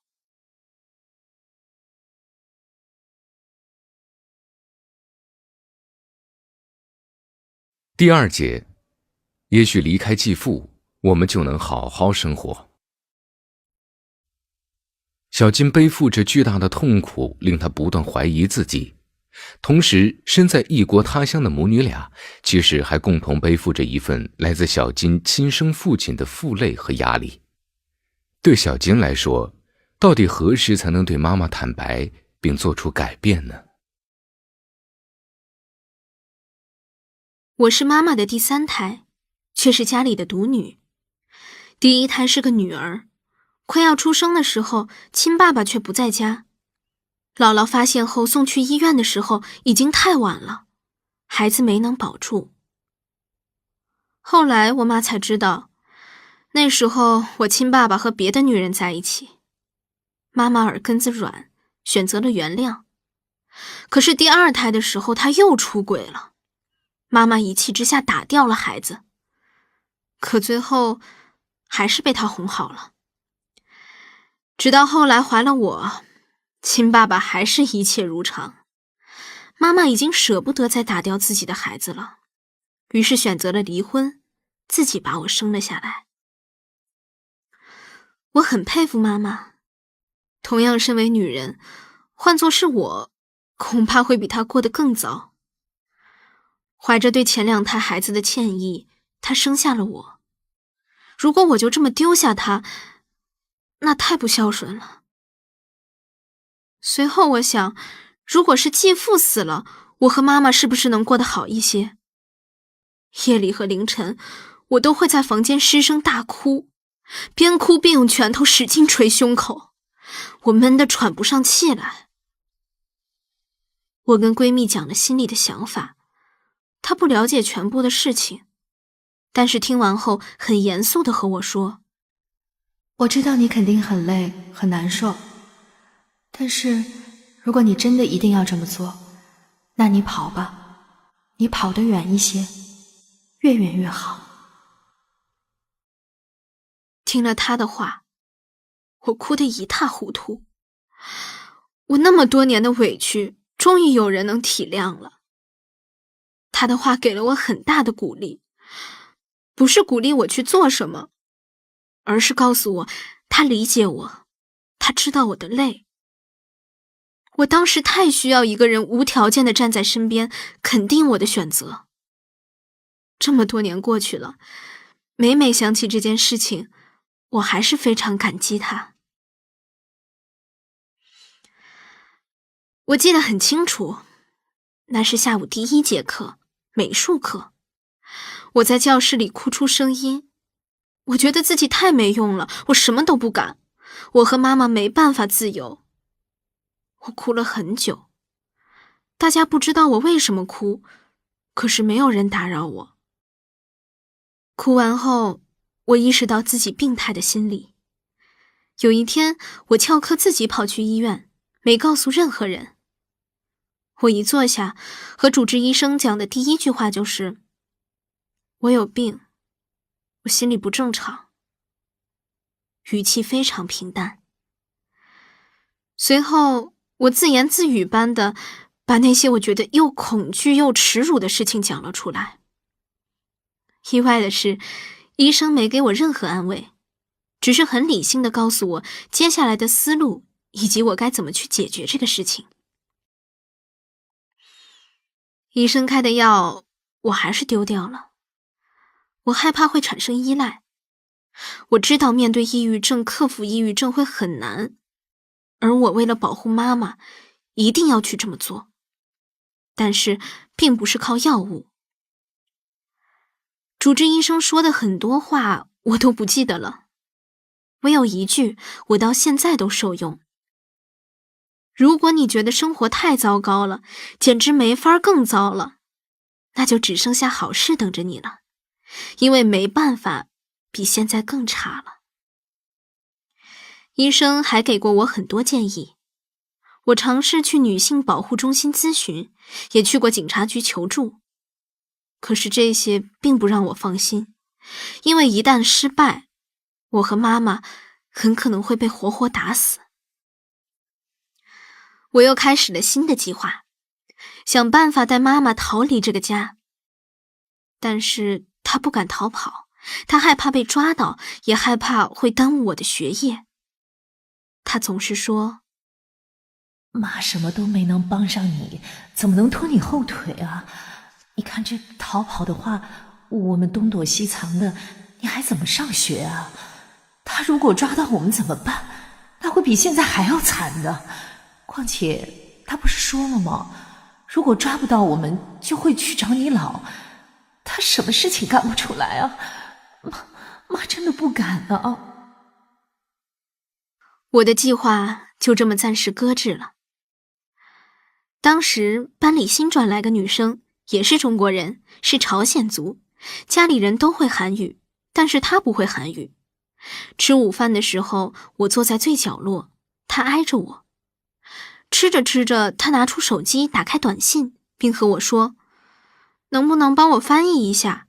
我爸给我发了短信，但是我看不懂。”我知道他爸来韩国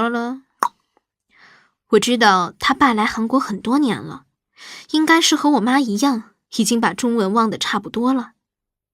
我拿来手机边看边念：“秀妍，是爸爸，爸爸妈妈对不起你，不能给你一个完整的家庭。听说你来韩国了，所以尝试联系你。爸爸在这里已经结婚了，你周末可以过来一起吃顿饭吗？你的零花钱够不够花？要是不够，就偷偷和爸爸讲，爸爸给你。”短短的几句话，我念完后将手机还给他，开始埋头吃饭。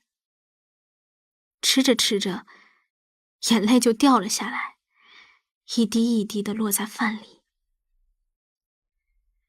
接下来很长一段时间，我总会和妈妈争吵，我总会跟她大喊大叫，质问她：“你为什么要和他结婚？为什么要跟他在一起？如果不是你，我就不会出生在这种家庭。”我告诉了他这么些年继父经常对我动手动脚的事情，而且非常埋怨他的懦弱。你都不能保护好我，我自己一个人忍了这么久，如果你稍微多给我些关心，就能发现这些事情的。可是他却总是不给我任何回应，只是低着头不讲话。我一度以为这辈子就这样了，不会有任何改变了。于是我慢慢放弃了逃跑的想法，久违地去了医院。我对主治医生讲，我认了。人都有各自的命，我的命就是这样，没办法，只能忍了。医生问我说，你为什么不去争取一下呢？我既生气又委屈，我要怎么办？我该怎么办？那是我妈，我亲妈，我怎么能丢下她呢？医生和我说，你的人生不该因为任何人的错误而毁掉。我听懂了他的话，于是我尝试着去做一些事情，能让妈妈对逃跑少一些顾虑。到了高2，我辍学去上了班，做销售，很累，心理压力很大。家里的事情、工作的事情堆在一起，我每天会提前从家出来，到网吧找个角落哭1小时再去上班。工作稳定后，我给了妈妈最后的思考时间。我已经不上学了，你不需要担心影响我的学业。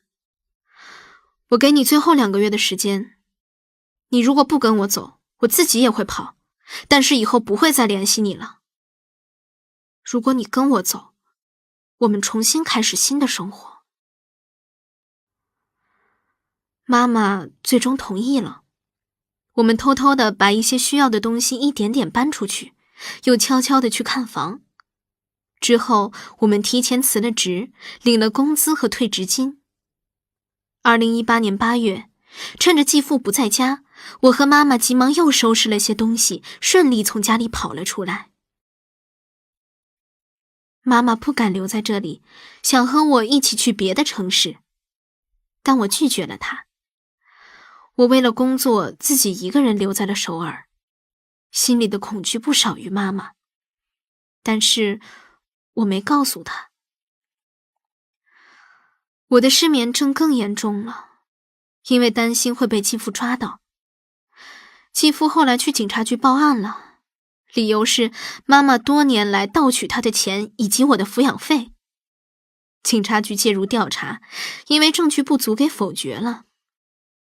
妈妈知道后特别生气难过，她没想到继父会这样做。其实这些年来，在我身上花的钱，除了学费基本没有其他的，反倒是妈妈经常给他掏钱，他欠的钱也是妈妈帮忙还的。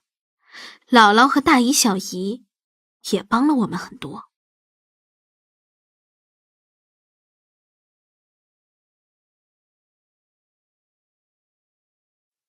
第3节，妈妈离婚成功，我们终于摆脱继父的阴影。2019年，妈妈回到了首尔。我们通过亲戚的介绍，找到了一位有名的律师，决定打官司离婚。这几年来，每次家暴后，继父都不让我们出门，自己也不工作，就在家里盯着我们。我们没有留任何的证据，以为会比较棘手。但是律师说，官司很简单，有打赢的把握。我下班后熬夜写了6、7张证词，要去详细的回顾所有的事情。整理出来对我来说很痛苦。收集了我的证词以及妈妈家亲戚的证明，2场官司打了半年，都是由律师代替出庭。我们不要任何东西，只想和他断绝关系。最后官司胜诉，离婚成功，我和妈妈终于自由了。我开始边工作边学习，取得了高中毕业证之后，又开始学一些感兴趣的东西。妈妈后来听到些继父的事情，虽然她嘴上不说，我却能看出她的心酸。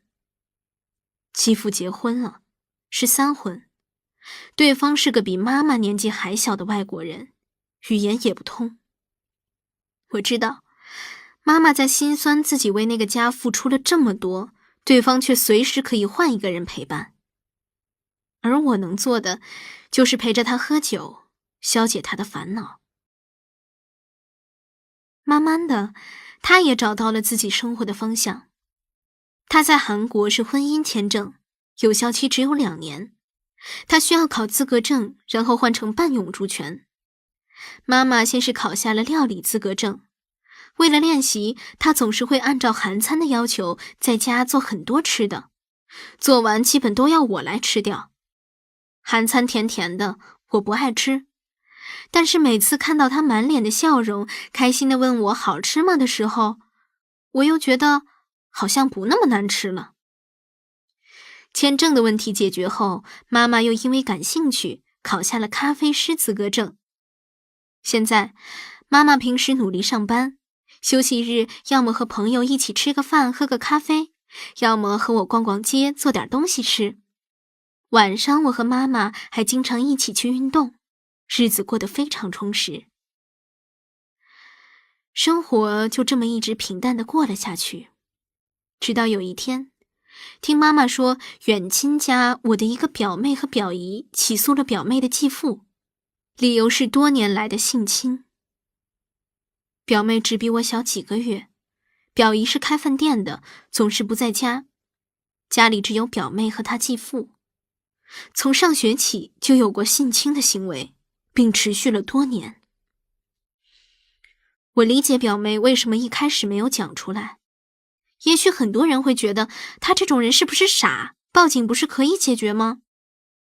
但是我经历了，所以我知道，在那么小的年龄根本没办法说出口。不是自己的错，却觉得自己不干净，觉得是件丢人的事儿。所以身边亲近的人应该教育孩子，这是不对的，应该很确定地告诉他们这种行为是错的，是对方的错。大人越是极力告诉孩子，孩子就越会在遭遇的时候去向他们求助。显然，我和妹妹都没有这方面的意识。表姨因为工作忙，没有给予她过多的关心和教育。妈妈则是因为自顾不暇，已经顾不得我了。妈妈听完表妹的事情后很感慨，我却是一半玩笑一半认真地说，如果当年我没那么保护自己，我也会这样的，只差最后一步来着。妈妈又一次低着头不讲话，但是这次我突然读懂了她的表情。这么多年，我的埋怨，我的委屈，她不是不想回应，而是她觉得身为母亲没能保护好我，她觉得愧对于我，所以什么也说不出口，也不敢和我对视。这次，我对妈妈的心结是真的解开了。我和妈妈的关系终于从这个时候才真正变得亲近。有一天，我们一起运动，我对她说，你不要觉得离婚2次就是失败，错又不在你。现在我也长大了，也工作好几年了，你不要担心我，也不要再被我牵制住。以后呢，为了你自己活。如果以后有人对你好，你也喜欢，那就接受呗。你知道，我一直介意的不是你再婚，无论什么时候，我都可以接受的。妈妈笑了笑，然后对我说，她想开了。以前一直觉得离婚很丢人，抬不起头。但就像我说的，错不在她。现在的生活也挺好的，她想多陪我几年。不过以后如果有人很喜欢她，对她很好，她也会考虑的。就这样，我和妈妈摆脱了这么多年的阴影，彻底缓和了关系。她没了别人的陪伴，变得更像孩子了，会很依赖我。我很庆幸，在她还健康年轻的时候，能陪她过得这么快乐。我因为多年的抑郁症，不太擅长表达，但是慢慢的，也会开始对妈妈说一些谢谢、辛苦了这类的话。那么，我的抑郁症到底好没好呢？没有。我不知道是否真的存在完全医治好的人，但是我并没有完全恢复。我还是会厌世，情绪低落，甚至不明白活着的意义。工作不顺或是跟同事争吵起来的时候，我第一反应还是躲起来大哭。只是哭完了，冷静下来后，我会主动去解开误会。夜里我还是会突然难过，又迷茫又觉得压力大，情绪大起大落，睡不着觉。但是我没再去过医院了，这几年也一直没有吃药，靠着自己的意志和医生的帮助，虽然还是对未来没有一个确定的目标，但是大致方向是有了。每次病情复发，我都会想尽办法去调节自己的情绪，反复的在心里念着，那么难的日子都熬过去了，这算什么呢？想想以前的生活，以后的日子都是越努力越顺心的。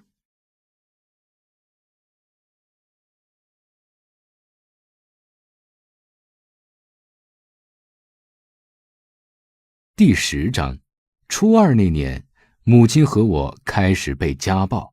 医生说，主讲人国家2级心理咨询师嫣然。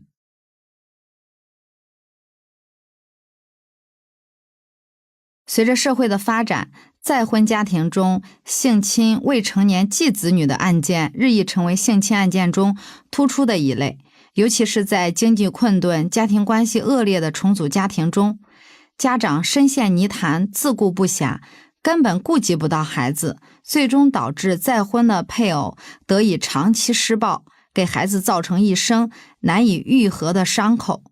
就像故事中主角的母亲，重组家庭后，整日活在丈夫家暴的阴影下，连自己的人身安全都无法保证，根本无暇顾及女儿的处境。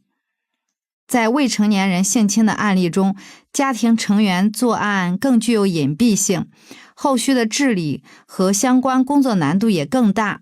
很多发生在家庭中的性侵害案例，考虑到亲情、伦理、生活保障等因素，受害者及其亲属往往不敢声张，不敢报警维权。就像故事中主角的母亲，后期就算知道了女儿一直被继父猥亵，也只是采取回避的态度，不愿意面对和承认残酷的事实。未成年人被性侵，同时还伴随被施暴者威胁、恐吓，无法求助，导致自我安全感被剥夺，这些对成年人来说都很难承受，更何况在思想认知和身体发育还不健全的未成年人，他们可能会进行自我攻击、自我贬低等行为。所以就像故事中的主角，在他非常小的时候，身体就有非常严重的炎症，尤其是肠胃的炎症，就是因为他有非常多的恐惧，然后非常多的不安的情绪是没有办法得到缓解的。他连晚上的睡觉都要蜷缩在一起，以防止被继父性侵。所以这些痛苦是我们作为常人没有办法理解的。那这样的孩子呢，由于长期受到这样的迫害，所以他自然就会面临更高的抑郁的风险，同时会面临更明显的自杀的倾向。许多有童年遭受性侵害经历的成人，还常将与性侵害有关的痛苦内化或者是外化。男性呢，常以外化痛苦的方式应付性侵害，比如说愤怒、攻击他人等等。那女性呢，则多用内化痛苦的方式应付性侵害，如抑郁、自杀等等。故事中的主角呢，就是将自己的痛苦内化成为抑郁症，然后进行自我攻击，而不是攻击他人。那这个故事给了我们一个非常重要的警醒，就是我们作为父母该如何帮助孩子避免遭受性侵害。那首先，家长就一定要承担起养育的责任，尤其是不要把孩子放在朋友家或者是邻居家过夜。很多时候性侵害的发生都是由于邻居或者是熟人作案，所以这个要引起我们的重视。那第二呢，就是现在有非常多的书籍，包括学校也会有一些生理课来帮助孩子认识身体的各个部位，尤其是隐私部位，教导孩子哪些是不能触碰的身体禁区，同时呢，帮助孩子认识到，一旦有人企图打破孩子的身体的禁区，孩子一定要学会说不，并且呢，想办法尽快离开，找信任的大人求助或者是报警。那如果孩子遭受性侵后又该怎么办呢？首先，作为父母一定要关注孩子日常的情绪状态以及微小的行为的变化，比如孩子突然开始持续性的做噩梦，经常出现攻击性的情绪，这些其实都给我们提供了一些信号，来看看孩子是不是最近遇到了一些创伤。那第二部分就是一旦发现孩子有被性侵，就要第一时间报警，然后带孩子就医，先保证孩子身体上的伤害得到及时的治疗。那最重要的就是家长一定要带孩子去看心理医生，生理上的伤痛看得见，会随着时间愈合，但是心理上的伤害如果不及时妥善的治疗，将会是孩子一生的灾难，这将会影响孩子未来的家庭、婚姻以及他对自我的认知。那最后想强调的是，无论发生了什么样糟糕的严重的事件，家长都要坚定地告诉孩子，这不是你的错。我们监护人要尽到这个监护的责任。那老师呢，也要尽可能的帮助孩子营造一个积极的、宽容的氛围，引导周围的同学更好的关爱，去温暖孩子，然后来治愈孩子内心的阴影。最后我想说的是，在我们心理咨询的案例中，也会有在童年时期遭受过性侵的来访，但现在他们作为一个成人，有自己喜欢的工作，有稳定的家庭，然后有可爱的孩子，这就是一个人成长的生命力。虽然在我们年幼的时候遭受过一些挫折或者是一些创伤的事件，但你一定要相信生命力本身的强大、顽强，以及它创造奇迹的能力。同时呢，我们也会有更多的爱和慈悲去关照小的时候那个受伤的内在的小孩。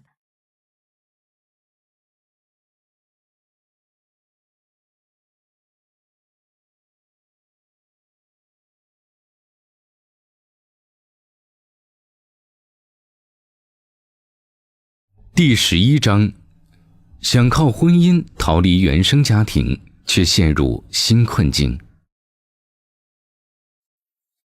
我们每个人都是自己家庭的复制品，原生家庭会影响个体与他人的相处模式、自我控制能力、择偶标准和婚姻等。每个人都会受原生家庭的影响，有的人会进行模式复制，有的人可以幸运地用爱情、友情等进行疗愈，而有的人在这个疗愈的过程中却遇到新的意外。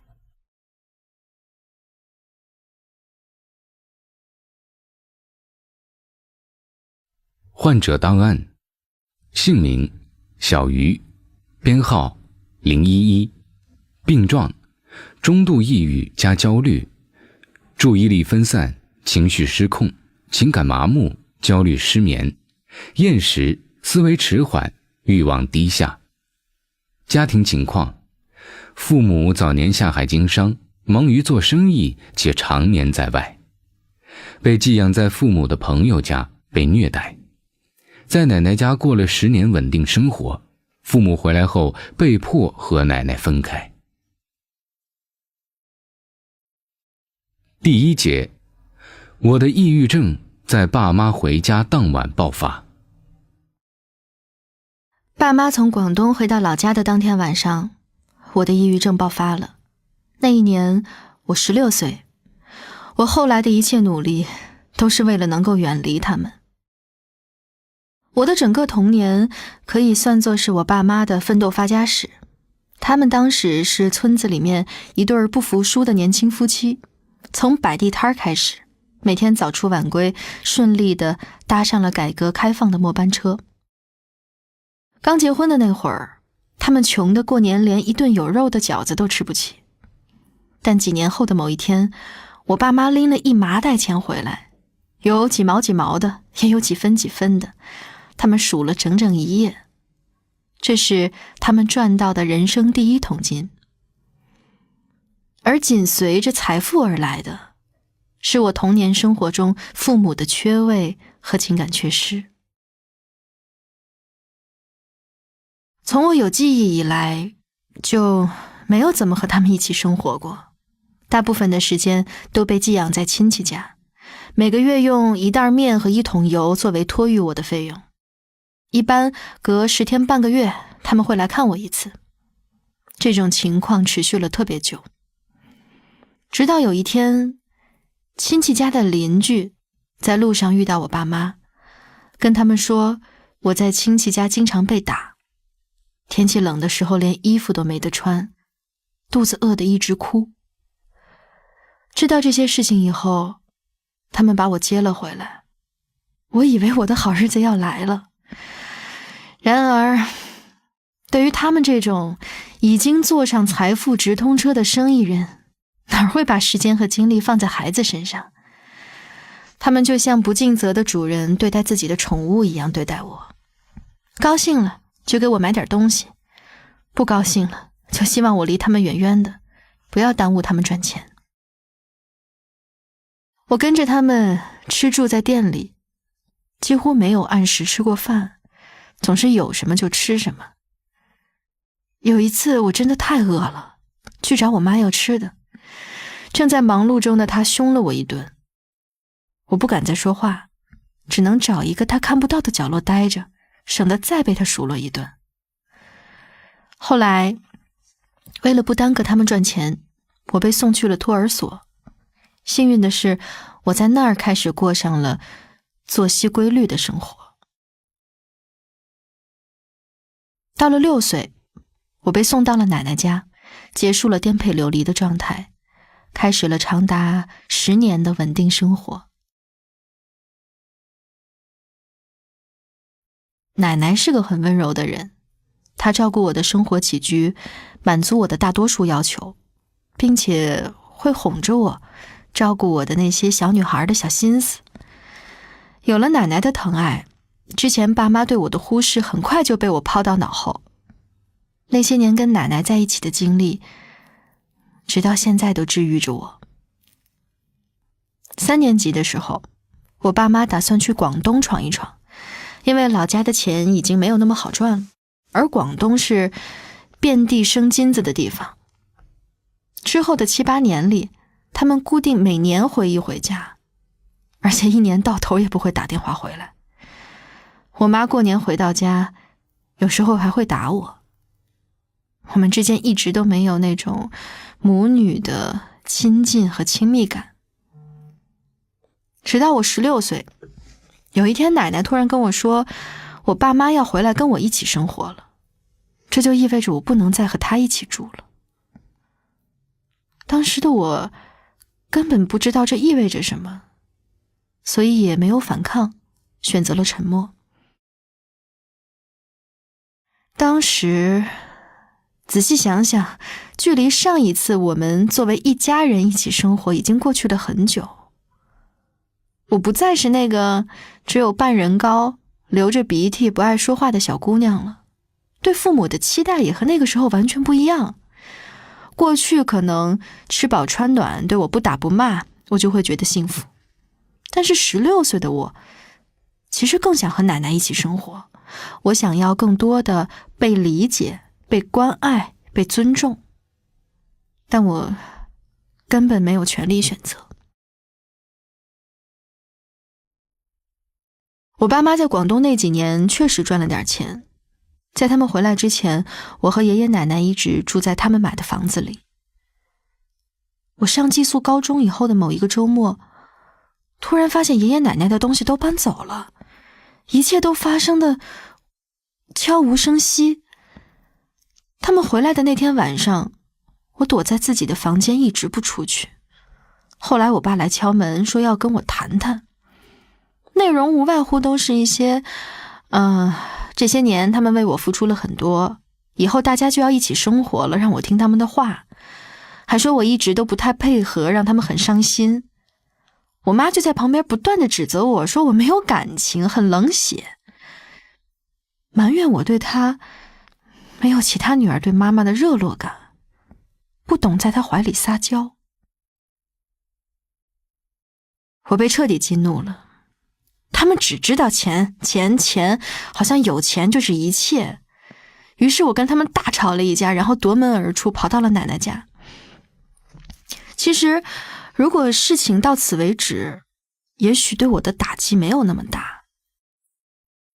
到了奶奶家门口，奶奶没有让我进去，只是把门打开了一条缝，探出头对我说：“现在你爸爸妈妈回来了，你也该跟他们一起生活了。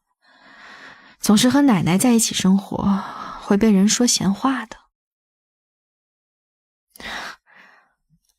我当时整个人愣在原地，不知所措。等我回过神来的时候，才察觉到我已经走到了大马路上。我浑浑噩噩一路哭着又回到了我爸妈家。那一夜让我意识到，世界这么大，没有我的容身之处。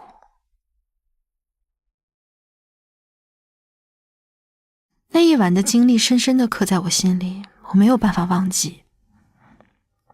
之后的那几年，我经常会满脸泪水地从睡梦中惊醒。梦中我被困在那条清冷的马路上，脑子里一直循环着那句话：会被人说闲话的。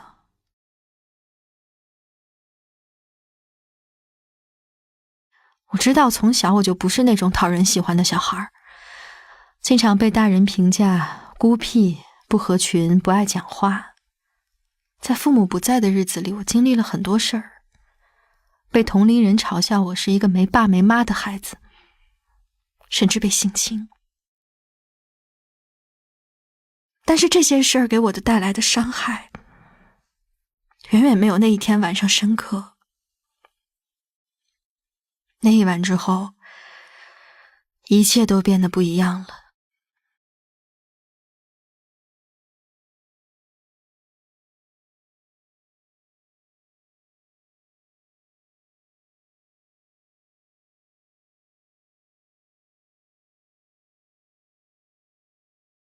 第2节，他们只是假装爱了我一下。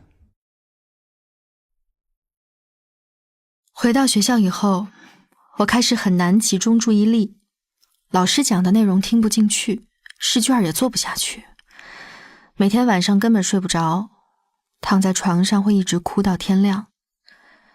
每当我闭上眼睛的时候，脑海中就会出现我爸妈的声音，说我是一个不会和父母亲近的人，还有奶奶的声音，说怕被人说闲话。我总是在想，为什么我没有一个真正的家？为什么别人都有，就我没有？为什么？为什么？不知不觉，我在学校已经很久没有说过话了，没有情绪起伏，不想笑，也不想吃饭。最后是老师发现我不对劲儿，叫来我爸妈告知了我的情况。他们把我带回家以后，商量来商量去，最后竟然决定带我去看半仙儿。以我爸妈有限的认知，他们对我的判断就是被鬼上身了。我特别抵触，我说我要去看的是心理医生，但他们对心理医生的抵触就跟我对半仙儿的抵触差不多。他们还不断地安慰我，我其实没病，不要自己吓自己。我们在车里吵了起来，他们才答应我，如果看半仙儿不行，再去看心理医生。其实那个半仙儿人很好，他说我很敏感，可能得的是神经官能症，农村人把这个叫癔症。他叫我爸妈赶快带我去医院看看。连自己信服的半仙儿都发话了，他们就立刻带我去了3家医院的心理咨询门诊。医生跟我简单聊过之后，告诉他们，如果想要治疗效果好，需要家庭治疗，意思也就是我爸妈也得参与其中，一起接受治疗。但我爸听了以后非常愤怒，直接在医院大发雷霆，告诉医生，我才没病，我们家就他一个神经病，要治就治他。我妈倒是比较委婉地说，他们一致认为我的问题比较严重，还是先给我看吧。第一次做心理咨询的时候，大部分时间都是我在哭。那些负面的、糟糕的情绪在我心里压抑了太久。这是我第一次碰到愿意倾听我、理解我，让我没有任何相处压力的人。我痛痛快快地释放了一把。医生确诊我是中度焦虑加抑郁，焦虑更严重一些。后面给我开了药，让我每个礼拜去做一次心理咨询。药物对我很有效，心理咨询也非常有效。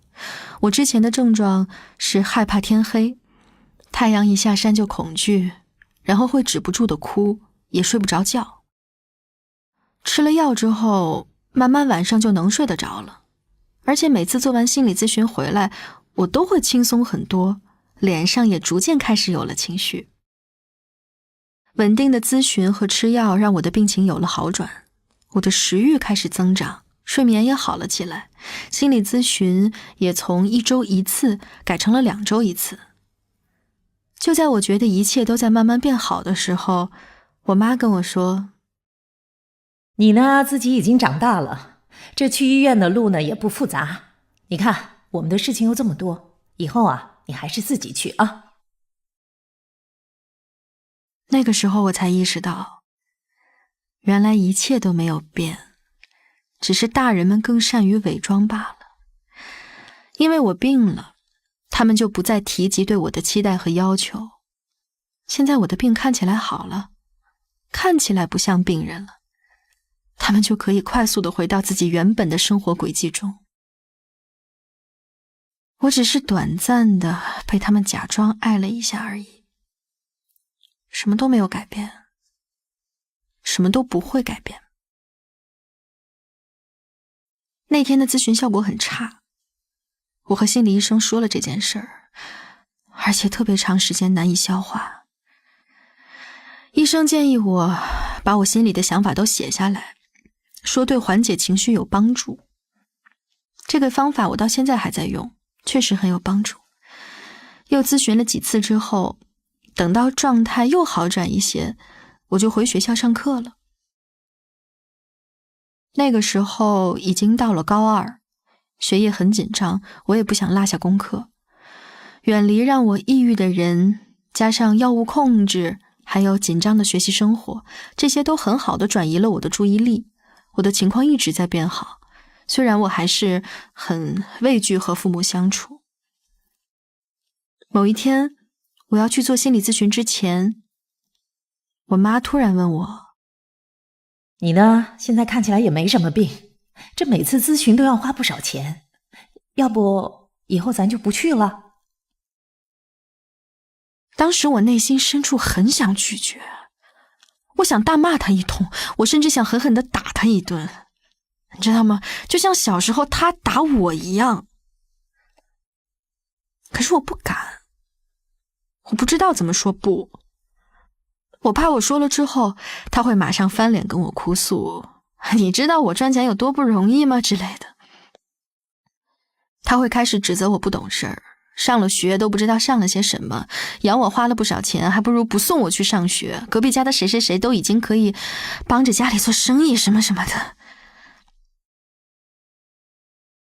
最后我选择了沉默，他看我没说话，就觉得我默认了。这是我这次发病后最后一次做心理咨询。那天我恳求医生能不能给我一个电话，以后如果我有需求可以给他打电话吗？哪怕听一听他的声音也好。虽然这不符合规范，但他还是给了。后来我偶尔的给他打过几次，但因为他也要工作，所以不是每次都能打通。我记得最后一次给他打电话，是某一天晚自习下了课之后，我突然被负面情绪完全吞噬，在宿舍里哭得不能自已。在电话拨通以后，传来那个心理医生明显是睡到一半被吵醒的那种迷迷糊糊的声音。那一刻我觉得非常抱歉，我打扰到了这几年来唯一懂我和倾听我的人。他一直在跟我说没事儿，强行的打起精神来跟我说话，但我聊了几句之后，就因为实在太过于内疚，就快速的挂掉了电话。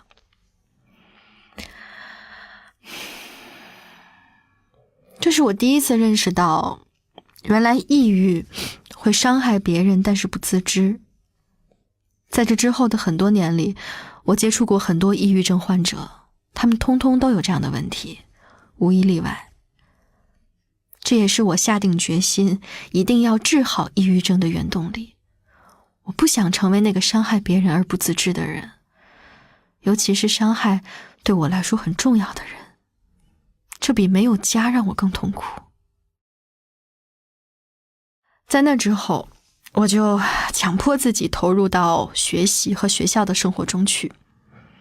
我住的寄宿学校半个月放一次假，所以我待在家里的时间很少。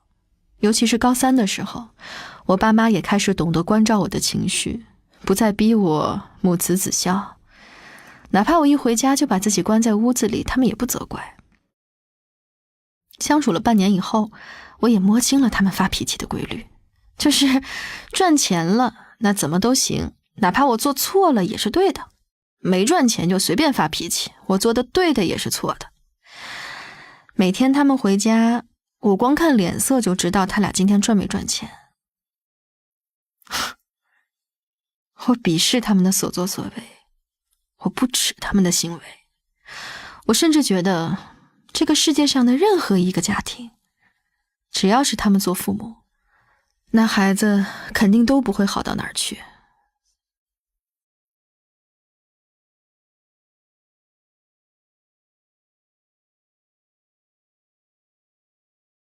当父母不够成熟时，孩子就会被迫长成大人。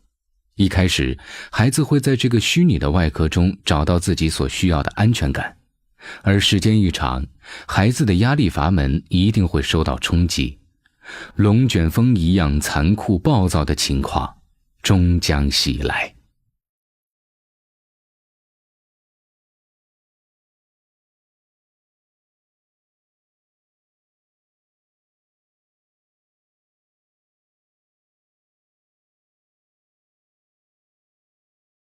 第3节，远离原生家庭后，丈夫又患躁郁症。第1年高考，我因为生病和很多其他因素的影响没有考上大学，于是我就接着复读了。复读的日子非常辛苦，但是我已经想好了出路，我要考到离家很远的地方，永远都不要再回来了。后来我如愿考到了厦门，但是却因为生活费的问题，我的抑郁症复发了。上大学之前，我和他们约定1个月给我打一次生活费，一次1500，每个月中旬打。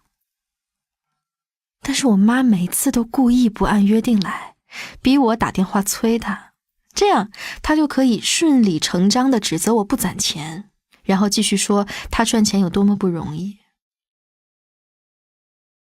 这就导致了我每次在离约定日期的前几天就开始焦虑，睡不着觉。一切又回到了之前的状态，天一黑就开始哭，茶饭不思，反应越来越慢，越靠近那个日子就越严重。每次给他打完电话以后，我都会痛哭一场。我真的不明白，为什么我都放弃拥有正常的家庭和亲子关系了，还要受这样的折磨？于是我主动地去了学校的心理咨询室，重新开始规律地做心理咨询。咨询室的老师是科班毕业，非常专业，也非常温柔。这一次的情况没有之前严重，所以我只是做咨询，但不吃药。情况很快得到了控制。后来我和咨询老师的关系也处得不错，在老师的建议之下，我开始看心理学的书。他给我推荐的第一本书是清音老师的电台节目合集，叫《学习爱》。这本书里涉及了日常生活中经常碰到的心理学问题，解开了我心里的很多小疙瘩。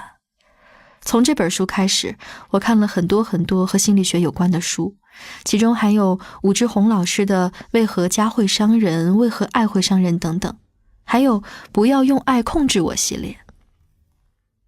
在看完《为何家会伤人》之后，我觉得我终于找到了答案，于是我特意给我爸妈买了一本。万万没想到，我爸收到书之后立刻打电话过来，对我劈头盖脸一顿骂，质问我是不是认为他做爸爸做得不好，所以要买一本书教他怎么做爸，还很讽刺地跟我说，下辈子吧，这辈子我只能自己认命。我当时非常震惊，我想改善我们的关系，解决我们的问题，万万没想到他会是这样的反应。放假回家以后，我看到那本书还放在桌上，连塑封都没拆。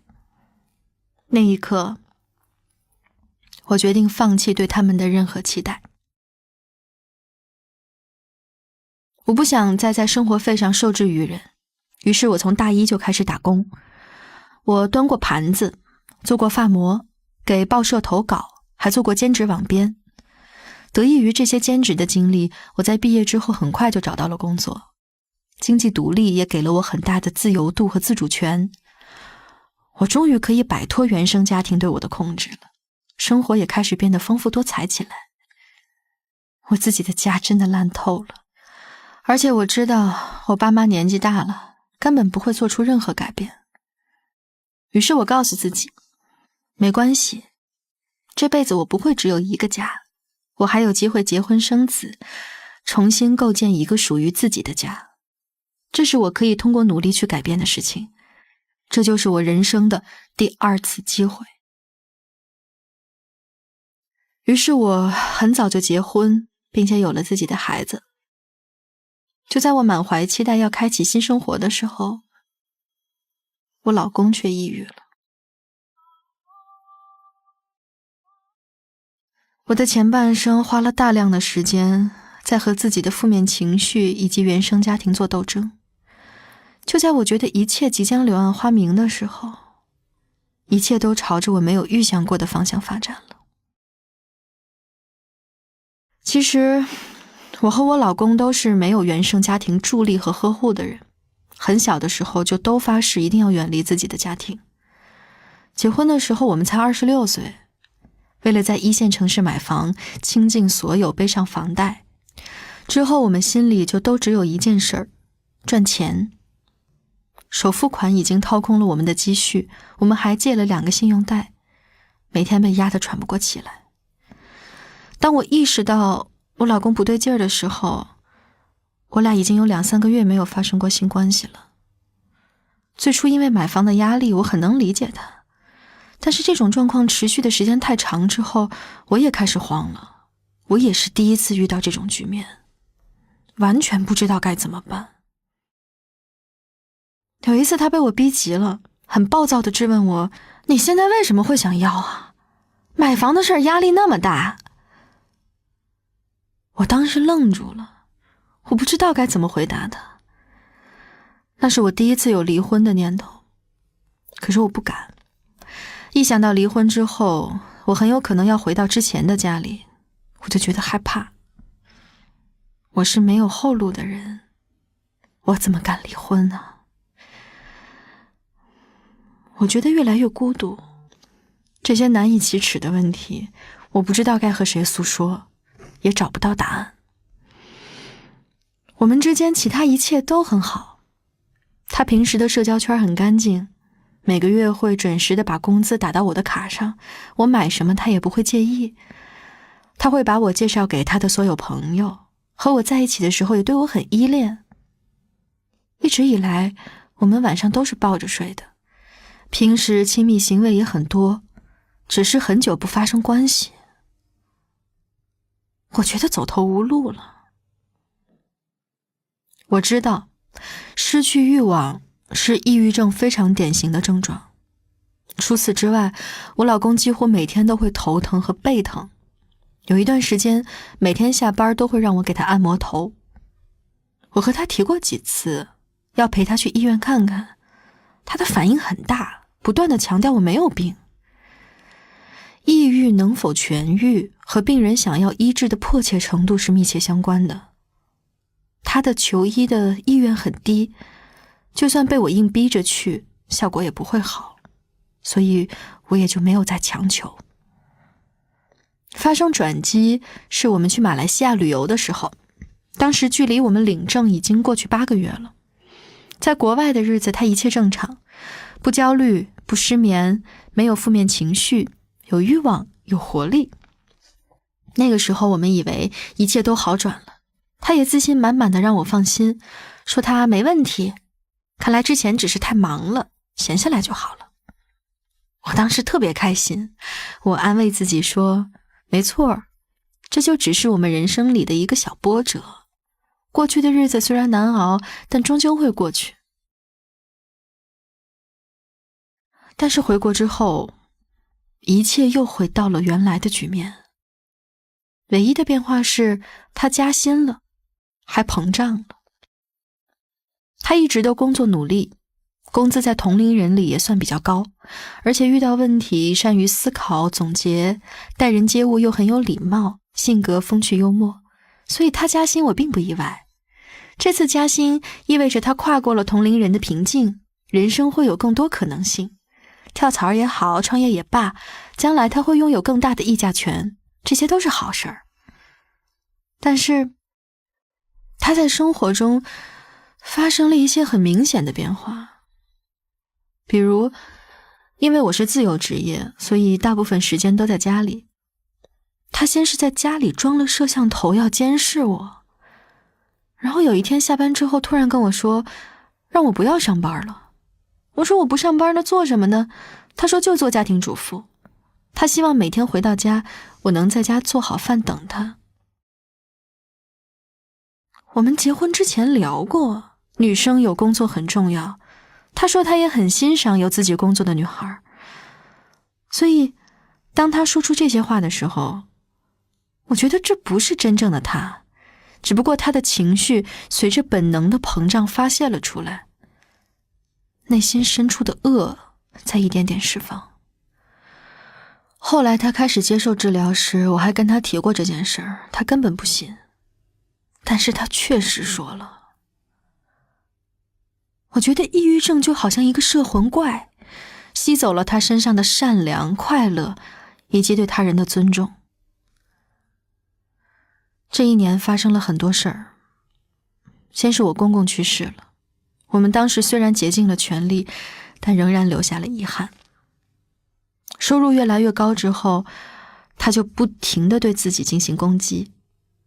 如果当初再努力一点，做得再好一点，他的爸爸是不是就可以多活几年？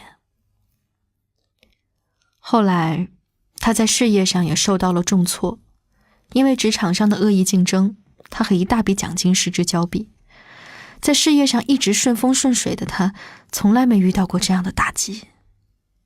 又因为工作强度太大，重重压力之下，他的一只耳朵失聪了，治疗了很久才好。这一年，我怀孕了。我像个没有理智的女人一样，想要通过孩子来扭转局面。我只想要一个安稳的家。我希望他看在孩子的份上，心怀畏惧，不要去创业，不要把这个家置身于风雨飘摇中。但是抑郁让他活在了自己的世界里，对周围的所有人缺乏同理心。我们的孩子就在未来很不明朗的情况下出生了。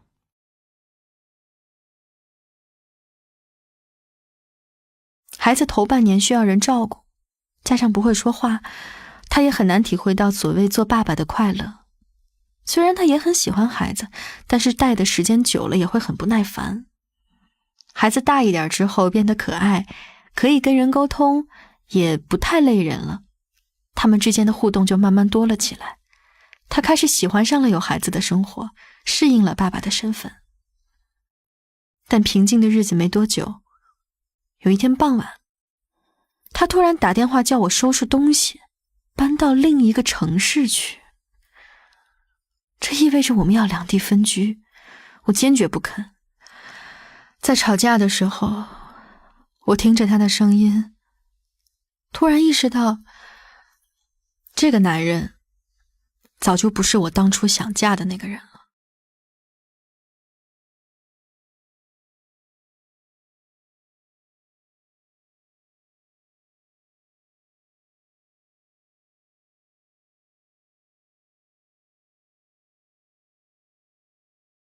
第4节，求离婚而不得，我的抑郁症再次复发。作为曾经的抑郁症患者，小鱼太熟悉抑郁症的表现和心情。当她尽可能体谅和呵护丈夫，却换来对方的抗拒与疏远。小鱼在理解外，更有发自本心的绝望。我第一次跟他正式提出离婚，是他送我去洗牙的路上。我当时的语气非常平静，大概就是说，如果你提离婚，我会一口答应。他很震惊，问我为什么。我说，如果离婚了，我至少还能有正常性生活的可能性。然后我难以抑制地哭诉起了他这几年做的种种。他很长时间没有说话，之后他跟我保证他会去看心理医生。为了离婚，我已经做了很长时间的心理准备，可到了我下定决心的这一刻，他却跟我说他要去看医生。如果刚开始的时候他对我说这句话，我想我会很开心，而且应该会像电影《丈夫得了抑郁症》里面的女主角一样，全力的支持他，陪伴他。我甚至可以比女主做得更好。但如今我们的感情已经消耗殆尽，看医生并不能挽救我们的关系。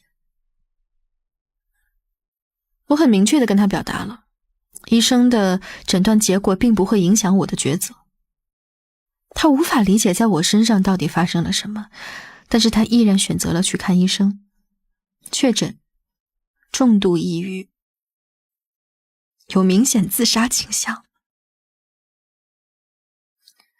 他拿着这个结果来挽留我，跟我说对不起，他只是病了。我看着诊断结果失声痛哭，我感觉命运跟我开了好大的一个玩笑。原来不是我错了，不是我需要反思，不是我需要改变，不是我一定要更好才配得上尊重和呵护，只是他病了而已。可惜一切都已经太晚了，我不想回头了，我好累，我迫切地想要结束这段关系。我知道离婚是很漫长的事儿，也做好了充足的心理准备。我把所有的情况都设想了一遍。离婚这件事儿藏不住，尤其是到了要起诉的地步。我很怕我的孩子未来知道他爸妈曾经对簿公堂，我觉得这是一种对他的伤害。所以我提议协议离婚，并且表示我可以净身出户，但他坚决不同意。我做了所有能做的，说尽了难听话，让他提所有条件，我什么都答应，我只想要一个自由身。他还是不愿意，还说要重新追求我。我的抑郁症就再一次复发了，这一次前所未有的严重，比大学那次还要严重。我连日常工作都做不了，头特别疼，完全难以忍受。每天白天都会难以自控的哭，一整天不吃东西，我自己都不知道。我很恐慌，于是赶快找了心理医生，并且强烈要求服药。医生劝我先咨询试试看，咨询的效果不错，可能是因为介入的时间比较早，我花了2个月的时间，病情就得到了控制。心理医生让我明白了一件事儿，这个世界上就是会有些事儿，它悬而未决，不按你的心意走。要习惯这样的生活。于是我学会了等待。如果他不想离婚，那我就等到他同意。但是我不会再哭了，我要努力的过好自己的生活。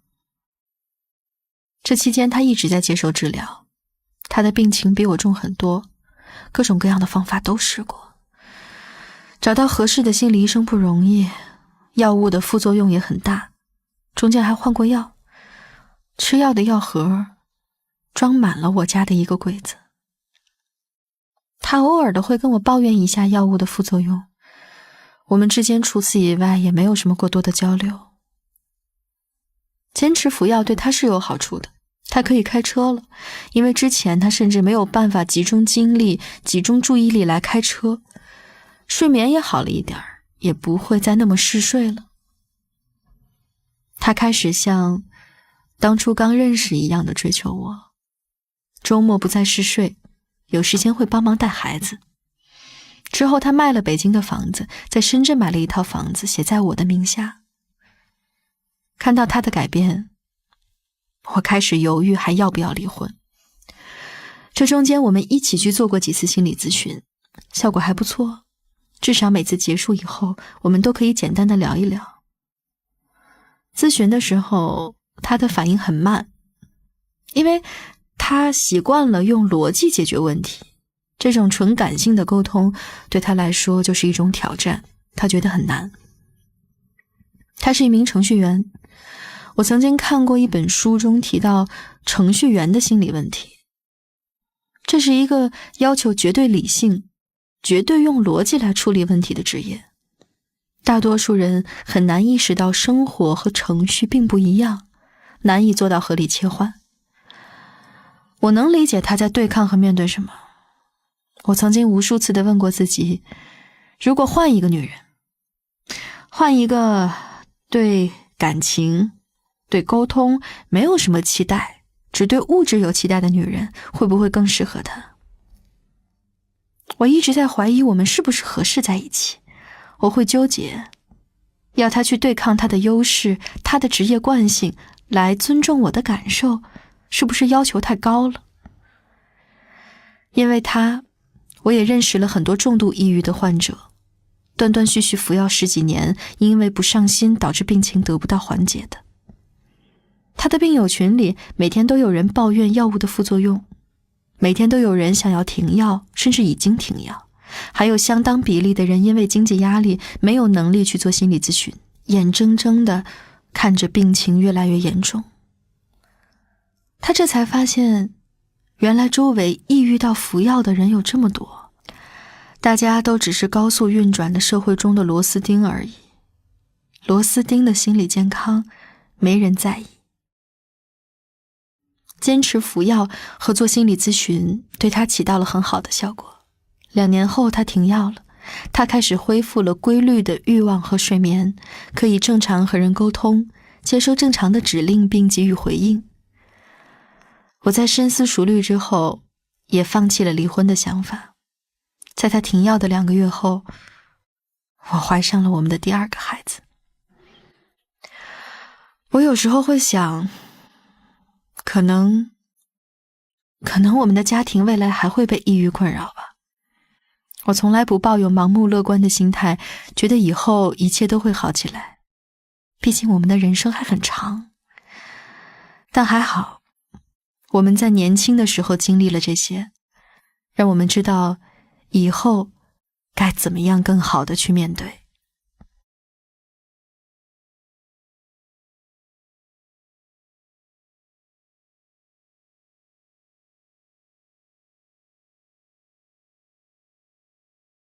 第5节，关于抑郁症的一些经验总结。1. 就我自己的思考来看，抑郁最根本的原因只有4个字：求而不得。因为求而不得，所以会自我攻击，最终导致抑郁。我的抑郁起始就是因为我很想要一个幸福的家，一对儿理解我、呵护我的父母。能意识到这一点，对我的人生非常幸运。第二次抑郁，我只想要我妈定期的把钱打过来，不要折磨我。最后我放弃了期待，自己赚钱就不会被伤害了。第三次抑郁是因为想要离婚而不得。我做了很长时间的心理斗争，解决了现实的困难，最终提出了离婚。当我以为距离我想要的生活只有一步的时候，居然还是不行。我老公的抑郁也是因为求而不得，最初只是想要几十万块钱缓解我们的经济压力，却意外的没有得到。后来爸爸去世，自己生病。生老病死是这个世界上我们最无能为力的事情。我后来通过学习才知道，亲人去世给我们带来的负面感受，至少要到半年后才会消失。没有期待就没有失望。我今年已经30岁了，渐渐开始明白，人活着，什么样的事儿都有可能会发生，什么样的人，什么样的境地都有可能会遇到。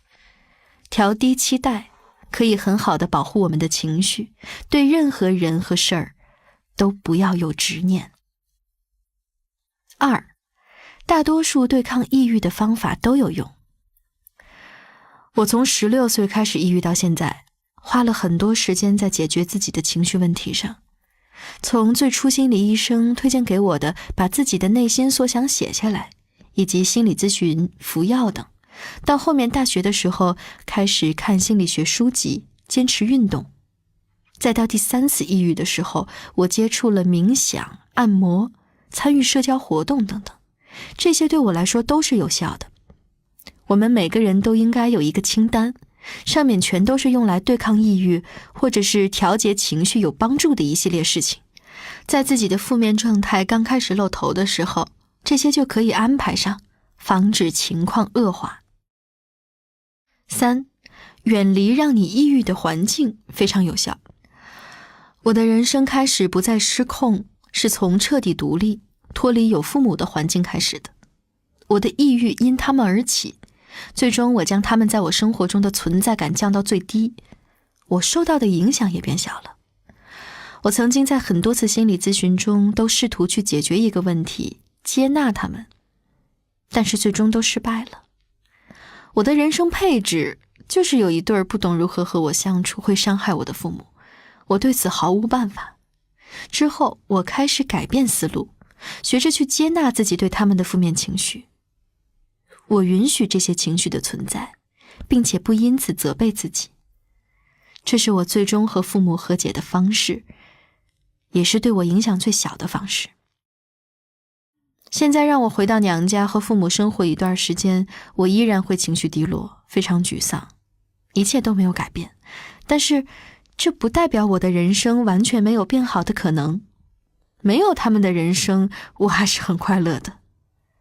所以有时候离开那些让你不快乐的人和事儿，一切就都好了。4. 决定你抑郁时间长短的是你对自己病情的接纳程度。我最大的幸运在于我一直都很接纳我的病，积极配合治疗，哪怕钱不多的时候也拿出来去做咨询，并且把自己的情绪问题看得很重要，所以我的病情一直得到了很好的控制。如果我老公在我最开始提醒他去看心理医生的时候就采取行动，他也许根本不用被药物的副作用折磨，几次心理咨询就能把问题解决了。他花了太多时间去和自己的病情对抗，他无法从容接受自己生病这件事儿。我也认识很多抑郁症患者，因为早期抗拒服药，不接纳自己的病情，拖延了几年，等到开始有了生理性的病状才去看医生，从抑郁症拖成了躁郁症，最终导致用药困难。抑郁是一个长期性疾病，不是看一次医生就能解决的，也并不是服药之后就一定能好，要用到适合自己的药，找到适合自己的医生，都要花很多时间，走不少弯路。如果自己在抗拒生病的事实，则会导致患病的时间更长，甚至病情反复。我见过病友因为不接纳自己的病情，服药之后稍有好转就断药，最终断断续续吃了10几年药，还导致病情变得越来越复杂。这样的情况最终受罪的还是自己。5. 哪怕只是轻微的精神类疾病，身边的人也会有感知。我在结婚生子以后，有一次碰到了一个高中同学，他说我比上学的时候看起来阳光了很多。我当时挺震惊的，我一直以为我在同学面前伪装得很好，没想到情绪会从眼睛、嘴巴、表情中跑出来，根本掩藏不住。就我的经验来说，抑郁症在人际关系上最初比较典型的症状就是鸡同鸭讲、自说自话。正常人聊天都是有来有回的，双方可以感知到对方的情绪并给予回应，但抑郁症患者做不到，这和他们自我攻击、更认可自己内心的想法是一脉相承的。你会发现，和他们聊天的时候，他们极其不能接受你的想法，即使你的想法非常平和且没有恶意，甚至于简单到把桌子上的一杯水拿过来给我好吗，都会受到他们的反抗。他们根本听不进去别人的建议，这样病人的病情很容易拖延反复。我曾经有一次在网上小范围的简单讲过自己的经历，文中只提及了我和我丈夫都曾经抑郁过，我们有一个孩子，还会生2胎。当时就激起了热烈的讨论，其中一些发言让我很意外，比如精神类疾病有家族聚集的特点，这样的人就不应该结婚生子，是对子女的不负责任。怎么会2个抑郁的人碰在一起结婚？这日子还怎么往下过？我当时惊讶于网友对心理学知识的匮乏，同时也觉得自己有义务把自己的人生经历分享出来，希望至少可以鼓励和我一样的患者去努力追求自己想过的生活。中国有至少3亿人被抑郁症困扰，其中不乏高级知识分子、企业家等。如果这些人都不生孩子，那就是3亿人都没办法有自己的后代了。人类在过往的历史中，从来没有像现在一样承受过如此大的精神压力，这对我们的大脑、我们的情绪、我们的激素分泌都是一个很大的挑战。所以抑郁症的蔓延并不让人意外，这是时代发展的产物。我们应该学会的是如何积极面对这件事儿，应该学着去了解大脑，了解情绪，积极配合医生的用药和咨询，从而过上自己期待的人生，而不是讳疾忌医，抵触它，抗拒它。现在孩子们的压力也很大，相对于对抑郁症完全不了解、没办法感同身受的父母来说，我觉得如果我的孩子遇到抑郁问题，一个有过经历的妈妈可能会对他们有更多的帮助。在帮到我的孩子们之前，希望我今天的故事可以先帮到你。在我有限的30年的人生中，抑郁时不时就会出现，它困扰着我，但同时也成就了我。每次战胜它，都让我变得更有自信。抑郁并非无药可解，只是要早一点认识到，解药就在我们自己身上。停止自我攻击，放下执念，积极治疗，一定都会看到曙光的。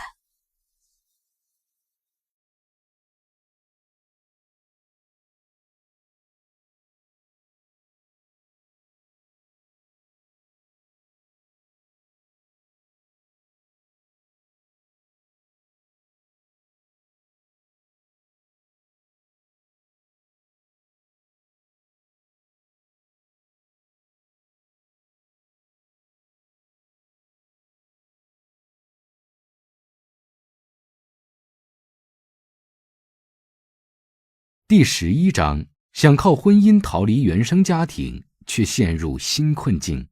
医生说，主讲人：国家2级心理咨询师嫣然。弗洛伊德说过，人的创伤经历，特别是童年的创伤经历，会对人的一生产生重要影响。从心理学方面，原生家庭一词可以理解为自己组建家庭以前长期生活并且度过了人格形成期的家庭。原生家庭环境对人的塑造、对人格特点、情绪管理乃至亲密关系等都有显著的影响。其实我们每个人性格的养成都是先天的遗传因素和后天的环境因素交互作用产生的。那原生家庭呢，就属于一个人成长的外部环境。如果家庭的氛围特别的冷漠，亲子关系比较疏离，父母呢又常年的情感忽视，这些呢都会对孩子的后天的成长带来负面的影响。所以说，好的童年治愈一生，不好的童年一生都在被治愈。故事中的主角由于跟父母长期分开，就导致了这种情感的疏离，早年的生活又非常的不稳定，就非常容易给我们带来这种不安定的依恋的关系。所以这种内在的对关系的不安就会非常的明显。那后期呢，好不容易跟奶奶过上了稳定亲密的生活，却因为父母重新回归，打破了平衡。突然的被抛弃感和重新需要适应跟父母一起生活，还要面临父母不间断的情感勒索，这些呢都成为他生活中的负性的压力事件，也就导致了他抑郁症的爆发。上大学的时候，终于远离了消耗自己的父母，却又因为生活费的问题被继续控制，所以就导致抑郁症的再次复发。故事中的主角提到了一个对治疗非常有效的方法，我觉得这也是很多人现在都在践行的一种方式，就是当你和你的原生家庭无法得到和解的时候，那你就要去通过物理的方式进行隔离，就是尽量的和你的原生家庭保持距离。所以就是因为很多孩子想要逃离自己的原生家庭，所以他就努力的让自己更快的成熟，更快的工作，不再从经济上或者是情感上依赖他的原生家庭，从而减少原生家庭对自己的伤害。那我觉得这也是一种可取的来治愈自己的方式啊，所以也远离有的时候也是一个很好的选择。但有时候呢，我们又没有力量远离这些创伤，所以很多人呢就会把救赎的希望寄托在婚姻或者是另一半身上。这时候呢，就会非常的为了逃离原生家庭，赶紧找一个人结婚，而并不是说考虑我是不是适合真的进入到婚姻生活里边来。所以当新的家庭建立以后，那些你没有从原生家庭中得到解决、成长和疗愈的问题，就会出现在新的家庭中。它不会因为你建立了新的家庭就消失不见。如果我们无法意识到这一点，那么我们靠婚姻逃离原生家庭其实是逃不开的，我们只不过是又再次进入了第二个原生家庭。所以选择进入婚姻其实是一件需要非常慎重的事情。但很多在原生家庭里面得不到情感关爱的人，在选择婚姻的时候就特别容易激情的做一个决定。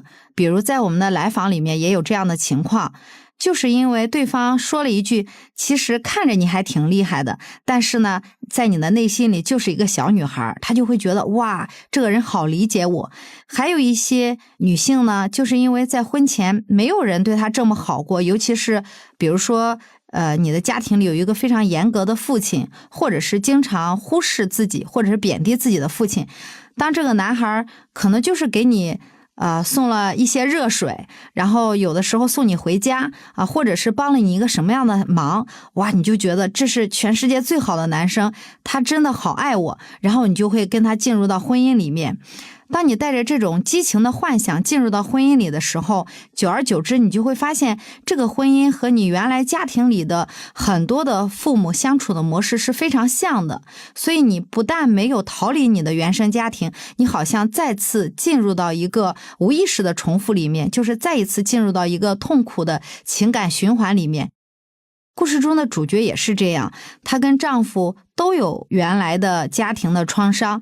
那当这两个人进入婚姻以后呢，丈夫自己的问题就会爆发，你就会发现丈夫再次成为了消耗自己的人。所以呢，这就是一个模式的重复。但幸运的是，作者的内心通过不断的治疗以及心理学的学习，慢慢的开始变得强大。他能够逐渐的厘清这些问题的来龙去脉，能够理解自己的情绪感受，从而呢打破了自己的行为模式，最后和丈夫一起度过了难关，带着积极乐观的心态去养育自己的后代。故事中主角的这种自我疗愈的方式也是非常值得借鉴的。那首先呢，就是自我接纳，积极的配合治疗。第二呢，故事中的主角他培养了自己的一种心理学的头脑，他通过学习心理学的知识，梳理自我，然后进行了自我疗愈。第三呢，就是尝试跟父母沟通无果以后，果断的放弃，选择尽可能的远离原生家庭。最后在丈夫患病的过程中，给了丈夫很多的支持和帮助，并且也在不断的反思，引领两人的生活往更好的方向发展，这些都是非常有效的。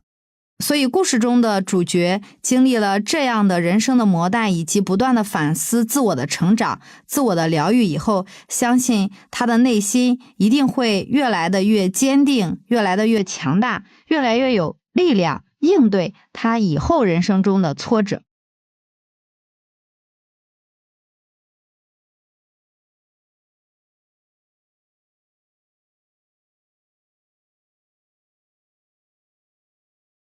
第12章，被同学霸凌后，妈妈说他们只是闹着玩。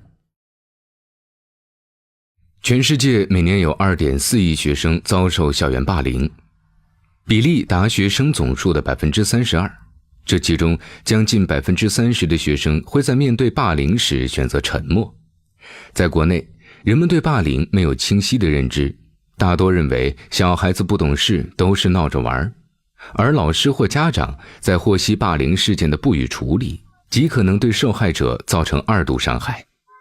那些被家暴长大的孩子更容易成为校园霸凌的受害者，更有甚者会成为施暴者。今天要讲的故事就从这里开始。患者档案：姓名易安，编号012，病状重度抑郁，兴趣缺失，情绪暴躁，焦虑失眠，记忆力减弱，自我价值感低下，自杀未遂。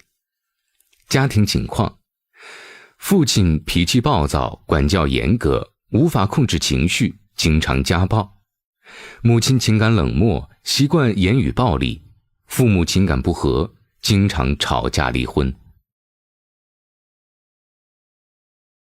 第1节，上学让我害怕。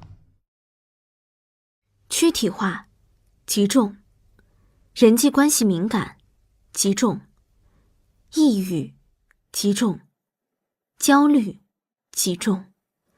标准分76.25。这是我15岁时做的抑郁症测评，量表下方白纸黑字写着有重度抑郁症症状。我不认为10几岁的孩子能有什么霸凌，都是闹着玩，大人不应该介入。老子不信以前打你打错了，你个社会祸害，老子当时就该打断你一条腿，养你那么多年，你就这么孝顺我们。这都是我爸妈亲口对我说的话。拼尽全力活到15岁的我，常年过着在家被父母家暴，到了学校被同学霸凌的生活。在这生不如死的漫长时光中，谁也帮不了我。确诊之前，我正在努力备战中考，每天5点起床，凌晨入睡，对我来说完全是家常便饭。对那时的我来说，成绩就是一切，即使透支身体健康，我也要换来重点高中的录取通知书。我想离开这个家，离开现在的学校和人际圈子，我想逃离这一切。伴随不断上升的排名而来的，是不断增加的学业压力。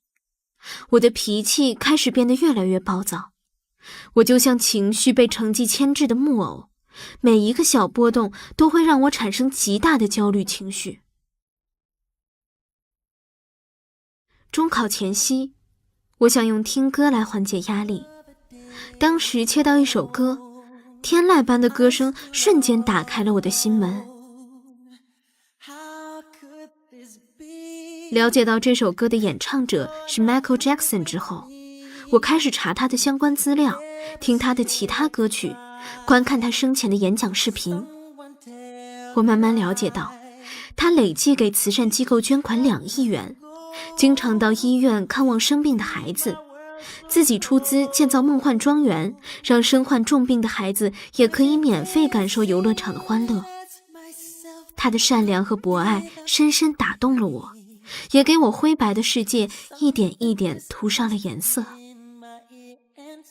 然而，这一切美好都被1个月后我看到的一个帖子打破。原来，他小时候也和我一样遭受父亲家暴，成年后又被无数人诽谤，导致官司缠身，需要靠安眠药才能入睡。所有人都想从他这里分一杯羹。这个极具才华的天王，最后却像一头被无数猎狗撕咬的可怜大象，在50岁的年纪因安眠药使用过量，轰然倒下。我无法接受这一切。当时学习和 Michael 已经成了我生活的全部，而 Michael 承担了我生活中的所有乐趣。我爆发了，连同累积了多年对父母严厉管教的不满，我嚎啕大哭着向父母诉说着过去的委屈。他们对我的学习成绩永远不知足，父亲对我的暴力行为，天天吵架要离婚的家庭氛围，对我遭受校园暴力的不管不顾等等。也许我当时只是为了发泄情绪，也许是想让他们给我道歉，告诉我他们错了。可惜他们并没有哄我，也没有道歉。我到现在还清楚地记得母亲那时冰冷的眼神，满脸的不屑，父亲恼羞成怒，震耳欲聋的怒吼，还有那些闻声跑来看热闹的邻居们脸上的幸灾乐祸。上幼儿园的时候，有一次我生重病住院好几个星期，因此错过了学校的数学早教，导致做作业的时候有很多题目不会做。而我爸对此的反应就是先冲过来对我一阵狂吼，然后抄起家伙打我直至半夜。那天晚上我被打得背部红肿，整夜无法入睡。上小学的时候，有一天的家庭作业是让把整张卷子背下来。我爸检查我的背诵时，因为我不习惯在他面前说普通话，就一直闭着嘴沉默着。其实我的普通话没有任何问题，我也不知道为什么当时开不了口。我爸直接上来就给了我重重2个耳光。8岁生日时，朋友在我脸上抹了奶油，我用湿毛巾擦了之后没有洗干净，直接被我爸踹倒在地。我被踹得满地打滚。我到现在还记得当时躲到沙发下面时，周围木头散发出来的腐烂味道。家里卫生间的门烂了，刚搬来的时候就是烂的，爷爷奶奶和妈妈都知道。可是我爸认为是我弄的，于是以此为借口狠狠地打我，不听任何人解释。打累了就顺势倒在床上睡着了。而我整个下午都坐在角落里，眼睛猩红的小声抽泣。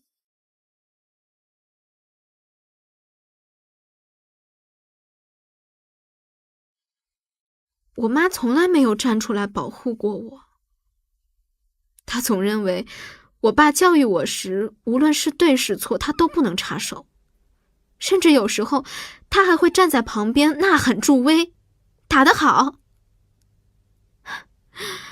每个被暴打的深夜，我在客厅披头散发哭得撕心裂肺时，我妈总能坦然睡得鼾声如雷。我一直都无法理解，在一个充斥着暴力打骂声和孩子苦苦哀求声的家里，她是怎么做到冷眼旁观并处之泰然的。唯一会在暴力中保护我的是奶奶。在我5岁之前，我们一直住在一起。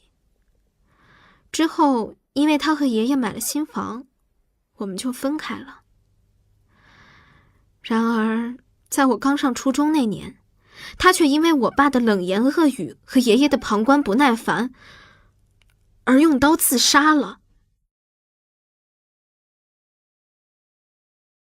从那天开始，我永远地失去了我的保护者。当时我在现场，但因为太过震惊，愣了很久之后才开始嚎啕大哭。那些父母口中在学校霸凌我的小孩子，都是从小练跆拳道、身高超过1.7米的同龄男生。因为他们的女朋友说我在数学考试的时候不借他们抄答案，我就成了他们的霸凌对象。当时我跟老师求助过，但是班主任还是以我眼睛没有近视为由，要求我和他们一起坐在最后一排。他们总是一副高高在上的样子，常常无缘无故地向我挥动拳头。也许我对他们来说就是一个没有尊严的减压器罢了。那些父母口中无足轻重的小事儿，对我来说都是无比痛苦的大事儿。我每天早上都惶恐地醒来，上学对我来说变得让人害怕。度日如年的我，内心早已伤痕累累。求助无门的我，那时候很确定，我的父母根本不爱我，他们只是把我当作养老的工具罢了。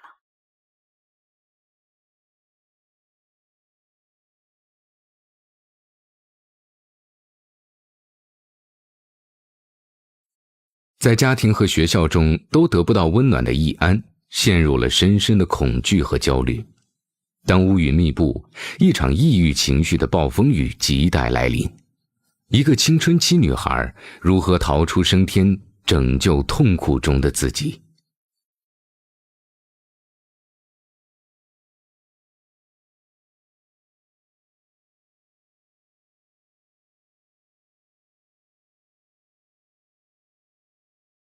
第2节，在学校被好友造谣，老师将我从死亡边缘拉回。我开始越来越懒惰，对学习提不起劲儿，对一切都没有兴趣。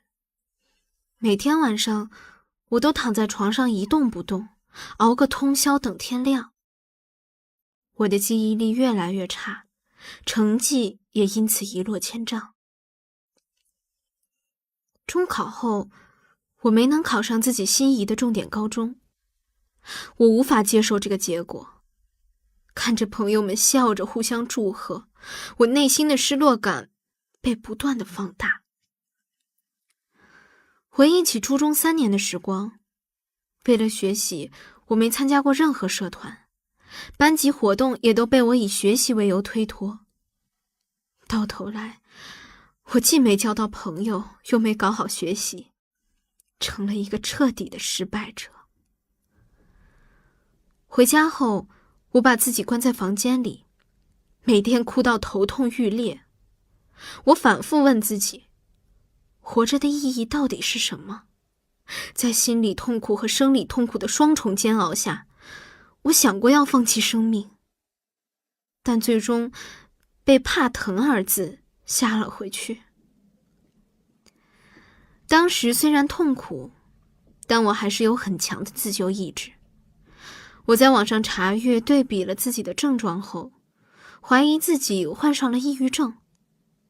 反复思量之后，我请求母亲带我去精神科挂号做检查。当时她虽然表示诧异和不相信，但因为我的状态确实很差，她最终还是同意了。拿到诊断结果的时候，我悬着的心瞬间落地了。原来我只是病了，我还有救，可以医治。庆幸之外，我开始迷茫。未来的我该怎么办？还能上学吗？我拿着2盒盐酸舍曲林，度过了恍恍惚惚的暑假，开启了我的高中生活。军训时，跟同宿舍的一个女生很快变成了知心好友。这是我第一次交到朋友，我很开心，尤其是因为到了一个新环境，我很难适应，所以对她很依赖，也很信任她，什么都想跟她分享。可是没过多久，我再次被大家孤立了。我以为我已经逃离了原来那个不堪的环境，我以为我可以开始全新的生活了。我开始怀疑是不是我的问题，也许是我哪里做的不好，也许是我不太招人喜欢等等。我想了无数种可能，万万没想到，原来是因为他。在我抑郁症请假去医院时，他到处造谣说我打胎，说我抑郁症是装的，因为当时换药的副作用导致我恶心头晕，这也被他造谣成了孕吐。知道这件事的那一刻，我发誓，我再也不会信任任何人了。我在内心不断地责备自己，怪自己是个傻子，傻到把心掏出来送到别人面前去让人扎刀子。之后，不自爱、太能装等词成了我的标签，我莫名成了所有人的眼中钉。我开始一个人吃饭，一个人回家，班里每个小圈子都好像有厚厚的屏障，将我隔绝在外。我再次陷入了浑浑噩噩的状态中，记忆力开始下降，反应速度明显变慢。老师刚讲完的考点，我转头就忘，成绩直线下滑，很快成了年级倒数。当时的我，现状混乱如泥，过去不堪回首，未来没有希望。命运好像从来没有眷顾过我。我不知道生命的希望在哪里，我找不到一个可以支撑我活下去的理由。有一天，我逃了下午第1节生物课，但是我的生物老师是一个特别负责任的人，他发现我的座位空着，就立刻找班主任确认我是否请过假。得到否定的回答后，他立刻给我打电话。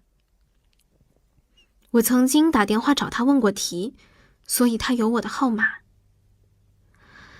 看着手机上显示的一个个未接来电，我仿佛听到了老师一声声的呼唤。最后，我终于将电话接起来了。孩子，你怎么样啊？老师，我吃了很多药。你不要这样啊！老师很在意你，你不来上课，老师会很难过，很介意。老师希望你能来上课，老师会帮你提升成绩，你一定会考过的啊！不要担心，我陪着你，咱们慢慢来。你什么时候来找我问问题，不管我在做什么，我都立刻放下手里的事情给你解答。我哭了，从来没有人这么关心我、关注我。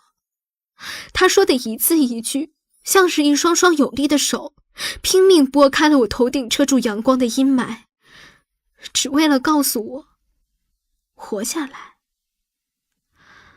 我选择死亡，是因为觉得人间没有了光。但他温暖的话语，就像是融化冰雪的冬日暖阳。即使这世界上到处充斥着勾心斗角和自私冷漠，还是会有爱眷顾我。巨大的求生欲支撑着我压着舌头把药吐了出来，直到我吐到没有力气。经过包扎和洗胃后，我活了下来。这件事后，我和父母的关系有所缓和。母亲开始担心我的身体状况，自责自己为什么没有早点发现。父亲一直说，这不可能，这不可能。虽然辱骂依然没有停止，但他的拳头却很少再挥向我。之后的生活里，也许是因为内心的愧疚，他们没有再打过我。每当我一本正经地告诉他们说我未来要去世界知名学府学心理学时，我妈都会讽刺地笑着说，就算你考了外国的大学，那些人也不可能把你爸妈抓起来，天天拉上台审判。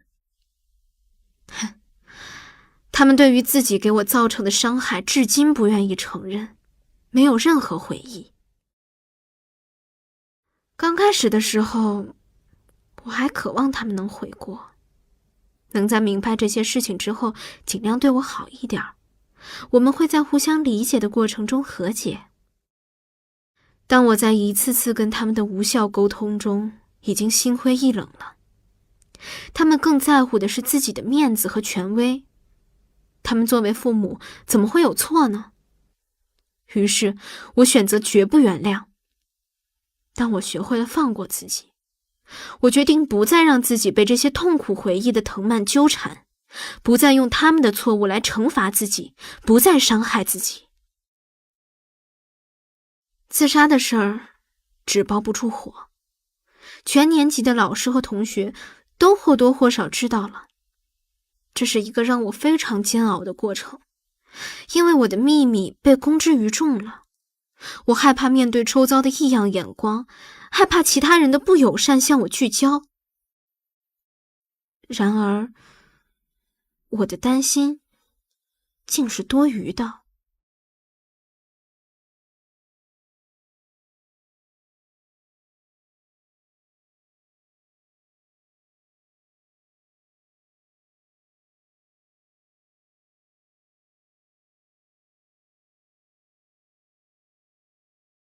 第3节，新同学的善意和老师的呵护让我变坚强。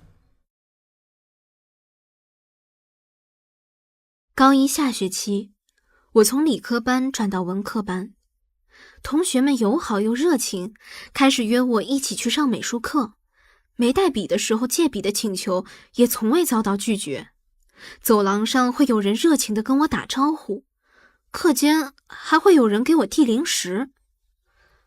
莫名的好意传来，让我感到非常不安。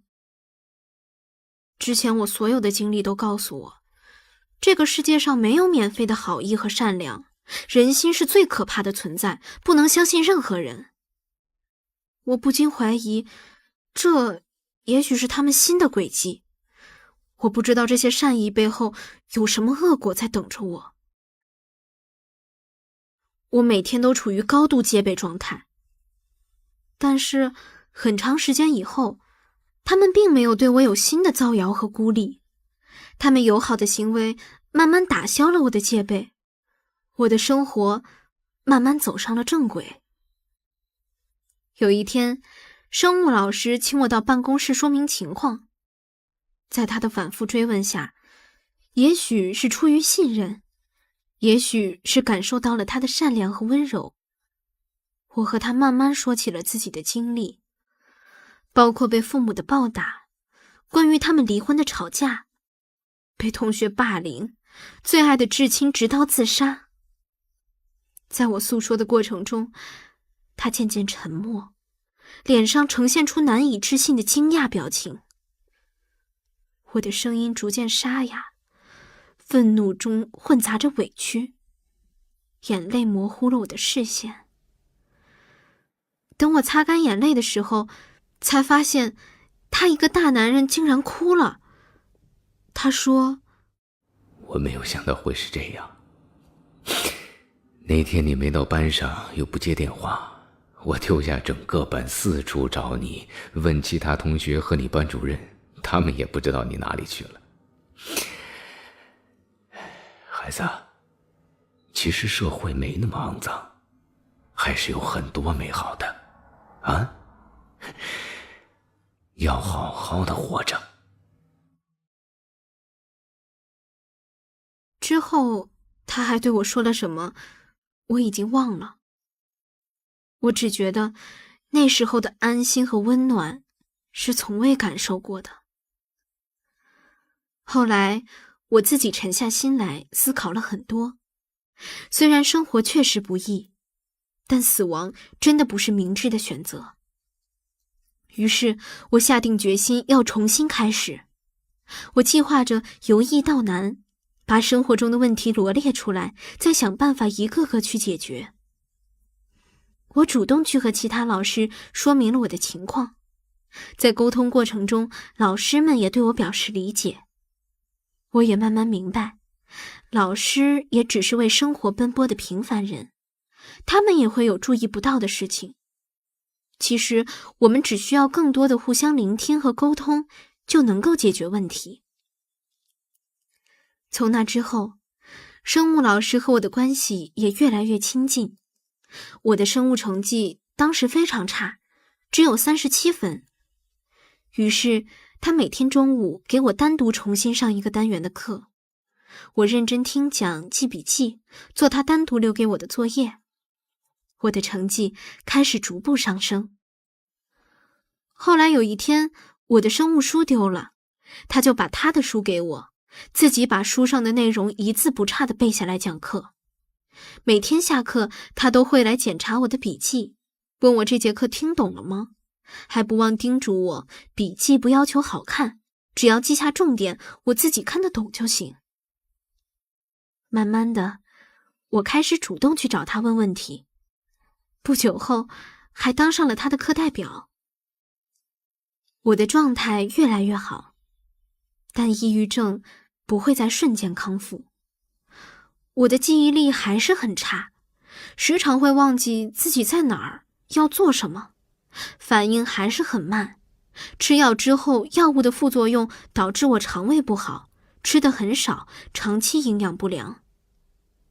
除此之外，我的耳鸣也很严重，静坐的时候，突然耳朵里就一片轰鸣，嗡嗡的什么都听不到。午睡醒来时，总会心跳很快，像被吓到一样。上课的时候，我还是会莫名其妙抑郁发作，但老师都会允许我自己出去调节一下。记得有一次，我蹲在楼道哭，痛苦的感觉上犯，胸口发麻，瑟瑟发抖。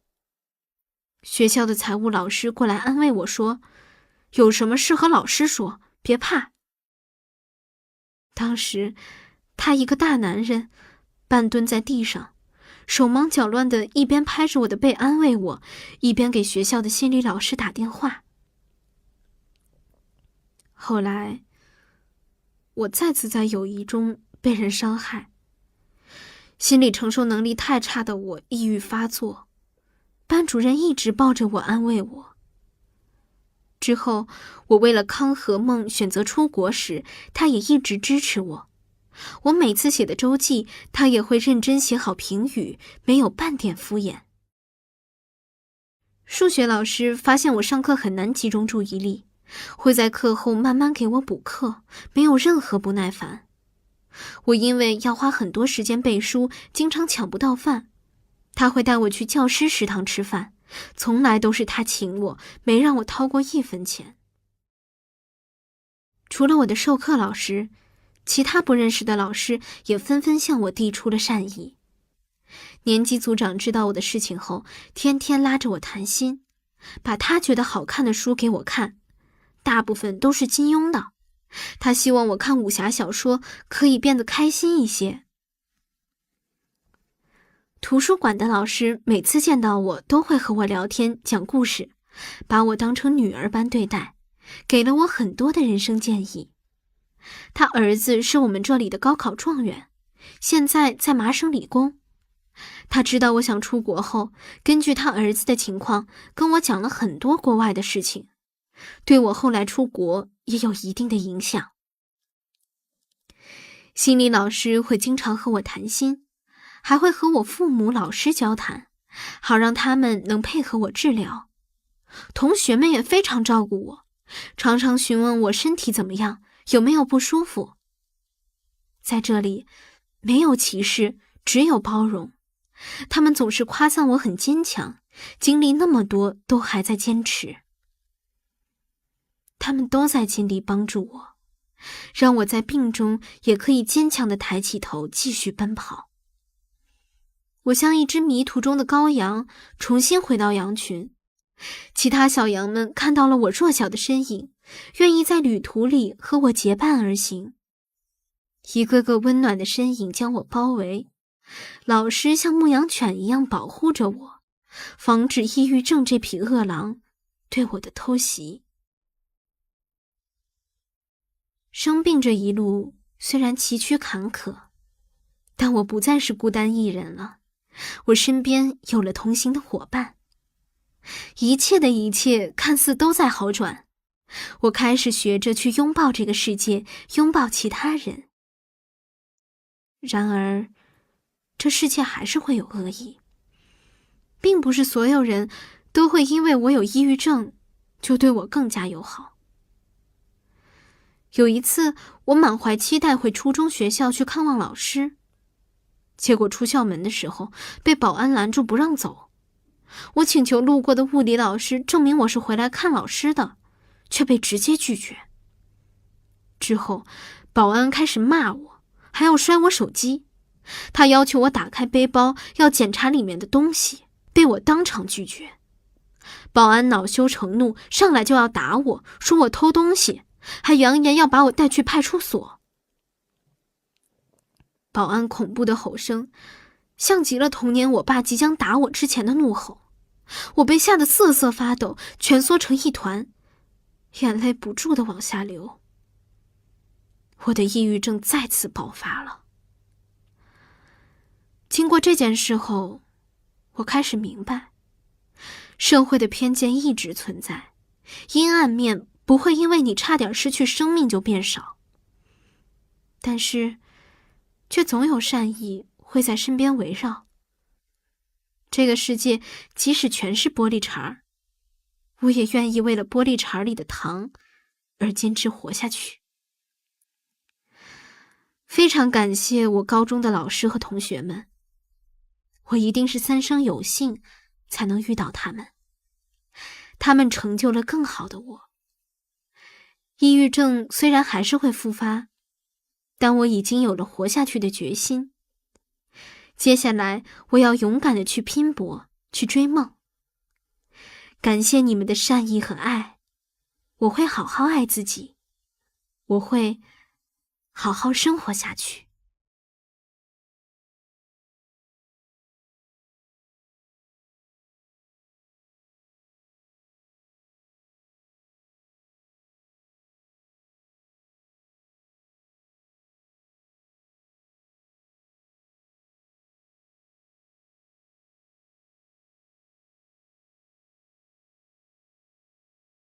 第12章，被同学霸凌后，妈妈说他们只是闹着玩。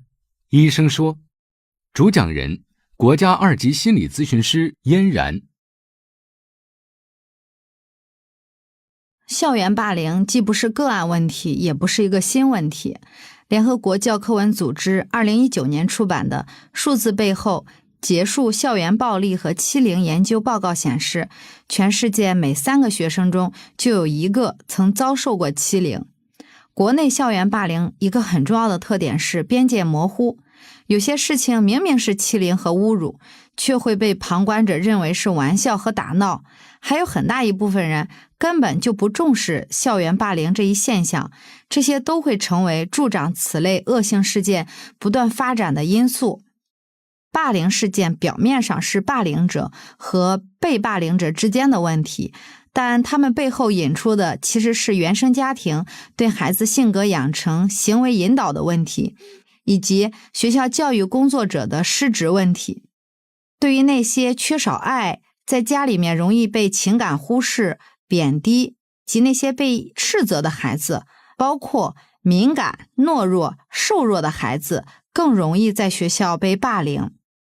故事中的主角就是这样，从小呢被父亲家暴，又得不到其他家庭成员的支持和保护，所以他只能选择将矛头指向自己。觉得是自己有问题，开始自我攻击，一步步陷入抑郁症的泥潭中。家暴和校园欺凌的双重伤害，足以将一个无助的孩子推向黑暗的深渊。所以这就是这个孩子最终得抑郁症的原因。那被霸凌者通常就会有这样的表现，远离朋友，孤僻，身上呢，因为霸凌可能也会出现一些原因不明的伤口，淤青或者是割伤，害怕去学校或者是参加学校的活动，对学习没有兴趣，慢慢的有可能就会休学。那如果孩子遭受了校园霸凌，作为父母和老师应该怎么做呢？如果孩子一旦向我们求助，我们一定要提高警惕。那如果我们明白孩子真的被霸凌了，我们要第一时间去保护孩子，和学校取得联系，和老师之间进行沟通，对于这个霸凌的孩子，我们应该进行怎么样的处理。所以这时候父母一定要拿出自己的力量感和权威感，告诉孩子你是安全的，我是可以保护你的。那你想，这就会给孩子增长非常多的力量和勇气。这是我非常想和父母来分享的。那当然了，对于青少年来讲，如果你在成长的过程中遭遇的霸凌，同时呢又没有办法得到老师或者是家人的支持和信任，而你又感觉到非常痛苦的时候，那我也很建议你拨打12355青少年维权和心理咨询服务热线，这是共青团中央权益部设立的专门面向青少年的热线电话，旨在为青少年提供心理咨询和法律援助服务。我想在热线那头的心理咨询师会竭力的帮助你度过生命中这样困难的时刻。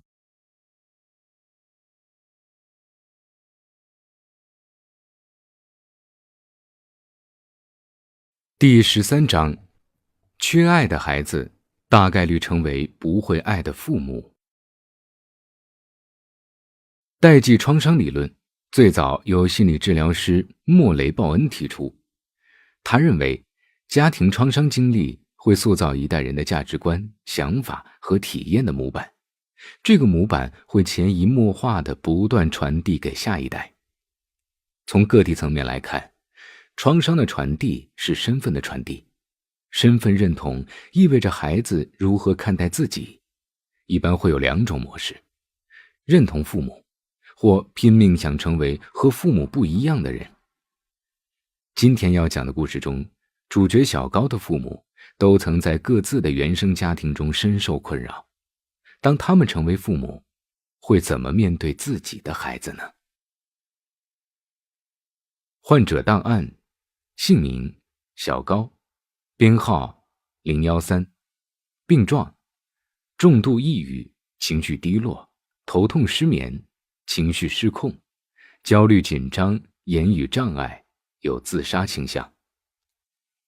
家庭情况：父亲是下岗工人，原生家庭离异、家暴造成了他在自己家庭中沉默逃避、隐忍软弱的性格。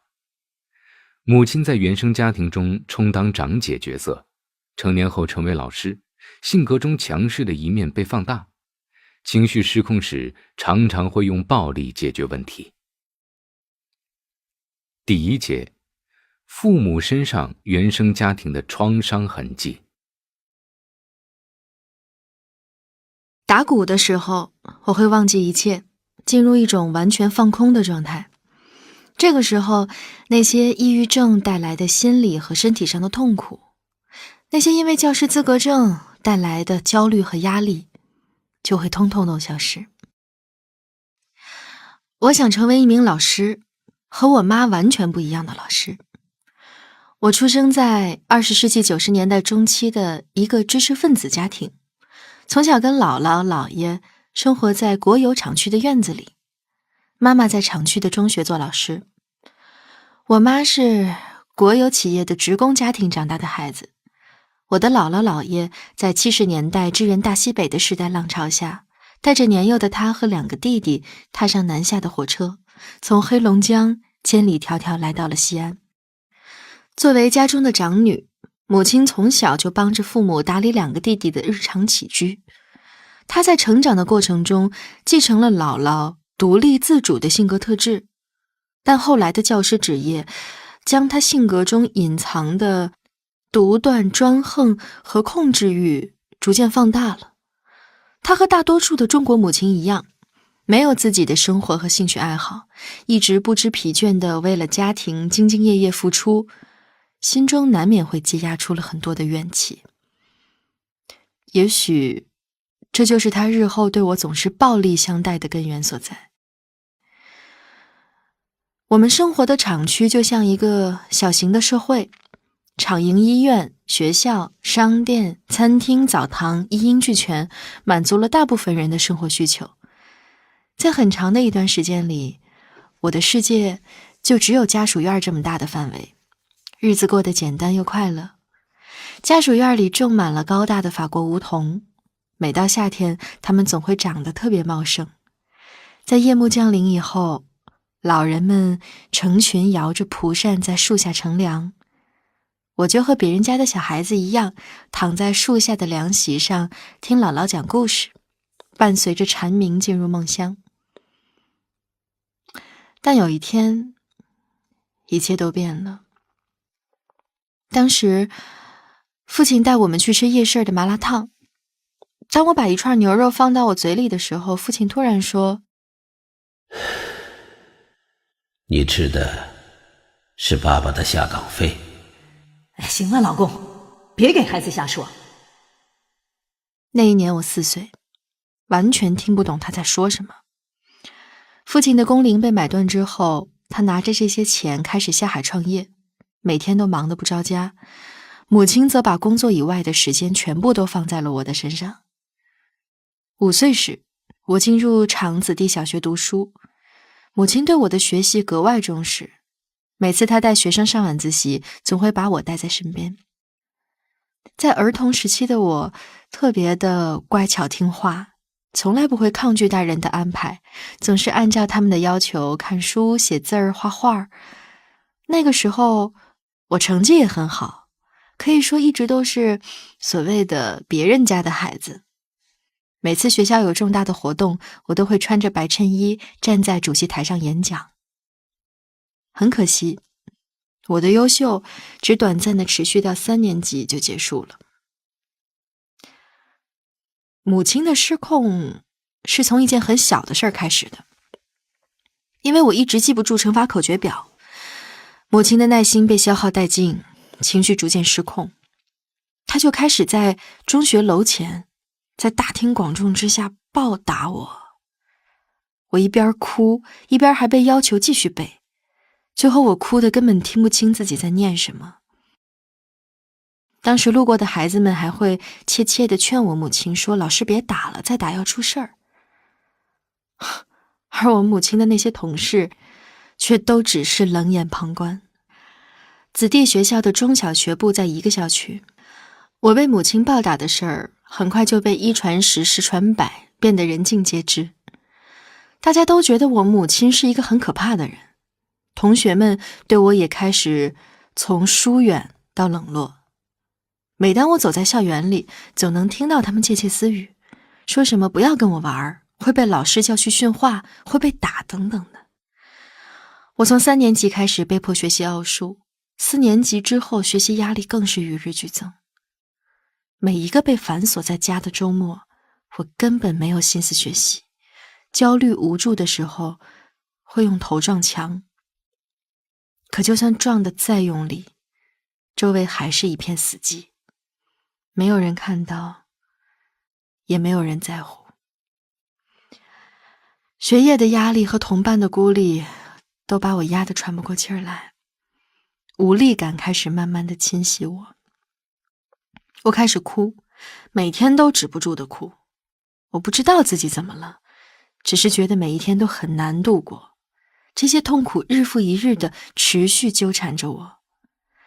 恰巧那个时候，父亲的创业之路磕磕绊绊，异常艰辛，母亲对家庭的经济收入的焦虑总会迁怒到父亲对我的放任不管上。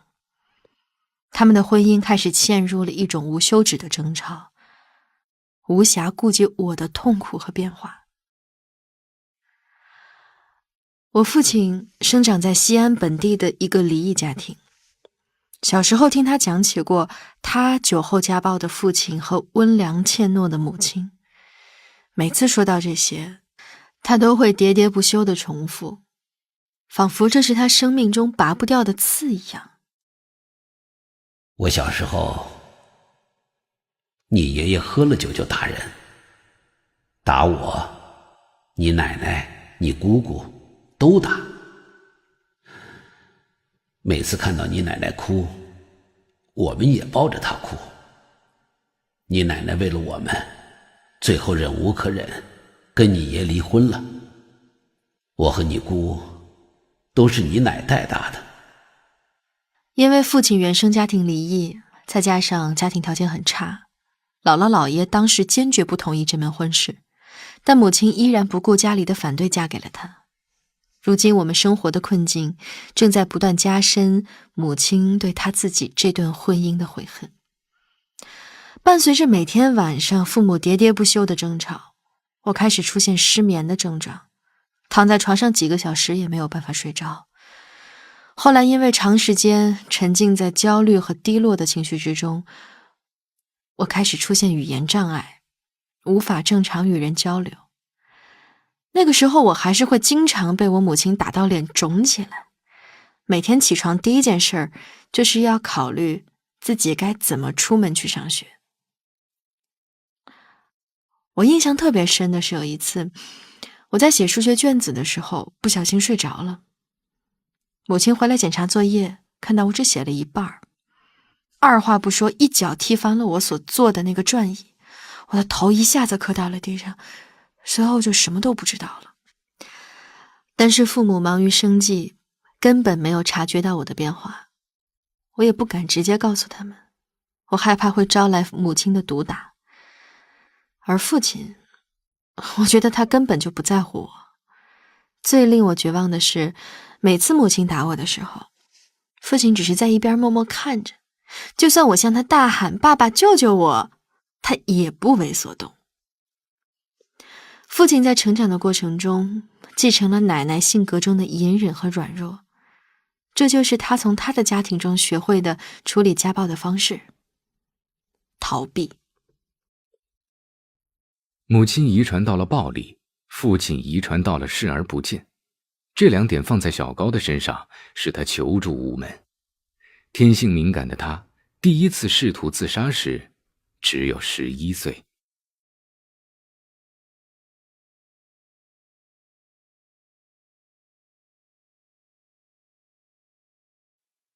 第2节，我想抹去原生家庭在我身上的烙印。因为要准备考试，母亲一直阻止我去排练室打鼓，我的焦虑无处宣泄，我们开始频繁的吵架，直到她察觉到了我的情绪越来越不好，才勉强同意我可以抽时间去放松一下。在去练团式的路上，我想起了我11岁的时候第一次尝试自杀的情形。那一年我上初中，家里的经济状况每况愈下，父母之间的争吵越来越频繁，越来越激烈，父亲回家的次数也越来越少，母亲因此变得越来越焦躁。那天，母亲把对父亲的怨气又迁怒到我身上，先是用语言疯狂侮辱我，后来开始往我的脸上吐口水。我实在受不了了，冲动之下我跑向阳台，我试图翻窗跳楼，母亲冲上来一把把我拽下去。慌乱中，我看到了她当时眼中的难过和不舍。我问她，你为什么要救我？你真的想救我吗？她没有说话，但我之后的生活并没有因为这一次的冲突有任何改变。我还是会在母亲的办公室被她用椅子殴打到口吐鲜血。回班级的路上，同学们看到我衣服和鞋上的血迹，都会对我避之不及。他们会在背后数落我长相平庸，打扮土气，嘲笑我说不出话。我总是独自的上学、放学，独自吃饭、学习。这样的日子贯穿了我整个中学时光。那个时候，我非常渴望改变现状，但是我不知道该怎么做，每天只是觉得无力。后来有一次，在高校工作的姑姑发现了我的异样，她跟母亲说，这孩子这样下去会抑郁的。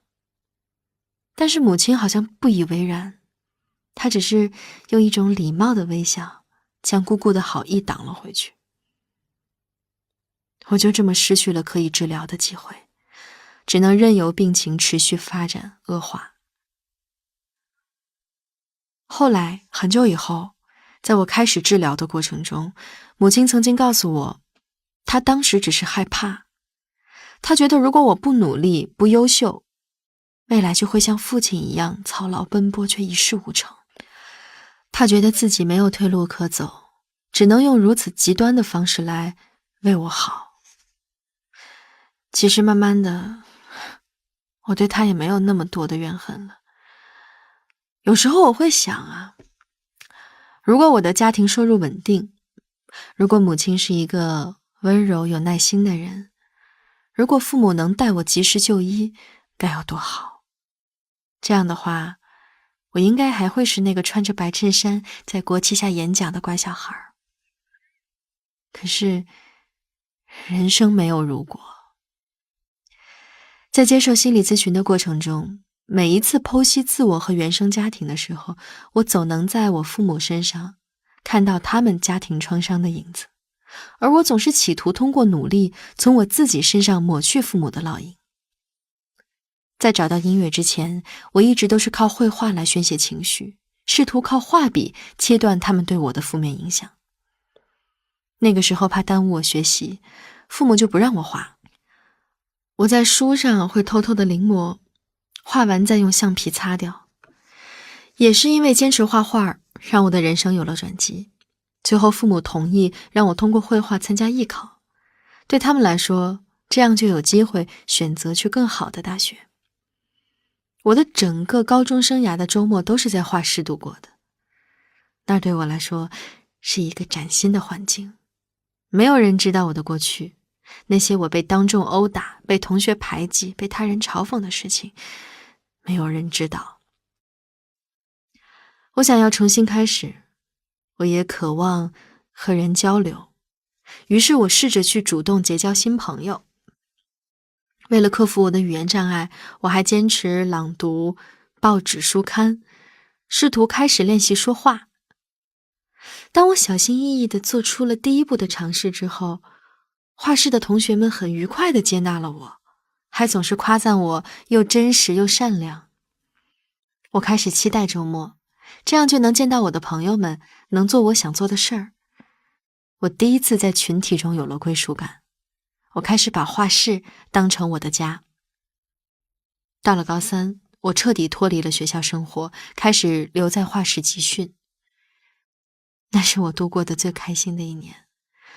我可以跟同学一起讨论午饭吃什么，平时在追什么动漫，可以去附近的公园玩、逛街。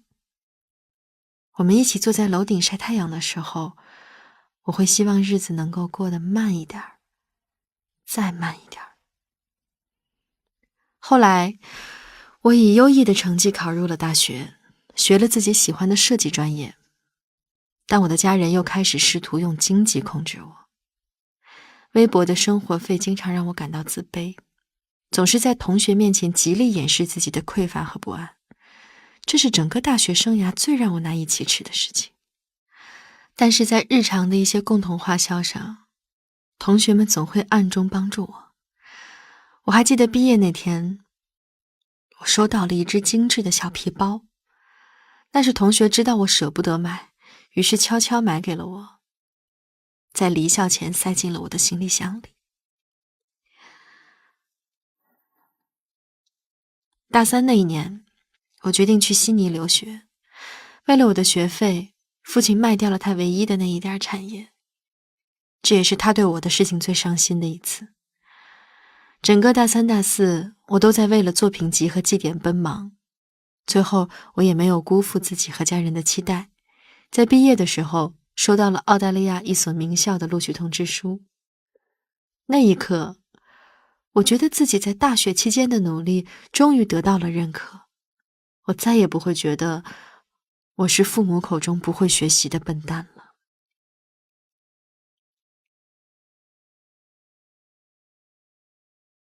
第3节，摇滚成为我的创伤修复良药。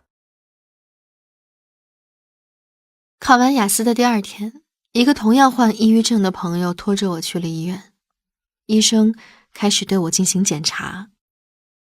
现在什么感觉？没什么感觉，就是心里难受。心情呢？心情怎么样？一直没什么起伏。到底是好还是不好？我不知道。由于长时间沉浸于痛苦中，我的情绪感知力早就麻木了。医生一边听着我的叙述，一边用手指在键盘上飞速地跳动，最后打印出了一沓文件，然后让我做了好几项的测试和化验。那天，当我拿到尚存着油墨温度的确诊报告单的时候，我的心里却莫名的轻松起来了。报告单上显示重度抑郁。拿着报告单、病历和药回到家，我尝试构想了一下父母得知我得病之后的千万种可能性。思索再三后，我将报告单和病历撕掉，扔在楼下的垃圾桶里，把药藏进了写字台的抽屉深处。在母亲的认知里，我不应该拥有任何隐私，我和属于我的东西都是她的所有物。母亲最后还是在我抽屉里找东西时发现了我藏的药。我隐瞒了10年的病情终于被她知道了。但让我意外的是，母亲并没有因此骂我、打我。那天晚上，她泪流满面地向我道歉。在日后的相处中，我也从她的言行转变中切身感受到了她的后悔和歉意。母亲开始带着我全国各地四处求医。她从医生口中得知，我因为病程过长，已经难以治疗，只能靠长期药物维持。她对我表示了抱歉，然后每次从医院回家的路上，她都会一边自责一边流泪。在此期间，她开始有意的想要尽力的去补偿我。她带我吃遍了我家附近的美食，看了很多场的电影，买了很多我喜欢的衣服，还带我去日本旅行。我享受到了以前从来没有过的关爱。可惜我已经很难开心起来了。后来到了澳大利亚，我的生活开始忙碌起来。我见到了形形色色的人和他们的生活方式。我对自己也越来越坚定，我立志一定要活成自己想要的样子。研究生的最后1个学期，我鼓起勇气去学了架子鼓。当时很多人不看好我，觉得都这么大了，别人都是从小学就开始学的。但是我还是要去做我想做的事儿，成为我想成为的人。做鼓手是我在大学期间就种在心里的梦想。大学的第1个暑假，朋友带我第1次去音乐节玩。当我看到台上的摇滚乐手时，我惊讶于竟然有人可以这样活着，他们的生命在烈日下肆意绽放。我想像他们一样，在舞台上挥洒汗水，燃烧生命。受摇滚乐和相关朋友的影响，我的个性也开始逐渐变得随性洒脱。有一次寒假回国，我和最喜欢的乐队主唱在西安一家 live house 偶遇。我们喝酒，有一搭没一搭的聊着。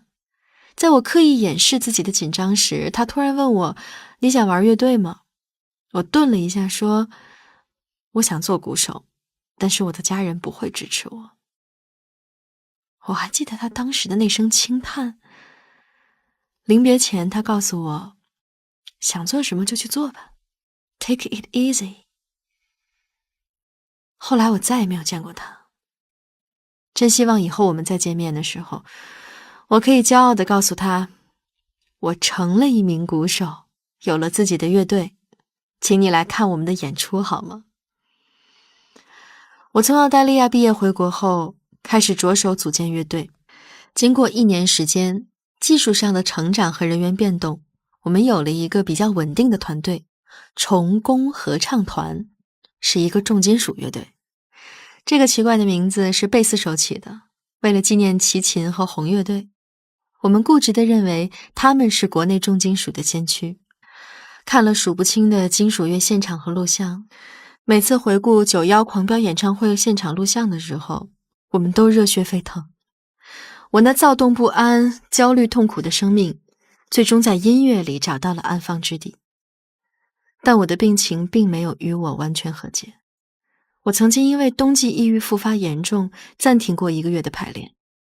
我的队友们知道我的情况后，没有给我任何压力。每天早上，他们还会定时提醒我吃药。在我为我们即将到来的一场重要演出做准备时，我接到了大学教师的入职通知，我终于成了一名老师。但是事情总是不会太顺利。在站上讲台的前一天晚上，我因为备课压力太大而焦虑的整夜失眠，导致抑郁症复发。第二天，我拿着医院的报告单和医生开的病假条向学校请假。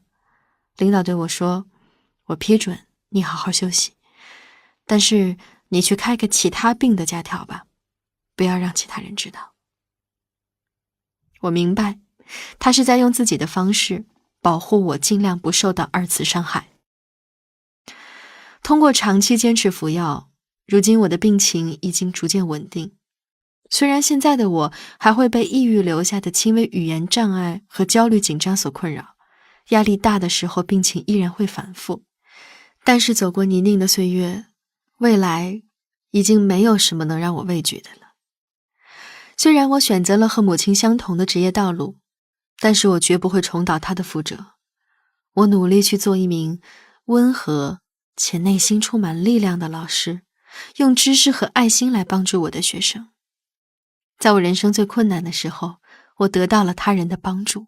现在羽翼渐渐丰盈的我，想试着帮助他人。这是我生命的价值所在，而这种价值感也让我感到满足。现在的我，不论是站上讲台还是坐在舞台后方，总是会想起当初在酒吧时，偶像对我说的那句话：放轻松，想做什么就去做吧。演出的当天，我独自一个人坐在角落里喝酒。虽然我知道鼓手喝酒会影响整体的节拍稳定，但是为了掩盖自己的焦虑，我只能这么做。这种焦虑更多的是来源于潜意识的不自信，尽管我已经为演出做足了准备。全场灯光暗下来，场下人头攒动，我随着节奏挥舞着手中的鼓棒。在那一刻，身边的喧嚣，内心的焦虑，全部逐渐离我而去。我明白这就是我的世界，这就是我想要的生活。当天的演出非常成功，那是我心里唯一的一次完美演出。因为那天有个女孩从外地特意赶来看我演出，现在她是我女朋友，一直陪伴在我身边。对于我的家人，我渐渐试着原谅并且放下了这段过往，因为我明白，只有我选择放下过去，才能与自己更好的和解。我很感谢父母，他们最终选择接受了真实的、不完美的我。感谢在我最困难的时候对我伸出援手的朋友和师长，没有你们，就很可能没有今天的我。我更感谢我自己，凭借着巨大的毅力，走过了漫长而艰难的时光。朋克摇滚题材漫画《娜娜》的同名电影里，中岛美嘉饰演的大崎娜娜有一句台词：我的人生本是一部3流电视剧，关于我黑暗的过去，别人怎么添油加醋都无所谓，但是迈向光明的剧本，我要亲自书写。这句话成了我后来人生的座右铭。我今年26岁，这是我与抑郁症纠缠的第16年。我才26岁，我的生命还很长，我会尝试着尽兴度过未来的每一天。过去的就让它过去吧，明天还紧紧攥在自己手里。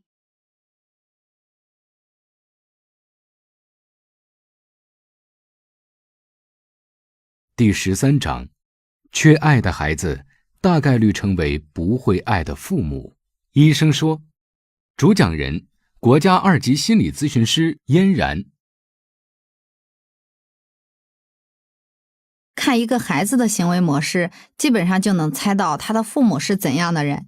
家庭代际创伤是指会在一个家庭中一代代不断传递下去的心理创伤。心理治疗师莫雷·鲍恩说，你呈现的不只是你自己，还有你从小成长的家庭。你当下的家庭模式根植于原生家庭中没有解决的问题。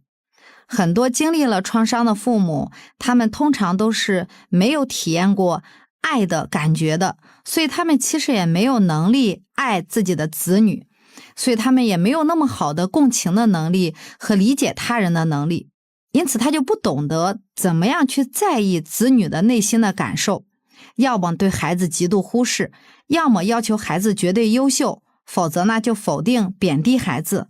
所以他们自己的成长环境本身就是缺乏爱的，他不懂得该如何去爱孩子。那如果作为子女长期在这样的家庭中生活，自然呢就会承袭父母的这种有缺陷的人格，那就会复制父母的行为模式，家庭的代际创伤也就因此形成了。故事中的主角也是这样的，他的父亲和母亲都从自己的原生家庭继承了一些创伤的心理问题。母亲的强势，后期因为父亲的无能以及对孩子未来的忧虑不断的放大，继而呢，孩子就成了他的出气口，然后不间断的对孩子进行家暴。但非常可气的是，父亲对于家暴的无动于衷，对孩子的没有能力的这种软弱没有办法保护，就完美的复制了他自己原生家庭的模式。所以可想而知，孩子在这样的家庭中长大，身体上的虐待加上情感上的忽视和虐待，这样的经历把他推入了抑郁症的深渊中。